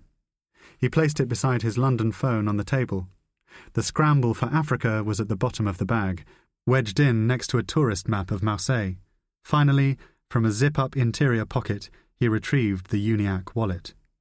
"Two cell phones?" said Luc, a rising note of suspicion in his voice. Kell knew that he was in a scrap potentially far more dangerous than his earlier fight in the corridor. The SIM would have been checked and traced, and he prayed that Marquand had erased Uniacke's trail through Nice. It was only by sheer luck that Kell's London phone had not been stolen. Had Luc been given access to that, it would have been game over. "That's right," he said, picking up the Marquand phone and inspecting it. "I have one for work, one for personal stuff."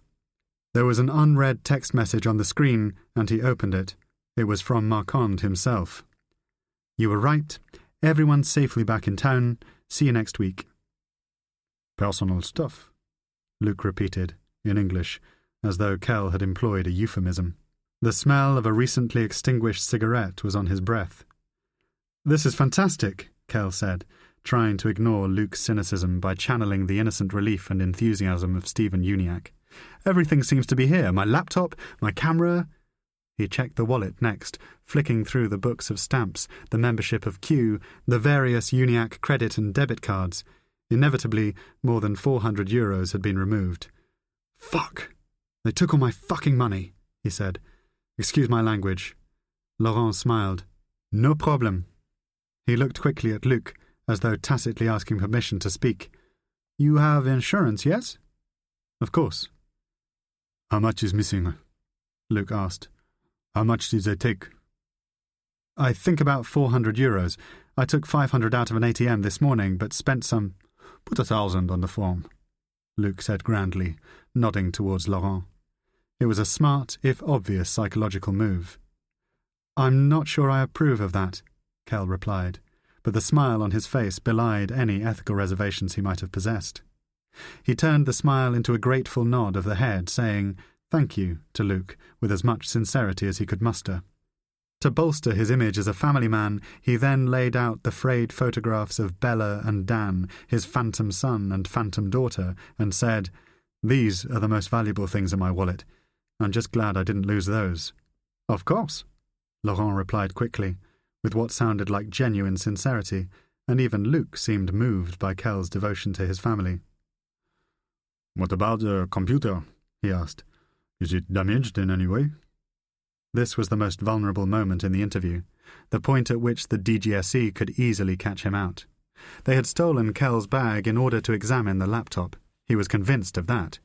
He was also convinced that they would not have returned the computer to him unless they had failed to crack the encryption. Even had they done so, it was unlikely that French tech ops would have found anything incriminating. In the hotel, Kell had run an SIS-installed software program that erased the user's digital footprints, replacing them with a series of benign cookies and URLs. The DGSE would have found only the emails and search engine history of Stephen Uniacke, marketing consultant and family man, reader of the Daily Mail and occasional gambler with Paddy Power. The Uniacke legend was so watertight, it even had an account with Amazon. "Is it working?" Luke asked, rising to his feet after Kell had flipped the lid and powered it up. It was obvious that he was coming round the desk in order to watch Kell typing in the password. Kell had no choice but to do so without complaint, tapping in the 10-digit code right under Luke's direct and unembarrassed gaze. "Why do you have a password, if I may ask?" "I work as a consultant," Kell replied, again channeling his alter ego's guileless integrity. "We have a lot of high-net-worth clients who wouldn't want information about their businesses falling into the wrong hands." He remembered the moments he had spent staring at the laptop screen in his cabin under the possible surveillance of a DGSE camera, and found a way of explaining it. "Trouble is, I always forget the code because it's so bloody long." "Of course," said Luke, who hadn't moved an inch. "Is there something you wanted to see?" Kell asked, looking back over his shoulder with what he hoped was the mild suggestion that Benedict Voltaire of the Marseille Constabulary was beginning to encroach on his privacy. "Everything seems to be working fine." This was enough to deter him. Reaching up to stroke the beard that was no longer there, Luke walked towards a double-glazed window at the southern end of the room and looked out over the back of the building. He tapped a couple of fingers on the glass, and Kell wondered how he would make his next move. Surely the DGSE was now convinced of his innocence. Surely he had nothing to link him to Amelia or Malot. "What were you doing in Marseille, Mr. Uniacke?" Kell's instinct was to insist that he had already answered such questions many times since the attack, but it was vital not to rise to Luke's provocations. "I was in Tunisia on holiday. I came over on the ferry last night." Luke turned to face him. "And was there anybody on the ferry who may have antagonized you, who may have had a reason to follow you in Marseille and to attack you?" It was not the line of inquiry that Kell had expected. Where was Luke going with this? "I don't think so. I talked to a couple of people in the bar, to some others in the queue while we were waiting to disembark. Otherwise, nobody. I was mainly reading in my cabin." "No arguments, no problems on the boat?" Kell shook his head. "None." It was almost too easy. "No arguments," he said, a sudden wince of pain in his knee. In a room nearby, a man suddenly raised his voice in violent anger, as though enraged by a wild injustice. The building then became quiet again. You said to my colleague that you are on your way to Paris. This was a slip. Kell had told Laurent of his plan to leave Marseille before Luc had arrived. Clearly, he had been eavesdropping on the formal police interview. Yes, I have a client in Paris who may be in town over the next few days. I was going to go up there to meet him. If he doesn't show up, I'll probably just go home. To Reading? To Reading via London, yes. Kell was suddenly tired of the second-rate interrogation, of Luc's supercilious machismo. It was obvious that they had nothing on him.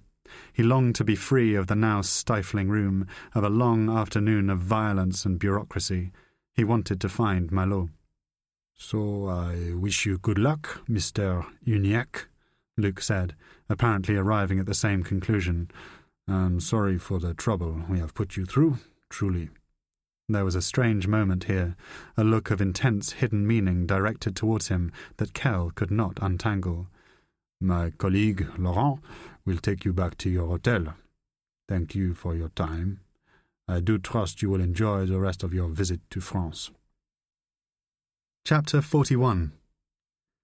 At Kell's request, Laurent dropped him at the corner of Rue Breteuil and Quai des Belges so that he could walk back to his hotel past the old port. He was already over an hour late for Madeleine Brive and wanted to cancel their plan for dinner, using the excuse that he had been robbed and beaten up. There was no advantage to be gained from meeting her. The DGSE held all the cards, and she would simply oblige him to spend several more hours masquerading as Stephen Uniacke.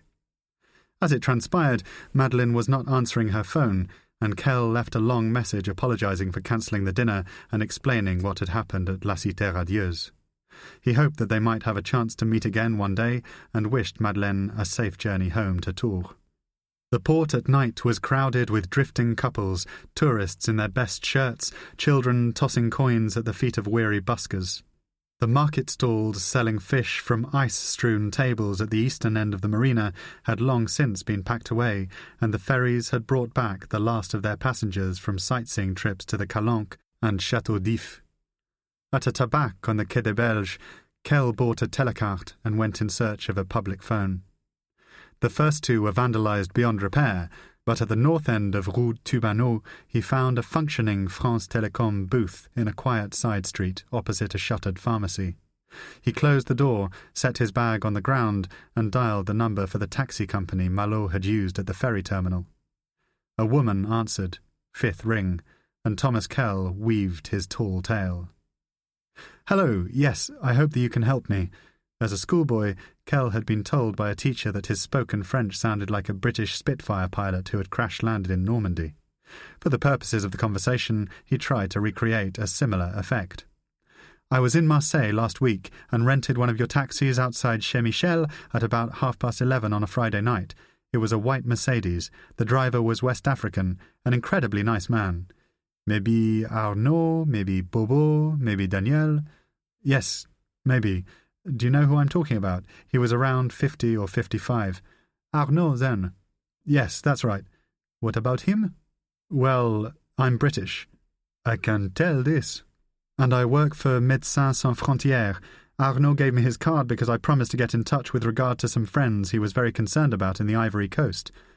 Oh, okay. That did the trick. The merest suggestion of possible human rights abuses had transformed the receptionist's previously indifferent attitude. "It's just that I've lost the card and have no way of contacting him. Would you be able to ask him to ring me here in London? Or, if that's going to be too expensive, do you have a number or an email where I could reach him in Marseille?" As a ruse, it wasn't watertight, but Kell possessed enough of an understanding of the French character to know that they would not refuse such a request purely on the basis of protecting Arnaud's privacy. At worst, the receptionist would ask for Kell's number and promise that Arnaud would call him back. At best, she would put them directly in touch. "He's not working tonight," she said, which gave him hope that a number might be forthcoming. "That's fine," Kell replied. "I can always call him on Monday when I'm back at my desk. I have all the files on the computer in my office. Hold on, please." The line suddenly switched to an old Moby track. It wasn't clear whether the receptionist was taking another call or had gone in search of Arnaud's number. Within 30 seconds, however, she was back, saying, "OK, do you have a pen?" "I do." Kell allowed himself a quiet smile of satisfaction. "Thank you so much for going to all this trouble. I really think Arnaud will be pleased." Arnaud was in what sounded like a crowded restaurant or café and wasn't much interested in taking a call from a complete stranger at 9:30 on a Sunday night. "Who?" he said, for the third time when Kell told him that he was a British journalist looking for information about one of Arnaud's passengers and willing to pay €500 simply for the opportunity to sit down over a beer and talk. "What? Now, tonight?" "Tonight. Yes, it's urgent." "This is not possible, my friend. Tonight I relax. Maybe you should too." A resident had emerged from one of the apartment buildings adjacent to the phone box. He turned the throttle on a motorbike, and Kell had to shout above the noise of the revving engine. "I'll come to you," he said. "Just tell me where you are. I'll meet you near your home. It won't take more than 10 minutes. A contemplative silence ensued, which Kell eventually ventured to break by saying, "Hello? Are you still there?" "I'm still here." Arnaud was enjoying all the attention. 1,000, Kell said, running out of Marcon's money. That did the trick. There was enough of a pause then. "Which passenger do you want to know about?" "Not on an open line," Kell replied. "I'll tell you when I see you." A €45, 40-minute cab ride later, Kell was deep in the Quartier Nord, miles from the yachts and the Audis and the tennis court villas of the Corniche, in a thankless landscape of breeze-block towers and litter-strewn streets, everything that Le Corbusier, in the zeal of his idealism, had failed to imagine. Arnaud was drinking pastis at a café in the basement of a slate-grey tower block patrolled by bored, undernourished youths wearing tracksuits and state-of-the-art trainers. One of the windows of the café had a pane of shattered glass. The other was obscured by a metal shutter daubed in graffiti. "Marseille, capitale de la culture ou du béton." Kell told his driver to wait on the street and ran a gauntlet of clicks and stares, entering the café in the expectation of total silence, of doors swishing behind him like a Western saloon. Instead, he was greeted by the exclusively African clientele with half-interested nods of welcome. Perhaps Kell's pronounced limp and the cut above his eye lent him the air of a man who had endured more than his fair share of misfortune. "Over here," said Arnaud, seated at the bar beneath a collage of photographs of Marseille footballers, past and present. On a facing wall were pictures of Liliane Thuram, Patrick Vieira, and Zinedine Zidane, clutching the 1998 World Cup. Next to this, a framed cartoon of Nicolas Sarkozy in exaggeratedly stacked heels, his eyes scratched out by a knife, a biro-drawn phallus swelling from his trousers. Arnaud stood up. He was a tall, well-built man, at least 17 stone. Wordlessly, he ushered Kell to a formica table at the back of the café. The table was positioned beneath a television that had been bolted to the wall. They shook hands over an ashtray swollen with gum and cigarettes and sat on opposite chairs. Arnaud's palm was dry and soft, his face entirely without kindness, but not lacking a certain nobility. With his dark, indifferent eyes, he looked for all the world like an exiled despot of the Amin school. It made sense. Arnaud was probably losing face by talking to Kell, but had calculated that €1,000 for a 10-minute conversation was a price well worth paying. "So, you are journalist?" "That's right." Arnaud didn't ask what paper. They were speaking in French, his accent as difficult to unpick as any Kell could remember. "And you want to know about someone?" Kell nodded. Somebody had switched on the television, and his reply was partly smothered by the commentary on a game of basketball. Perhaps Arnaud had ordered this so that they might speak in confidence. Perhaps it was the manager's way of expressing his disapproval. "This morning, at the ferry terminal, you picked up a man in his early 30s off the boat from Tunis." Arnaud nodded, though it wasn't clear whether or not he remembered. He was wearing a button-down denim shirt and removed a packet of full-strength Winston from the breast pocket. "Smoke?" "Sure," said Kell, and took one. There was a pause while Arnaud lit their cigarettes, his own first. Then he leaned forward. You feeling nervous in this place? You look nervous. Do I? Kell knew that he didn't, and that Arnaud was trying to wind him up. Funny. I was just reflecting on what a civilized place this is. Huh? Kell looked back at the bar. There was a half-eaten plate of spaghetti on the next-door table, 2 old men playing backgammon by the door. You can get an espresso, you can smoke, the food smells good. He made a point of looking directly into Arnaud's eyes so that he wouldn't have to waste time playing any more of his games. I'm used to places where you can't drink alcohol, where they don't allow women to sit with men. I'm used to roadside bombs and snipers lining the white man up for breakfast. I get nervous in places like Baghdad, Arnaud. I get nervous in Kabul. Do you follow? The despot shifted in his chair, the plastic squeaking. I remember this guy. It took Kell a moment to realize that the driver was talking about Malo. I thought you might. Can you tell me where you drove him? Arnaud blew a cloud of smoke past Kell's ear. That's it? That's all you want to know? That's all I want to know. He frowned, the tops of his soft black cheeks tightening under the eyes.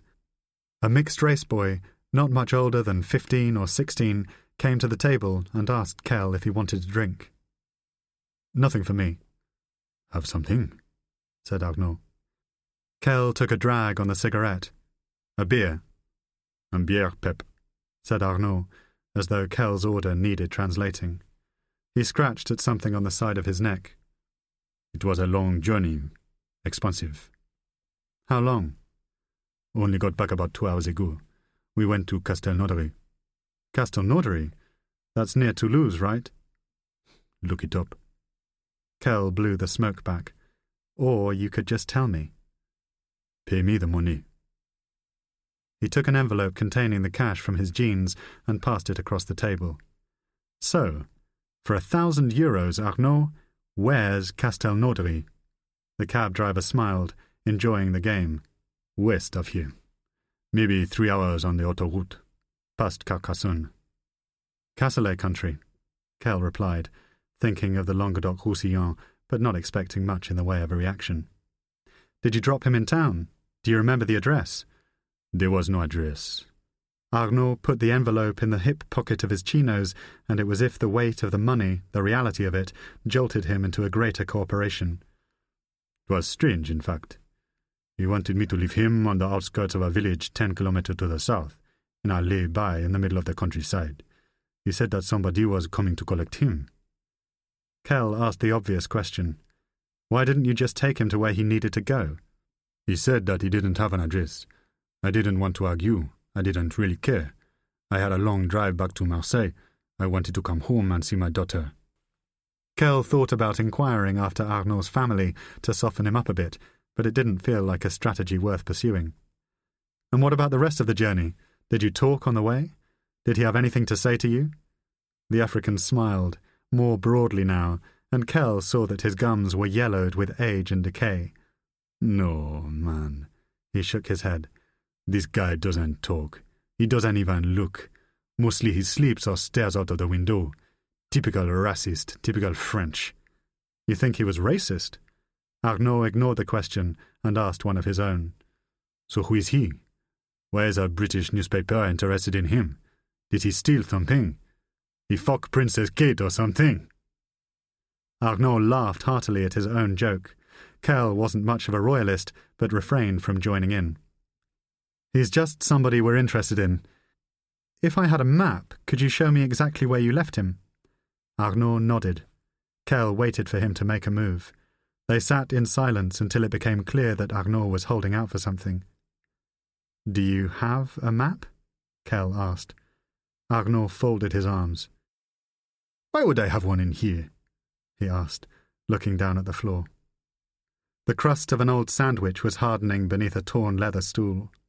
Kell could not get a signal on his iPhone and had no choice but to stand up and leave the cafe, again running the gauntlet of track-suited youths and unleashed dogs outside.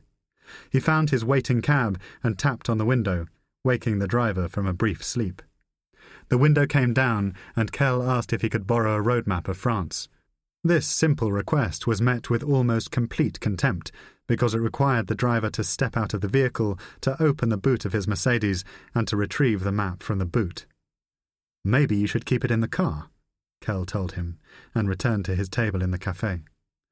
Arnaud took the map, flicked to the index, found Castelnaudary, and pointed to the approximate area where he had left François Malot. "Here," he said, a dry, nail-chewed finger momentarily obscuring the precise location. Kell took the map and wrote down the name of the village, Salles-sur-l'Aire. "And it was a lay-by, in the middle of the countryside?" Arnaud nodded. "Anything distinctive about the area that you can remember?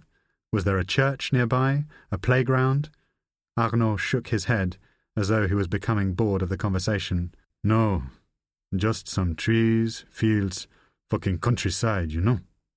He said the word countryside as if it were also a term of abuse. "When I turned around to go home, I remember I went past some recycling bins after maybe 1 minute, too. So that's how far I dropped him from Salles-sur-l'Aire." "Thank you," Kell replied. He passed the number of the Marquand mobile across the table. "If you think of anything else, I'll call you." Arnaud slid the number into the same shirt pocket in which he kept his cigarettes. The tone of his reply suggested that this would be the last time that Thomas Kell ever saw or heard from him. "What happened to your eye? The passenger did this to you?" "One of his friends," Kell replied, rising from the table. His beer had arrived while he was fetching the map. He left a €2 coin on the table, though he hadn't touched it. "Thanks for agreeing to meet me." "No problem." Arnaud did not bother standing up. He shook Kell's hand, and with the other patted the wad of money in his pocket. "I should say thank you to your British newspaper." Another yellow-gummed smile. "Very generous. Very nice present." Chapter 42. Back at the hotel, there was a voice message on Kell's telephone from a petulant-sounding Madeleine Brive. She was sorry to hear about the attack at Cité Radieuse, but seemingly more upset that Stephen Uniacke had not possessed the good grace to call her earlier in the afternoon to warn her that their dinner at Chez Michel would not now be going ahead. As a consequence, she had wasted her one and only night in Marseille. "Charming," Kell said to the room as he hung up. He wondered if Luc was still listening. He slept well, as deeply as at any point in the operation, and ate a decent breakfast in the hotel restaurant before checking out and finding an internet cafe within a stone's throw of the Gare Saint-Charles. His laptop was now effectively useless. Luc's DGSE comrades would almost certainly have fitted it with a tracking device or key logger software. Kell saw that El Sakassani had sent a document by email, which he assumed, correctly, was the vetting file on Malot. A message accompanying the document said, "Call me if you have any questions. Kiss." And Kell printed it out with the assistance of a hyper-efficient goth with a piercing in his tongue. There was a branch of McDonald's at the station. Kell bought a cup of radioactively hot coffee, found a vacant table, and worked his way through Elsa's findings. She had done well, tracing Malot's secondary school, the college in Toulon where he had studied information technology, the name of the gym in Paris of which he was a member. The photograph of Malot sent by Marquand showed two of his colleagues from a software firm in Brest that had been bought out and absorbed by a larger corporation in Paris, at the headquarters of which Malot now worked. Elsa had traced 2 bank accounts, as well as tax records going back 7 years. There were, in her opinion, no anomalies in Malot's financial affairs. He paid his bills on time, had been renting his apartment in the 7th for just over a year, and drove a second-hand Renault Megane that had been purchased in Brittany. As far as friends or girlfriends were concerned, inquiries at his office and gymnasium suggested that François Malot was something of a loner, a private man who kept himself to himself. Elsa had even telephoned Malot's boss, who informed her that poor François was on an extended leave of absence following a family tragedy. As far as she could tell, Malot had no presence on social networks, and his emails were regularly downloaded to a host computer that Elsa had not been able to hack. Without the assistance of Cheltenham, it had not been possible to listen to his mobile telephone calls, but she had managed to intercept one potentially interesting email exchange between Malot and an individual registered with Wanadoo as Christophe Delestre, whom she suspected was a friend or relative. Elsa had attached the correspondence to the file. Kell placed the rest of the documents in his shoulder bag, drained his cup of coffee, and sent Elsa a text. "This is all first class. Thank you." In different circumstances, he might have added one of her kisses at the end of the message, but he was the boss, and therefore obliged to keep a certain professional distance. He then proceeded to read the de Lestre emails. They were in French and dated 5 days earlier, which placed Malo at the Ramada towards the tail end of his holiday with Amelia. From Dugarry-le-Mec at wanadoo.fr to fmalo54@hotmail.fr. When are you coming back to Paris? We miss you. Kitty wants a kiss from her godfather. Christophe. From fmalo54@hotmail.fr to Dugarry-le-Mec@wanadoo.fr. Enjoying Tunis, coming back at the weekend, but a lot of stuff to think about. Have taken sabbatical from work. They've been great about everything. Might come home to Paris next week, might go on the road for a while, not sure. But give Kitty a kiss from her godfather Frankie. P.S. Hope you guys are starting to put things together again after the fire. Promise to get you those books to replace the ones you lost. Kell put the email printout with the rest of the documents in his shoulder bag. He found a public toilet in the underground level of Gare Saint-Charles, went into a cubicle, tore up the entire file, and flushed it in small pieces down the toilet. He went back upstairs, bought himself a ticket with a Uniac credit card, and caught the 10 o'clock TGV to Paris. It was time to have a little chat with Christophe. Chapter 43. 4 hours later, Kell was sitting alone at a table in Brasserie Lippe, staring at a photograph of Christophe de Lestre that he had culled from the pages of Facebook. In the photograph, de Lestre was wearing an outsized pair of black sunglasses, cargo shorts, and a burgundy T-shirt. He looked to be in his early to mid-30s, had a neatly trimmed moustache and goatee beard, with gel giving spiked life to thinning hair. The privacy settings on the account had been tight, and it was the only picture of de Lestre that Kell could find. On the basis that Facebook users generally gave a great deal of thought and attention to their profile picture, Kell assumed that de Lestre wanted to convey an image of easygoing cool and bonhomie. He was laughing in the shot and holding a roll-up cigarette in his right hand. Nobody else was visible in the frame. Lippe was an old-school Parisian brasserie on Boulevard Saint-Germain that had been a favourite of Claire's when she had lived in Paris for a year as a student. She had taken Kell there twice during their marriage, and they had sat side by side at the same window table, watching the haute bourgeoisie of Paris in full flow. Little had changed. The waiters in black tie, wearing white aprons and careful smiles, prepared plates of steak tartare at a serving station just a pace from the entrance. The manager, immaculately turned out in a silk shirt and single-breasted suit, reserved his customary froideur for first-time visitors to the restaurant and an unctuous Gallic charm for more regular customers. 2 tables from Kell, an elderly widow, decked out in 14 kilos of Art Deco jewellery, was picking her way through a salade niçoise, her shoulders covered by a black shawl. From time to time, the tablecloth would part to reveal a loyal Scottish terrier curled at her feet. A dog, Kell reckoned, more cherished and pampered than the late husband had ever been. Further along the same wall, beneath framed caricatures of Jacques Cousteau and Catherine Deneuve, 3 middle-aged women in Chanel suits were deep in conspiratorial conversation. They were too far away to be overheard, but Kell could imagine Claire, still clinging to a stereotype of the privileged French, announcing that they probably have nothing better to talk about than sex and power. He loved this place because it was the very soul of old-world Paris, and yet today he almost hated it, because he could only think of his estranged wife on her plane to California, sipping the same French wines and eating the same French food in a first-class seat paid for by Richard Quinn. At the Gare de Lyon, Kell had left a message on Claire's voicemail asking her to reconsider her trip to America. She had rung back to say that she was already en route to Heathrow. There had been a note of weary triumph in her voice, and Kell, gripped by jealousy, had almost dialed Elsa's number in Italy and invited her to Paris just to be in the company of a young woman who might soften the blow of his humiliation. Instead, he had taken a cab to Lippe, ordered himself a bottle of Nuit Saint-Georges Premier Cru, and buried himself in strategies for Christophe de Lestre.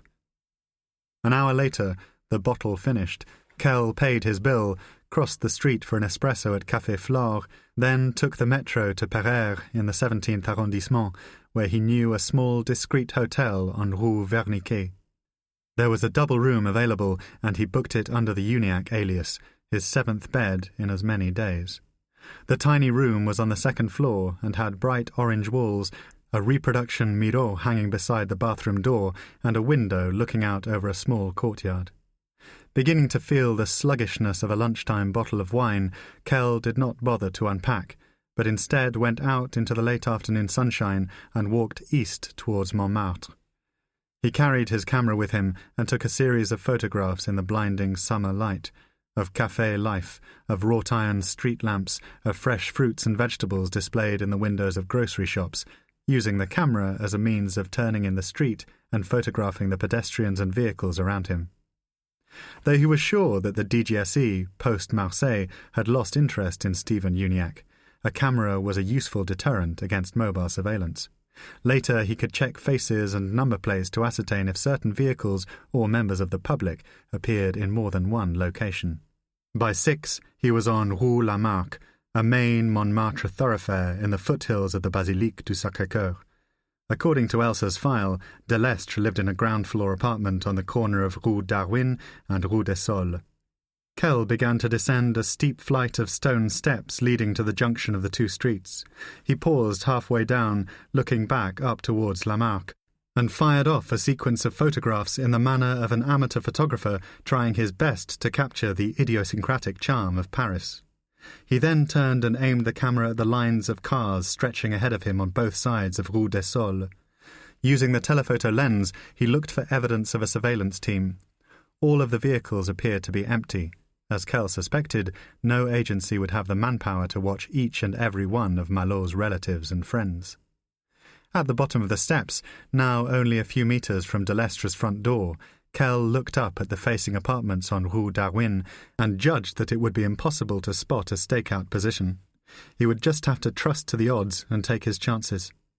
He circled the block, walking down Rue des Saules and back up Darwin from the western side. It was a busy neighbourhood. Old ladies coming home from the shops, children returning from school in the company of their parents.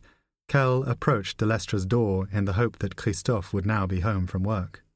He heard the baby before he saw it, through an open window on the ground floor. In a small, dimly lit sitting room, an attractive, dark-haired woman, perhaps of Spanish or Italian descent, was bouncing the baby up and down in her arms in an effort to stop it from crying. "Madame de Lestre?" Kell asked. "Oui? Is your husband at home?" The woman glanced quickly to her right, then back at the stranger on the street. Christophe de Lestre was in the room with her. He stood up and came to the window, standing in front of his wife and child in what may have been an unconscious instinct to protect them. "Can I help you?" "It's about François Malot," Kell replied. He was speaking in French and extended a hand through the window. "It's about the fire. I wondered if I could come inside." Chapter 44. Facebook was misleading. Christophe de Lestre had shaved off his moustache and goatee beard, put on a couple of stone in weight, and was no longer wearing an outsized pair of black sunglasses.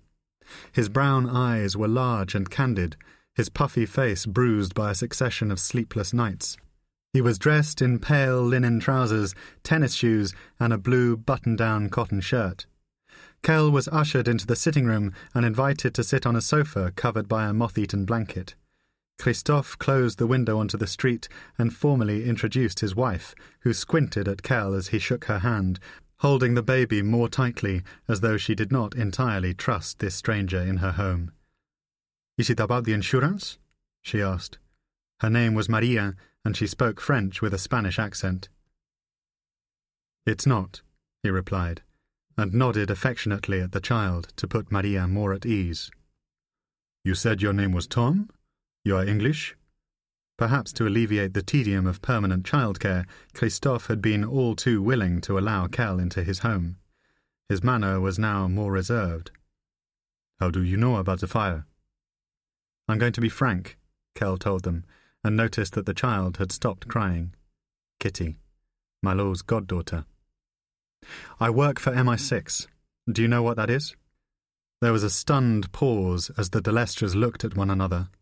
Officers did not often choose to break cover, but in certain circumstances, and within certain psychological parameters, name-dropping MI6 was like flashing a badge at a crime scene.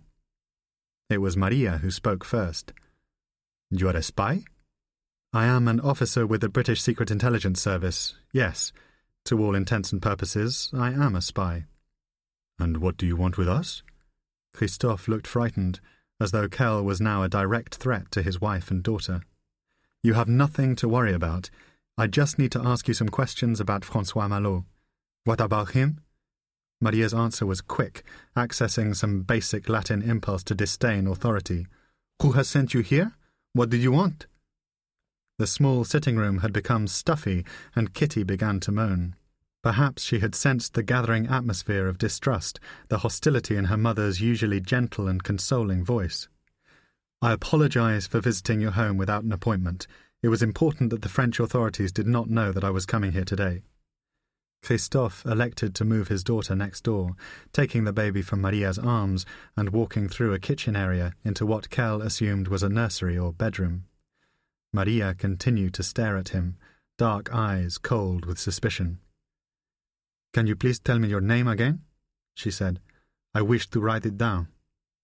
Kell obliged her, spelling out K-E-L-L with slow precision. When Christophe came back into the room, he seemed surprised to find his wife stooped over a table, scribbling. I'm not feeling comfortable about this, he said, as though he had been coached by a third party and injected with greater self-confidence. You say that you are with MI6? This seems a lie. What do you want? I think it was a mistake for me to allow you to come here. I mean you no harm, Kell replied, the quality of his French momentarily deserting him. The nuance he had tried to build into his response was lost, and Maria found her voice. I think you should leave us, she said. We don't want to have anything to do with you. No, added Christophe, buoyed by his wife's courage. I think it was a mistake. Please, if you want to interview us, you must go through the police. Sit down. Kell's lingering, ceaseless irritation with Claire, allied to a general impatience with the Delestres, had caused him to lose his temper. He felt it flare inside him, the sudden snap of goodwill, and thought of Yassine naked in the chair in Kabul, his eyes wet with fear. The young French couple reacted to the sudden intensity in Kell's voice as though he had drawn a gun. Christophe stepped sideways and dropped into an armchair. Maria took longer, but was eventually persuaded by Kell's fixed stare to settle at the table. What do you want? She said. Why are you so defensive? Is there something I should know? Christophe began to reply, but Kell interrupted him. It's strange that you have no interest in François' whereabouts. Can you explain that? I was under the impression that he was your closest friend. Christophe looked dazed, like a commuter woken from a nap on a train. His tired indoor face was motionless as he tried to unpick the meaning of what Kell had told him. I know where François is, he replied, finding a certain courage. His right hand gripped the arm of his chair, knuckles white. A film of sweat had gathered around his widow's peak. Then, where is he? Why should we tell you? Maria flashed a look of dismay at her husband, who shook his head as though to warn her against further resistance. You say that you are a spy, but you could be working for the journalist who called us after the murder. We have already told him repeatedly we do not want to talk about what happened. Kell stood up, moving towards her. Why would a journalist pretend to be a spy? Why would anybody do anything that stupid? The question became rhetorical because the Delestres found no answer. Let me get something straight. There's a possibility that François is in a lot of trouble. I need to know if he's been in touch with you. I need to see your correspondence. Maria produced a contemptuous snort. Kell could not help but admire her guts. This is our private email, she said. Why should we show you this? You have no right to... Kell stopped her mid-sentence. Is Kitty asleep? He asked. moving towards the nursery as though he intended to take the child. It took only a fraction of a second for Maria to realize what Kell had said. "How do you know my daughter's name?" He turned towards Christophe, who looked to be weighing up the good sense of throwing a punch. "What about the books Francois promised you in his email from Tunis? Did they ever show up? Did Uncle Frankie come through for his goddaughter?" De Lestre tried to stand, but Kell went a pace towards him and said, "Stay where you are." He was back with Yassine again, the power of containment, the greed for revenge and information, and had to check himself from going too far. "I don't want this conversation to become difficult for either of us. What I'm trying to tell you is that I can get access to anything I want. I need your cooperation so that I don't have to go to the trouble of breaking the law. I would rather not spend days listening to your private phone calls. I would rather not tell MI6 station in Paris to follow you around town, to hack into your computers, to watch your friends. But I will do that if I have to, because what I need to know is worth breaking the law for. Do you understand?" Christophe looked confused, like a child being bullied. "I'm trying to pay you the compliment of being honest. There is a hard way to do what I have to do, and there is an easy way that leaves you free and unmolested." "Tell us the easy way," Maria replied quietly, and it was as though her own private capitulation marked an end to the de Lestre's resistance. "I need to see a photograph of Francois," Kell replied. "Do you have one?" He suspected that he already knew the answer to his own question, and so it proved. Christophe, adjusting his position in the armchair, shook his head and said, "We lost everything in the fire. All the albums, all the photographs. There are no pictures of Francois." "Of course." Kell went towards the window and glanced up Rue Darwin. A smell of diesel came in from the street. "What about online?" he asked. "What about Twitter or Facebook? Anything on there I could look at?" Maria tilted her head to one side and stared at Kell in puzzlement, as though he had stumbled on a coincidence. "Christophe cannot access his Facebook," she said, a note of surprise in her voice. "It hasn't been working for a month." "I've contacted them," Christophe added. They were both looking at Kell as if they blamed him for this. "I've tried to change my password. One time I managed to get in, while all my Facebook friends had vanished, all my photographs, all of my biographical information." "Just wiped out?" "Just wiped out. The same with emails, Dropbox, Flickr. Everything to do with my internet since the fire has been no good. It's all gone. I just have this one account that I can use, my regular email to talk to friends. Everything else, no." Outside on the street, a motorbike sped past the window, braked at the corner, then burned off down Rue des Saules. "Any idea why?" Again, Kell felt that he already knew the answer to his own question. A DGSE computer attack on the de Lestre residence, wiping out all evidence of their association with Francois Malot. The fire was probably the icing on the cake. Perhaps it had even been intended to kill them. "We have no idea," Maria replied, and asked permission to go into the bedroom to check on Kitty. Kell made a gesture of goodwill, his arms spread apart, his hands upturned, as if to say, "Of course you can. It's your house. You can do what you want." She returned moments later, carrying something behind her back. Kell thought for a split second that it was a knife, until she brought her hand forward, and he saw that she was holding a bottle of baby milk. "Tell me about the fire," he said. "Were you at home?" They had been. Their top-floor flat, 4 blocks away in Montmartre, had gone up in smoke at 2 o'clock in the morning. An electrical fault, according to the landlord.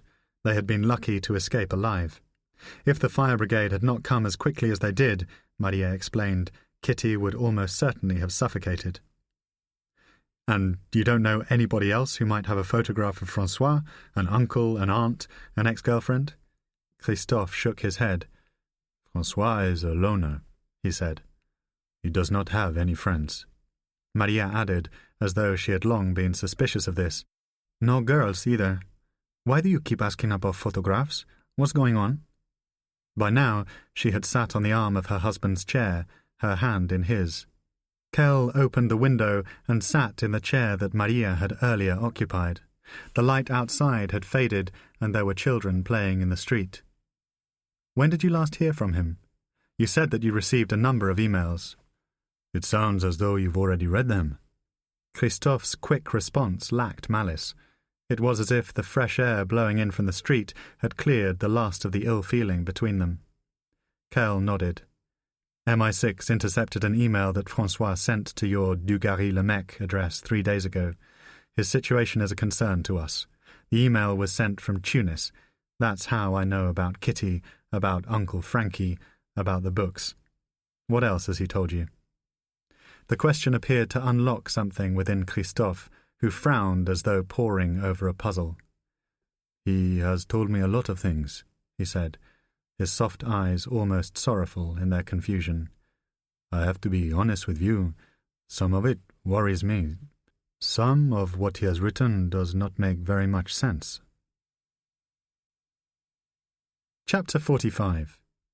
It all poured out, and was later produced as a transcript thanks to a DGSE analyst who, 5 days later, conducted his weekly check on the microphones at the de Lestre's apartment and came across evidence of the conversation with Thomas Kell. The take quality was considered extremely high. Christophe de Lestre, CD. He has told me a lot of things. I have to be honest with you. Some of it worries me. Some of what he has written does not make very much sense. Thomas Kell, TK. Tell me more. CD. I know Frankie very well, okay? It isn't like him just to disappear and make a new life, even with everything that's happened to him. TK. How do you mean, make a new life? Maria de Lestre, MD.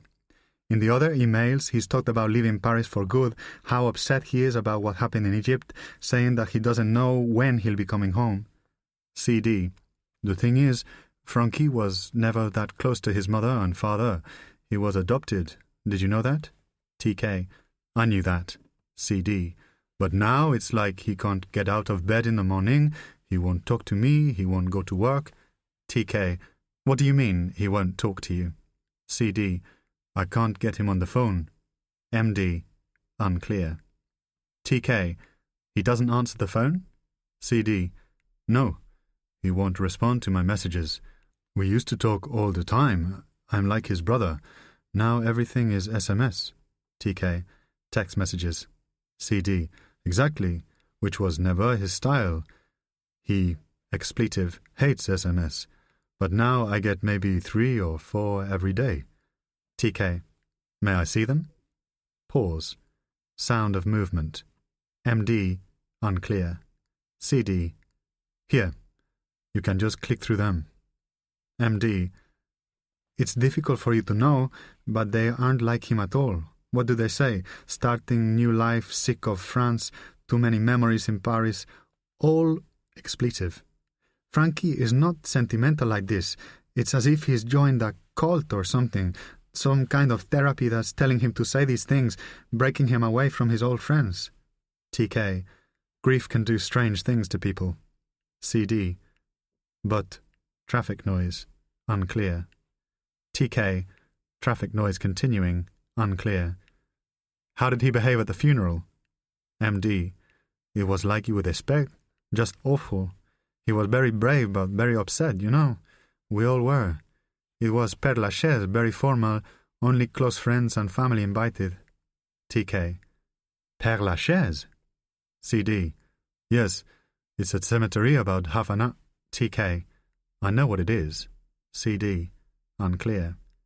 TK. Which arrondissement is that? MD. What? CD. Père Lachaise? The 20th, I think. TK. Not the 14th.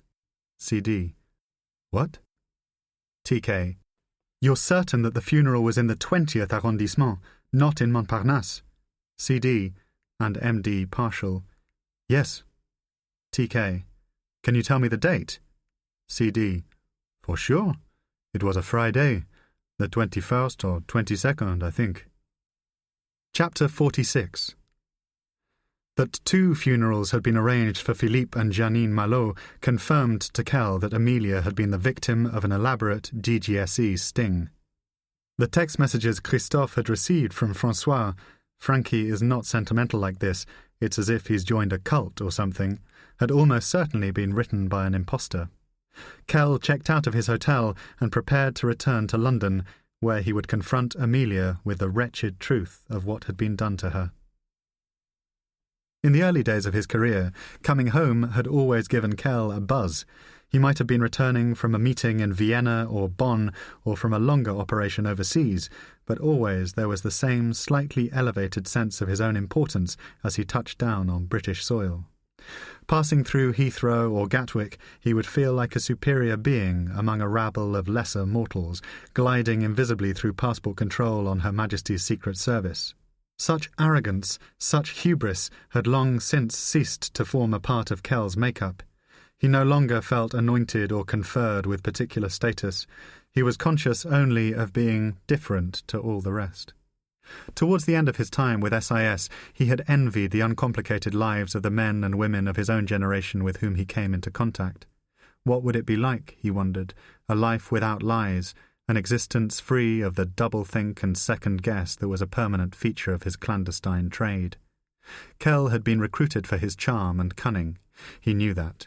He had risen to the heights as a direct consequence of his imagination and flair for deceit. But the ceaseless demands of the work, the need to stay one step ahead of the competition, not to mention the increasingly burdensome bureaucratic dimension of spying in the post-9/11 environment, were exhausting. Sometimes Kell wondered if what had happened to him in Kabul had been a blessing. The scandal had forced him out just at the point at which he was getting ready to jump. In this sense, a 42-year-old spy was no different to a 42-year-old chef or accountant. Men reached a certain point in their lives and felt the need for change, to make their mark on the landscape, to bank some serious money before it was all too late. So the chef bought himself a restaurant, the banker started his own hedge fund, and the spy? The dropout rate from SIS after 45 was as alarming as it was unstoppable. The cream of the crop, like Amelia, stayed on, in the hope of making C. The rest grew observably tired of the game and diverted their energies to the private sector, finding lucrative jobs in finance and oil, or opening up their contacts books to the grateful directors of boutique corporate espionage outfits which attended, at colossal expense, to the whims and schemes of oligarchs and plutocrats the world over. Yet, while queuing for the Paddington Express at Heathrow, Kell was visited by a thought that had been troubling him throughout his journey across Tunisia and France. I was wasting my time before this. Thoughts of writing a book, thoughts of starting his own business. Why had he tried to deceive himself? He could no more function in the world beyond SIS than he could imagine becoming a father. He was like one of the grey, institutionalized men who had taught French or mathematics at his school, teachers who were still plying their trade in exactly the same fashion, at exactly the same place, more than 25 years later. There was no escape. He had spoken to Amelia from a France Telecom booth in the Gare du Nord, using the telecarte purchased in Marseille. "Tom, how lovely to hear from you." She had been in her office at Vauxhall Cross. He tried to keep the conversation brief, because you never knew who was listening in. "I need to see you," he told her. "Are you free tonight?" "Tonight? It's a bit late notice." It felt like making a date with a girl who had 6 better offers. "Giles has tickets for the National." "Can he go alone?" Amelia had detected Kell's anxiety, something more than a bullish desire to get his own way. "Why? What's happened? Is it Claire? Is everything all right?" Kell had looked out at the bustle and thrust of the Gare du Nord and allowed himself a momentary pause for reflection. No, nothing was all right with Claire. She's putting me through the ringer. She's drinking Pinot Noir with Dick the Wonder Schlong in Napa. He would gladly have talked to Amelia about his marriage for hours on end. "Nothing to do with Claire," he said. "Everything is as it was on that front. This is work stuff, professional." Amelia misunderstood. "Tom, I can't talk about Yassine until I take over next month. Then we can sit down and we work out how to clear... This is not about Yassine. I'm not worried about Kabul." He realized that he had not formally congratulated her on becoming chief. He would do it later, if and when the opportunity arose. "It's about you. We need to meet, and we need to do it tonight." "Fine." Her voice was suddenly slightly hostile. Amelia Levine, in common with most driven and successful people of Kell's acquaintance, didn't like being pushed around. "Where do you suggest?" Kell would have liked to meet outdoors, but it had begun to rain. He needed a place where they could talk at length without risk of being overheard. Amelia's house and his own bachelor bedsit were out of the question, because any number of interested parties could have wired them for sight and sound. They might have gone to one of the private members' clubs in Pall Mall to which he had access, if such places opened their doors to women. They could even have taken a room at a London hotel if Kell had not been worried that Amelia would misread his intentions. In the end, she suggested an office in Bayswater to which SIS kept a set of keys. "It's just behind the Whiteley's shopping centre," she said. "We use it from time to time. Nobody in the building after 6 o'clock except the odd cleaner. Will that do?" "That will do."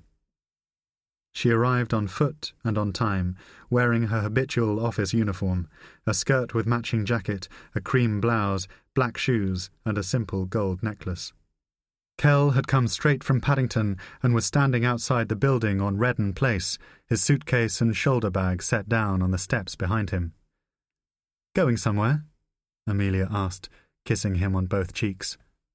"Just got back," he said. Chapter 47. The office was on the 4th floor. An alarm triggered as Amelia stepped inside. She knew the passcode and tapped it in. Kell followed her as she flicked a bank of lights, strobing rows of computers on desks in an open-plan office that stretched back to what looked like a kitchen. There were magazines and brochures on the desk, headsets and mugs of half-finished tea and coffee. Along the right-hand wall, rows of dresses wrapped in plastic were jammed on hangers like outfits in the backstage chaos of a fashion show. "What is this place?" Kell asked. "Mail-order catalogue." Amelia walked to the far end of the room and immediately settled into a low red sofa near the kitchen. Kell closed the door behind him, put his bags on the ground, and followed her. "So," she said, as he peered into the kitchen, "what happened to your face?" "Got into a fight. Mugged." "Christ. Where?" "Marseille." Amelia tripped on the coincidence, a split-second reaction fleeting across her face like scudding clouds. She disguised her concern by saying simply, "Poor you," and then waited for Kell to elaborate. There was nowhere for him to sit, nowhere to make himself comfortable. He paced back and forth, wondering how to begin. Amelia always had this effect on him. He felt jumpy and somehow incomplete in her presence, a generation younger. "There isn't anything straightforward about what I'm going to tell you," he said. "There never is. Please." Kell found that he was anxious enough to ask Amelia not to interrupt. "I'm just going to tell you what I know, the facts." "About the mugging?" He shook his head. She had kicked off her shoes and was stretching the fabric of her tights with painted toes. He found himself staring at them. "When you have had time to absorb everything, I hope you'll come to understand that I am on your side, that I'm doing this to protect you." "Oh, for God's sake, Tom, spit it out." He looked at her and remembered how happy she had seemed at the pool, so attentive towards François, so relaxed and unguarded. He wished he wasn't about to take it all away. "Your trip to France raised some alarm bells." "I'm sorry?" "Please." Kell lifted a hand to indicate that he would explain everything, but in his own time. "Simon and George got nervous. They couldn't work out why you'd taken off at such short notice, so they had you watched in Nice." "How do you know this?" He marvelled at the nonchalance of the question, as though Amelia was merely inquiring after a point of detail. In all probability, she was already several stages ahead of him, seeing the problem in 7 dimensions, anticipating everything that Kell was about to say and calculating its implications. "Because when you disappeared, Jimmy Marquand hired me to come and look for you." Kell watched Amelia's face. "I see." "Look." He had sat at the edge of a large table, but stood again now and paced towards the sofa. "Long story short, I got the keys to your hire car from the safe in your room at the Gillespie." "Jesus!" That caught her out. Amelia stared at the floor. Kell found himself saying, "I'm sorry. and felt a fool for doing so. "I got hold of your BlackBerry, traced some calls, and followed me to Tunis. Yes, I understand." There was now a degree of hostility in her voice. "The man you were with in Tunis," he said, no longer wishing to prolong Amelia's suffering, "he's not who you think he is." She looked up. It was as though he had stepped on her soul. "And who do I think he is, Tom?" "He's not your son." 4 years earlier, Kell had sat with Amelia Levine in a control room in Helmand province when news came in that 2 SIS officers and 5 of their American colleagues had been killed by a suicide bomber in Najaf. One man in the room, still a senior figure in SIS, had broken down in tears. Kell himself had accompanied his opposite number in the CIA outside and comforted her for 15 minutes in a passageway that buzzed with oblivious Marines. Only Amelia had remained unaffected. This was the price of war, she would later explain. Almost alone among her colleagues, she had been full square behind the invasion of Iraq and incensed by the bien-pensant left, on both sides of the Atlantic, who had seemed happy to leave Iraq in the hands of a genocidal maniac. Amelia was a realist. She didn't live in a black-and-white world of simple rights and obvious wrongs. She knew that bad things happened to good people and that all you could do was stick to your principles. So it did not surprise Kell when she looked at him with an almost stubborn indifference and said, "Is that so?" He knew how she worked. She would do anything to maintain her dignity in front of him. "I tracked down his closest friend in Paris," Kell said, "a man named Christophe Delestre.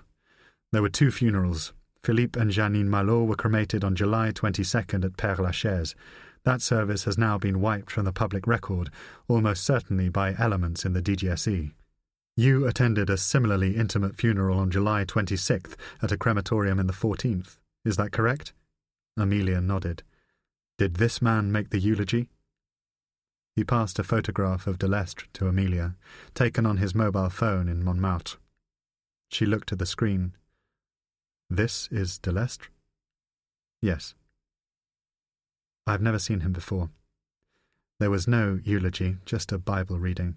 Her voice trailed off as she realized what had happened. The funeral was a setup. Kell nodded. He did not like to see Amelia suffering, but had no choice but to press on.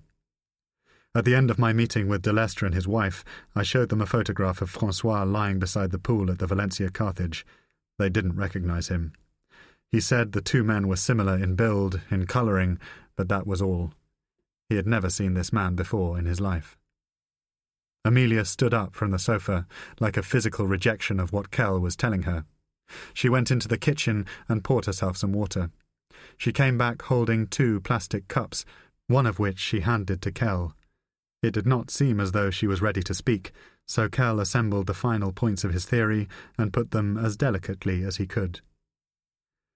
"It seems likely that Paris found out about your son at some point in the last few years, arranged for Philippe and Janine to be murdered, then put you alongside an agent whom you assumed, because you had no reason to doubt him, was François." Amelia took a sip of the water. There was an obvious question, and it was as though she could not bear to ask it. "What about François?" she said. "What about my son?" Kell wanted to come forward and to hold her. All through their long association, he had been careful never to allow his affection for Amelia to cloud their professional relationship. He needed all of that discipline now. "Nobody knows what's happened to him. Delestre has received emails and text messages which indicate that François may still be alive. There's a strong chance that he's being held captive by the DGSE, possibly at a safe house in the Languedoc." Suddenly, from the opposite end of the office came the ping of a lift and the distant sound of doors sliding open. Kell looked up as a middle-aged South American man emerged onto the landing, trailing a vacuum cleaner. Walking towards him across the open-plan office, Kell saw that the man had a set of keys in his hand and was preparing to unlock the door. "What do you want?" he shouted. "It's just the cleaner," Amelia muttered. Through the glass, the man lazily waved a hand and indicated that he would return when the office was empty. Kell walked back to the sofa. "Held captive?" Amelia asked. Kell could see how hard she was working to mask her despair. "It makes the most sense," he replied, but found that he could not elaborate. His mind was momentarily blank. He had no clue as to François' whereabouts, save for the fact that the man impersonating him had been dropped off by a Marseille cab driver near a village south of Castelnaudary. Amelia pulled on her shoes, covering her painted toes. "It's certainly an interesting theory," she said. Kell still did not know what to say or do. Bending forward, Amelia flicked a speck of dust from her tights. "But it rather begs a question, don't you think?" "Several," Kell replied, and wondered if she was preparing to leave. "Such as, why?" "Why you?" he said, "or why kidnap François?" Amelia produced a look of quick contempt. "No, not that." Kell felt momentarily insulted. "I mean, why stage such an operation? Why murder 2 innocent civilians? God knows the Service Action has carried out quiet assassinations on foreign soil, but what did Philippe and Janine ever do to anyone? Why would the DGSE take another risk on the scale of Rainbow Warrior? To humiliate me?" "You ever heard of a DGSE officer using the legend Benedict Voltaire?" Kell asked. Amelia shook her head. "Tall, mid-50s, smokes filterless cigarettes, a lot of them, sarcastic, a bit macho." "You could be describing every middle-aged Frenchman I've ever met." Kell was too tense to laugh. "Dyed black hair," he said. "His real name may be Luc." Amelia flinched. "Luc?" Kell moved a step towards her. "You think you might know him?" But Amelia seemed to back away from the coincidence, suspicious of any probable link. "Must be 100 Lucs in the service. In the run-up to Iraq, I became entangled with a man who roughly fits that description, but we shouldn't jump to conclusions." "Entangled how?" Kell couldn't tell whether she was implying a romantic or professional relationship. Amelia quickly provided an answer. "You remember in 2002 and 2003, the office ran a fairly aggressive attack on the French team at the UN after Chirac turned his back on Blair and Bush. Kell had suspected that such an operation had been put in place, but its secrecy had prevented it from ever being confirmed in his hearing. At the same time, I recruited a source at the Élysée Palace." "You personally?" "Me personally, known to us as Deneuve." Kell was impressed, but not surprised.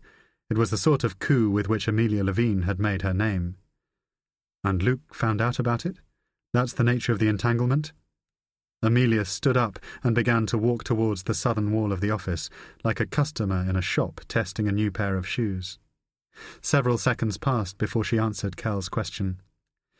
"There was always a suspicion that Deneuve was unreliable, but we were up against it in terms of time and needed whatever information we could get from Chirac's people. When the invasion began, the relationship with Deneuve quickly came to an end. We noticed that, within a few weeks, she had lost her job. If Luc is Luc Javot, he was the DGSE officer in Paris tasked with covering up the Deneuve leak. We think she named me as her SIS case officer in order to save her skin. Javot actually called me up in person and warned me off any further French targets." "That must have been an interesting conversation." "Let's just say that it didn't end well. I denied all knowledge, of course, but as far as Javot was concerned, it was now open season on London." Kell moved closer towards her, shutting down the space. "So you think there may be a possibility of payback in all this?" Amelia was too smart and too experienced to pin the Malo operation on mere vengeance without a greater burden of proof. "What else have you got?" she asked. "Africa?" Kell suggested. Africa? It was a thesis that Kell had been turning over in his mind since Paris. Arab Spring. The French know that Amelia Levine has prioritized greater British involvement in the region. Either they were seeking to blackmail you to get you to ease off Libya and Egypt, or they were simply going to expose you when François was subjected to vetting. Paris sees the Maghreb as their patch. They've already lost significant control of Francophone West Africa to the Chinese. The last thing they want is a new chief of the SIS trying to roll back that influence still further. Amelia looked across the office at a shuttered window on the Queensway side. So they get rid of me, George Truscott takes over, and the Moscow men go back to a pre-9/11 mindset. Precisely. Kell was warming to his theme. No movement on Libya, Egypt, Algeria when it falls. No meaningful strategy for China or India. 2 officers and a dog in Brazil. Just keep kissing Washington's ass and preserve the Cold War status quo. It's no coincidence that the operation began as soon as you were appointed chief. The DGSE may have known about Francois for years, but only chose to act now. That tells us something. It tells us that they knew Francois's existence, if taken advantage of effectively, had the potential to compromise you, expose him, and it could end your career. My career is already over, Tom. It was an uncharacteristically defeatist line. Not necessarily. One of the strip lights above Kell's head began to flicker. He reached up and twisted the tube until it cut out. Nobody knows about this. Nobody but me. Amelia looked at him sharply. You haven't told Marquand? He thinks you're in Tunis on a dirty weekend. He thinks you and Francois are fucking. They all do. Just another one of Amelia's extramarital affairs. Amelia winced, and Kell saw that he had gone too far. Male hypocrisy writ large. Amelia took a sip of water, forgiving him with a glance, and Kell moved the subject on. We have options, he said, because it had occurred to him, not for the first time, that he was saving her career as well as salvaging his own. Amelia met his gaze. Enlighten me. Kell arranged his pieces on the board. We go after the DGSE, he said. We go after the man who is masquerading as Malo. Let's call him what he is. Cuckoo. A cuckoo in the nest. Kell drained his cup of water and set it on the table. You invite him to stay with you in Chalk Bisset this weekend, a little mother and son bonding time. We get a team together, we soak his phones, his laptop, we find out who's behind the operation. He eventually leads us to where they're holding your son. You truly believe that Francois is still alive? She asked. Of course. Think about it. They've known all along that they have an insurance plan. Even in the worst-case scenario, even if the operation gets blown, they still have Francois in captivity. Why would they kill someone who is so valuable to them? Chapter 48. He was not afraid of dying, but he was afraid of Slimane Nassar. He could stand the waiting. He could stand the loss of his privacy, but Francois feared Slimane because he was the only one among them who was completely unpredictable. The tone had been set almost immediately as soon as they had driven him down from Paris. Luc and Valérie keeping their distance, never looking him in the eye, Hakim playing good cop with his soft, innocent eyes, and Slimane taking every opportunity that came his way to crawl under Francois's skin, to probe for weaknesses, to taunt him with threats and insults. It was worst when the house was deserted. On only the 3rd day, Hakim had gone for provisions, Luc and Valérie for a walk in the garden. Slimane had come into the cell, closed the door, indicated to Francois not to make a sound, then grabbed at his nose, blocking the air so that he was forced to open his mouth to breathe. Next thing Francois knew, there was some kind of cloth or handkerchief stuffed into his mouth, a taste of petrol on his tongue. He thought that Slimane was going to light it and burn his face away. Then he had bound his hands and feet, and Francois had started to struggle. He'd stood up off the bed and shuffled around the cell, falling over on the cold ground. Slimane had opened the door of the cell, walked outside, and come back with a knife, the blade heated on the gas stove in the kitchen. He was smiling as he picked Francois up and sat him upright on the bed. Then he had drawn circles around his eyes with the black steel, the heat on the tip of the blade opening up a cut above Francois's left eye so that tears slipped down past his cheek, and Slimane began to laugh, taunting him for crying like a woman. A few moments later, the gag had been removed from his mouth, his hands and legs untied, and Slimane had gone next door, securing the bolt and putting some Arabic rap on the iPod in the sitting room, a smell of marijuana drifting into the cell. Francois had always thought of himself as a brave person, difficult to unsettle, self-sufficient. At 14, his parents had told him that he had been adopted, that he was the son of an English mother who had not been able to care for him. So Francois had grown up with the idea that he was somehow uncherished and temporary.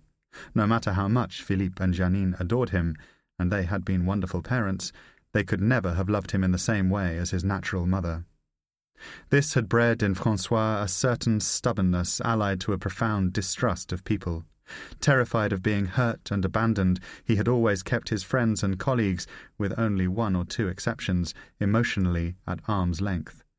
He was an honest man, and liked for this by those who knew him, and, for the most part, his choice of a solitary life had suited him well. Francois had made sure to move around, from job to job and from place to place, so that he was not obliged to put roots down, nor to forge links with people for any length of time. What he hated most in his captivity was that Slimane understood a lot of this almost instinctively. Francois came to dread not the loneliness or the fear of his imprisonment, but the knowledge that Slimane could, at any moment, humiliate him for the accident of his birth. "Think about it," he had whispered to him one night through the door of the cell.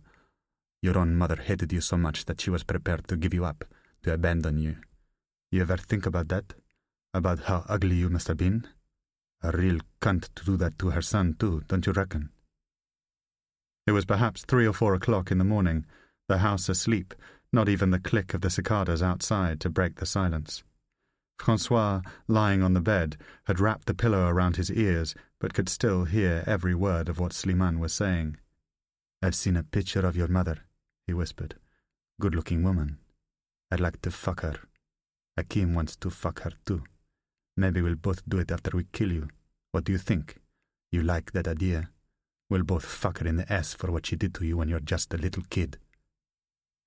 That was perhaps the worst night, the one that Francois always remembered. But Slimane's constant taunts were debilitating to his spirit. Whenever he brought food, for example, whenever he emptied the bucket, whenever he thought Hakim was getting too close or too friendly to the little boy, Slimane would make a remark, put the gun in Francois's groin, come up behind him and rip at the hairs on the nape of his neck or slap him hard around the head. Francois wondered if a braver man would have fought back or tried harder to escape. It made sense to try to run. If they had killed Philippe and Janine, they were surely going to kill him. Often, at night, when he was on shift, Slimane would wake Francois as a kind of sleep deprivation for kicks, a way of passing the time through the boredom of a night watch. So Francois would sleep during the days, resting on his bed, listening to the frogs and birds in the garden, dreaming of Paris, of his parents brought back to life and protecting him from what had happened. Then, in time, he began to dream of his real mother, of Amelia Lavigne, but had no picture of her in his mind's eye, nor of the man who was his father. Did he look like either of them? Perhaps Francois was now too old for any family resemblance to have lasted. He had never wanted to find them, not since Philippe and Janine had given him the news of his adoption. But towards the 3rd week of his captivity, Francois began to pray that he would be rescued by them, that his real parents would somehow pay the ransom and return him to his life in Paris. At times, Francois would sob like a child for the mother he had never seen, for the father he had never known, but not so that his captors would hear him or see his face, never so that Slimane could enjoy the pleasure of his distress. Francois at least kept that dignity. But everything was complicated by Vincent. Everything was made worse by the knowledge that another man had replaced him, stolen his life, and was already making a relationship with Amelia. "Vincent's living in your house," Slimane told him, day after day, night after night. "He's wearing your clothes, he's fucking your girls. He even went on holiday with your mother. Did you know that? Luc says she loves him. They can't get enough of each other. He's going to go and live with her in England. How do you feel about that, Francois? Amelia's got the son she always wanted. So why would she ever think about cashing him in for a dumb prick like you?" Chapter 49. Amelia rang the man who was no longer her son, the man who had so humiliated her, less than an hour after meeting Kell in Queensway. She had made the call from the kitchen of the open-plan office using her private mobile. Kell, standing a few feet away, watched her intently, amazed by Amelia's ability to continue with the masquerade of maternal affection. "Francois? It's Amelia. I've missed you, darling. How are you? How are things in Paris?" They had talked for almost 10 minutes.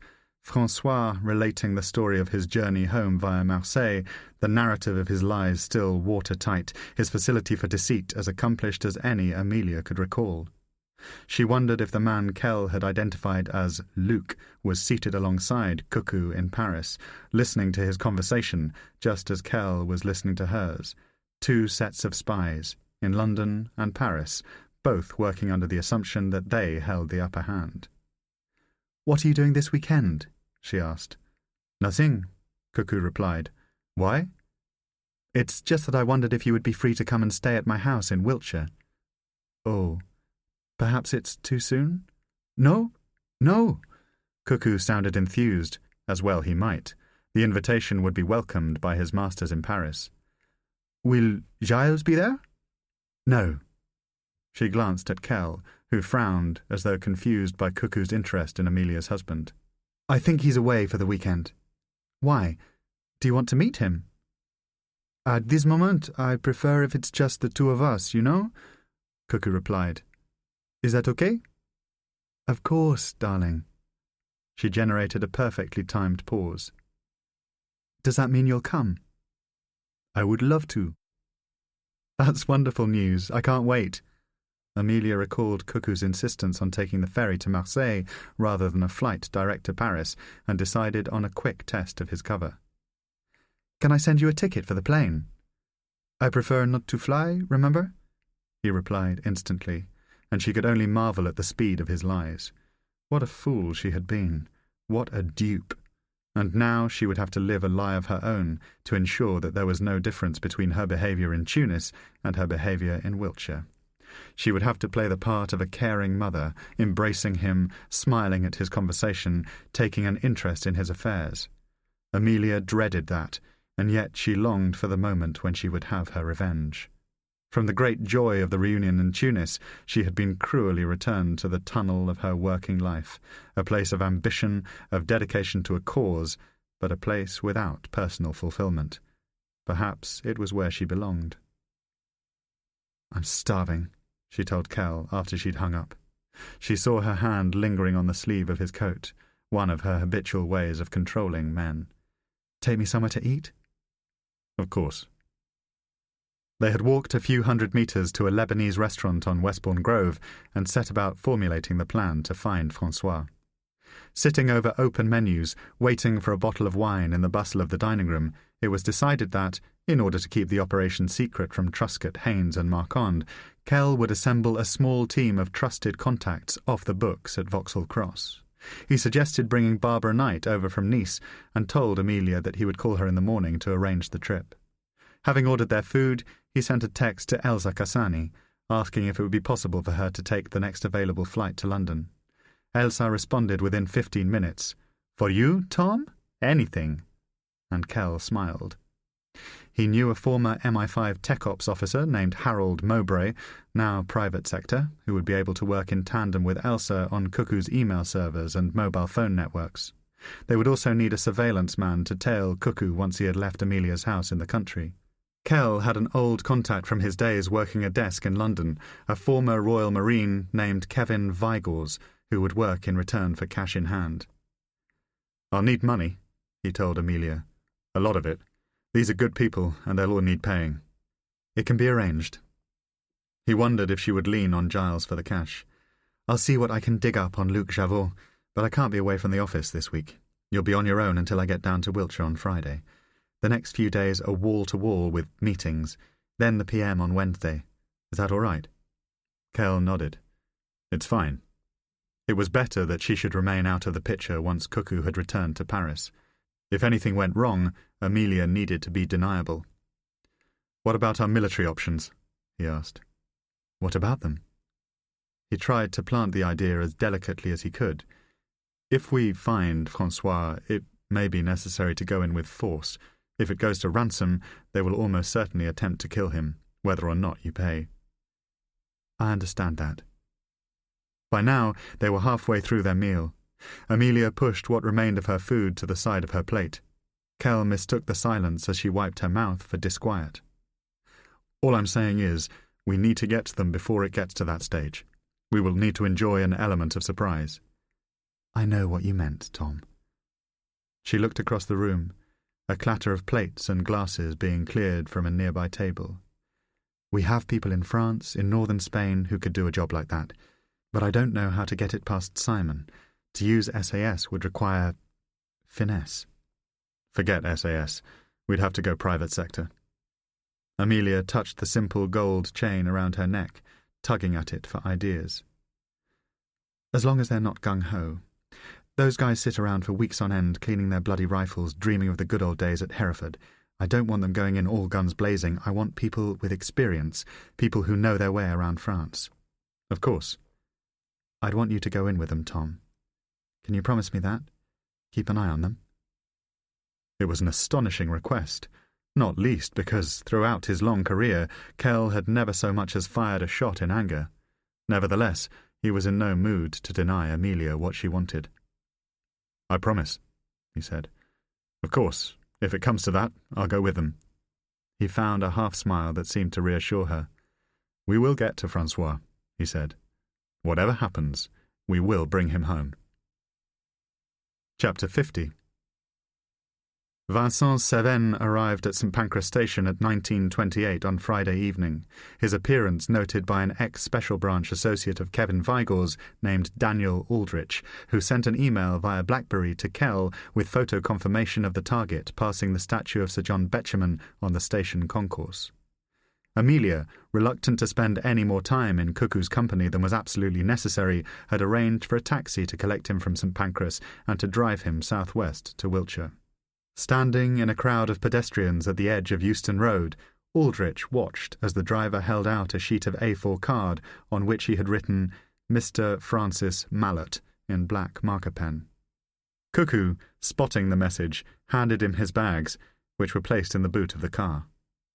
The taxi was soon pulling out into the pell-mell of Friday evening traffic.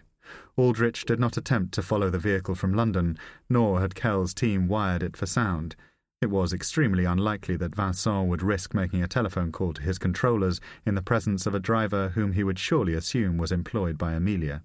Instead, Aldrich sent a second email to Kell.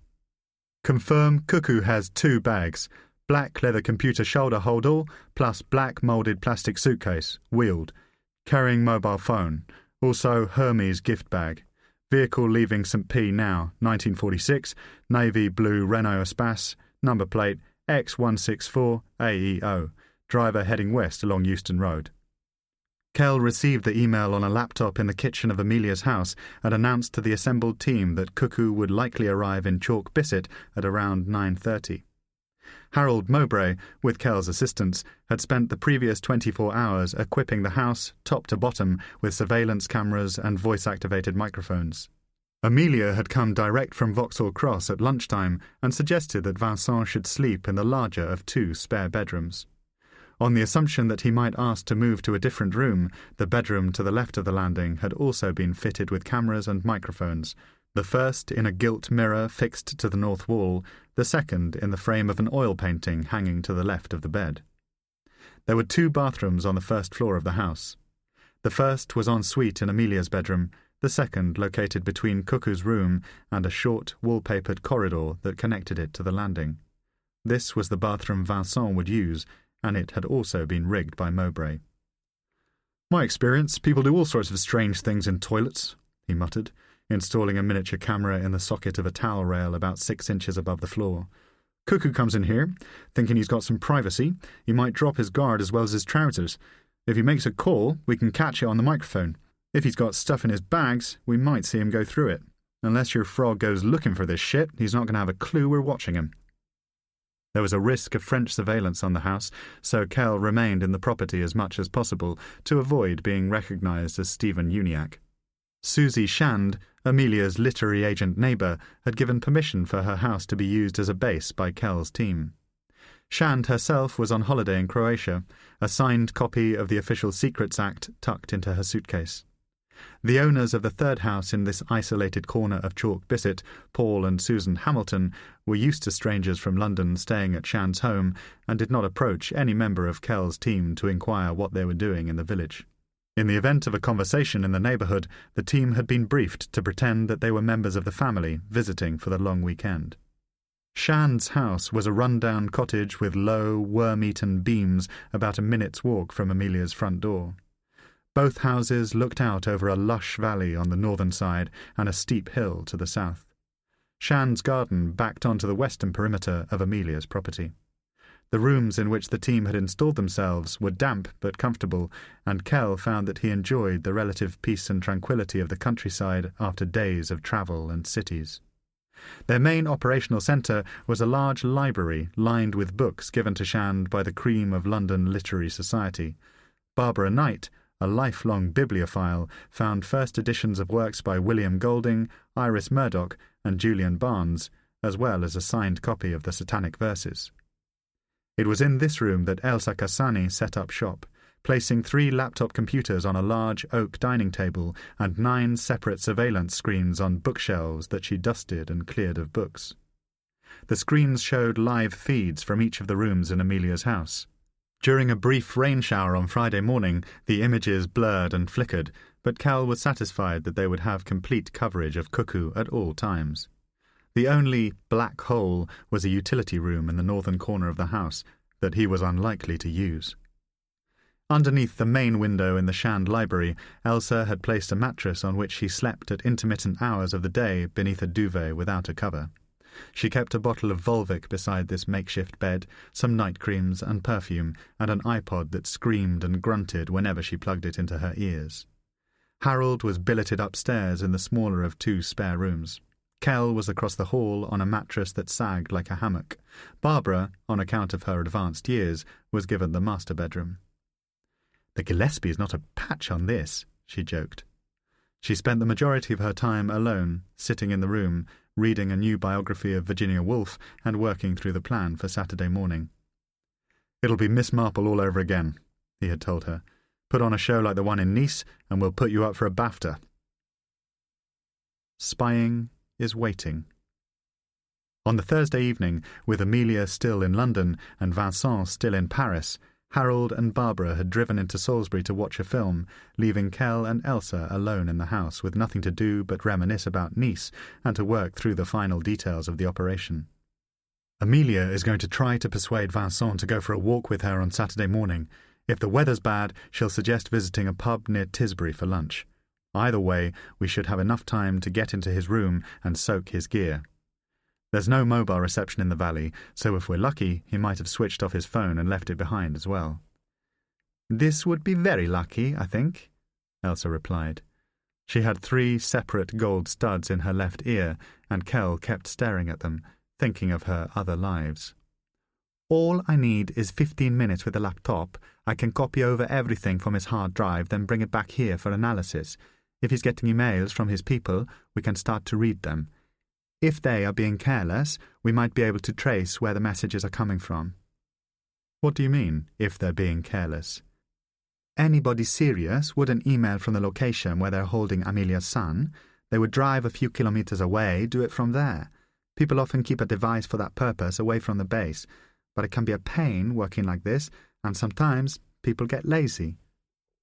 Kell thought of Marseille, of his own computer stripped down by Luc and handed back, complete with keylogger software and the tracking device.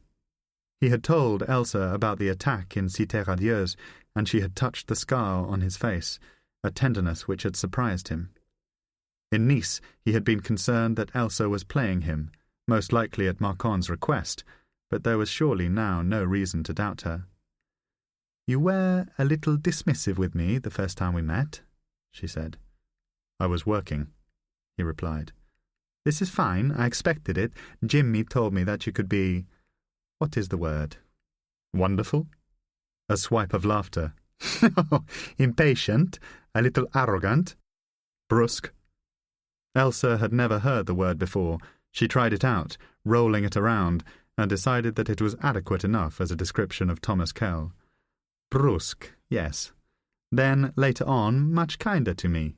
I liked our conversations." He was surprised by her flirting, but enjoyed it. She had a way of dismantling his professional veneer, of strolling into the more private rooms of his personality with what felt like the fearlessness of youth. "You did a fantastic job," he said, and meant it. The research Elsa had done into Malot's background had unlocked the DGSE operation and led him to Christophe Delestre. "Let's eat," she replied. The day before, Harold had stocked up on ready meals for the team at a supermarket in Salisbury. Opening the fridge at lunchtime, looking for something to eat, Elsa had dismissed the food as disgraceful, and Julie set about making a batch of fresh pasta in the kitchen. Within half an hour, she had transformed the room into a bombsight of bowls and dough, flour hanging in the air like the dawn mists over the chalk valley. Now she cooked the pasta for Kell, who opened a bottle of wine from Shand's cellar and sat at the kitchen table, watching as she chopped courgettes, frying them in garlic and olive oil. "You look like you know what you're doing." "I am Italian," she replied, happy to bask in the stereotype. "But, in return for your supper, I want to hear all of Thomas Kell's secrets." "All of them?" "All of them." That may take a long time. He did not want to talk about his marriage. That was his only boundary. Not out of loyalty to Claire, but because the story of their relationship was a story of failure. "Start with why you left the service." He had been drinking wine and stopped the glass against his lips, surprised that Elsa had broached the subject of his disgrace. "How did you know about that?" He was not angry. Indeed, he felt an odd sense of relief, finding that he wanted to speak candidly of what had happened. "People talk," she replied. "It's a complicated situation. I'm not supposed to discuss it." Elsa had put a pan on to boil. She looked at him with a quick mock contempt and threw salt into the water. "Nobody is going to hear us, Tom. We are alone in the house. Tell me." And so he told her. He told her about Kabul, and he told her about Yasin. "After 9/11, I did a lot of work alongside the Americans. They were angry about what had been done to them. Understandably so. They were ashamed, and they wanted revenge. I think that's a fair assessment of their state of mind." "Go on." "Late 2001, I went to Afghanistan with a team from the office, joint operation with Langley. All of us had been caught off guard by what happened in Washington and New York. We were playing catch-up, making things up as we went along." "Sure." Elsa was watching the pan, her back to him, waiting for him to find his rhythm. She was wearing blue denim jeans and a white T-shirt. Kell stole a married man's glance at her body, all the time falling into the trap of trusting her. "I made 7 separate visits to Pakistan and Afghanistan over the next 3 years. In 2004, the CIA arrested a man who you may have heard of, Yasin Kharani. He'd been in Pakistan where he'd attended an Al-Qaeda training camp in the northwest. He told the Yanks he was a British citizen, had the passport to prove it. He'd subsequently been moved to their operations centre in Kabul, which is where they started to interrogate him." "Interrogate?" "Interview. Question, cross-examine." Kell wasn't sure whether he was giving Elsa an English lesson or whether she was one step ahead of him on the semantics. He had not been mistreated, if that's what you're driving at. Langley was informed by MI5 that they had a file on Yasin. He'd been on a watch list of terrorist suspects in the northeast of England. Not a flagged threat, not a target, no surveillance. But they knew about him, had been worried about him. They'd wondered where he'd gone. "So it makes sense to everybody that a young man like this goes to Pakistan and trains to fight." "It makes sense." Kell poured himself more wine and stood to refill Elsa's glass. She had fried the courgettes and set them to one side in the pan, and now slowly lowered the pasta into the water. "Thank you," she said, nodding at the glass. "The tagliatelle, it only takes a couple of minutes." Kell took 2 bowls from a dresser behind the kitchen door, retrieved spoons and forks from a drawer. He put the cutlery on the table in front of him, the bowls next to the stove so that Elsa could reach them. Then he picked up the story. "Now, here's Gharani, a 21-year-old student from Leeds pretending to be visiting friends in Lahore, but the Americans have photographic evidence that Yasin is a jihad tourist who just got taught how to fire a rocket-propelled grenade in Malakand. I told him he had to be careful. I told him that his best prospect lay in talking to his own government. If he was honest about what he had done, about the people he knew back home, then I could help him. If he wasn't, if he decided to keep quiet and keep playing the innocent, then I couldn't be responsible for what the Americans would do with him." "I know this story," Elsa said. She tested the pasta, pulling a single strand from the water and pressing it between her fingers. She wrapped a tea towel around the handle of the pan, took it to the sink, and poured the contents into a metal colander, steam fogging into her face. She reared back and said, "The CIA tortured him, yes?" Kell felt a quick burst of irritation at her easy assumption of American guilt. He wondered if Elsa had worked on the case in some capacity, or had merely read about it in the European press. "Let's just say that the Yanks were tough on him," he said. "We all were." "What does that mean?" Kell shifted in his seat, choosing his words carefully. "It means that we were a long way from home. It means that we were trying to break up terrorist cells in the UK and US. We felt that Yassin knew things that would be useful to us, and we ran out of patience with him when he wouldn't talk." Kell found himself coughing. "Eventually, certain individuals became aggressive." He composed himself, still protecting the identities of American colleagues who had stepped over the line. "Did I physically touch him? No. Did I push him around? No, absolutely not. Did I threaten to get to his family in Leeds? At no point." Elsa did not visibly react. Her face was still as she said, "So, the interview was as they described it?" It was as though she had stopped herself using the word torture, like somebody stepping around a puddle. "What happened, Tom?" Kell looked up. She was no longer serving the food, as if the meal was being held in quarantine. She was not judging him, not yet, but she wanted to hear his answer. "You're asking a man you're about to sit down and eat supper with if he waterboarded a suspect, if I pulled out a man's fingernails?" "Did you?" Kell felt all of the despair of his final weeks at Vauxhall Cross rushing up to confront him. "Do you think I would be capable of that?" "I think we are all of us capable of doing anything." Yet the tone of Elsa's reply implied that she trusted Kell to have behaved within the law and within the boundaries of his own decency. He felt a great affection for her at this moment, because such an accommodation was more than Claire had ever been able to provide for him. At times in the preceding months, turned out of SIS in quiet disgrace, he had felt like a criminal. At others, like the only man in England capable of understanding the true nature of the threat from men like Yassin Garani. "I did not torture him," he said. "SIS does not torture people. Officers from both services do not break the codes of conduct with which they're issued whenever they go into—" "You sound like a lawyer." Elsa opened a window, an airlock being cleared. "So what's the problem?" "The problem is the relationship with the Americans, the problem is the press, and the problem is the law. Somewhere between those 3 points you have spies trying to do their job with one hand tied behind their backs. The media in London took the line that Yassin was a British national, innocent until proven guilty, who was tortured by Bush and Cheney, then flown to Guantanamo and stripped of his dignity, habeas corpus. They charged that MI6 turned a blind eye to what went on." "What's your view on that? Did you ask where they were taking Yassin? Were you concerned about his condition?" Kell felt the flutter of guilt, the shame of his own moral neglect, yet the certainty that he would not now act differently. No, and no. Elsa looked up and met his eyes. Kell remembered the cell in Kabul. He remembered the stink and the sweat of the room, the wretchedness on Yassin's face, his own lust for information, and his contempt for everything that Yassin stood for.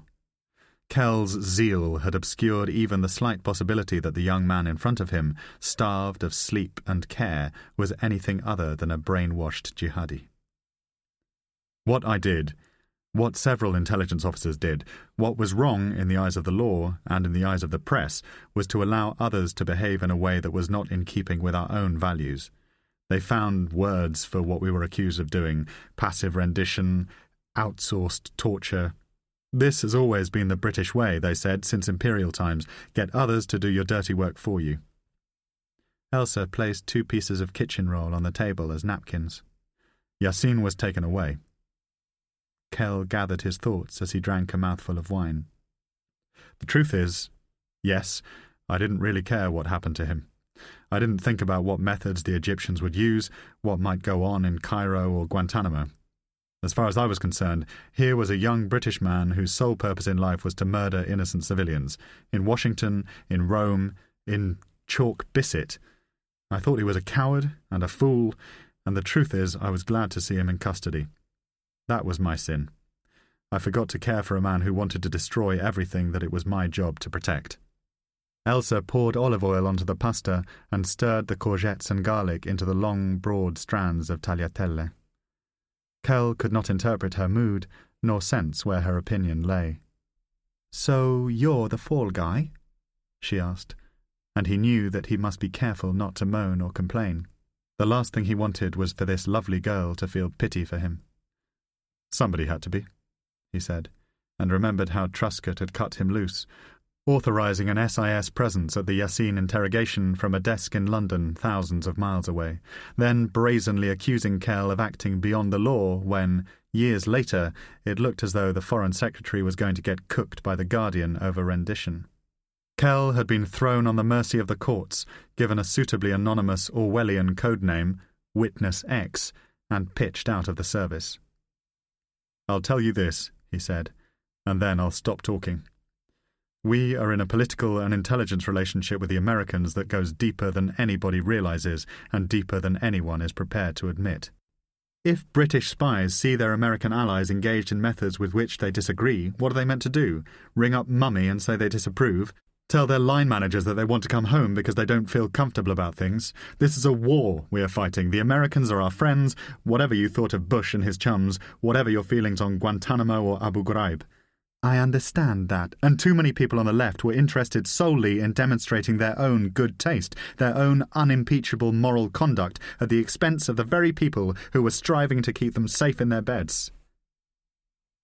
"Have some food," Elsa said. She rested her hand on Kell's neck as she set the bowl in front of him. The softness of her touch, a gesture of a friend's understanding as much as it was an indication of her desire for him. "The kindest thing you can say about Yassine is that he was young." Kell suddenly didn't feel like eating. He would have pushed the bowl to one side if it had not seemed rude or petulant to do so. "The kindest thing you can say is that he didn't know any better.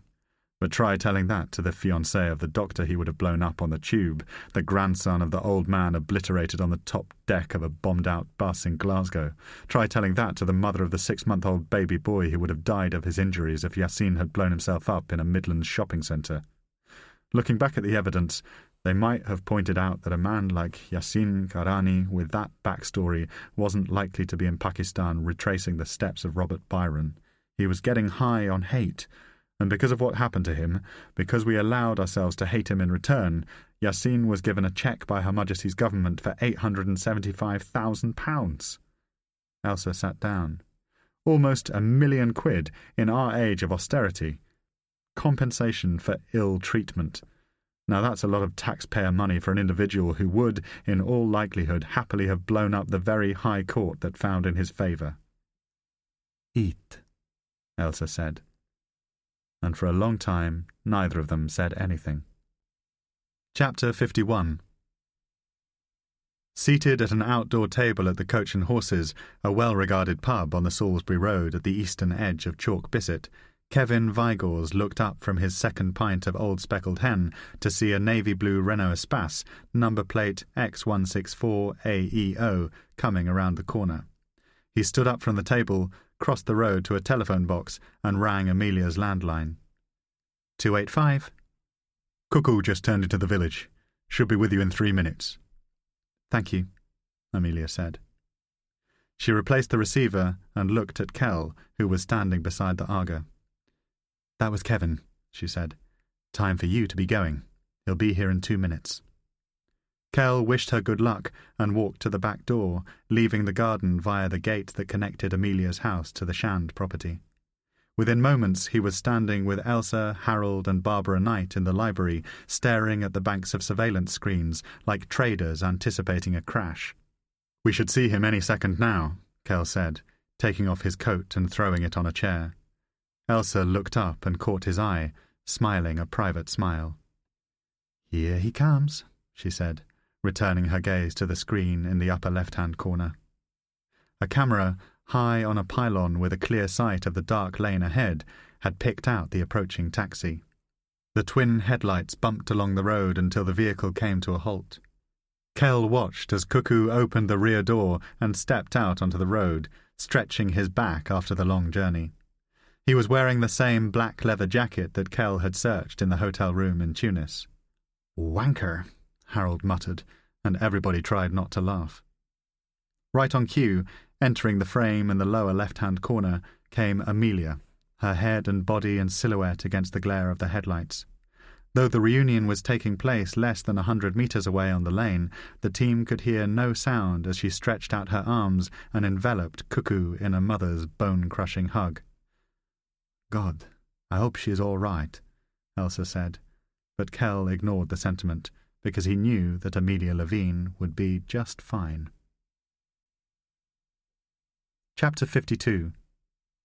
She buried her hate, tamped it down, hid it somewhere inside herself where it couldn't get out.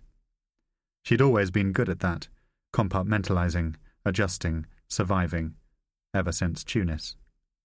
When she saw Cuckoo climb out of the cab, for a split second Amelia experienced the same untrammeled joy she had felt in Paris at seeing her beautiful son for the first time. Then it passed, and the man she had known as François was an affront to her, a malign presence in her home. Yet she showed none of this with her eyes. Instead, she reached out to hug him and found that she could easily say her lines. "Darling, you made it! I can't believe you're here!" Even the smell of him was a betrayal, the aftershave he had worn at the hotels, his oils beside the pool. At times, Amelia had felt an almost sexual desire to hold this man, to touch his skin, the sweet ache of a mother's love for her child. She had thought of him as so handsome and sophisticated. She had marvelled at the job Philippe and Janine had done in raising such an interesting young man, and now this, an agent of French intelligence in her own home, seeping into every crevice of her privacy and self-esteem. The days since Kell had broken the news to her in London had been, without question, the most wretched of her adult life. Worse than the months following François' adoption, worse than the death of her brother. She had only two consolations: the knowledge that she was a better liar than Luc Javot, the snake Paris had sent to deceive her, and the real possibility that François was alive and that Kell could get to him in his captivity. "Come inside and unpack," she said. The taxi driver heading further down the narrow lane in order to find space outside the Shand house in which to turn around and set off on the long journey back to London. "We have the whole weekend ahead of us. Nothing in the world to worry about. What will you have to drink?" At first, Kell did not recognize the voice. It was almost as though he had been speaking to a different man in the ferry disco. But then the cadences, the slick phrasing, the bizarre self-confidence of the Cuckoo personality came back to him, and he realized that he was listening to a master liar, a man who had all but absorbed another personality and embodied that which he had been instructed to impersonate.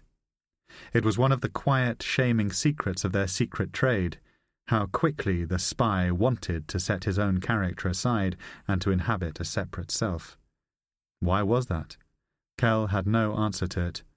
He remembered how much his dissembling, the layers of his persona, had distressed Claire. He thought of her in America, far away among vineyards and Californians, and had to force off a surge of jealousy.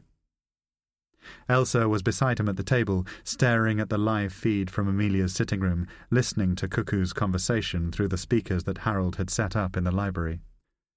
"Who's hungry?" Harold asked, standing in the doorway holding a stack of ready-made pizzas.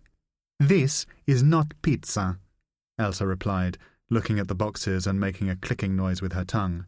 "This food is a disgrace. Wherever you get this, Tom, the supermarket should be closed down." "Hang on a minute." One of the screens had caught Kell's eye. 2 white lights were flickering along the lane in what might have been a replay of the final stages of Cuckoo's journey. "Who the fuck is that?" Kell said. The car was moving steadily towards them, about 30 seconds from the parking area above Amelia's garden. "Get Kevin on the phone." "No reception," Harold said. "He's got a radio, hasn't he?" Kell felt his temper rising, the threat of the operation going wrong almost before it had begun. Elsa, check the radio. She scraped away from the table, found the radio in the kitchen, came back into the room. Switched off, she said. Kell couldn't believe what he was hearing. He swore at Harold because the link to Vigor's had been a tech ops responsibility. Harold was still holding the pizzas like a delivery man waiting for a tip. "Put the fucking food down, Harold! Find out who this is!" He pointed at the screen, the car now moving past Amelia's house, beyond the scope of CCTV. Kell could hear the low growl of the engine as it approached. "It could just be people coming to supper next door," Barbara suggested. "Might even be the taxi. Cuckoo may have left something in the cab." "It could be anybody," Kell replied, and ran outside. Chapter 53. He was just in time to find a burgundy Mercedes turning around in the lane. He closed the gate to the Shandhouse and stood in the road, holding a hand up to catch the driver's eye. Kell knew who it was. He recognized the hunched figure at the wheel, the Blair-era sticker in the rear windscreen, "Keep your bullshit in Westminster." The Mercedes came to a halt mid-turn, and Kell heard the noise of an electric window sliding down. "Yes?" came a voice. "Can I help you?" He walked around to the driver's window and leaned in. "Giles, fancy seeing you here." Giles Levine was not a man noted for his ebullient personality, nor for a particularly wide range of facial expression. He greeted Kell with the same bland inconsequence that he might have reserved for an electrician who had come to read the meter. "It's Tom, isn't it?" "It is. Any chance you could switch off the engine?" Giles, polite and accommodating to a fault, switched it off. "And the headlights, please." The headlights snuffed out. "What's going on?" he asked. If he was surprised to find Thomas Kell standing outside his house at 10 o'clock on a Friday evening, he did not betray it. Well, where to begin? Kell looked up the lane towards the tree-shrouded light in Cuckoo's room. "We're running an operation in your house. Amelia is in there." "I know Amelia is in there." Giles was looking ahead through the windscreen. His Mercedes was midway through a three-point turn, facing the Hamilton house. "I wanted to surprise her. I was hoping we would spend the weekend together." Kell heard movement in a nearby tree, the clack of a bird. He could not work out what was more extraordinary, the idea that Giles still believed, after more than a decade of marriage, that Amelia would welcome a surprise visit from her husband, or the fact that she had forgotten to tell Giles to stay away for the weekend. "I'm afraid that's not going to happen," he said. Again, Giles did not seem unduly perturbed. "Not going to happen," he repeated, as though in a kind of daze. Kell felt like a policeman redirecting traffic away from the scene of an accident. "Is there any chance you could go back to London tonight? Turn around and head for home?" he suggested. "Why? What's going on in there?" Kell feared a long, drawn-out conversation. It was an unseasonably mild night, and he was wearing only a short-sleeved shirt. He was reluctant to invite Giles into the comfort of the Shand house, not least because all those computers, all those TV screens, might prove too much for him. "Is this about her son?" Giles asked. He made a minute adjustment to his rear-view mirror, as though something might be coming up behind the car. "Has she got Francois in there?" Kell was about to say, in a manner of speaking, but didn't want to overplay his hand. He knew that Amelia had told Giles about Tunis, about Jean-Marc Domal, but her husband had no idea that Cuckoo was an impostor. Knowing that Amelia's husband was a stickler for protocol, Kell retreated behind the convenient screen of the Official Secrets Act. "Look, I'm afraid I can't say anything at this time," he said. "Even with your clearance level, Giles, I'd be hauled over the coals if—" He was interrupted by a sudden animation in Giles' face. He was frowning like a bad actor as he said, "Weren't you booted out?" Kell felt a muscle twist in the base of his spine and stepped back from the car, standing up to free it. "Brought back in from the cold," he replied. He placed his hands on the roof of the car, which was already damp with dew. "Look, if it's too far to drive, the office can put you up in a hotel in Salisbury. I'm profoundly sorry.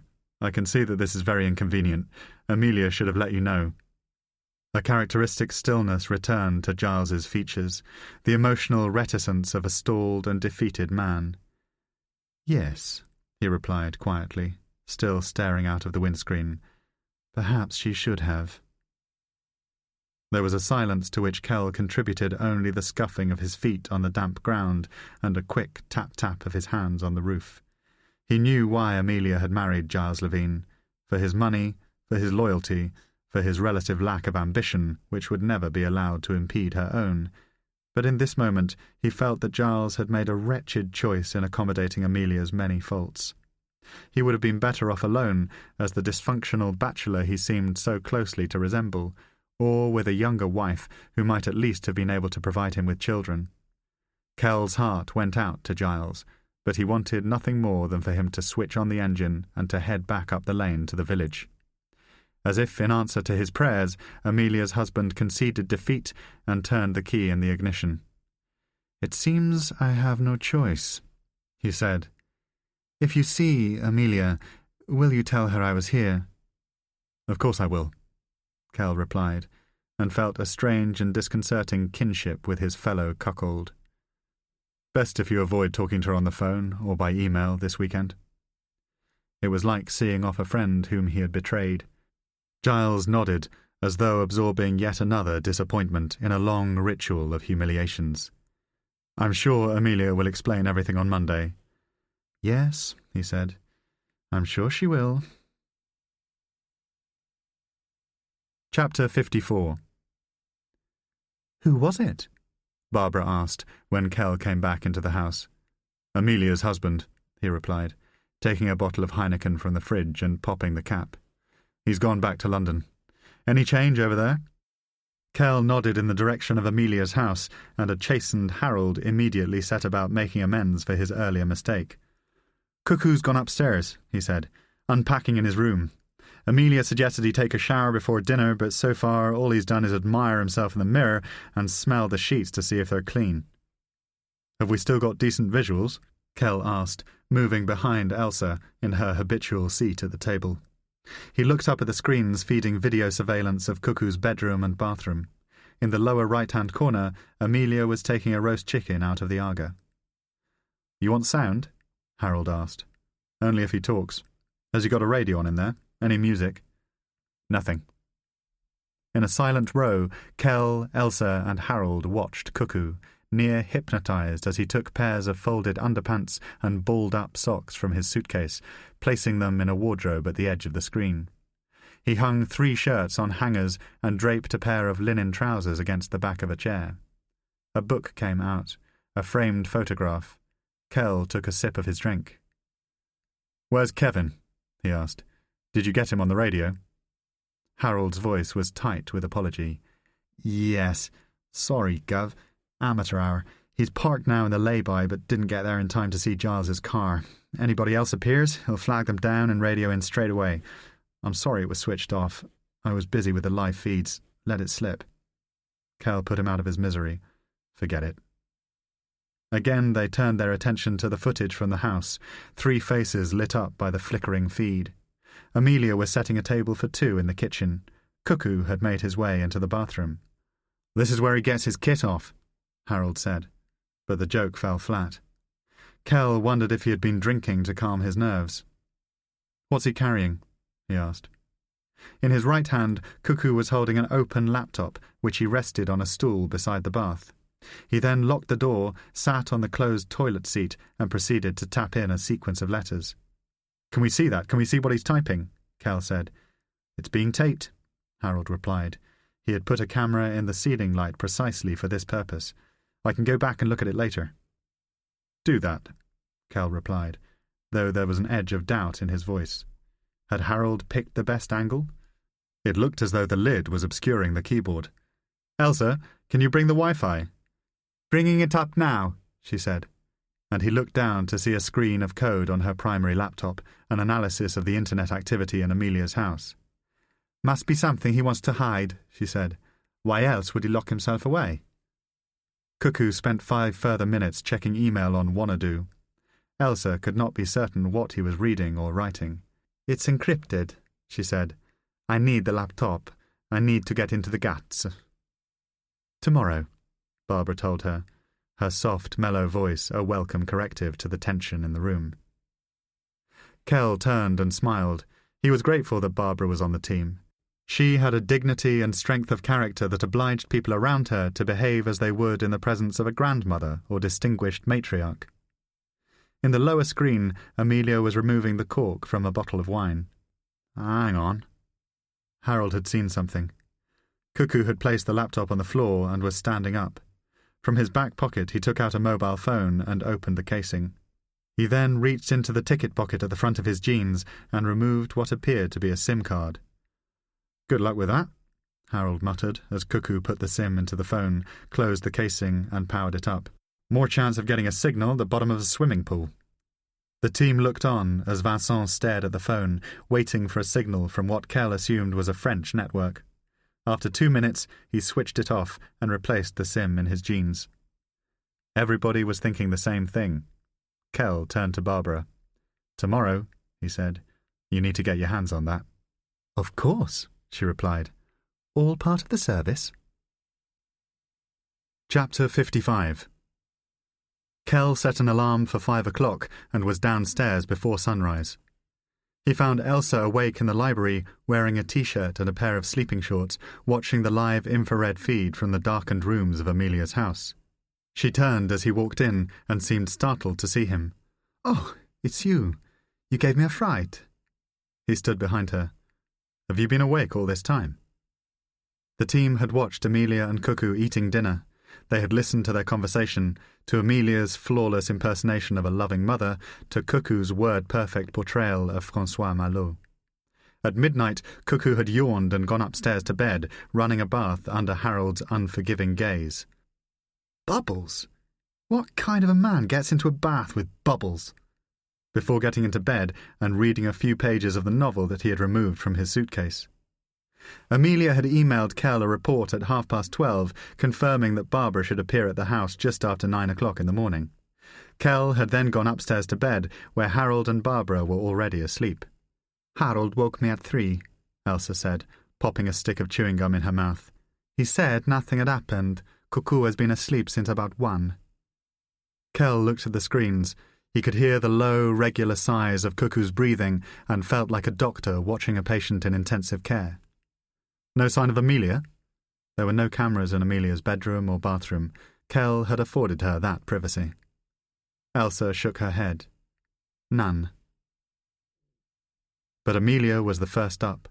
She appeared in the kitchen just after 6 in a pale silk dressing gown tied tightly at the waist. She switched on Radio 4, made herself a cup of tea, then returned to her bedroom, away from the gaze of the cameras. Moments later, Harold came down into the library. "Day 2 in the Big Brother house," he intoned in a thick Newcastle accent. "Amelia's in the diary room."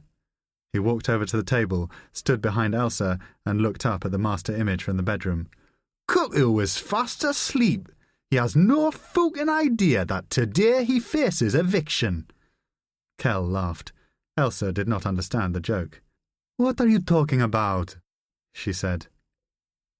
It was another 2 hours before Cuckoo woke up, climbed out of bed, walked into the bathroom with a pyjama-tenting erection, stared at himself in the mirror, squeezed a spot beneath his chin, and emptied his bladder in the toilet. "Here we go," said Harold. "Elvis is in the bathroom." Kell went into the kitchen to find Barbara seated and dressed, a bowl of muesli and yogurt on the table in front of her. "Cuckoo's awake," he told her. "Yes, I heard." She looked alert and focused, her makeup slightly different, as though she had deliberately put on another face for the part. "Amelia wants you there at 9, he said. He glanced at his watch. "That looks about right. Cuckoo had a bath before he went to bed, so chances are he'll be downstairs when you come in. How are you feeling?" He remembered their first meeting in Nice, Barbara's shy, apologetic smile, the bustle and speed of her mind. A couple of days in the old country, away from Bill, appeared to have rejuvenated her. She was enjoying being back in the game. "Oh, I'm looking forward to it," she said, and grinned as she met Kell's eye. "Let's hope we get the bastard. Let's hope we really get him." Chapter 56. Vincent Seven, dressed as François Malot, channeling François Malot, being François Malot, was sitting alone in the kitchen of Amelia's house when a figure appeared at the door, tapping on the glass. For a split second he thought that it was Francois's mother coming in from the garden, but soon realized his mistake. The lady looking through the window had a slight arthritic stoop and was several years older than Amelia Levine. She appeared to be in her mid-60s and from a different social class. She was holding up a set of keys, a cleaning lady, Vincent assumed, and so it proved. "Good morning," she said, a broad and friendly smile spreading across her face beneath a bloom of white hair. She was wearing a pair of Wellington boots, and he presumed that she had walked from the village. "You must be Francois." Vincent stood up to shake her hand. "Yes," he said, feigning an inability to understand English. "Who are you, please?" "You look a bit startled, love, bless you. Did Mrs. Levine not say I was coming?" Amelia walked into the kitchen. "Ah, I see you've met. Barbara, you're so kind to have come in on a Saturday." "Wouldn't have missed it for the world," Barbara replied, removing her overcoat and boots and taking them into the utility room. Vincent turned to Amelia. "Your housekeeper?" he asked. "My housekeeper." Amelia nodded towards the sink. "Hence the piles of washing up. I was too tired to do it last night. She's marvellous, comes whenever I'm down. My brother employed her when he was living here, knows the place from top to bottom. She's getting on a bit, but still very fit and absolutely insists that she's not ready to retire." "And she knows who I am?" Amelia smiled and shook her head. "Of course not." She reached out and touched Vincent's arm. "I've told her that you're Giles's godson, staying for the weekend en route to Cornwall. Is that all right?" "Perfect," Vincent replied. Barbara came back into the room. She had changed into a pair of old tennis shoes and was wearing a nylon smock. A ritual of small talk began. Vincent looked on as Amelia filled the kettle and prepared a cup of tea for the cleaning lady, knowing that she liked milk but no sugar. A shortbread biscuit was produced from a tin. Amelia tried her best to involve him in their tedious chit-chat, but Vincent, having insisted that Francois Malot had never learnt to speak English, could not and did not wish to participate. If anything, he found that he was slightly offended by Barbara's presence, not because it affected the operation, but because Amelia had neglected to mention that a stranger would be joining them in the house. He hoped that she would not be staying long. As Barbara put on a pair of yellow rubber gloves and set about the washing up, Vincent excused himself from the kitchen and went back upstairs to his room. After locking the bathroom door, he switched on his laptop and saw that there were no messages waiting for him on the server. He sent an email to Luc updating him on the housekeeper's arrival, then shaved with the electric razor that he had set to charge overnight. It was one of the little changes Vincent had made in his morning routine. Francois, he had decided, preferred the deeper stubble left by an electric razor.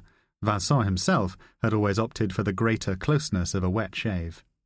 He had also changed his aftershave, taken up smoking, Lucky Strike Silver, the same brand as Francois, and removed a Cevennes family ring from the little finger of his right hand.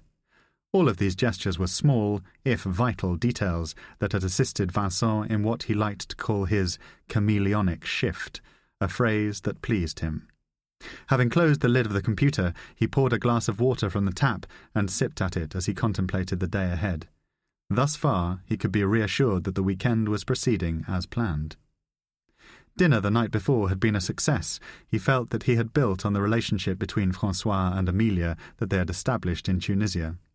However, his primary objective for the next 24 hours, as agreed with Luc, was to lay the groundwork of a possible move to London. This he would do at a convenient opportunity, perhaps at dinner that evening or lunch on Sunday prior to leaving for Paris. Vincent had only one reservation, which he would necessarily conceal from Luc.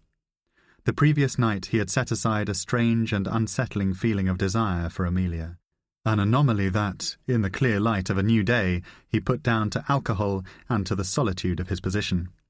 He needed a woman at least once every week. He had come to realize this about himself as a young man at the academy, and stressful situations often raised in him an inconvenient desire. Ignore it, he told himself, and went back to the mirror to check his appearance. He brushed his teeth, combed his hair, then walked down to the kitchen.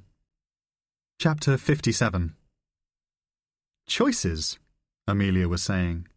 Kell could hear her voice coming through the speakers in the Shand library. "We could go into Salisbury and see the cathedral, if that would interest you. We could go for a walk.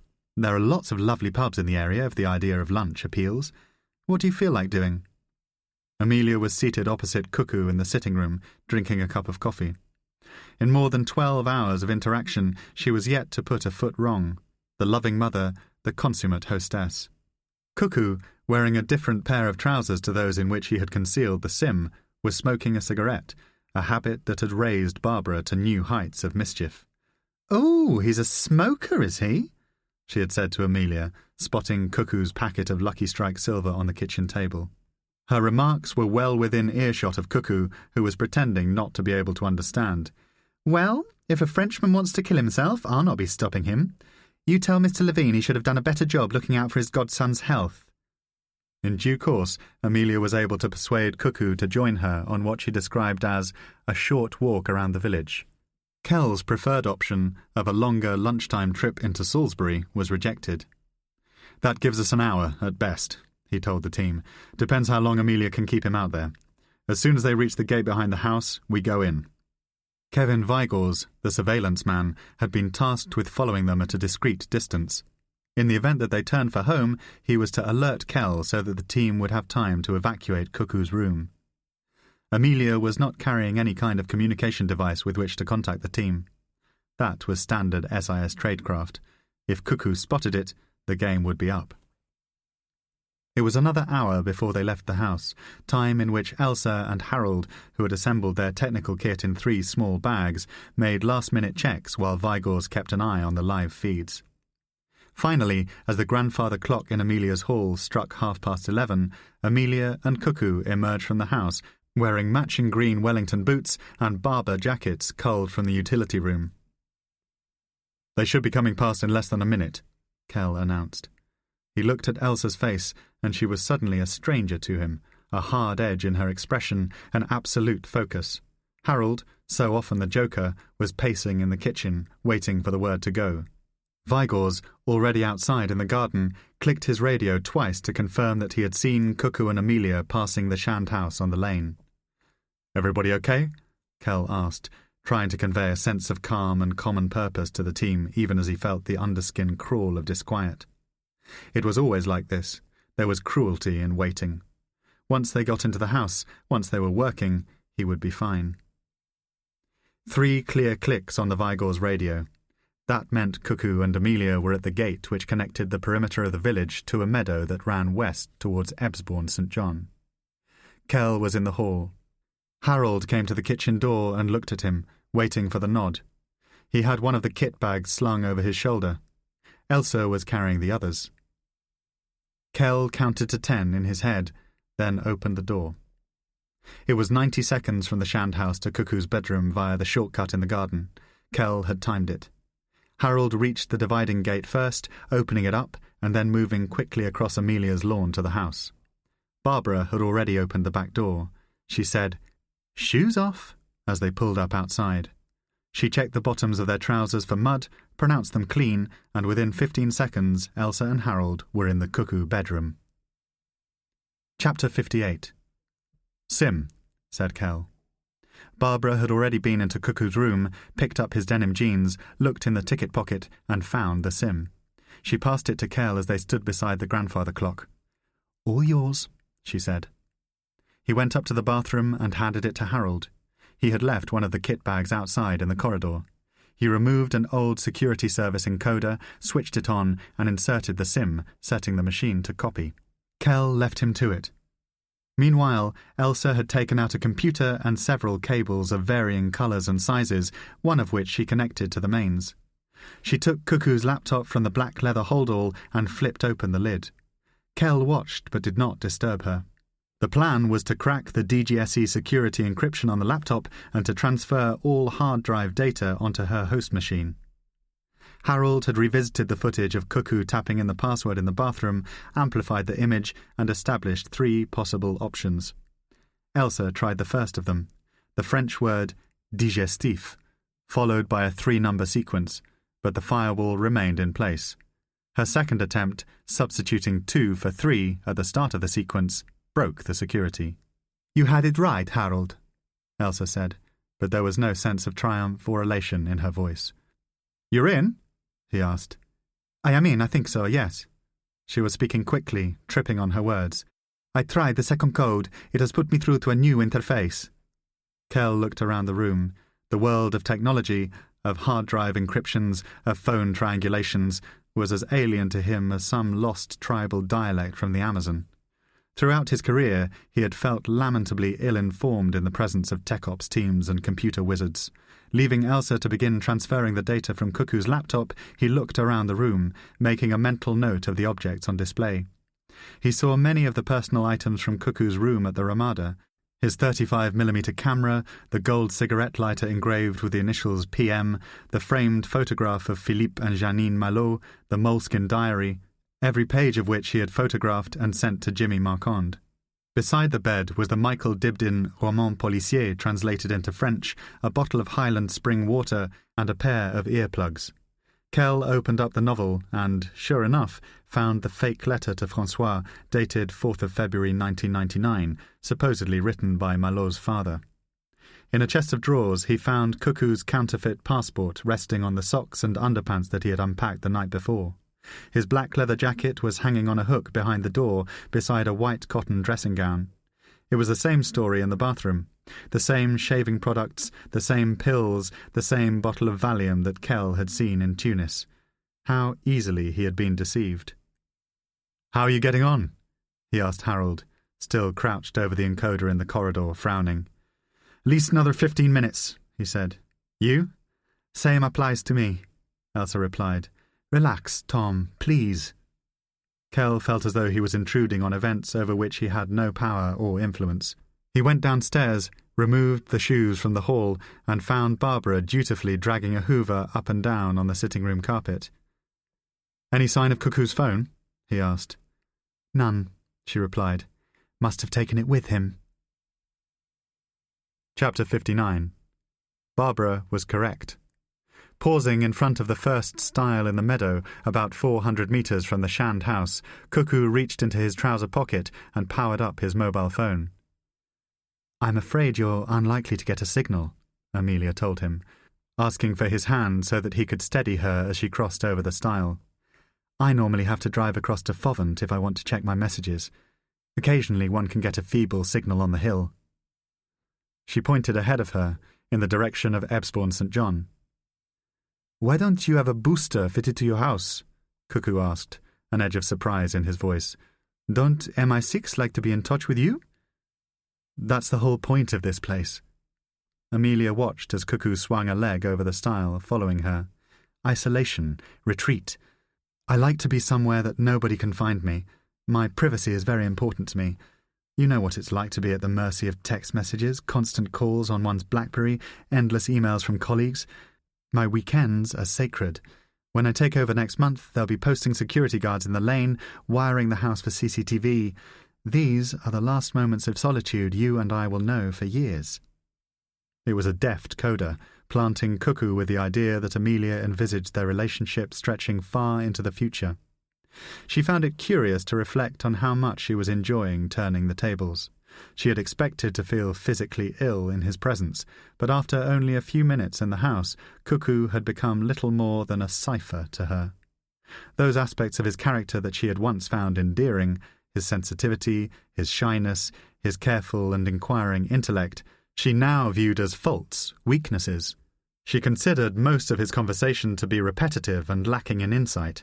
Anecdotes and jokes were already beginning to be repeated. His physical attractiveness, which she had once, embarrassingly, prided herself on, was now evidence only of an extreme vanity bordering on narcissism. The process by which Amelia had come to loathe Cuckoo was not all that different, she reflected, to the process by which she came to resent her former lovers. Those things she most adored about him were now those things that she abhorred. She felt only an unequivocal determination to destroy him, born of shame and the desperate desire to find François. "Merde," said Cuckoo. He was patting his trousers, front and back, searching the inside pockets of his Barber. "What is it?" "I forgot my cigarettes." Amelia felt an itch of alarm. "Does it matter?" I hate it when you smoke." He looked at her as though she had betrayed him, a sudden sullen expression of his contempt. "What? Even outside in the open air?" It was the first time that he had raised his voice against her. Why the shift in his mood? Did he suspect that something was going on at the house, the forgotten cigarettes a ruse to go back? But then Cuckoo seemed to remember the need for tact and good manners, and his characteristic charm returned. "I'd just like to smoke as I walk. It helps me to think, to relax." "Of course," Amelia said, "but we'll be home fairly soon." She gestured ahead at a wooded glade about a quarter of a mile to the west. "We can turn round at the end." Cuckoo was shifting from foot to foot. "No, I'll run back," he said, and before Amelia could stop him, he had vaulted over the stile and started jogging towards the house. At that speed, he would be there in less than a minute. She looked back along the valley for a sign of Kevin Vigors. He was nowhere to be seen. "François?" Cuckoo stopped and turned around, frowning. "What?" Slowly, Amelia took herself back over the stile and walked towards him, buying time with every step. When she was a few meters away, she reached into her coat pocket and took out her keys. "You'll need these." "Barbara can let me in," he replied, turning and starting to jog. He called back, "I'll only be 5 minutes." And all Amelia could do was watch and wait. Chapter 60. Less than 200 meters away, secluded behind a screen of chestnut trees, Kevin Vigors saw Cuckoo running towards the house and immediately radioed through to Kell. "Serious problem," he said. "Cuckoo is coming back." "What? Why?" "No idea, but get out of there. You've probably got less than a minute before he reaches the house. Can you stall him? He'll smell a rat. Just get out of the bedroom." Kell was standing in the sitting room. He went into the kitchen, opened the bin, pulled out the contents and handed them to Barbara. "Get outside," he said, grabbing a pile of papers from the kitchen table, as well as Elsa and Harold's shoes and a recipe book from the shelf above the Aga. He stuffed them into the bin liner until it was full. "Walk down the lane towards the Shand house. There are black dustbins between the two houses. Cuckoo is coming back. You'll have to stall him or we won't have time to clear out. Get him to help you with a bin." Barbara nodded, but said nothing. She went to the door, walked up the stone steps towards the lane, and headed slowly downhill in the direction of the Shand house. At the same time, Kell grabbed the vacuum cleaner from the sitting room and ran upstairs, holding it in his arms like an outsized child. "Get the fuck out of there right now," he called to Elsa and Harold, plugging the hoover into a socket in the corridor. "Grab everything. We're going into Amelia's room." He was scooping up one of the kit bags in the corner. He heard Harold say, "Jesus fucking Christ!" and watched as he picked up the encoder and took it past him down the passage. Harold then came back into Cuckoo's bedroom and threw the rest of his hardware into a second bag that he slung over his shoulder and removed to the master bedroom. Kell heard 3 clicks on the radio. Cuckoo was at the gate. In 20 seconds he would be opposite the Shand front door, in 40 at the back door of Amelia's house. Elsa, repeatedly whispering, "Shit, shit," in Italian, had shut down the DJC laptop and was putting it back in the leather carrying case. "Hurry!" Kell hissed at her, coiling loose cables into the third bag. He unplugged her computer from the mains and ushered her out of the room, bundling the bag into her arms. He left the hoover in the corridor to make it look as though Barbara had been cleaning upstairs. "Go, go," he said. Cuckoo's bedroom was now empty. Kell checked the carpet. There was a small piece of yellow plastic beside the chest of drawers that he picked up and put in his pocket. There seemed to be a strong odour of work and sweat, but he could not decide whether the smell of Elsa's perfume was in the room or in his memory. He opened the window on the basis that Barbara could have done so, and ensured that the team had left no trace of themselves in the bathroom. 2 clicks on the radio. Cuckoo was passing the Shand house. Kell looked out of the bathroom window and saw him coming. He turned, walked into the corridor, reached the landing, went into Amelia's bedroom and closed the door. It was only then that he realized they had not replaced the SIM in Cuckoo's jeans. Chapter 61. Barbara saw Cuckoo as she reached the dustbins. He had stopped jogging and was walking towards her, passing the Shand house and frowning in surprise at the sight of Amelia's cleaning lady struggling down the lane under the weight of a bin bag. "You okay?" he called out. Barbara, tilting to one side for maximum visual impact, nodded her head in a demonstration of unbuckled stoicism and moved forward towards the dustbins. "What are you doing back here, love?" she asked, resting the sack in the centre of the road so that Cuckoo's path was partially blocked. "Smoke," he said, miming a cigarette going in and out of his mouth. "I help you?" At least he's got some manners, Barbara thought, breaking into an effusive speech of gratitude as Cuckoo lifted the bag from the lane and carried it the short distance to the large black dustbins at the edge of the road. "C'est lourd," he said. "It's heavy." As if to confirm this, the Frenchman held his bicep as though he had suffered a sprain. For a split second, Barbara was about to reply in fluent French, the language of her life in Menton, but she checked herself and instead continued in her role.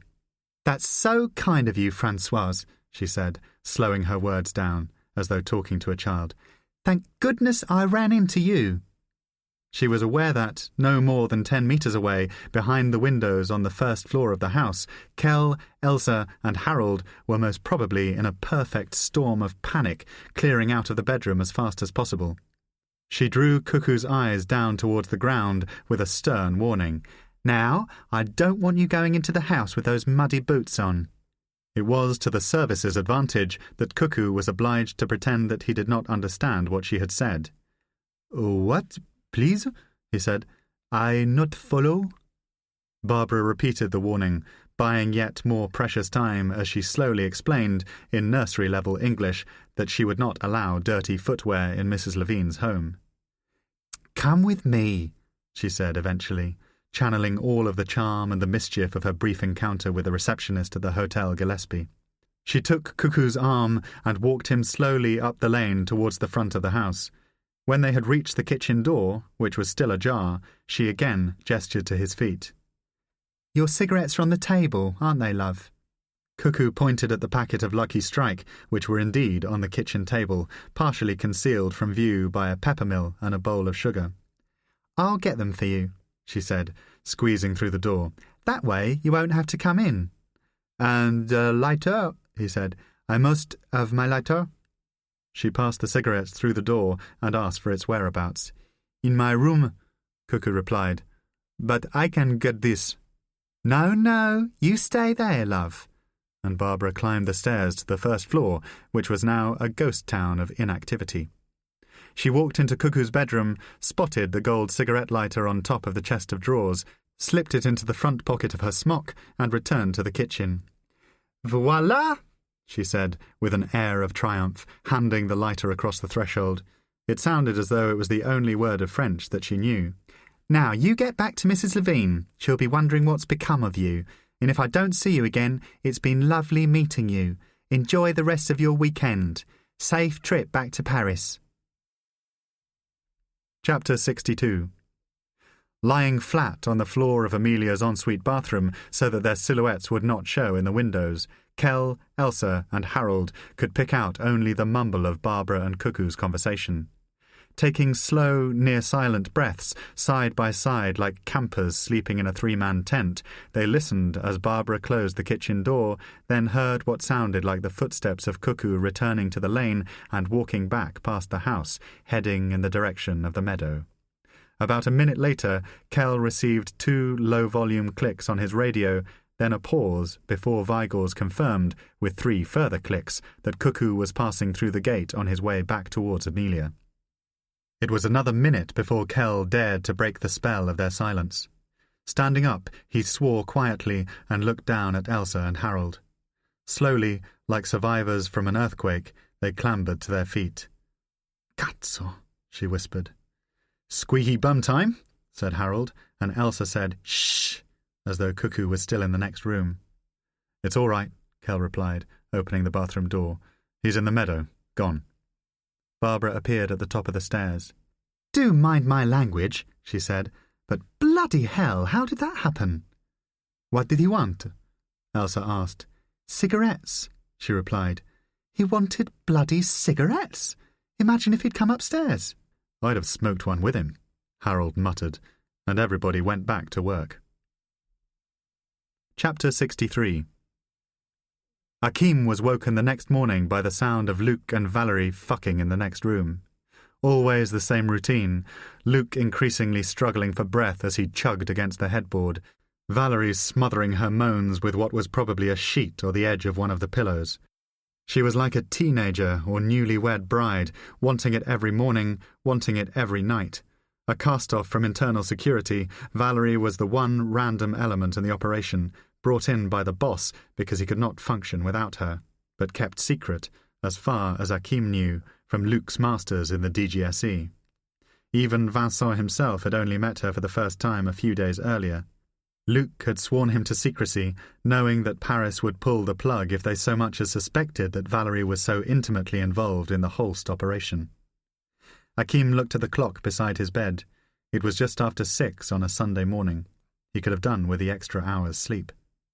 Now he was just thinking about Pussy, about how much longer it was going to be before he could get back to Marseille.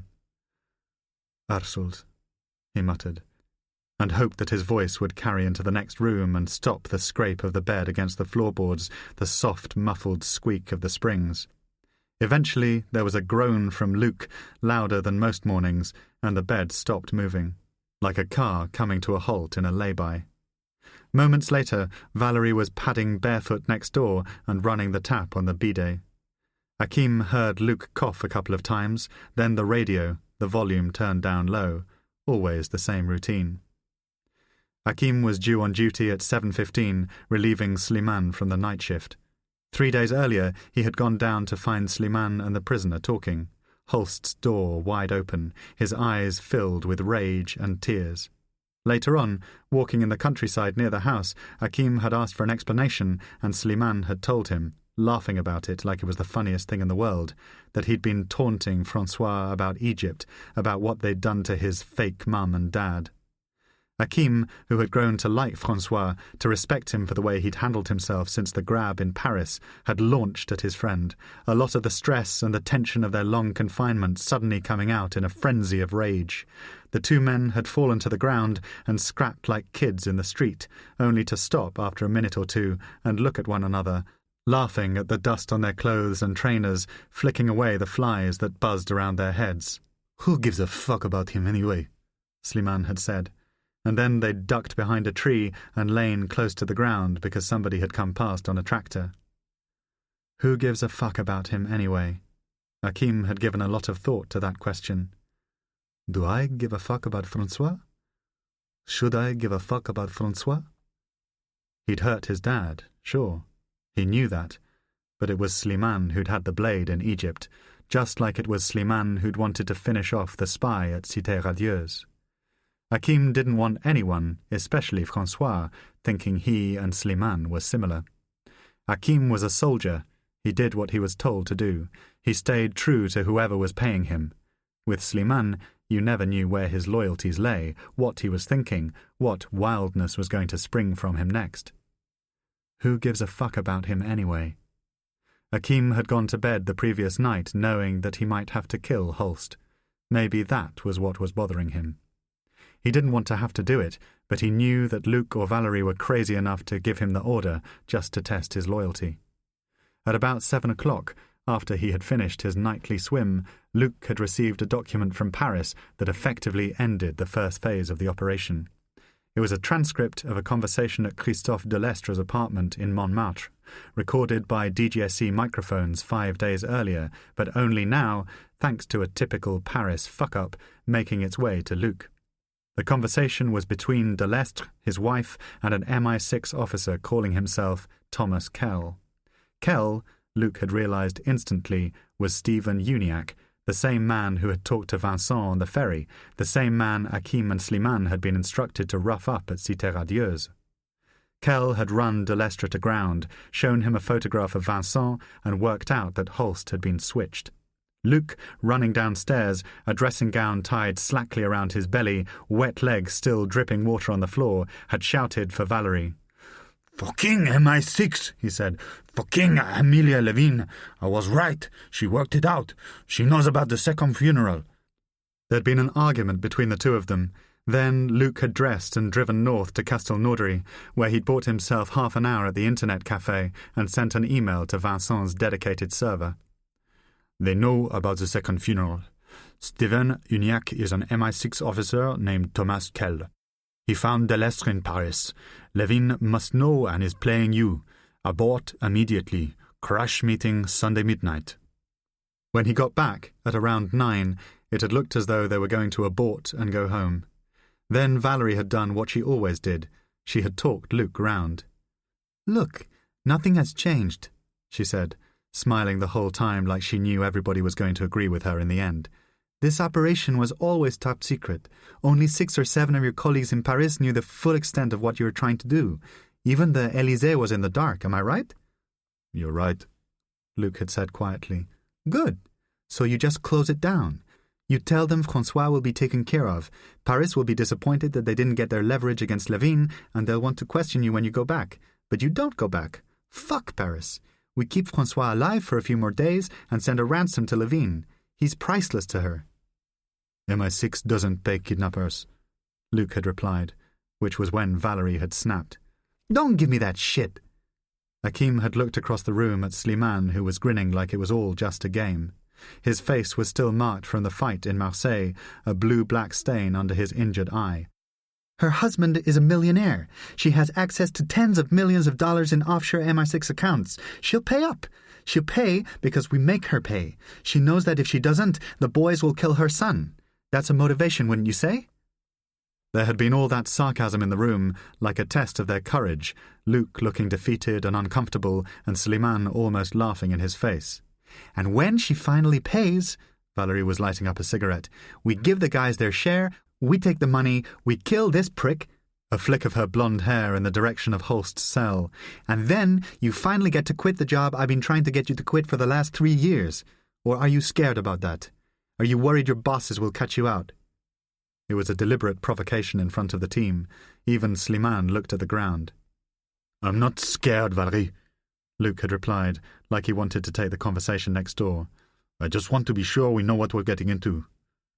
Hakim could still picture what she did next. She stood up, walked across the room, and buried her tongue in Luke's mouth, at the same time grinding her hand into his cock so that Hakim felt himself grow hard. "I've always known what I'm doing," she had said. "All you guys have to do is follow me." Soon after that, Luke agreed to everything. The timing of the ransom, the date when they would kill Holst, the sweetness of his revenge against Levin. Like Slimane always said, Luke was weak around Valerie, prepared to do whatever she wanted. There was a kind of flaw in his character that kept him permanently under her spell. Unlike with everybody else, he never argued back, never stood up for himself, never questioned her decisions. This tough guy of the DGSE seemed to be under a kind of hypnosis. It was embarrassing to watch a man behave like that. Slimane called him the carpet. The toilet flushed next door, and Hakim heard Valerie padding back to the bedroom. He wanted to fuck her. He'd felt that way since they'd met, and lit a cigarette, pulling on his tracksuit and shoes. Then he opened the curtains, that amazing view down to the Pyrenees. Hakim always liked looking at it first thing in the morning, like a new country, a heaven. Then he went to work. Slimane was asleep in the armchair at the bottom of the stairs, his hand down the front of his trousers, spittle coming out of one side of his mouth. Hakim looked through the spyglass and saw that Holst was lying on his bunk, eyes fixed on the ceiling. He woke Slimane, was sworn at for his efforts, then went into the kitchen to fix a cup of coffee. Moments later, Luke appeared, naked except for a pair of white cotton boxer shorts. There were tattoos on his biceps, flakes of sunburn on his shoulder blades. Hakim caught the funk of their sex, like Luke wanted him to know that he'd just nailed Valerie. He opened the door out onto the back porch. "Big day." The boss went to the fridge. He took a long swig of orange juice direct from the carton. When he had finished, he put the carton on the kitchen table and fixed Hakim with one of his lazy stares. "Vincent still isn't responding," he said. "We've only had 2 emails from him since he got to St. Pancras, one on Friday night, one yesterday morning when the housekeeper arrived. The message we sent to abort has gone from the server, so he must have seen it. Valerie has left a voicemail telling him to go to Paris, but there's no reception for mobiles at the house." Slimane strolled into the kitchen, spotted the carton of orange juice, and went to pick it up. Luke grabbed his forearm, holding it above the table like there was a flame underneath. "You two not listening to me?" he said. He was stronger than Slimane, who had a look on his face like spilled acid. "We have a problem. Vincent was lured into a trap, and we don't know if he's been arrested, if he's still at the house, or if he got the message to abort." "Fine," said Slimane. "So you can tell him when he gets back to Paris." "No." It was Valerie, coming in behind him in jeans and a t-shirt. "I want you to tell him, Hakim." "Me?" Luke released Slimane. Valerie spread her arms to embrace the two Arabs, holding them around the neck. "We want you to talk to him." Hakim enjoyed the feeling of her skin against his neck. "Find Vincent when he gets back to Paris. He'll be holed up at the Lutetia. Find him, and then do what you do best. Smartest thing we can do now is clear the trail." Chapter 64. Luke's email to Vincent had been seen almost instantaneously by Elsa Cassani in the Shand Library, where she had saturation coverage of Cuckoo's lines of communication. The message appeared on the dedicated DGSE server, where it would be encrypted the moment Cuckoo logged on. "They know about the second funeral. Steven Uniacke is an MI6 officer named Thomas Kell. He found Delestre in Paris. Levine must know and is playing you. Abort immediately. Crash meeting Sunday midnight." "Tom," she said. "Christ, you need to see this." Kell was in the kitchen. By now, Barbara had gone to Gatwick, en route home to Menton. Harold was upstairs in the Shand house watching 3:10 to Yuma. "What is it?" Kell came into the library carrying a mug of tea. Elsa pointed at the third laptop on the right-hand side of the oak table. The pressure of her index finger blurred the screen. "This just came through?" "Less than a minute ago. How do they know about you?" Kell put the tea down on the table. "They must have bugged Delestre's apartment," he said. It was the only possible solution he could think of. "But you were there on Monday. How can it have taken them so long?" "Manpower," Kell replied, knowing that when it came to following up every lead, listening to every conversation, the French were just as stretched as a security service or SIS. They probably have microphones all over Paris, checking Malot's friends and colleagues. Could have taken them several days to work out I was there. "I'm finding the name Vincent Seven all over Cuckoo's files," said Elsa, drinking from a bottle of Evian. "Also Valérie Dessert, probable girlfriend of Luc Javot. You think that's an alias for Madeleine Brive?" "Almost certainly." Kell scribbled down the names on a piece of paper. "Where's Cuckoo now?" They looked up at the bookshelves, 9 screens in rows of 3 like a game of noughts and crosses. It was just after 8 o'clock on Saturday evening. Amelia preparing a fish stew in the kitchen, Cuckoo reading Michael Dibdin in the sitting room. "Can you hold the message on the server?" Kell asked. "I don't think so." Elsa typed something into the lines of code on the second laptop. "I could delete it. That way he won't find out until he comes tomorrow. I guess they'll be trying to call him on the phone." "Harold!" Kell shouted upstairs. There was a grunting noise through the floor, then the sound of Harold scraping away from his Western and thumping downstairs. "Yes, Gov?" "Can you take another look at Cuckoo's mobile phone activity? Chances are there's a text message or voicemail waiting for him, instructing him to abort." "To what?" "They know about us. They know their operation is blown. They're trying to tell him to go back to Paris." Kell made the decision to buy time and to delete the email from the DGSE server. He then sent a message across to Amelia telling her that the operation was blown. At breakfast, she was to tell Cuckoo that there was an SIS emergency in London and that a car was coming to pick her up. For security reasons, she could not offer François a lift to St Pancras, but a prepaid taxi had been booked to take him back to London. Kell knew that as soon as Cuckoo was a mile outside Chalk Bisset, he would come within range of a mobile phone signal and hear any of 3 messages left for him by Valérie Dessert. The first was explicit enough. "François, it's Madeleine. I don't know why you haven't responded to your email, but you must abort, okay? Call me immediately, please. We will crash meet Sunday midnight. We can explain everything. I need to know that you have received this message and that you will be there." Harold had hacked into Cuckoo's voicemail, allowing Kell to reacquaint himself with the tense, petulant voice of his fairy seductress, Madeleine Breve. Cuckoo, having heard the message, would then make every effort to evaporate into the English countryside, shaking off SIS surveillance as he did so. The trail to Amelia's son would be lost. Chapter 65.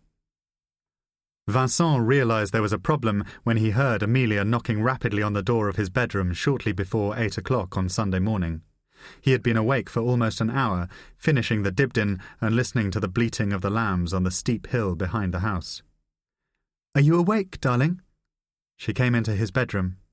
She was already dressed, in the uniform she wore for Vauxhall Cross, a navy blue skirt with matching jacket, a cream blouse, black shoes with kitten heels, the gold necklace given to her by her brother as a present on her 30th birthday. "You look like you're going to church," he said. He was shirtless in bed, propped up against the headboard, deliberately provoking her with his physique. He knew that Amelia felt an overpowering love for him, but also a physical desire that conflicted with her duties as a mother. He could sense it in her. He could always tell with women. "I'm afraid there's an emergency in London. I have to leave. There's a car coming for me at 9:30. "I see." "I'm so sorry." She sat on the end of the bed, imploring forgiveness with her eyes. Vincent remembered his first sight of her pale skin behind the pool, the swell of her breasts. He had often thought about the taste of her, the transgression of a sexual relationship. "The worst of it is I can't offer you a lift back to London. The office doesn't know about you and my driver would cotton on, but I've arranged for a taxi to pick you up at 9:15. Is that all right? Does that give you enough time to pack?" It seemed as though he had no choice. Vincent pulled back the duvet, climbed out of bed, and put on his dressing gown. "It's a real pity." Was Amelia being honest, or had she somehow discovered the truth about him? "I was looking forward to spending the rest of the day together. I wanted to talk about the move to London." "Me too." She stood up and put her arms around him, and it was all that Vincent could do not to press his body against hers and to kiss her. He was convinced that he could possess her, that she would offer no resistance. "I can't even let you stay, I'm afraid. Too many people would start asking awkward questions if—" "Don't worry." He broke free. "I understand." He began pulling out clothes from the chest of drawers and placing them in his suitcase. "Just give me 5 minutes to take a shower and pack. I'll come downstairs. We can have breakfast. Then I can go back to Paris." Chapter 66. As Kell had predicted, Vincent's Cevennes was exactly 1 mile east of Chalk Bisset when his mobile phone began to come alive with a symphony of beeps and tones that lasted the better part of a minute.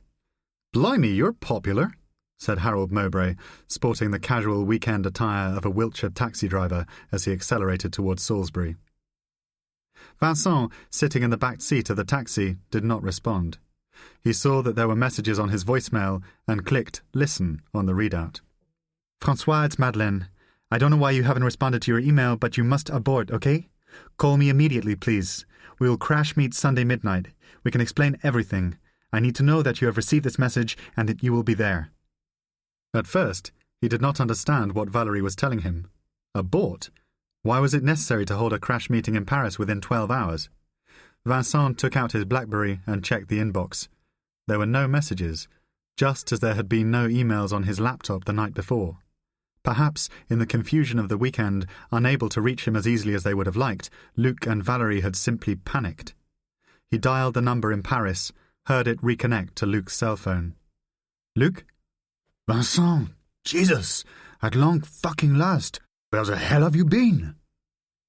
Back at the Shand house, Elsa was able to feed the conversation into Amelia's Audi as she and Kell tailed the taxi on the Salisbury Road. Within seconds, Vincent had realized that he was completely compromised. Luc told him everything. That the guy on the ferry was an MI6 officer, that Uniacke was an alias for Thomas Kell, that Kell talked to Delestre in Paris and put 2 and 2 together about the funerals. Luc and Valerie were certain that Amelia had known about Vincent's deception for at least 5 days. That was why she had invited him to her house in the country, not to get to know him better, but to find out who was behind the Malot conspiracy. Vincent asked if MI6 knew that François was being held in captivity. Assume that they know everything, Luc replied. Sitting alongside Kell in the passenger seat, Amelia shook her head and said, "We'll never get to François. They'll kill him or move him in the next 48 hours. Not necessarily, Kell replied, but it was baseless optimism. Unless Elsa could trace the origin of Luc and Valerie's communications more precisely, their hopes of success were slim.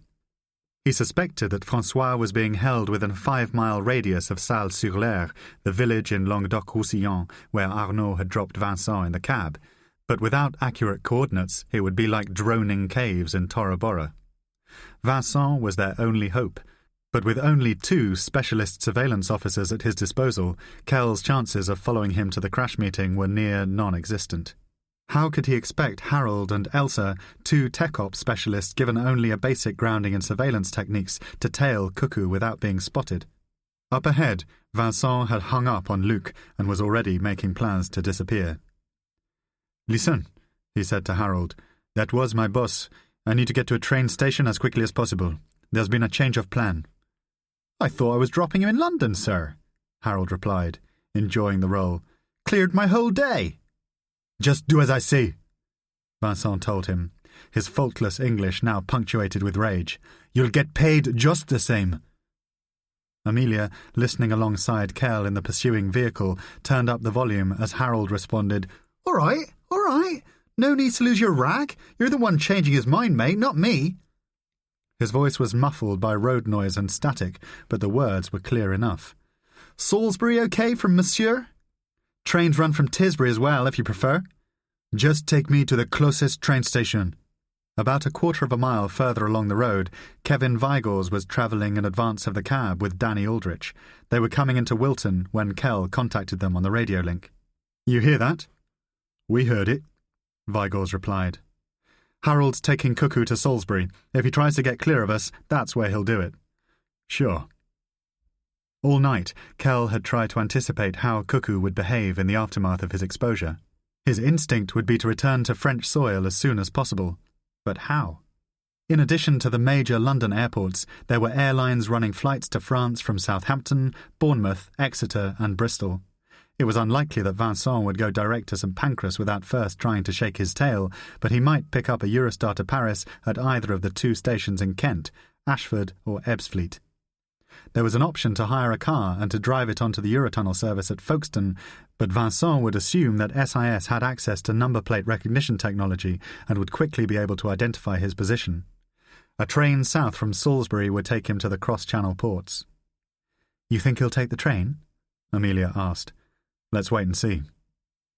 On the outskirts of Salisbury, the cathedral spire drifting right to left across the windscreen as Harold negotiated a roundabout, Vincent announced that he needed to find an ATM. 3 minutes later, Harold had pulled into a lay-by opposite a branch of Santander in the centre of town. "Can you wait here, please?" Vincent asked him, leaving his suitcase and laptop on the back seat as he opened the door. "It's a double yellow line, mate," Harold replied. "How long are you going to be?" There was no answer. Harold could only watch as the Frenchman crossed the road, stepped around an elderly couple, and joined a short queue at the ATM. "I'm parked outside a cinema," he announced. "Mock Tudor, branch of Blacks beside it." Harold was talking into the void of an empty car and hoped that the comlink was working. He put in an earpiece and twisted in his seat, trying to get his bearings. "I'm in a parking bay at the side of the one-way system. Looks like the street is called New Canal. Got a branch of Fat Face behind me, Whittard's Coffee next door." Amelia's voice came through with a burst of static. "We have you, Harold. Tom's coming around the corner. I know exactly where you are. Confirm Cuckoo's position?" "Across the road, taking some cash out at Santander. He's left everything on the back seat, suitcase, laptop. Only thing he took was his wallet." "What about a passport?" Kell asked. "I'll have to look." "Is he wearing the leather jacket?" This from Aldrich, who was parked with Vigors in the market square only 300 metres away. "Affirmative," Harold replied. The leather jacket contained a tracking device that he had sewn into the lining the previous morning. "He'll take it off," Amelia muttered. And so it proved. "Think," Vincent told himself. Think. He put 3 successive cards into the ATM, taking out £400 on each. His heart had pounded him into a sweat of fear.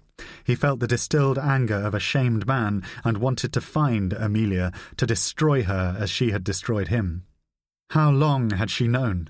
How long had they all been playing him? Think. Stuffing the last of the money into the hip pocket of his jeans, he looked to the right. Past the local cinema, just a few doors down, was a branch of Marks & Spencer. He would be open on a Sunday, and he could perhaps find an exit through the back. The cab was behind him, and he turned towards the driver, who wound down his window and peered out. "What's that, mate?" Was he one of them? One of a team of 10 or 12 surveillance officers now scattered around central Salisbury? Vincent had to assume that everybody was a threat. "I want to buy a sandwich in Marks & Spencer," he shouted across the road, gesturing towards the store. "Can you wait 2 more minutes, please?" He heard the driver's response. "Mate, I told you I'm not allowed to stop here." And for a moment, Vincent wondered if Amelia was the only one in town, the only one following him. There were so many questions in his mind, so many variables to contend with. He recalled what Luc had told him on the phone. Assume that they know everything. It was all so degrading, so hopeless and sudden. Vincent tried to remember what he had been taught at the academy, but that was long ago, and he found it difficult to think clearly. "They did not prepare me for this," he told himself, and began to blame Luc, to blame Valerie, because the whole operation had been crazy right from the start. How did they ever think they were going to get away with it? Was he going to be the fall guy? Would they wash their hands of him now? Think. The doors of Marks & Spencer were automated, and Vincent found himself in a long, strip-lit room of nightdresses and skirts, of Salisbury housewives, bored kids, and trudging husbands. He followed signs upstairs to the men's department, turning around on the escalator so that he could look back at the shop floor in the hope of spotting a tail. Was Thomas Kell here? Vincent had warned Luc on the ferry, warned him about the threat from Stephen Uniacke. That was what was now so infuriating. All of his hard work, all of his talent and emotional investment in the operation wasted because Luc had been slack. How had they allowed themselves to be duped like that? "He's just a boring little consultant," Valerie had said. "You're getting paranoid. We've been through his phones, we've looked at his computer, the Englishman is clean." Vincent reached the top of the escalator, wondering how long it would take the taxi driver to come after him. They could just arrest him for not paying his fare. He found socks, a pair of underpants, some deck shoes, a pair of denim jeans, a red polo shirt, a black V-neck sweater, and a checked sports jacket. Cheaply made, ugly clothes. He would look bad in them, not his style or even the style of François. He bought a small leather shoulder bag, paying for everything in cash. There was a food section downstairs, and Vincent bought a sandwich, because he did not know when he would next be able to eat, and also a litre bottle of water, swallowing at least a fifth of it before he reached the counter. He was so thirsty. The constant sense of apprehension was like a sickness stretching his skin. The staff kept smiling at him, even a young mother tried to catch his eye. Nothing could have been further from Vincent's mind. He knew that he hated women again, despised them, because you could never trust the way a woman talked to you, what she said with her face. Their words meant nothing. Even mothers lied. He told himself, "I am no longer François Malot." But it was like sloughing off a skin that was still caught up in his soul. "I am Vincent Seven, and the game is up. They are coming for me." He walked through the lingerie section, tanned models on posters lying with their eyes, and found an exit that brought him out into a narrow passage with a bakery directly ahead. To the left, a car park with shoppers milling around automated ticket machines. To the right, an uncovered pedestrianised shopping zone with branches of Topman, HMV, and Summers. Think! Vincent slung the leather bag over his shoulder and walked west, looking for a café or hotel, somewhere to conceal himself. He came out under a walkway into another section of street closed to traffic. Ahead of him, beside a boarded-up branch of Woolworths, there was a busy café with tables out on the street, plenty of customers inside and out. The Boston Tea Party. He walked through the door, found the eyes of a bottle-blonde waitress with a bob, and asked if he could use the toilet. "No problem," she said. She had an Eastern European accent, probably Polish. She waved him upstairs. Vincent moved quickly now, because he was cornered and they could come for him at any time. He went into the toilet, locked the door, and began to take off his clothes. He took the new outfit from the leather bag and put on the underpants, the jeans, the deck shoes, the polo shirt, and the tweed jacket. He left his wallet and his phone in his black leather jacket and hooked the jacket on the back of the door. There was a half-empty box in the corner of the toilet filled with bottles of washing-up fluid, and he stuffed the clothes on top of them. He must leave no trace of himself. At the start of the operation, 3 passports had been left for him at locations across London for just this sort of emergency. At least that was one bit of forward planning that Luke had got right. One of the passports was at Heathrow Terminal 5. As long as nobody had moved it, he would be free to leave. All he had to do was get to the airport. Amelia Levine had been buying tights and ready meals at that particular branch of Marks & Spencer for over 10 years. She knew the layout of the store, knew that Cuckoo would find the car park exit and vanish within minutes if they didn't get close to him, so she had sent Aldrich round the back while Kevin Vigors, leaving his car in the market square, kept an eye on the new canal entrance. Kell and Amelia had parked alongside Harold's taxi and were trying to raise Aldrich on the radio. Vigors, 20 metres across the street, had already sat down in a bus stop, looking, for all the world, as though he waited there in the same seat at the same time every day of the week. Meanwhile, Kell had telephoned Elsa and told her to make her way to Charles de Gaulle on the first available flight. He was gambling that the crash meeting would take place in Paris and knew that Cuckoo had to be there by midnight. There was no point in Elsa continuing to monitor email and telephone traffic when the French knew they were compromised. Better that she get over to the French side so that she was in a position to tail Cuckoo from the airport or from Gare du Nord. 6 minutes went by. Still no word from Aldrich, still no sign of Cuckoo. Amelia told Vigors to go into the store.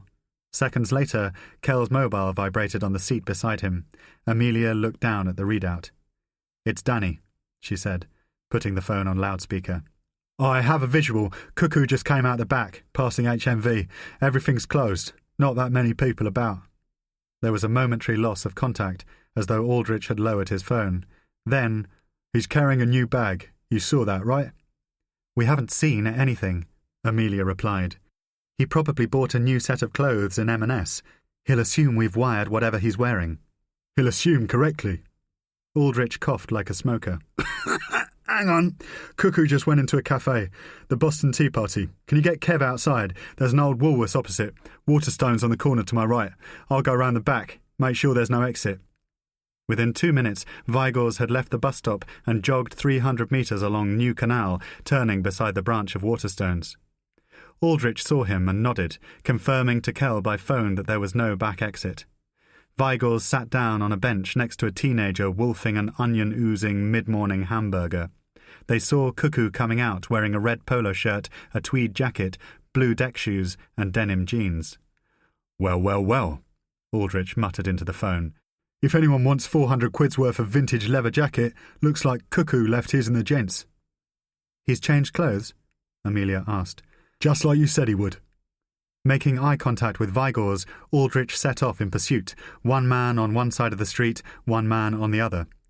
"Not sure the look really suits him. Confirm, Kev and I are tailing."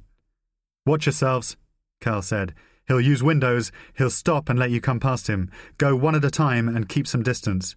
"We've done this before," Aldrich replied, though without reprimand. "He'll almost certainly try for a taxi," Amelia added, catching Kell's eye.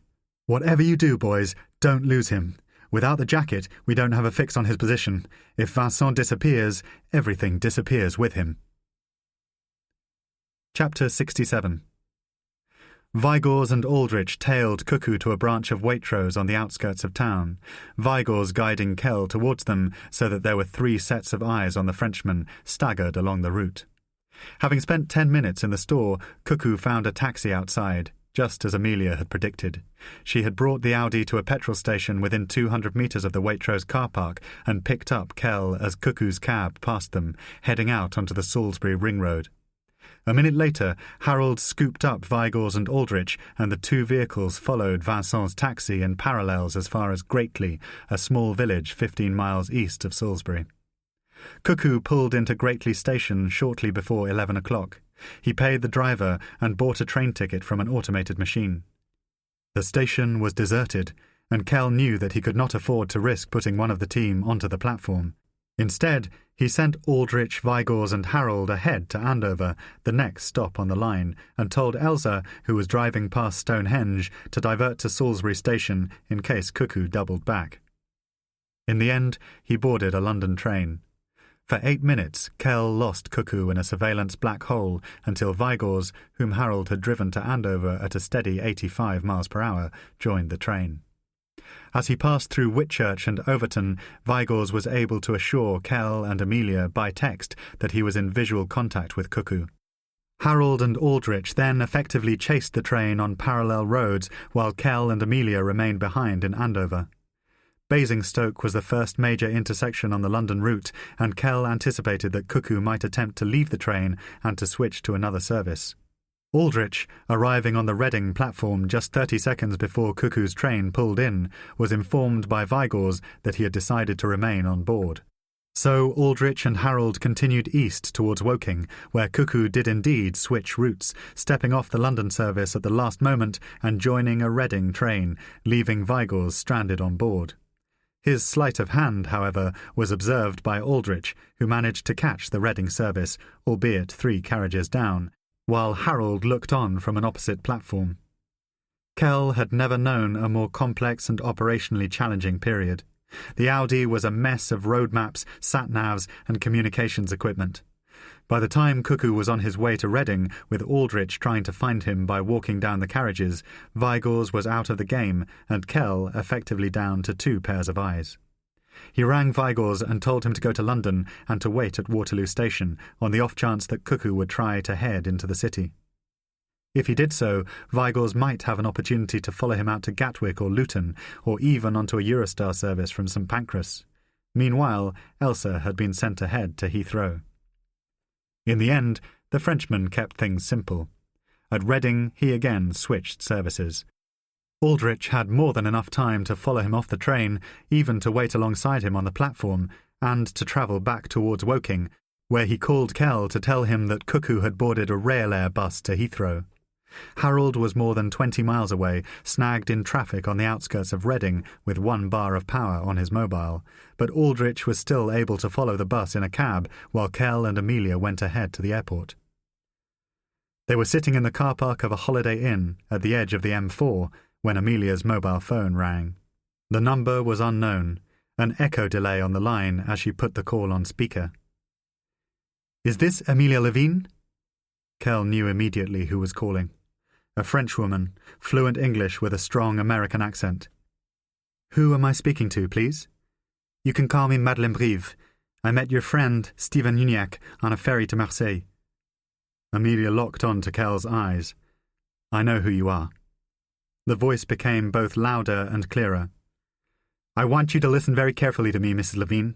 As you are aware, the primary operation against your service has failed. You will never know who was behind it. You will never find the people responsible."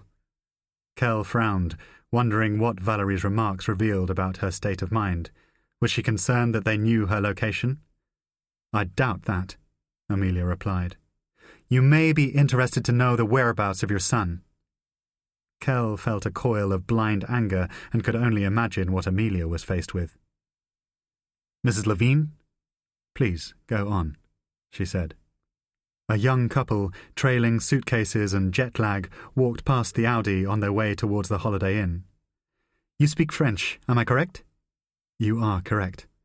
"Then I will speak in French to you, Mrs. Levine, because I want you to understand every nuance of what I am about to tell you." She switched to her native tongue. "This is now a private operation. François Malot is being held at a location in France. In order to secure his release, 5 million euros should be paid into a Turks and Caicos trust within 3 days. The details of the account will be sent to you in a separate way. Do I have your cooperation?" Kell could have no bearing on the decision. He looked quickly at Amelia, sensing that she would capitulate. "You have my cooperation," she said. "Within the next 24 hours, we will send you proof that your son is alive. If I do not receive the sum of money requested by Wednesday at 1800 hours, he will be executed." The mobile phone began to beep. A second call was coming in. Kell looked down at the readout and saw that Aldrich was trying to reach them. "Hang up," he mouthed, gesturing to Amelia, who had reached the same conclusion. They were at war with these people. Everything was now about power and control. "Fine," she said. "You'll have your money," and shut off the call. Amelia allowed herself only a moment's reflection before connecting Aldrich to the car. "Go ahead, Danny," she said. "Terminal 5. Cuckoo just got off the bus. Must be looking to fly BA to France." Chapter 68. Within 10 minutes, Elsa Cassani, sitting patiently in a Terminal 3 branch of Starbucks with only a laptop and an iPhone for company, had scribbled down every flight leaving for France from Heathrow Airport in the next 5 hours. "Cuckoo has a lot of choice," she told Kell, who was en route with Amelia to Terminal 5. "There are flights to Nice, Paris-Charles de Gaulle, Paris-Orly, Toulouse-Blagnac, and Lyon. They go all the time." Kell dismissed Lyon and Nice, but Toulouse remained a possibility because the city was within an hour of Salles-sur-L'Air. Yet Paris still seemed the most likely destination. He called Aldrich inside the terminal building for an update. Cuckoo had sat down at a table in Café Nero, a stone's throw from passport control. "You went straight there, Gov? Didn't buy a ticket? Didn't go to the BA desk?" "Nah. Hasn't bought a coffee either. Just sitting there." Kell explained the situation to Amelia, who hazarded what turned out to be an accurate guess. "He's either meeting somebody or picking up a package. They may have cached a passport for him. Tell Danny to sit tight." Needing the jolt of a cup of coffee, Vincent stood up, queued at the counter, and bought a double espresso. His table was still free by the time he returned to his seat. For hours he had felt an almost fatalistic sense of imminent capture. Everything he'd done in Salisbury, every move he'd made on the trains, wouldn't have been enough to throw off a decent British team. There were cameras at the airport, police in plain clothes, customs officials, security personnel. What if his photograph had been circulated among them? How was he going to get onto a plane? If he could just get through passport control, he might throw off MI6 on the Paris metro. They wouldn't be able to operate as effectively on French soil. But even that loophole seemed to close in front of Vincent's eyes. There was an MI6 station in Paris, and Amelia had had more than enough time to arrange blanket surveillance across the capital. "Think. Try to see it from her perspective. She doesn't want her secret to get out. If it does, her career's over. Only a handful of her most trusted colleagues will know about François Malot. Maybe she's just as confused, just as rattled as I am." Buoyed by this thought, Vincent sank his double espresso and did what he had come to do. The multi-faith prayer room was a few paces away. He walked through the door from the main terminal and came into a short, narrow corridor with prayer rooms on either side. To his left, a bearded Muslim was kneeling on a mat in the act of praying. To the right, 3 veiled African women were seated on plastic chairs. They watched Vincent as he passed. The bathroom door was open. He went inside and locked it. The bathroom stank of urine and patchouli oil. Vincent waved his hand under the automatic dryer to create a covering noise and stood on the toilet, pushing one of the ceiling tiles above his head. It came free and jammed at an angle as small particles of dried paint and dust fell into his hair. Vincent looked down to protect his eyes while feeling blindly with his right hand, pushing through what felt like tiny nests or cobwebs, little piles of dust. His arm began to ache, and he switched hands, turning around on the toilet seat so that he could search in the opposite direction. The hand dryer cut out, and he flushed the toilet with his foot, hearing voices outside in the corridor. Was it the police? Had they followed him into the prayer room so that they could make a discreet arrest? Then, something. The crisp edge of a large envelope. Vincent went up on tiptoes and pushed the loose ceiling tile further back, stretching to reach what he had come for. It felt like his first piece of luck in hours. It was the cached package, covered in a scattering of dust. He flushed the toilet with his foot a second time, replaced the tile, sat down and opened the seal. 500 euros in cash, a French driving license, a clean phone, a passport, Visa and American Express cards. Everything in the name Gerard 10.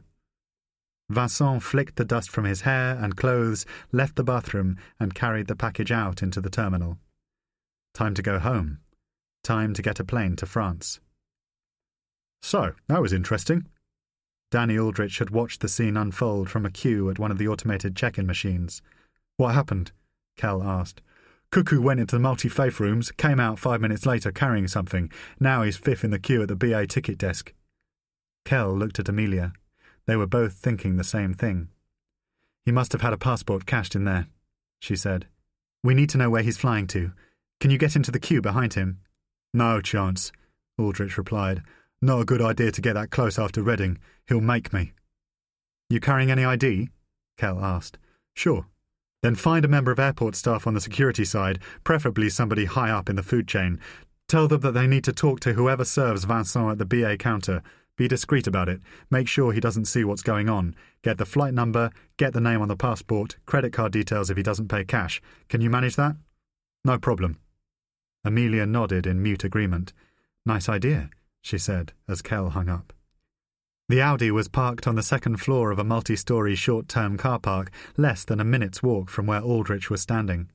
Against the grinding roar of an aeroplane passing low overhead, Amelia adjusted her position in the passenger seat so that she was facing Kell at an angle. Something has occurred to me, she said. Kell was reminded of a gesture Amelia had made at the office in Redden Place, a quiet resignation in her features. It was uncharacteristic of her to be so shaken. I should go to number 10. We should try to set up a line to the French, cut some sort of deal. Falling on my sword may be the only way to save François. Falling on my sword. Kell disliked the phrase for its pointless grandeur. Amelia was better than that. That won't save him, he said. Whoever these people are, Paris will tip them off, even if it's a rogue operation, which I suspect it now is. There will be factions within the DGSE loyal to the perpetrators. There'll be an internal leak, François will be killed, Luc and Valerie will catch the next boat to Guyana. When he saw that he was making no progress with his argument, Kell took a risk. Besides, if you go, my career is finished. The minute Truscott gets his hands on the tiller, he'll throw me to the wolves over Yassine Garani. If you don't survive, I'm looking at growing tomatoes for the next 30 years. To his surprise, Amelia smiled. Then we'd better make sure nobody finds out what we're up to, she said, reaching for his hand. It was as though she had been testing him and was now assured of his loyalty. I'll talk to some military friends, put a unit together in France, and get Kevin on the phone. We ought to send him up to St. Pancras. Chapter 69. It took Vincent Seven 7 minutes to reach the front of the queue at the British Airways ticket desk, where he was observed looking at a flight schedule on the teller's computer screen before handing over a French passport and a credit card in return for a ticket. With Cuckoo's attention fully occupied, Aldrich had taken the opportunity to flag down 2 patrolling police officers and to inform them that he was a surveillance officer with the Secret Intelligence Service. One of the officers agreed to approach the BA desk and to interview the female member of staff who had just sold Cuckoo a ticket. Aldrich made it clear that any conversation must take place out of sight of other passengers in the terminal. They waited until Cuckoo had taken a lift upstairs to the duty-free shopping level. The more senior of the 2 policemen then approached the BA desk, indicated to the teller that he would like a discreet word, and managed to hold a brief conversation with her in a small staff room secluded behind the ticket desks. The entire exchange took less than 5 minutes. Aldrich called Kell with the news. Right, got a pen? Cuckoo is travelling under the name Gerard Taine. Just paid £584 on an American Express card for a business class seat on the BA flight to Charles de Gaulle, leaving Terminal 5 at 18:15. Kell, who was still in the car park, looked at his watch. That's in less than 2 hours. Get 2 tickets on the same plane. One for you, one for Elsa. Travel separately. When Cuckoo comes out the other side, I'll try to be there. How are you going to manage that? Kell had looked at the list of flights leaving Heathrow for Paris before 6. There's an Air France to Charles de Gaulle leaving Terminal 4 15 minutes before you take off. We're going there now. I'll try to get on board. Kell had already started the engine and was pulling out of the parking bay. Kevin is en route to St. Pancras. Amelia will stay here and organise hire cars at Gare du Nord and Charles de Gaulle. If we're delayed or you don't hear from me, try to stay on Cuckoo's tail as long as you can. He'll probably take the metro. Try to shake you off in Paris. If we get lucky, he'll hail a cab. 15 minutes later, Kell was barging the queue at the Air France desk in Terminal 4 and hustling himself onto a packed Sunday night flight to Paris, shelling out more than €700 for the last seat on the plane. By 8:15 local time, he had touched down at Charles de Gaulle, only to be told that Cuckoo's BA flight was delayed by half an hour. That gave him time to pick up the hire car and to drive it in loops around the airport, waiting for a call from Aldrich with the number plate of whatever taxi Cuckoo hailed outside the terminal. In the end, Cuckoo caught an RER train to the city, standing for the duration of the journey just 3 rows from Elsa Cassani, looking, for all the world, like any other washed-out 20-something Italian returning from a hedonistic weekend in London. Danny Aldrich boarded an Air France bus to Étoile. Kell took the A3 autoroute southwest into Paris, but his Renault became snarled in peripheric traffic and he lost contact with the RER.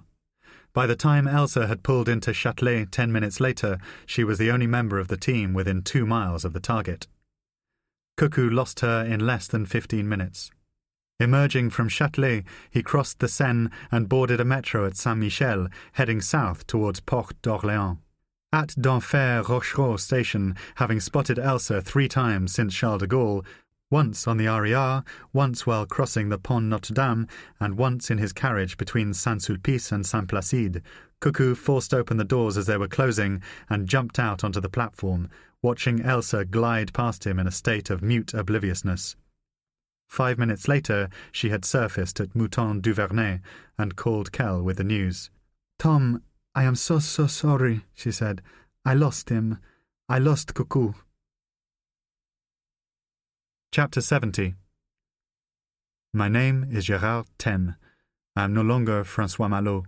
I work for the Ministry of Defense. I live in a small village outside Nantes. My wife is a school teacher. We have 3 children, twin girls of 2, and a son who is 5 years old. I am no longer François Malot. Vincent remembered the mantra of his emergency cover, but did not know Ten in the way that he had known François. He knew nothing of his interests, nothing of his proclivities. He could not imagine the grammar, the architecture of his soul. He had given no thought to him in the way that he had thought about François day and night for months. Ten was just a fallback. Malot had been his life. Vincent sat on the bed in the Hotel Lutetia, unsure if the British had followed him, unsure if Luc or Valerie would ever come.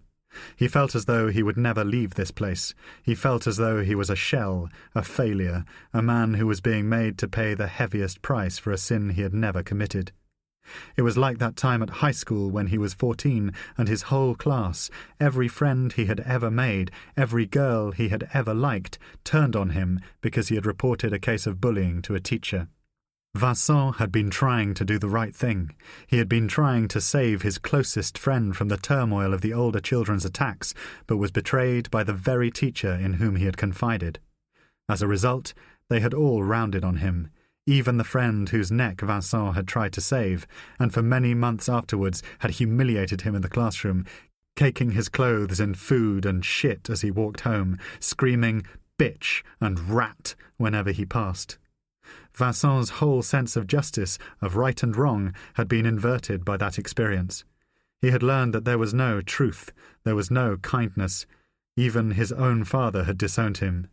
"You never betray your comrades," he had said. "You never betray your friends," as though Vincent was one of the soldiers he had fought alongside in Algeria.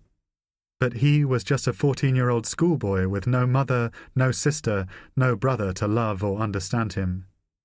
"They were hurting my friend, Papa," he said.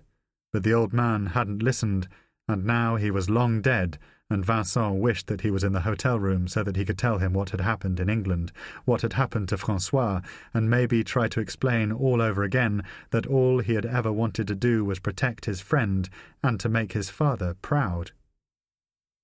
He stood up and went to the window, looking down onto Boulevard Raspail. The curtains were open, the window ajar. He poured himself a whiskey from the minibar, opened the carton of cigarettes he had purchased at Heathrow, and raised a silent toast to François Malot, blowing smoke out into the damp Paris night. It was the wrong thing to think, he knew that, but he missed Amelia. He missed their talks and the meals they had enjoyed together, the time they had spent at the pool and the beach. He no longer wanted her. She had betrayed him and had ceased to exist as a woman. But he missed her as François might have missed her, because she was his mother, because she had cared for him and would have gone to the ends of the earth to protect her son. A woman that powerful, a woman that strong. Imagine possessing a mother like that. François was so lucky to have her. Vincent drained the whiskey, poured another from the minibar, even though Luc and Valerie might arrive at any moment and smell the alcohol on his breath. He began to dread what they were going to do. It was a sense of isolation he couldn't stand. Everything he had known about himself, everything he had trusted and believed, had been stripped away from him in just a few hours. Like the bullying at school. 1 minute he had been one person, the next he was somebody else, a rat, a traitor, their bitch. He had been right never to trust anybody after that. It was what he had thought going into the first interviews with the directorate, what they must have seen in him, what they must have liked. My solitude is my talent, he thought. My self-sufficiency is my strength. There was a knock at the door. Chapter 71. By midnight, Kevin Vigors had arrived in Paris, picked up a Peugeot hire car at Gare du Nord, and driven south to Boulevard Saint-Germain, where he found Kell, Elsa, and Aldrich at a table in Brasserie Lip, nursing their sorrows with 4 plates of choucroute and a couple of bottles of Chinon. "I don't know what to say," Elsa whispered as Vigors slipped onto the banquette beside her. "I did not have the experience that Danny has, that you have. I'm so sorry that—" Kell interrupted her. "Elsa, if you apologize one more time, I'll get you a job fixing computers in Albania for the rest of your life. There was nothing you could have done. One of us should have got on the train with you. It's impossible to follow a train target without backup." He looked up at the 3 faces gathered around him and raised his glass of wine. "All of you were fantastic today in extremely difficult circumstances. It was a miracle we got as far as we did. There's still every chance that we can find François once Luc and Valerie make contact with Amelia tomorrow night." He had already given the bad news to Amelia, who had been obliged to stay in the UK so that she could put in an honest day's work on Monday for the benefit of Truscott, Marquand and Haynes. To avoid spending the night with Giles in Chelsea, she had taken a room at the Holiday Inn, where she was gradually making her way through the various items that Cuckoo had left on the back seat of Aldrich's cab. She kept the gold lighter, engraved with the initials PM, but put everything else back into Vincent's suitcase and the black leather holdall, wondering what she would do with them. Sitting alone on the 6th floor of the hotel, looking out over a gridlocked M4, her sense of frustration was akin to the powerlessness she had felt in the face of her late brother's cancer. Despite all the resources at her disposal, all of her experience and expertise, she could do nothing to influence the events unfolding in France. Her trust in Thomas Kell was absolute, but she could hardly believe that she had left François' safety in the hands of only 3 men and an Italian computer specialist with non-existent experience in the field. Amelia had managed to organize a 3-man team of security experts, an office euphemism for ex-SAS soldiers moonlighting in the private sector, who would leave for Carcassonne in the morning. But she could only afford to have them on standby for 48 hours, not least because she had drained one of her bank accounts to pay for them. Unless Kell discovered François' whereabouts in that time, there would be no military option for seizing her son. And how were they going to find François without Cuckoo? The trail had gone cold. Amelia was checking her emails at regular intervals, staying in touch with Kell and confirming arrangements with Anthony White, the commander of the security team. At 11:20, she heard the ping of a message coming through on her laptop. It was from GCHQ, with the subject heading, Amex. "You requested live trace on American Express card 3759-8765432-1/06/14/Gerard 10. Card use abbreviated. British Airways, sales, London Heathrow, Terminal 5, 16:23 GMT, £584. World Duty Free, London Heathrow, Terminal 5, 17:04 GMT, £43.79. Hotel Lutetia, Paris, 5 past midnight, GMT +1, €267. She picked up the phone and dialed Kell.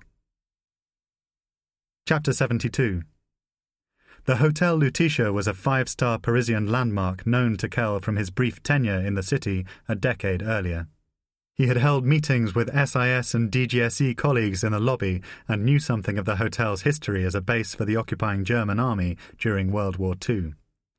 It was less than a mile from Brasserie Lip and would logically make a safe, discreet location for Cuckoo's crash meeting with Luc and Valerie.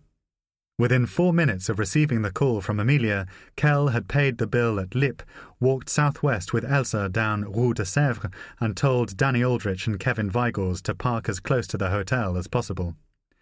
Aldrich found a space for the Peugeot on the eastern side of Boulevard Raspail and kept an eye on the entrance. Vigors went straight to the reception desk and booked a double room in his own name before settling into an armchair with clear sight of the main bank of lifts. Kell and Elsa walked into the hotel arm in arm, like lovers returning from a midnight stroll. "We're staying here," he told her, as they ambled past reception. "Dirty weekend. We're going to have a drink in the bar before we go up to bed." "Promises, promises," she replied, and squeezed his arm tight against her chest. The bar was in a large rectangular lobby the size of a real tennis court. About 10 guests were seated in scattered groups on armchairs upholstered in scarlet and black, digestifs and cups of coffee on low wooden tables between them. A lone waiter moved briskly among the Art Deco sculptures, the tinkle and cough of polite conversation accompanied by a bald pianist covering show tunes at a grand piano in the corner. Kell sat in an armchair facing out towards the main entrance. Elsa was opposite him, watching the bar. For half an hour they conversed in English about Elsa's childhood in Italy, while Kell sent and received occasional text messages to Amelia, Vigors, and Aldrich. "If you were my lover and you spent this much time on your phone, I would leave you," she said. Kell looked up and smiled. "Sounds like I've been warned." Seconds later, pushing through the revolving doors of the hotel, a young Arab man came in from the street wearing denim jeans and a leather motorcycling jacket emblazoned with the Marlboro logo. Kell could not at first make out his face, but as he passed the reception desk, he saw to his astonishment that it was one of the 2 men who had attacked him in Marseille. Jesus Christ! Elsa, reclining sleepily in her chair, leaned forward. "What? It's the guy from the—" He had to think quickly. There was no time to alert Vigors. "Go to the lifts. Don't hesitate." Elsa was out of her seat, her consternation plain for anyone to see. Kell lowered his voice. "There's a young French Arab heading there now. He's part of their team. Follow him. Try to find out which floor he's going to." The waiter paused beside Kell's table as Elsa walked away. "Is everything all right, monsieur?" he asked. "Just my girlfriend," he replied. "She thinks she saw her cousin going past." "I see." The waiter glanced after Elsa, noticing that a guest in the corner of the lobby was trying to seek his attention. "Would you like anything else before I close the bar?" Kell saw Elsa arriving at the lifts. No thanks," he said, turning back to the waiter. "Could I just please have our bill?" Chapter 73. As Akim stepped into the lift, sweating beneath the heat and weight of the leather jacket, he heard a woman's voice behind him and turned to find a dark-haired girl speaking in Italian running towards the lifts. If she had not been young, he would have allowed the doors to close, but he pressed the button at the base of the panel and they parted just in time to allow her to squeeze into the cabin. "Grazie," she said, breathless and gratefully catching his eye, then corrected herself, remembering that she was in Paris. "Merci." He liked the naturalness of her. A raw girl from nothing who had made it to a place of money. She wasn't a whore, maybe somebody's mistress or a guest at a family reunion. Looked like she knew how to be around a man, looked like a woman of experience. He breathed in the smell of her, the way he sometimes walked into a woman's perfume a second after she had passed him in the street. "Prego," he said, a little late, but he wanted to make a connection with her. Akim switched to French and said, "My pleasure." She was not exactly beautiful, but pretty enough, and with that glint in her eye that made everything come together. He wished he could have more time to be with her.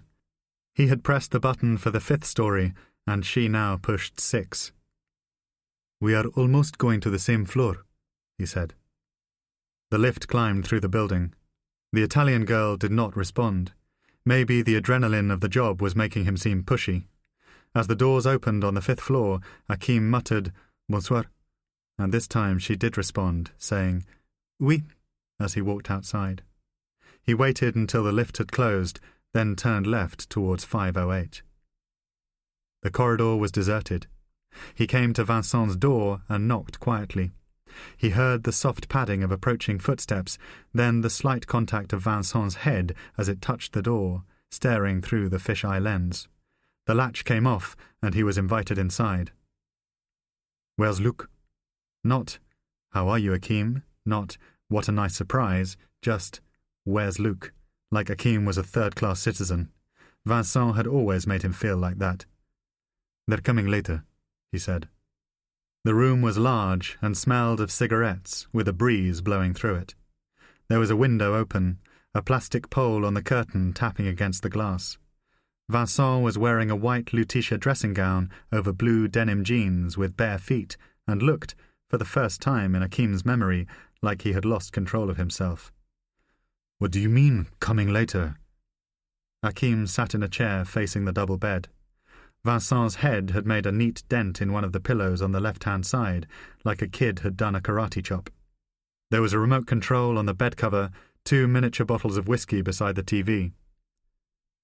"Are you going to answer me?" Vincent placed himself between the bed and the chair, like it was Akeem's duty to tell him whatever he needed to know. "How did the British find out about me? Who told them? What's happening with François?"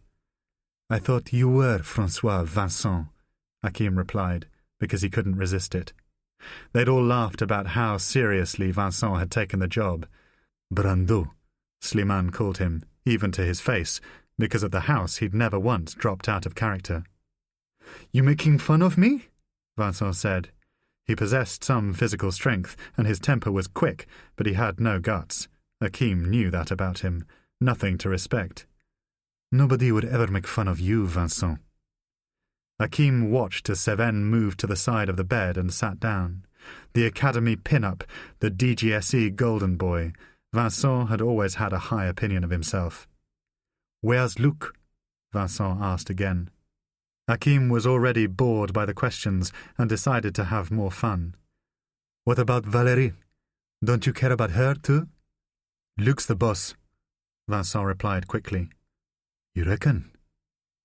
There was a silence between them now, time in which Vincent seemed to come to terms with the anomaly of Akeem's presence in his room. "What's this about?" he said. "You got a message for me?" "I do," Akeem replied. It was simple after that, just a question of commitment. He unzipped the motorbike jacket, reached inside for the gun, moved it level with Vincent's chest, and fired a single silenced shot that lifted him back towards the wall. Akeem stood up and stepped forward. Vincent's eyes were drowning in the shock of what had been done to him. There were tears in his eyes. His face was white, blood gargling in his throat. Akeem fired 2 further shots into his skull and heart, the first of them shutting Vincent down like a doll. He then picked up the spent cartridges, secured the gun inside the jacket, and moved towards the door, checking that nothing had fallen out of his pockets when he had sat on the chair.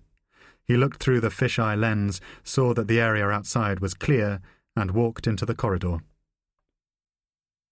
Chapter 74. Kell did not bother to call Amelia in London to get clearance for what he was about to do. He told Weigels to look for a security camera blind spot near the 5th-floor elevator and to wait for any sign of the Arab or other members of the DGSE team entering or leaving Vincent's room. He instructed Aldrich to wait in the car outside and told Elsa to go to the room that Weigels had booked at the Lutetia. "There's nothing more you can do," he told her. "Get some sleep. I may need you in the morning." Then he waited outside the hotel. He smoked a cigarette and paced the pavement. It was past 1 o'clock on a Monday morning in Paris, still warm and humid. A man in his mid-50s came past Kell and walked up the steps of the hotel. Everybody a stranger, everybody a threat. Kell turned and looked at Aldrich, still as alert and as reliable as he had been all day long, the best of the best. They nodded at one another. A police car with yellowed headlights moved disinterestedly north along Raspail. The Arab had been inside for less than 10 minutes when Kell's phone began to pulse in his pocket. It was Weigels. "He's already leaving. Just took the stairs. I'm in the lift." "You sure it was him?" "Same guy. Red and white motorcycle jacket, heading down. He'll be there." The signal cut out. Kell motioned to Aldrich, who started the engine on the Peugeot.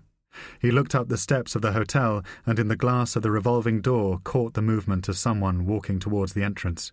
He knew that Weigels would be 10 seconds behind him. Eye contact with Aldrich. This was it. The Arab came down the steps of the hotel, saw Kell to his right, did not appear to recognize him from Marseille, but moved left, as if to avoid contact. This took him towards the Peugeot.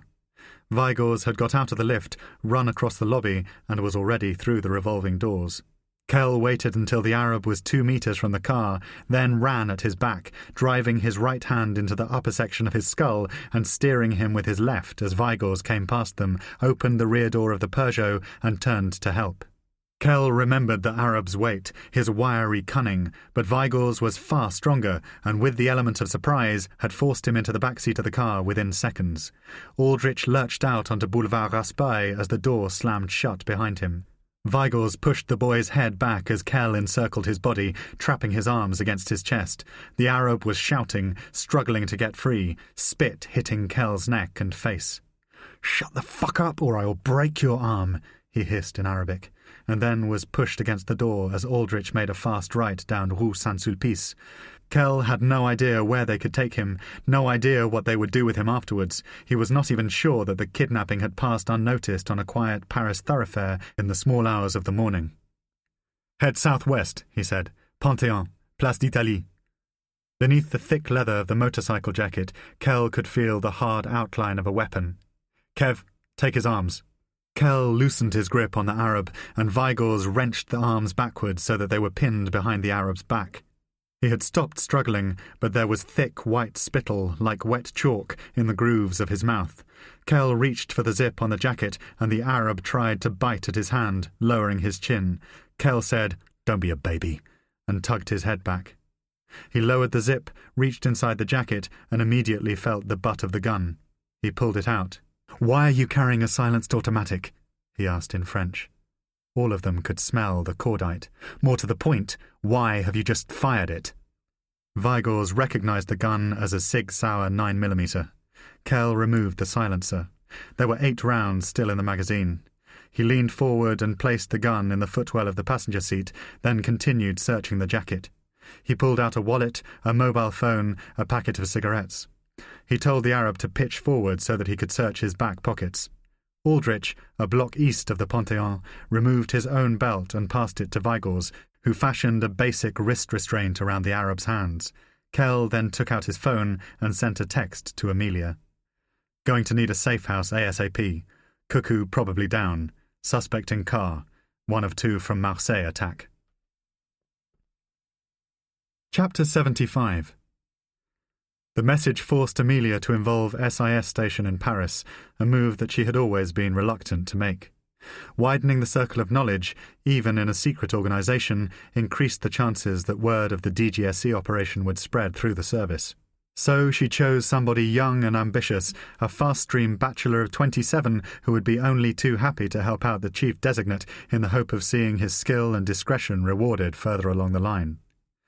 Mike Drummond was woken from his bed just before 3 o'clock. By 4, he had dressed and driven 25 minutes south of Invalides to Orsay, a commuter town where SIS rented a detached 2-bedroom house in a quiet suburban neighborhood a few minutes from the railway station. Kell waited until Drummond confirmed that he was inside the property, then asked Aldrich to proceed to the address. By 4:15, he was showing Hakim into a modestly furnished living room with a small, flat-screen television in front of the window, vases of dried flowers above a gas fireplace, a half-finished bottle of Stolichnaya standing alone on a tray near the door. "Drink?" he said. "Water," Hakim replied. In the car, things had calmed down between them. Hakim had told them his name, denied killing Cuckoo, denied any involvement in the kidnapping of François Malot, and issued a threat that his friends in Paris would come looking for him if he didn't get home by noon.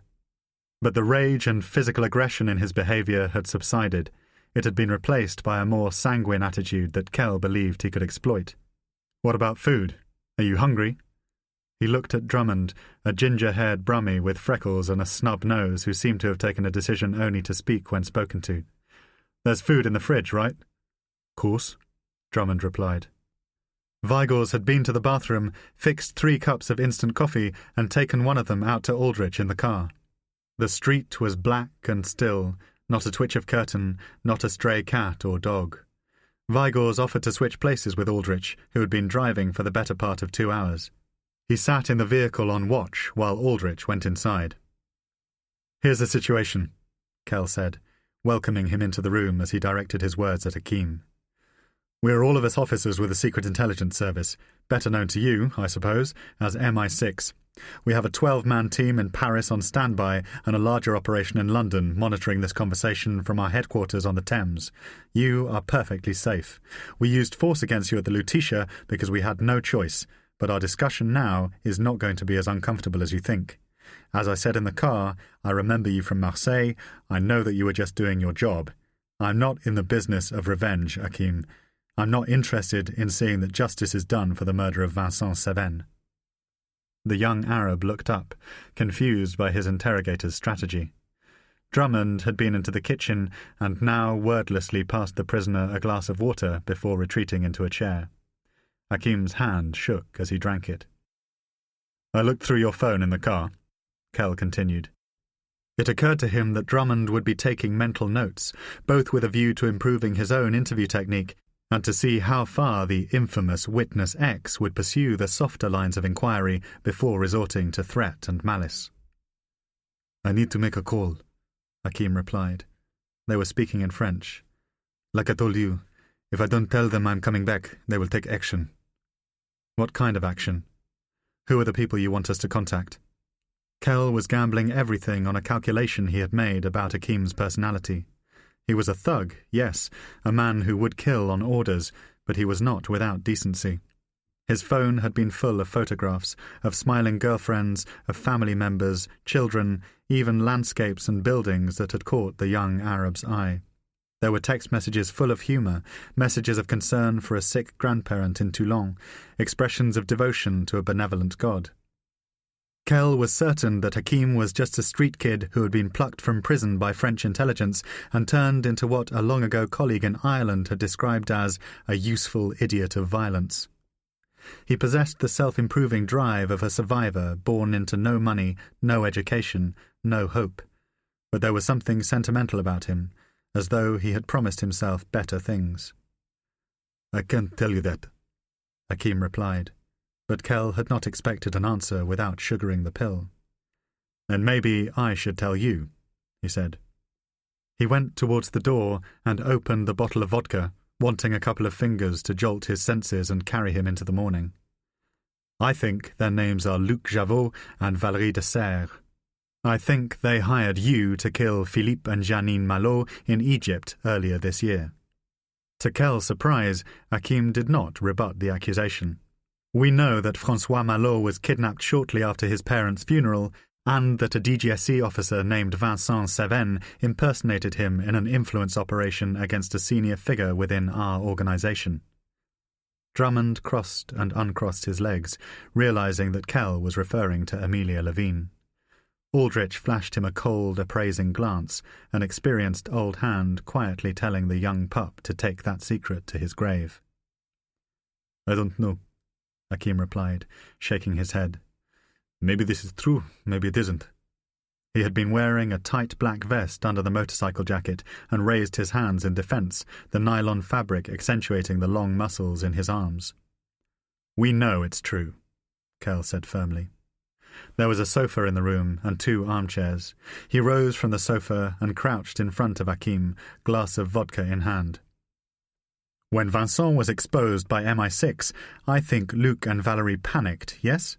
The operation was now a failure, and they told you to kill him. But what should they do about François? Kill him too, or ransom the boy to his mother?" Hakim looked away, but Aldrich and Drummond offered no solace. "Did you know that Valérie telephoned my boss this morning requesting 5 million euros for the safe return of her son?" The sum brought Hakim's gaze directly back to Kell, as though something had stuck in his throat. "How much of that money have you been promised? 5%? 10? What about your other friend, the one who did this to my eye?" Kell pointed to the scar on his face and smiled. "Does he get more than you, or the same?" Akim's answer lay in his silence. He did not reply to Kell's questions because he could not do so without losing face. "What's that?" Kell stood up, went back to the sofa. "They haven't promised you a share of the money?" "No. Only a fee." Akim answered in Arabic as though to hide his shame from Aldrich and Drummond. Kell did not know if either man could understand as he said, "How much?" 70,000. 70,000 euros. That's it. It was a lot of money. It was a lot of money when you started, but it's not a lot of money now, is it? Luc and Valerie take off with 5 million euros sometime next week, making it impossible for you to work for the DGSE ever again. You're being used. Tell me about them. Tell me about their relationship. They've already put 3 deaths on your conscience, maybe 4 if they make you shoot Francois as well. Akim sneered. Suddenly he had been handed a chance to retaliate. "I won't be shooting Francois," he said. "Slimane. He wants to do it." Chapter 76. Francois heard the noise of the key at 8:15. Sometimes they woke him earlier, sometimes, like when Akim was on duty, they let him sleep. The first day he was there, Luc had told him to remain on the bed whenever somebody knocked on the door. If he wasn't sitting down when they came in, if Francois didn't have his hands raised in the air, palms open to show that they were empty, they would throw his food across the floor, and then there would be nothing to eat for the rest of the day. So Francois did what he had always done, and remained on the bed and raised his arms above his head like a soldier in the act of surrender. It was Valerie this morning. That was unusual. Behind her, Luc. No sign of Slimane, no sign of Akim.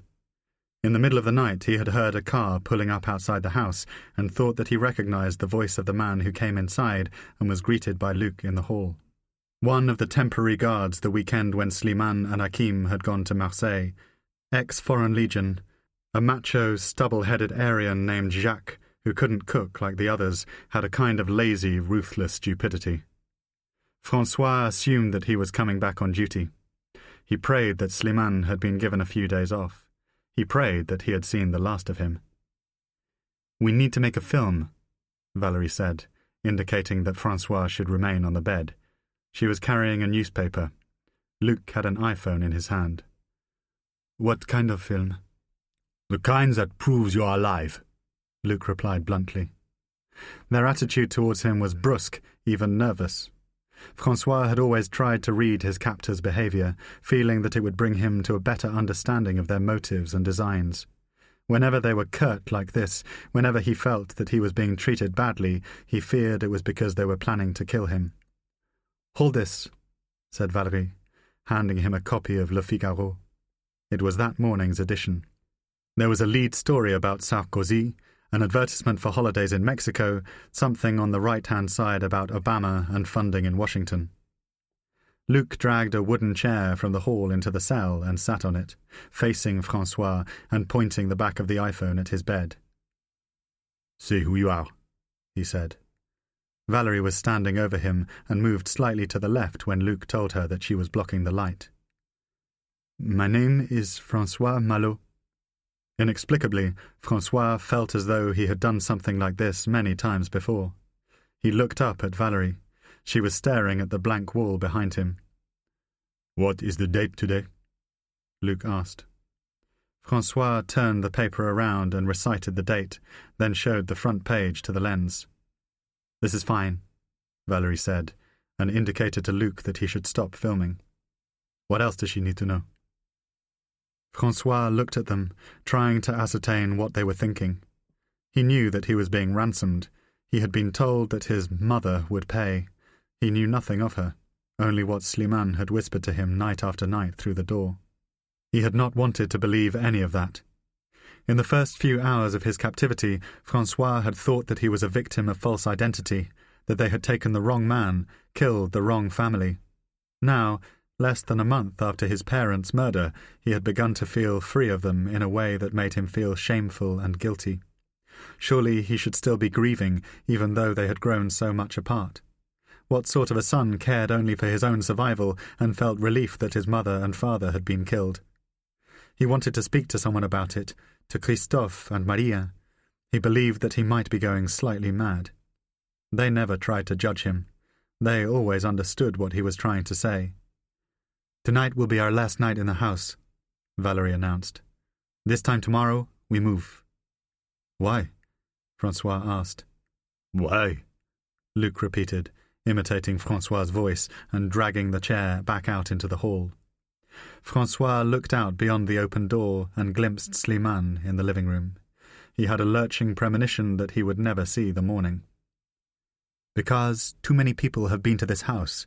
Too many people know you are here," Valerie replied. Slimane turned and smiled at Francois, as if he had been listening to the conversation all along. "We are in the process of making everything very simple." Valerie crouched down and ran a hand through Francois's hair. "Don't worry, little boy. Mommy will soon be coming to get you." Chapter 77. Kell finished the vodka and wondered if he had read Hakim wrong. Drummond had reacted as the Arab said, "Slimane, he wants to do it," coughing in surprise and then pretending to clear his throat. Aldrich, suddenly tired and edgy, took a step forward, closing up the space as if to make sure that Hakim never said anything like that again. "You think it's funny?" Kell asked in English. To his surprise, Hakim replied in the same language, "No." Kell paused. He looked up at Drummond, glanced across at Aldrich. There was a tiny gap in the curtains, and it was becoming light outside. "I am the Americans with Yassine," he told himself. "I can ask what I like. I can do what I like. None of it will ever leave this room." He wanted suddenly to strike at Hakim, to land one good jaw-smashing punch to his face, but he stuck to his principles. He knew that everything he wanted to learn from the Arab would come if only he took his time. "Do you have children, Mike?" At first, Drummond didn't react, but then, in his surprise at being addressed, said, No, I don't," so quickly that he almost tripped on the words. "Danny?" "2, Gov," said Aldrich. "Boys, girls, one of each?" "Boy and a girl. Ashley's 8, Kelly's 11. He stretched out a hand and indicated the difference in their heights. Kell turned to Hakim. "How about you?" "Children? Me?" It was as though Kell had asked if Hakim believed in Father Christmas. "No." "I'm a great evangelist for children," Kell continued. "I have 2 of my own. Changed my life." Neither Drummond nor Aldrich would know that this was not true. Before I had them, I did not understand what it was to love selflessly. I had loved women. I loved my wife. But with girls, you always expect something in return, don't you? Hakim frowned, and Kell wondered if his French was being fully understood. But then the Arab nodded in tacit agreement. "When I go home, after a long trip like this, if it's late at night, the first thing I'll do is go into their bedrooms and see that they're safe.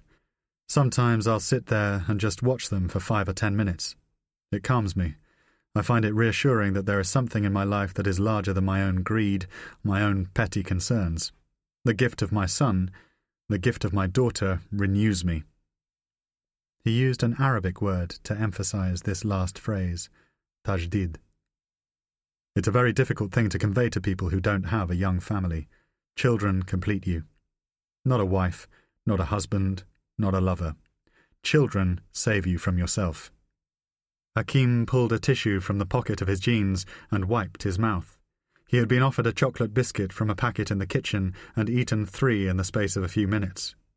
Kell wondered if his strategy was having any effect. "Are your parents still alive, Hakim?" "My mother died," he said. Before Kell had a chance to ask, he added, "I never met my father." It was a gift that Kell seized upon. "He abandoned your mother?" Again, Hakim's sustained silence provided an answer. "And I guess you wouldn't have much interest in meeting him now." A quick surge of pride forced its way through Hakim's body like a movement in dance, and he said, "No way." Even as his eyes, in a moment that passed in an instant, seemed to pray that Kell would somehow produce him. "But you have other family here in France? Brothers, sisters, cousins?" "Yes." He wanted him to be thinking about them.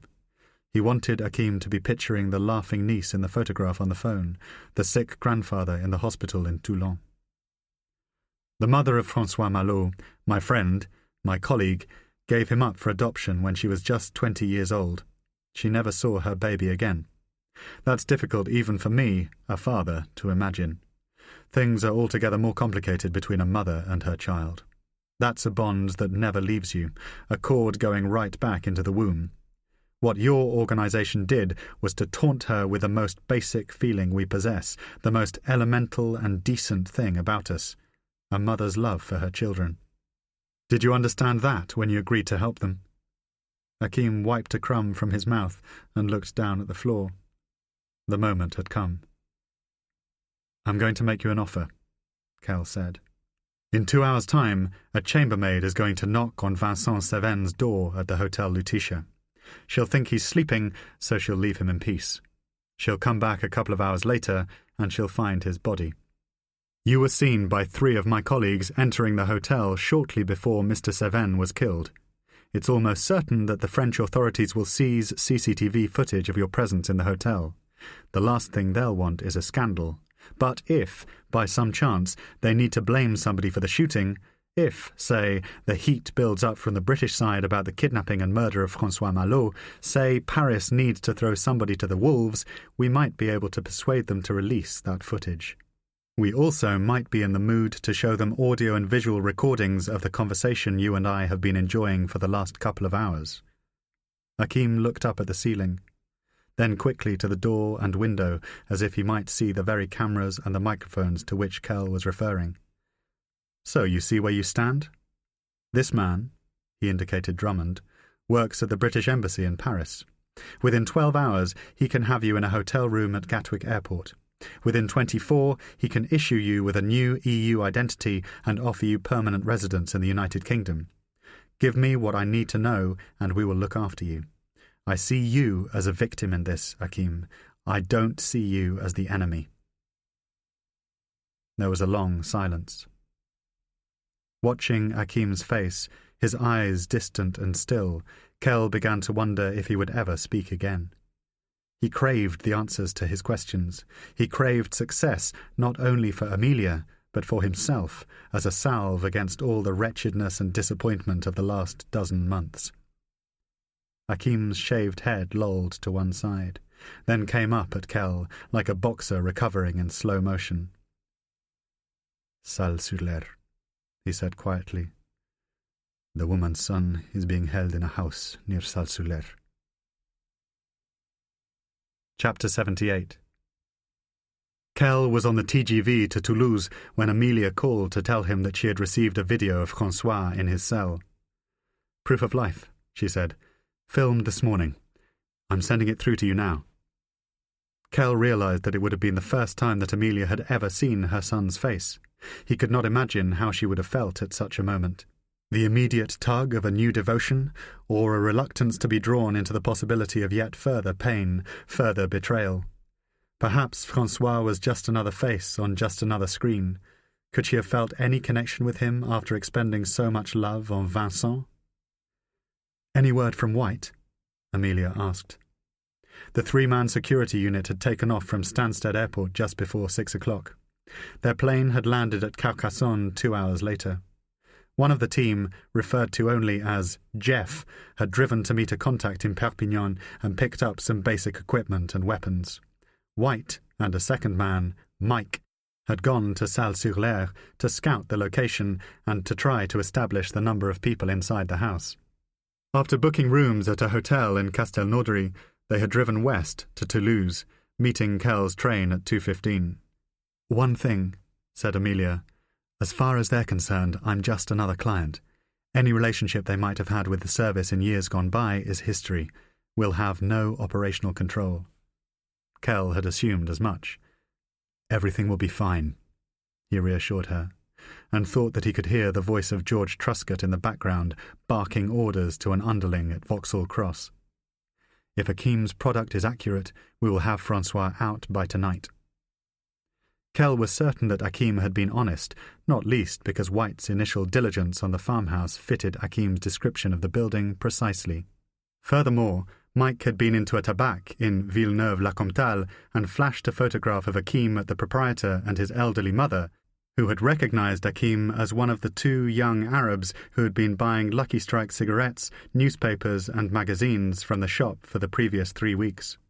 Her son reckoned they were living in the farmhouse on the hill, southwest of Salles-sur-l'Aire, which had once been occupied by the Thébault brothers and was now owned by a businessman from Paris. That was confirmation enough. "We took a look at the house this morning from a barn on the opposite side of the road." White was a 14-stone, 6-foot old Etonian with a Baghdad tan whose security firm, Falcon, had made annual 7-figure profits out of the carnage in Iraq and Afghanistan. He talked about the operation as though it were no more complex than a routine dental appointment. "The layout matches the map you showed us. Exits east and west down the connecting track from the D625. Access from the south is foot only, but Jeff reckons he can use the windmill as sniper cover." To such a man, extracting a French national from a poorly guarded farmhouse in the middle of Languedoc-Roussillon was plainly money for old rope. "There's the fenced-off area on the western side of the property where we assume Francois exercises. The swimming pool is exposed out front. It's got to be the same place." "Have you any idea how many people are in there?" Kell asked. White and Mike were driving him east towards Castelnaudary on the A61 autoroute. Hakim said they sometimes use 2 ex-Foreign Legion as backup guards. He knows Slimane is in the house. After that, it may just be Luke and the woman. White overtook a prehistoric 2CV and settled into the inside lane, sticking to the speed limit. "Jeff is still keeping an eye out. The worry in these situations is that they move the package on a regular basis. We haven't seen any sign of life at the house since we got there. Judging by what you said on the phone, these people have been careful to make calls and use computers away from the location, but they've been there a long time and might be looking for a change of scene. How many times have they tried to reach Hakim since the Lutetia?" Luke had called Hakim's mobile shortly after 8 o'clock. Hakim had confirmed Cuckoo's assassination by text message, but Valerie had then rung back just after Kell had left for Austerlitz station. Under Drummond's instruction, Hakim had ignored the call. Valerie had rung back an hour later, leaving a tetchy message. "Hakim needs to talk to her, or they'll get suspicious," White said. "Did he mention anything about a second location?" Kell shook his head. There was an unspoken warning in White's analysis. "We're doing this as a favour to Amelia. Mates rates, 2 days max. Then we can't afford to stick around. If your boy isn't in there, we're going back to Stansted." Just then, like an augur of success, Jeff phoned to say that he had seen a young Arab walking along the lane past the ruined windmill about 300 metres southeast of the house. "Slimane," said Kell. There was also a car in the drive, a white Toyota Land Cruiser that had not been parked there earlier in the day. Perhaps Luke and Valerie had returned to the house after making their calls to Hakim. It was enough to green-light the operation. In 2 connecting rooms at the hotel in Castelnaudary, White set out the plan. "You said the boss likes to go for a swim in the evenings?" Hakim mentioned that, yes. "Then we'll go when he goes. Get close to the house. Luke comes out to the pool. That's our trigger. Jeff takes him out in his Speedos from the windmill. If he stays indoors, fine. We'll wait for the sun. Mrs. Levine said live rounds, body count." "She wants to send a message to Paris," Kell confirmed. White nodded. A routine dental appointment. He then set out further details of the raid. Jeff, curly-haired, mid-40s, looking for all the world like a hearty landlord from a pub in Shropshire, would walk along the track from the south side and take cover in the ruined windmill, 200 metres from the pool. Mike would go in through the front door and secure the cell. Simultaneously, White would enter through the exercise area, removing the metal bars at the rear entry point of the cell and extracting Francois through the back. Kell would be waiting to drive them out onto the D625. In spite of White's insistence that the operation was a piece of piss, Kell had insisted on a roll. "As soon as we go in, block the track at the eastern intersection," White told him. "Something goes wrong and they come out and try for the Land Cruiser, get in the way and take out the tyres. Don't shoot anywhere higher than the bumper. Your boy might be in there if they've seen us coming." "Are they going to see you coming?" Jeff laughed. Mike, who still had the build and buzz cut of the regiment, looked like a cowboy preparing to spit a wad of tobacco on the floor. White smiled and passed Kell a Glock pistol. "Fired one of these before?" "Didn't you get the memo?" Kell replied, touching the barrel. That's all MI6 does nowadays. Assassinations.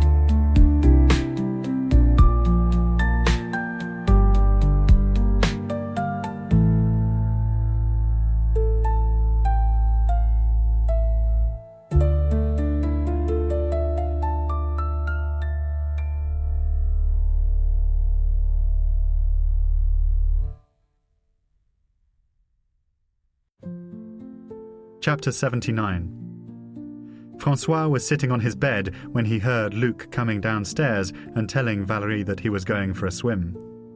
It was just before 7 o'clock in the evening, probably another 10 minutes before Slimane or Jacques brought him supper. It would be his last meal in the cell. He had heard the sounds of the house being packed up, boxes placed in the Land Cruiser outside, the slamming of car boots, the zipping of cases. At any moment, Francois was expecting to be taken from his room and driven to a new prison, a new terror, one from which he would never be returned. 5 minutes passed. He heard the door of the microwave clunking shut and knew that he could expect another frozen meal, rice in a bag, sinewed cuts of beef or pork in a supermarket sauce. Sure enough, a few minutes later he heard the ping of the timer, then either Jacques or Slimane loading the food onto a plate. One of them would carry a tray into the cell, the other would watch to make sure that Francois made no attempt to escape. Footsteps outside, the knock on the door. Francois raised his hands above his head and heard the padlock clunk against the door as the key was inserted. Jacques came in, glanced at the television, dumped the tray on the floor, and walked across the room to pick up the bucket of urine. "Stinks in here," he said. Francois had heard it all before. Slimane was behind him, looking oddly detached, perhaps a little stoned. Usually he would mutter a few words, something spiteful or contemptuous, just to get his blood going, to ease his boredom. But tonight he stared into the middle distance, his left eye still bruised and swollen, as though he had something else on his mind, like a sixth sense of imminent defeat. A car passed on the track outside, cutting through from the southeast. Local knowledge. Somebody who knew the rat run. Just then, from the first floor, Francois heard a woman shouting, not in panic or fear, but from a sense of outrage, of stunned surprise. Valérie. Jacques put the bucket on the floor, directly in front of Francois, looked at Slimane and went out into the hall as if a fire alarm had gone off and he wasn't sure if it was a test.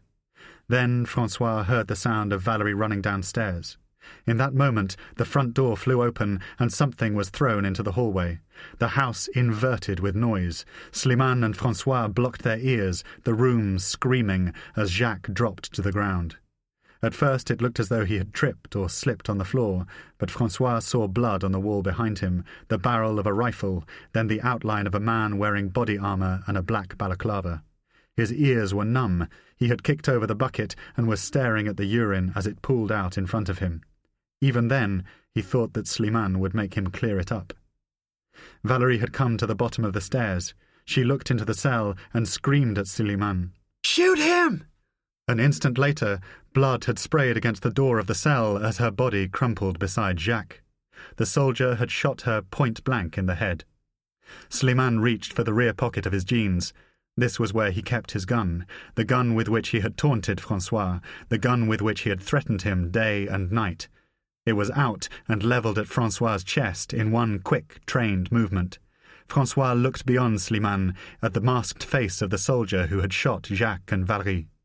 An instant later, the soldier had swung his own weapon towards Slimane, but it was too late. The Arab had stepped towards Francois, grabbed and spun his body as easily as a man moving the branch of a tree, and pressed the cold steel of his gun against Francois's right temple. Slimane's arm flexed around Francois's neck. He began to drag him backwards across the floor of the cell and away from the soldier. Francois tried to twist free, but Slimane only held him tighter and pressed the barrel of the gun harder against his head, shouting, "You put your fucking gun down!" It was not clear whether the soldier could understand. "Go back out of the door!" The Arab screamed in French. "Get outside! I'm taking this brick with me, and we're leaving in the car!" The grip on Francois's neck momentarily slackened, and he grabbed at a breath of air, gulping and coughing. There was a wet slick of sweat all over Francois's face. It was as if the two men were transferring fear from skin to skin.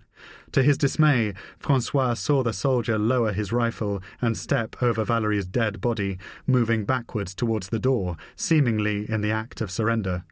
As he did so, Slimane moved tentatively forward, his hips banging against Francois, shunting him towards the hall, all the time driving the gun into the side of his head like a screwdriver.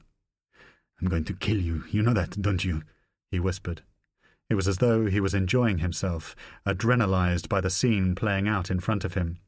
Terrified that the trigger would give way, Francois watched as the soldier reached for the door, preparing to retreat onto the driveway. At the same time, Slimane forced Francois up into the hall, picking his way between the two dead bodies on the ground. Francois became aware of the movement behind them before Slimane, perhaps because he was so attuned to every detail and characteristic of his prison. He sensed the near-silent removal of the metal bars securing the rear door of the cell. He heard the sudden twist and push on the door handle as a second soldier burst into the room behind them. Francois twisted his head to the right to try to see what was happening, opening up a tiny gap between his head and that of his captor, which gave the second soldier a clear target area. It was then that Francois learned, finally, of his own courage, because he wrestled free of Slimane and tried to turn on him, even as he registered that the Arab's head had simply disintegrated before his eyes. Francois found himself tasting the warm blood, the brain tissue of his detested guard, and began to spit it out onto Valerie's body. "Are you Francois?" The soldier who had fired shouted in French. He was also in body armour, but his tanned face was not concealed by a balaclava. Francois, still in a state of shock, answered, "Yes," as the first soldier came back into the hall and fired a silenced shot into Slimane's chest. "Get behind us," he barked in French. "Who else is here?"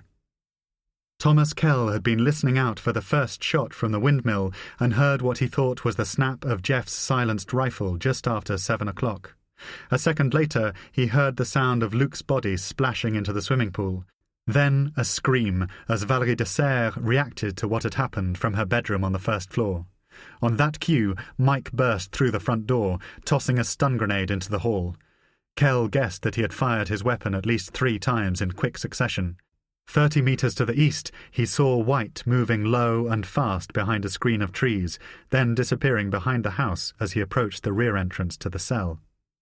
Kell had his instructions. He switched on the engine of the rental car, reversed it into the drive so that the vehicle was within 20 feet of the house, then opened the rear doors on both sides. As he stepped out of the car, he heard a commotion inside the house, a man shouting in French, screaming at Mike to drop his weapon. Kell took the Glock pistol from its holster, sweat suddenly enveloping his neck and chest like a rash. In more than 20 years as an intelligence officer, he had never fired a weapon on active duty. He looked back at the front door and saw Mike stepping out of the house like a man being pushed backwards towards the edge of a cliff.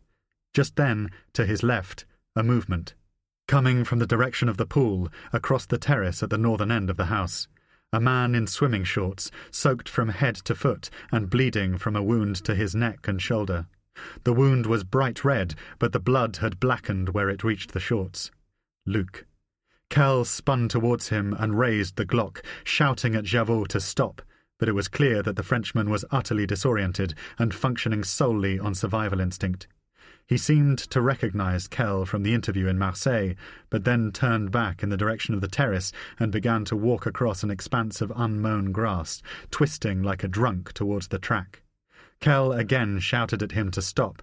He walked up the steps, but could not fire nor follow him, because at any moment he might be required to go back to the car and to drive François away from the house. He heard a gunshot, then White's voice, unintelligible. Kell looked back at the front door to see what was happening, then again at Luc, who was still stumbling towards the road, now more than 70 metres away. In the next field, a tractor was obliviously ploughing. From the direction of the abandoned windmill, Jeff appeared at the edge of the terrace.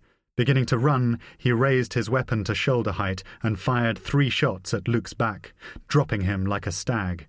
Kell, stunned by what he had seen, turned and went back to the vehicle as Jeff followed behind him in a fluid, continuous movement, heading towards the house.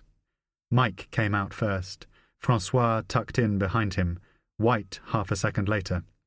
"Move with me," Mike was saying. "Stay behind me," as White shouted, "Clear!" and sprinted ahead to the car. They had Amelia's son on the floor of the back seat before Kell had even closed his own door. Jeff was the last one in, shooting out a tyre on the Land Cruiser as Kell put the Renault in gear. "Anybody hurt?" he asked. "Status, Jeff," White replied, as though speaking into a radio. "All clear, boss. Target's down." Kell accelerated away from the house. Beaune, 3 weeks later. Chapter 80. They waited on a bench in the centre of the square, a woman of 53 wearing a pretty skirt and a cream blouse, a man of 43 in a linen suit that had seen better days, and a young French IT consultant wearing jeans and smoking a cigarette. He might have been their nephew, their son. "He'll be here in a minute," Amelia said. It was a Saturday morning, just before 11 o'clock. Young children playing in a small park at the centre of the square under the dutiful, exhausted stares of fathers who had promised their wives and girlfriends a few hours' respite from childcare.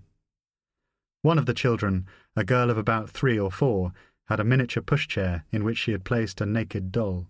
She rattled it forward and back on the narrow path in front of the bench, falling once, but immediately rising to her feet without fuss or tears, and without noticing that François had stood up from his seat to try to help her. "Brave girl," he said in French, sitting back down, but she did not appear to hear him. Clockwise, cars were circling the park, waiters at a brasserie on the far side of the square ferrying Perriers and cafés au lait to customers basking in the late summer sun. Kell turned and looked down Rue Carnot, glancing at his watch. "In a minute," Amelia replied, and placed a hand on her son's knee.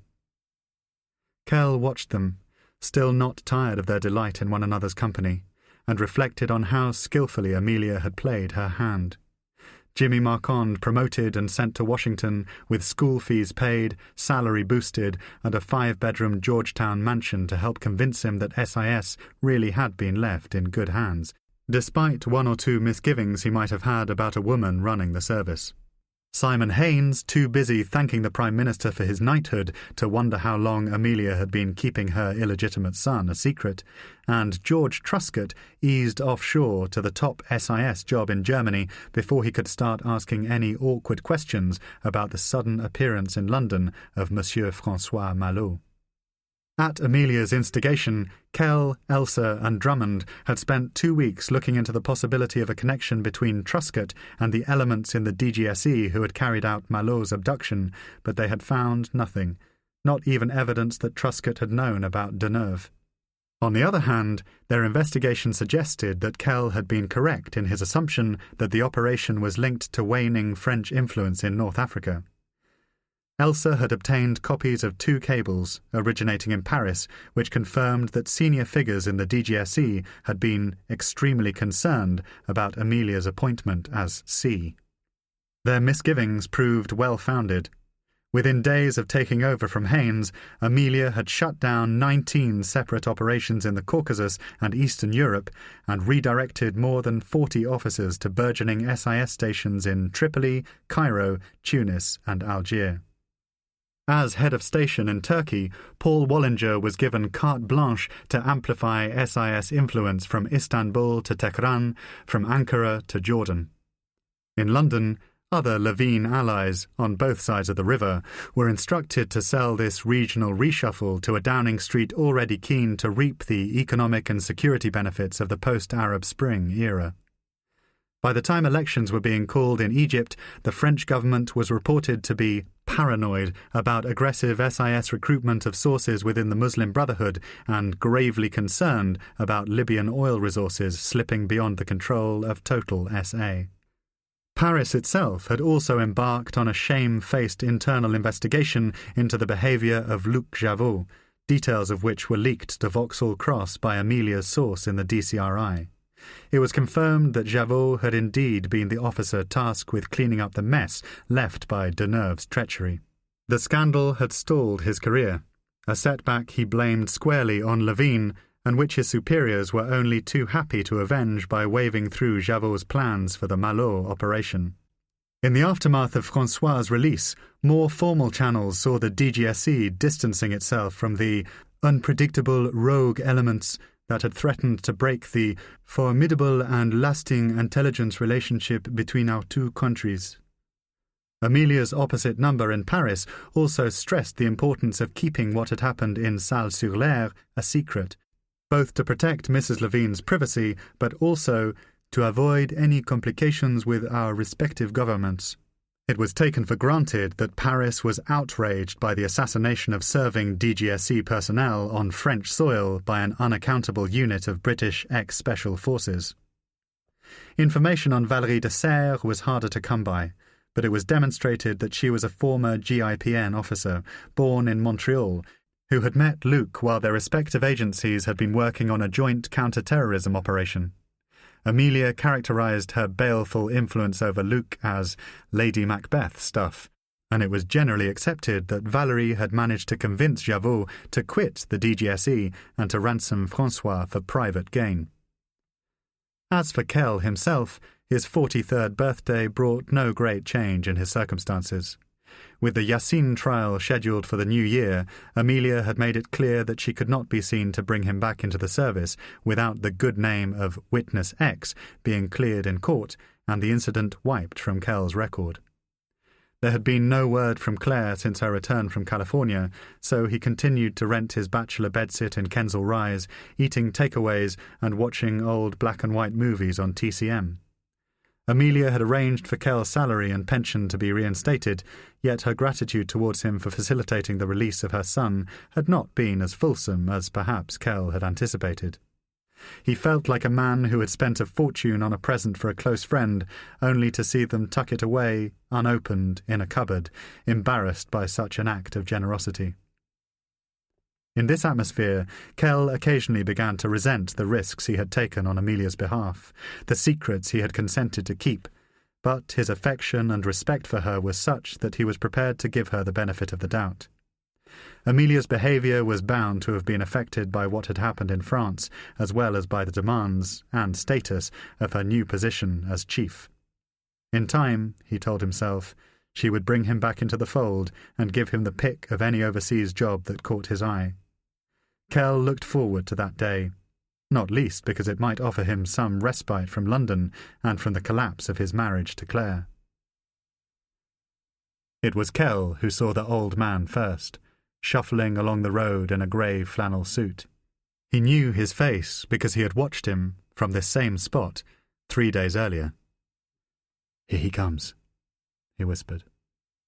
François leapt up from the bench, but Amelia remained seated as though Kell and Francois were acolytes, her guardian angels. She heard Francois say, "Where?" and looked up to see him squinting in the direction in which Kell was facing. "He's coming across the street," Kell replied quietly. "The man with white hair in the grey suit. Do you see him?" "I see him." Francois stepped away from them as if to give himself more time to take in what he was witnessing. Only now did Amelia turn. Kell would later tell himself that he had heard her gasp, but it may simply have been a trick of his imagination. Jean-Marc Domal seemed instantly to sense the presence of Amelia Weldon and stopped at the edge of the square, as though tapped on the shoulder by a ghost. He looked directly at the three figures on the bench, but appeared to be having difficulty bringing them into focus. He took 2 paces forward. Kell and Francois remained where they were, but Amelia moved towards him. His head began to shake as he saw her, everything that he had recalled of her beauty still present in her face. Soon he was only meters away from the bench. "Amelia?" "C'est moi, Jean-Marc." They came together and kissed one another lightly on both cheeks. "What are you doing here?" He looked beyond her and scanned Kell's face, perhaps assuming that he was the man who had finally won Amelia's heart. Then he looked to Kell's left, at the young man, and frowned, gazing at him as though trying to remember if they had met before. "I knew you would be here," Amelia told him, resting her hand on Domal's wrist.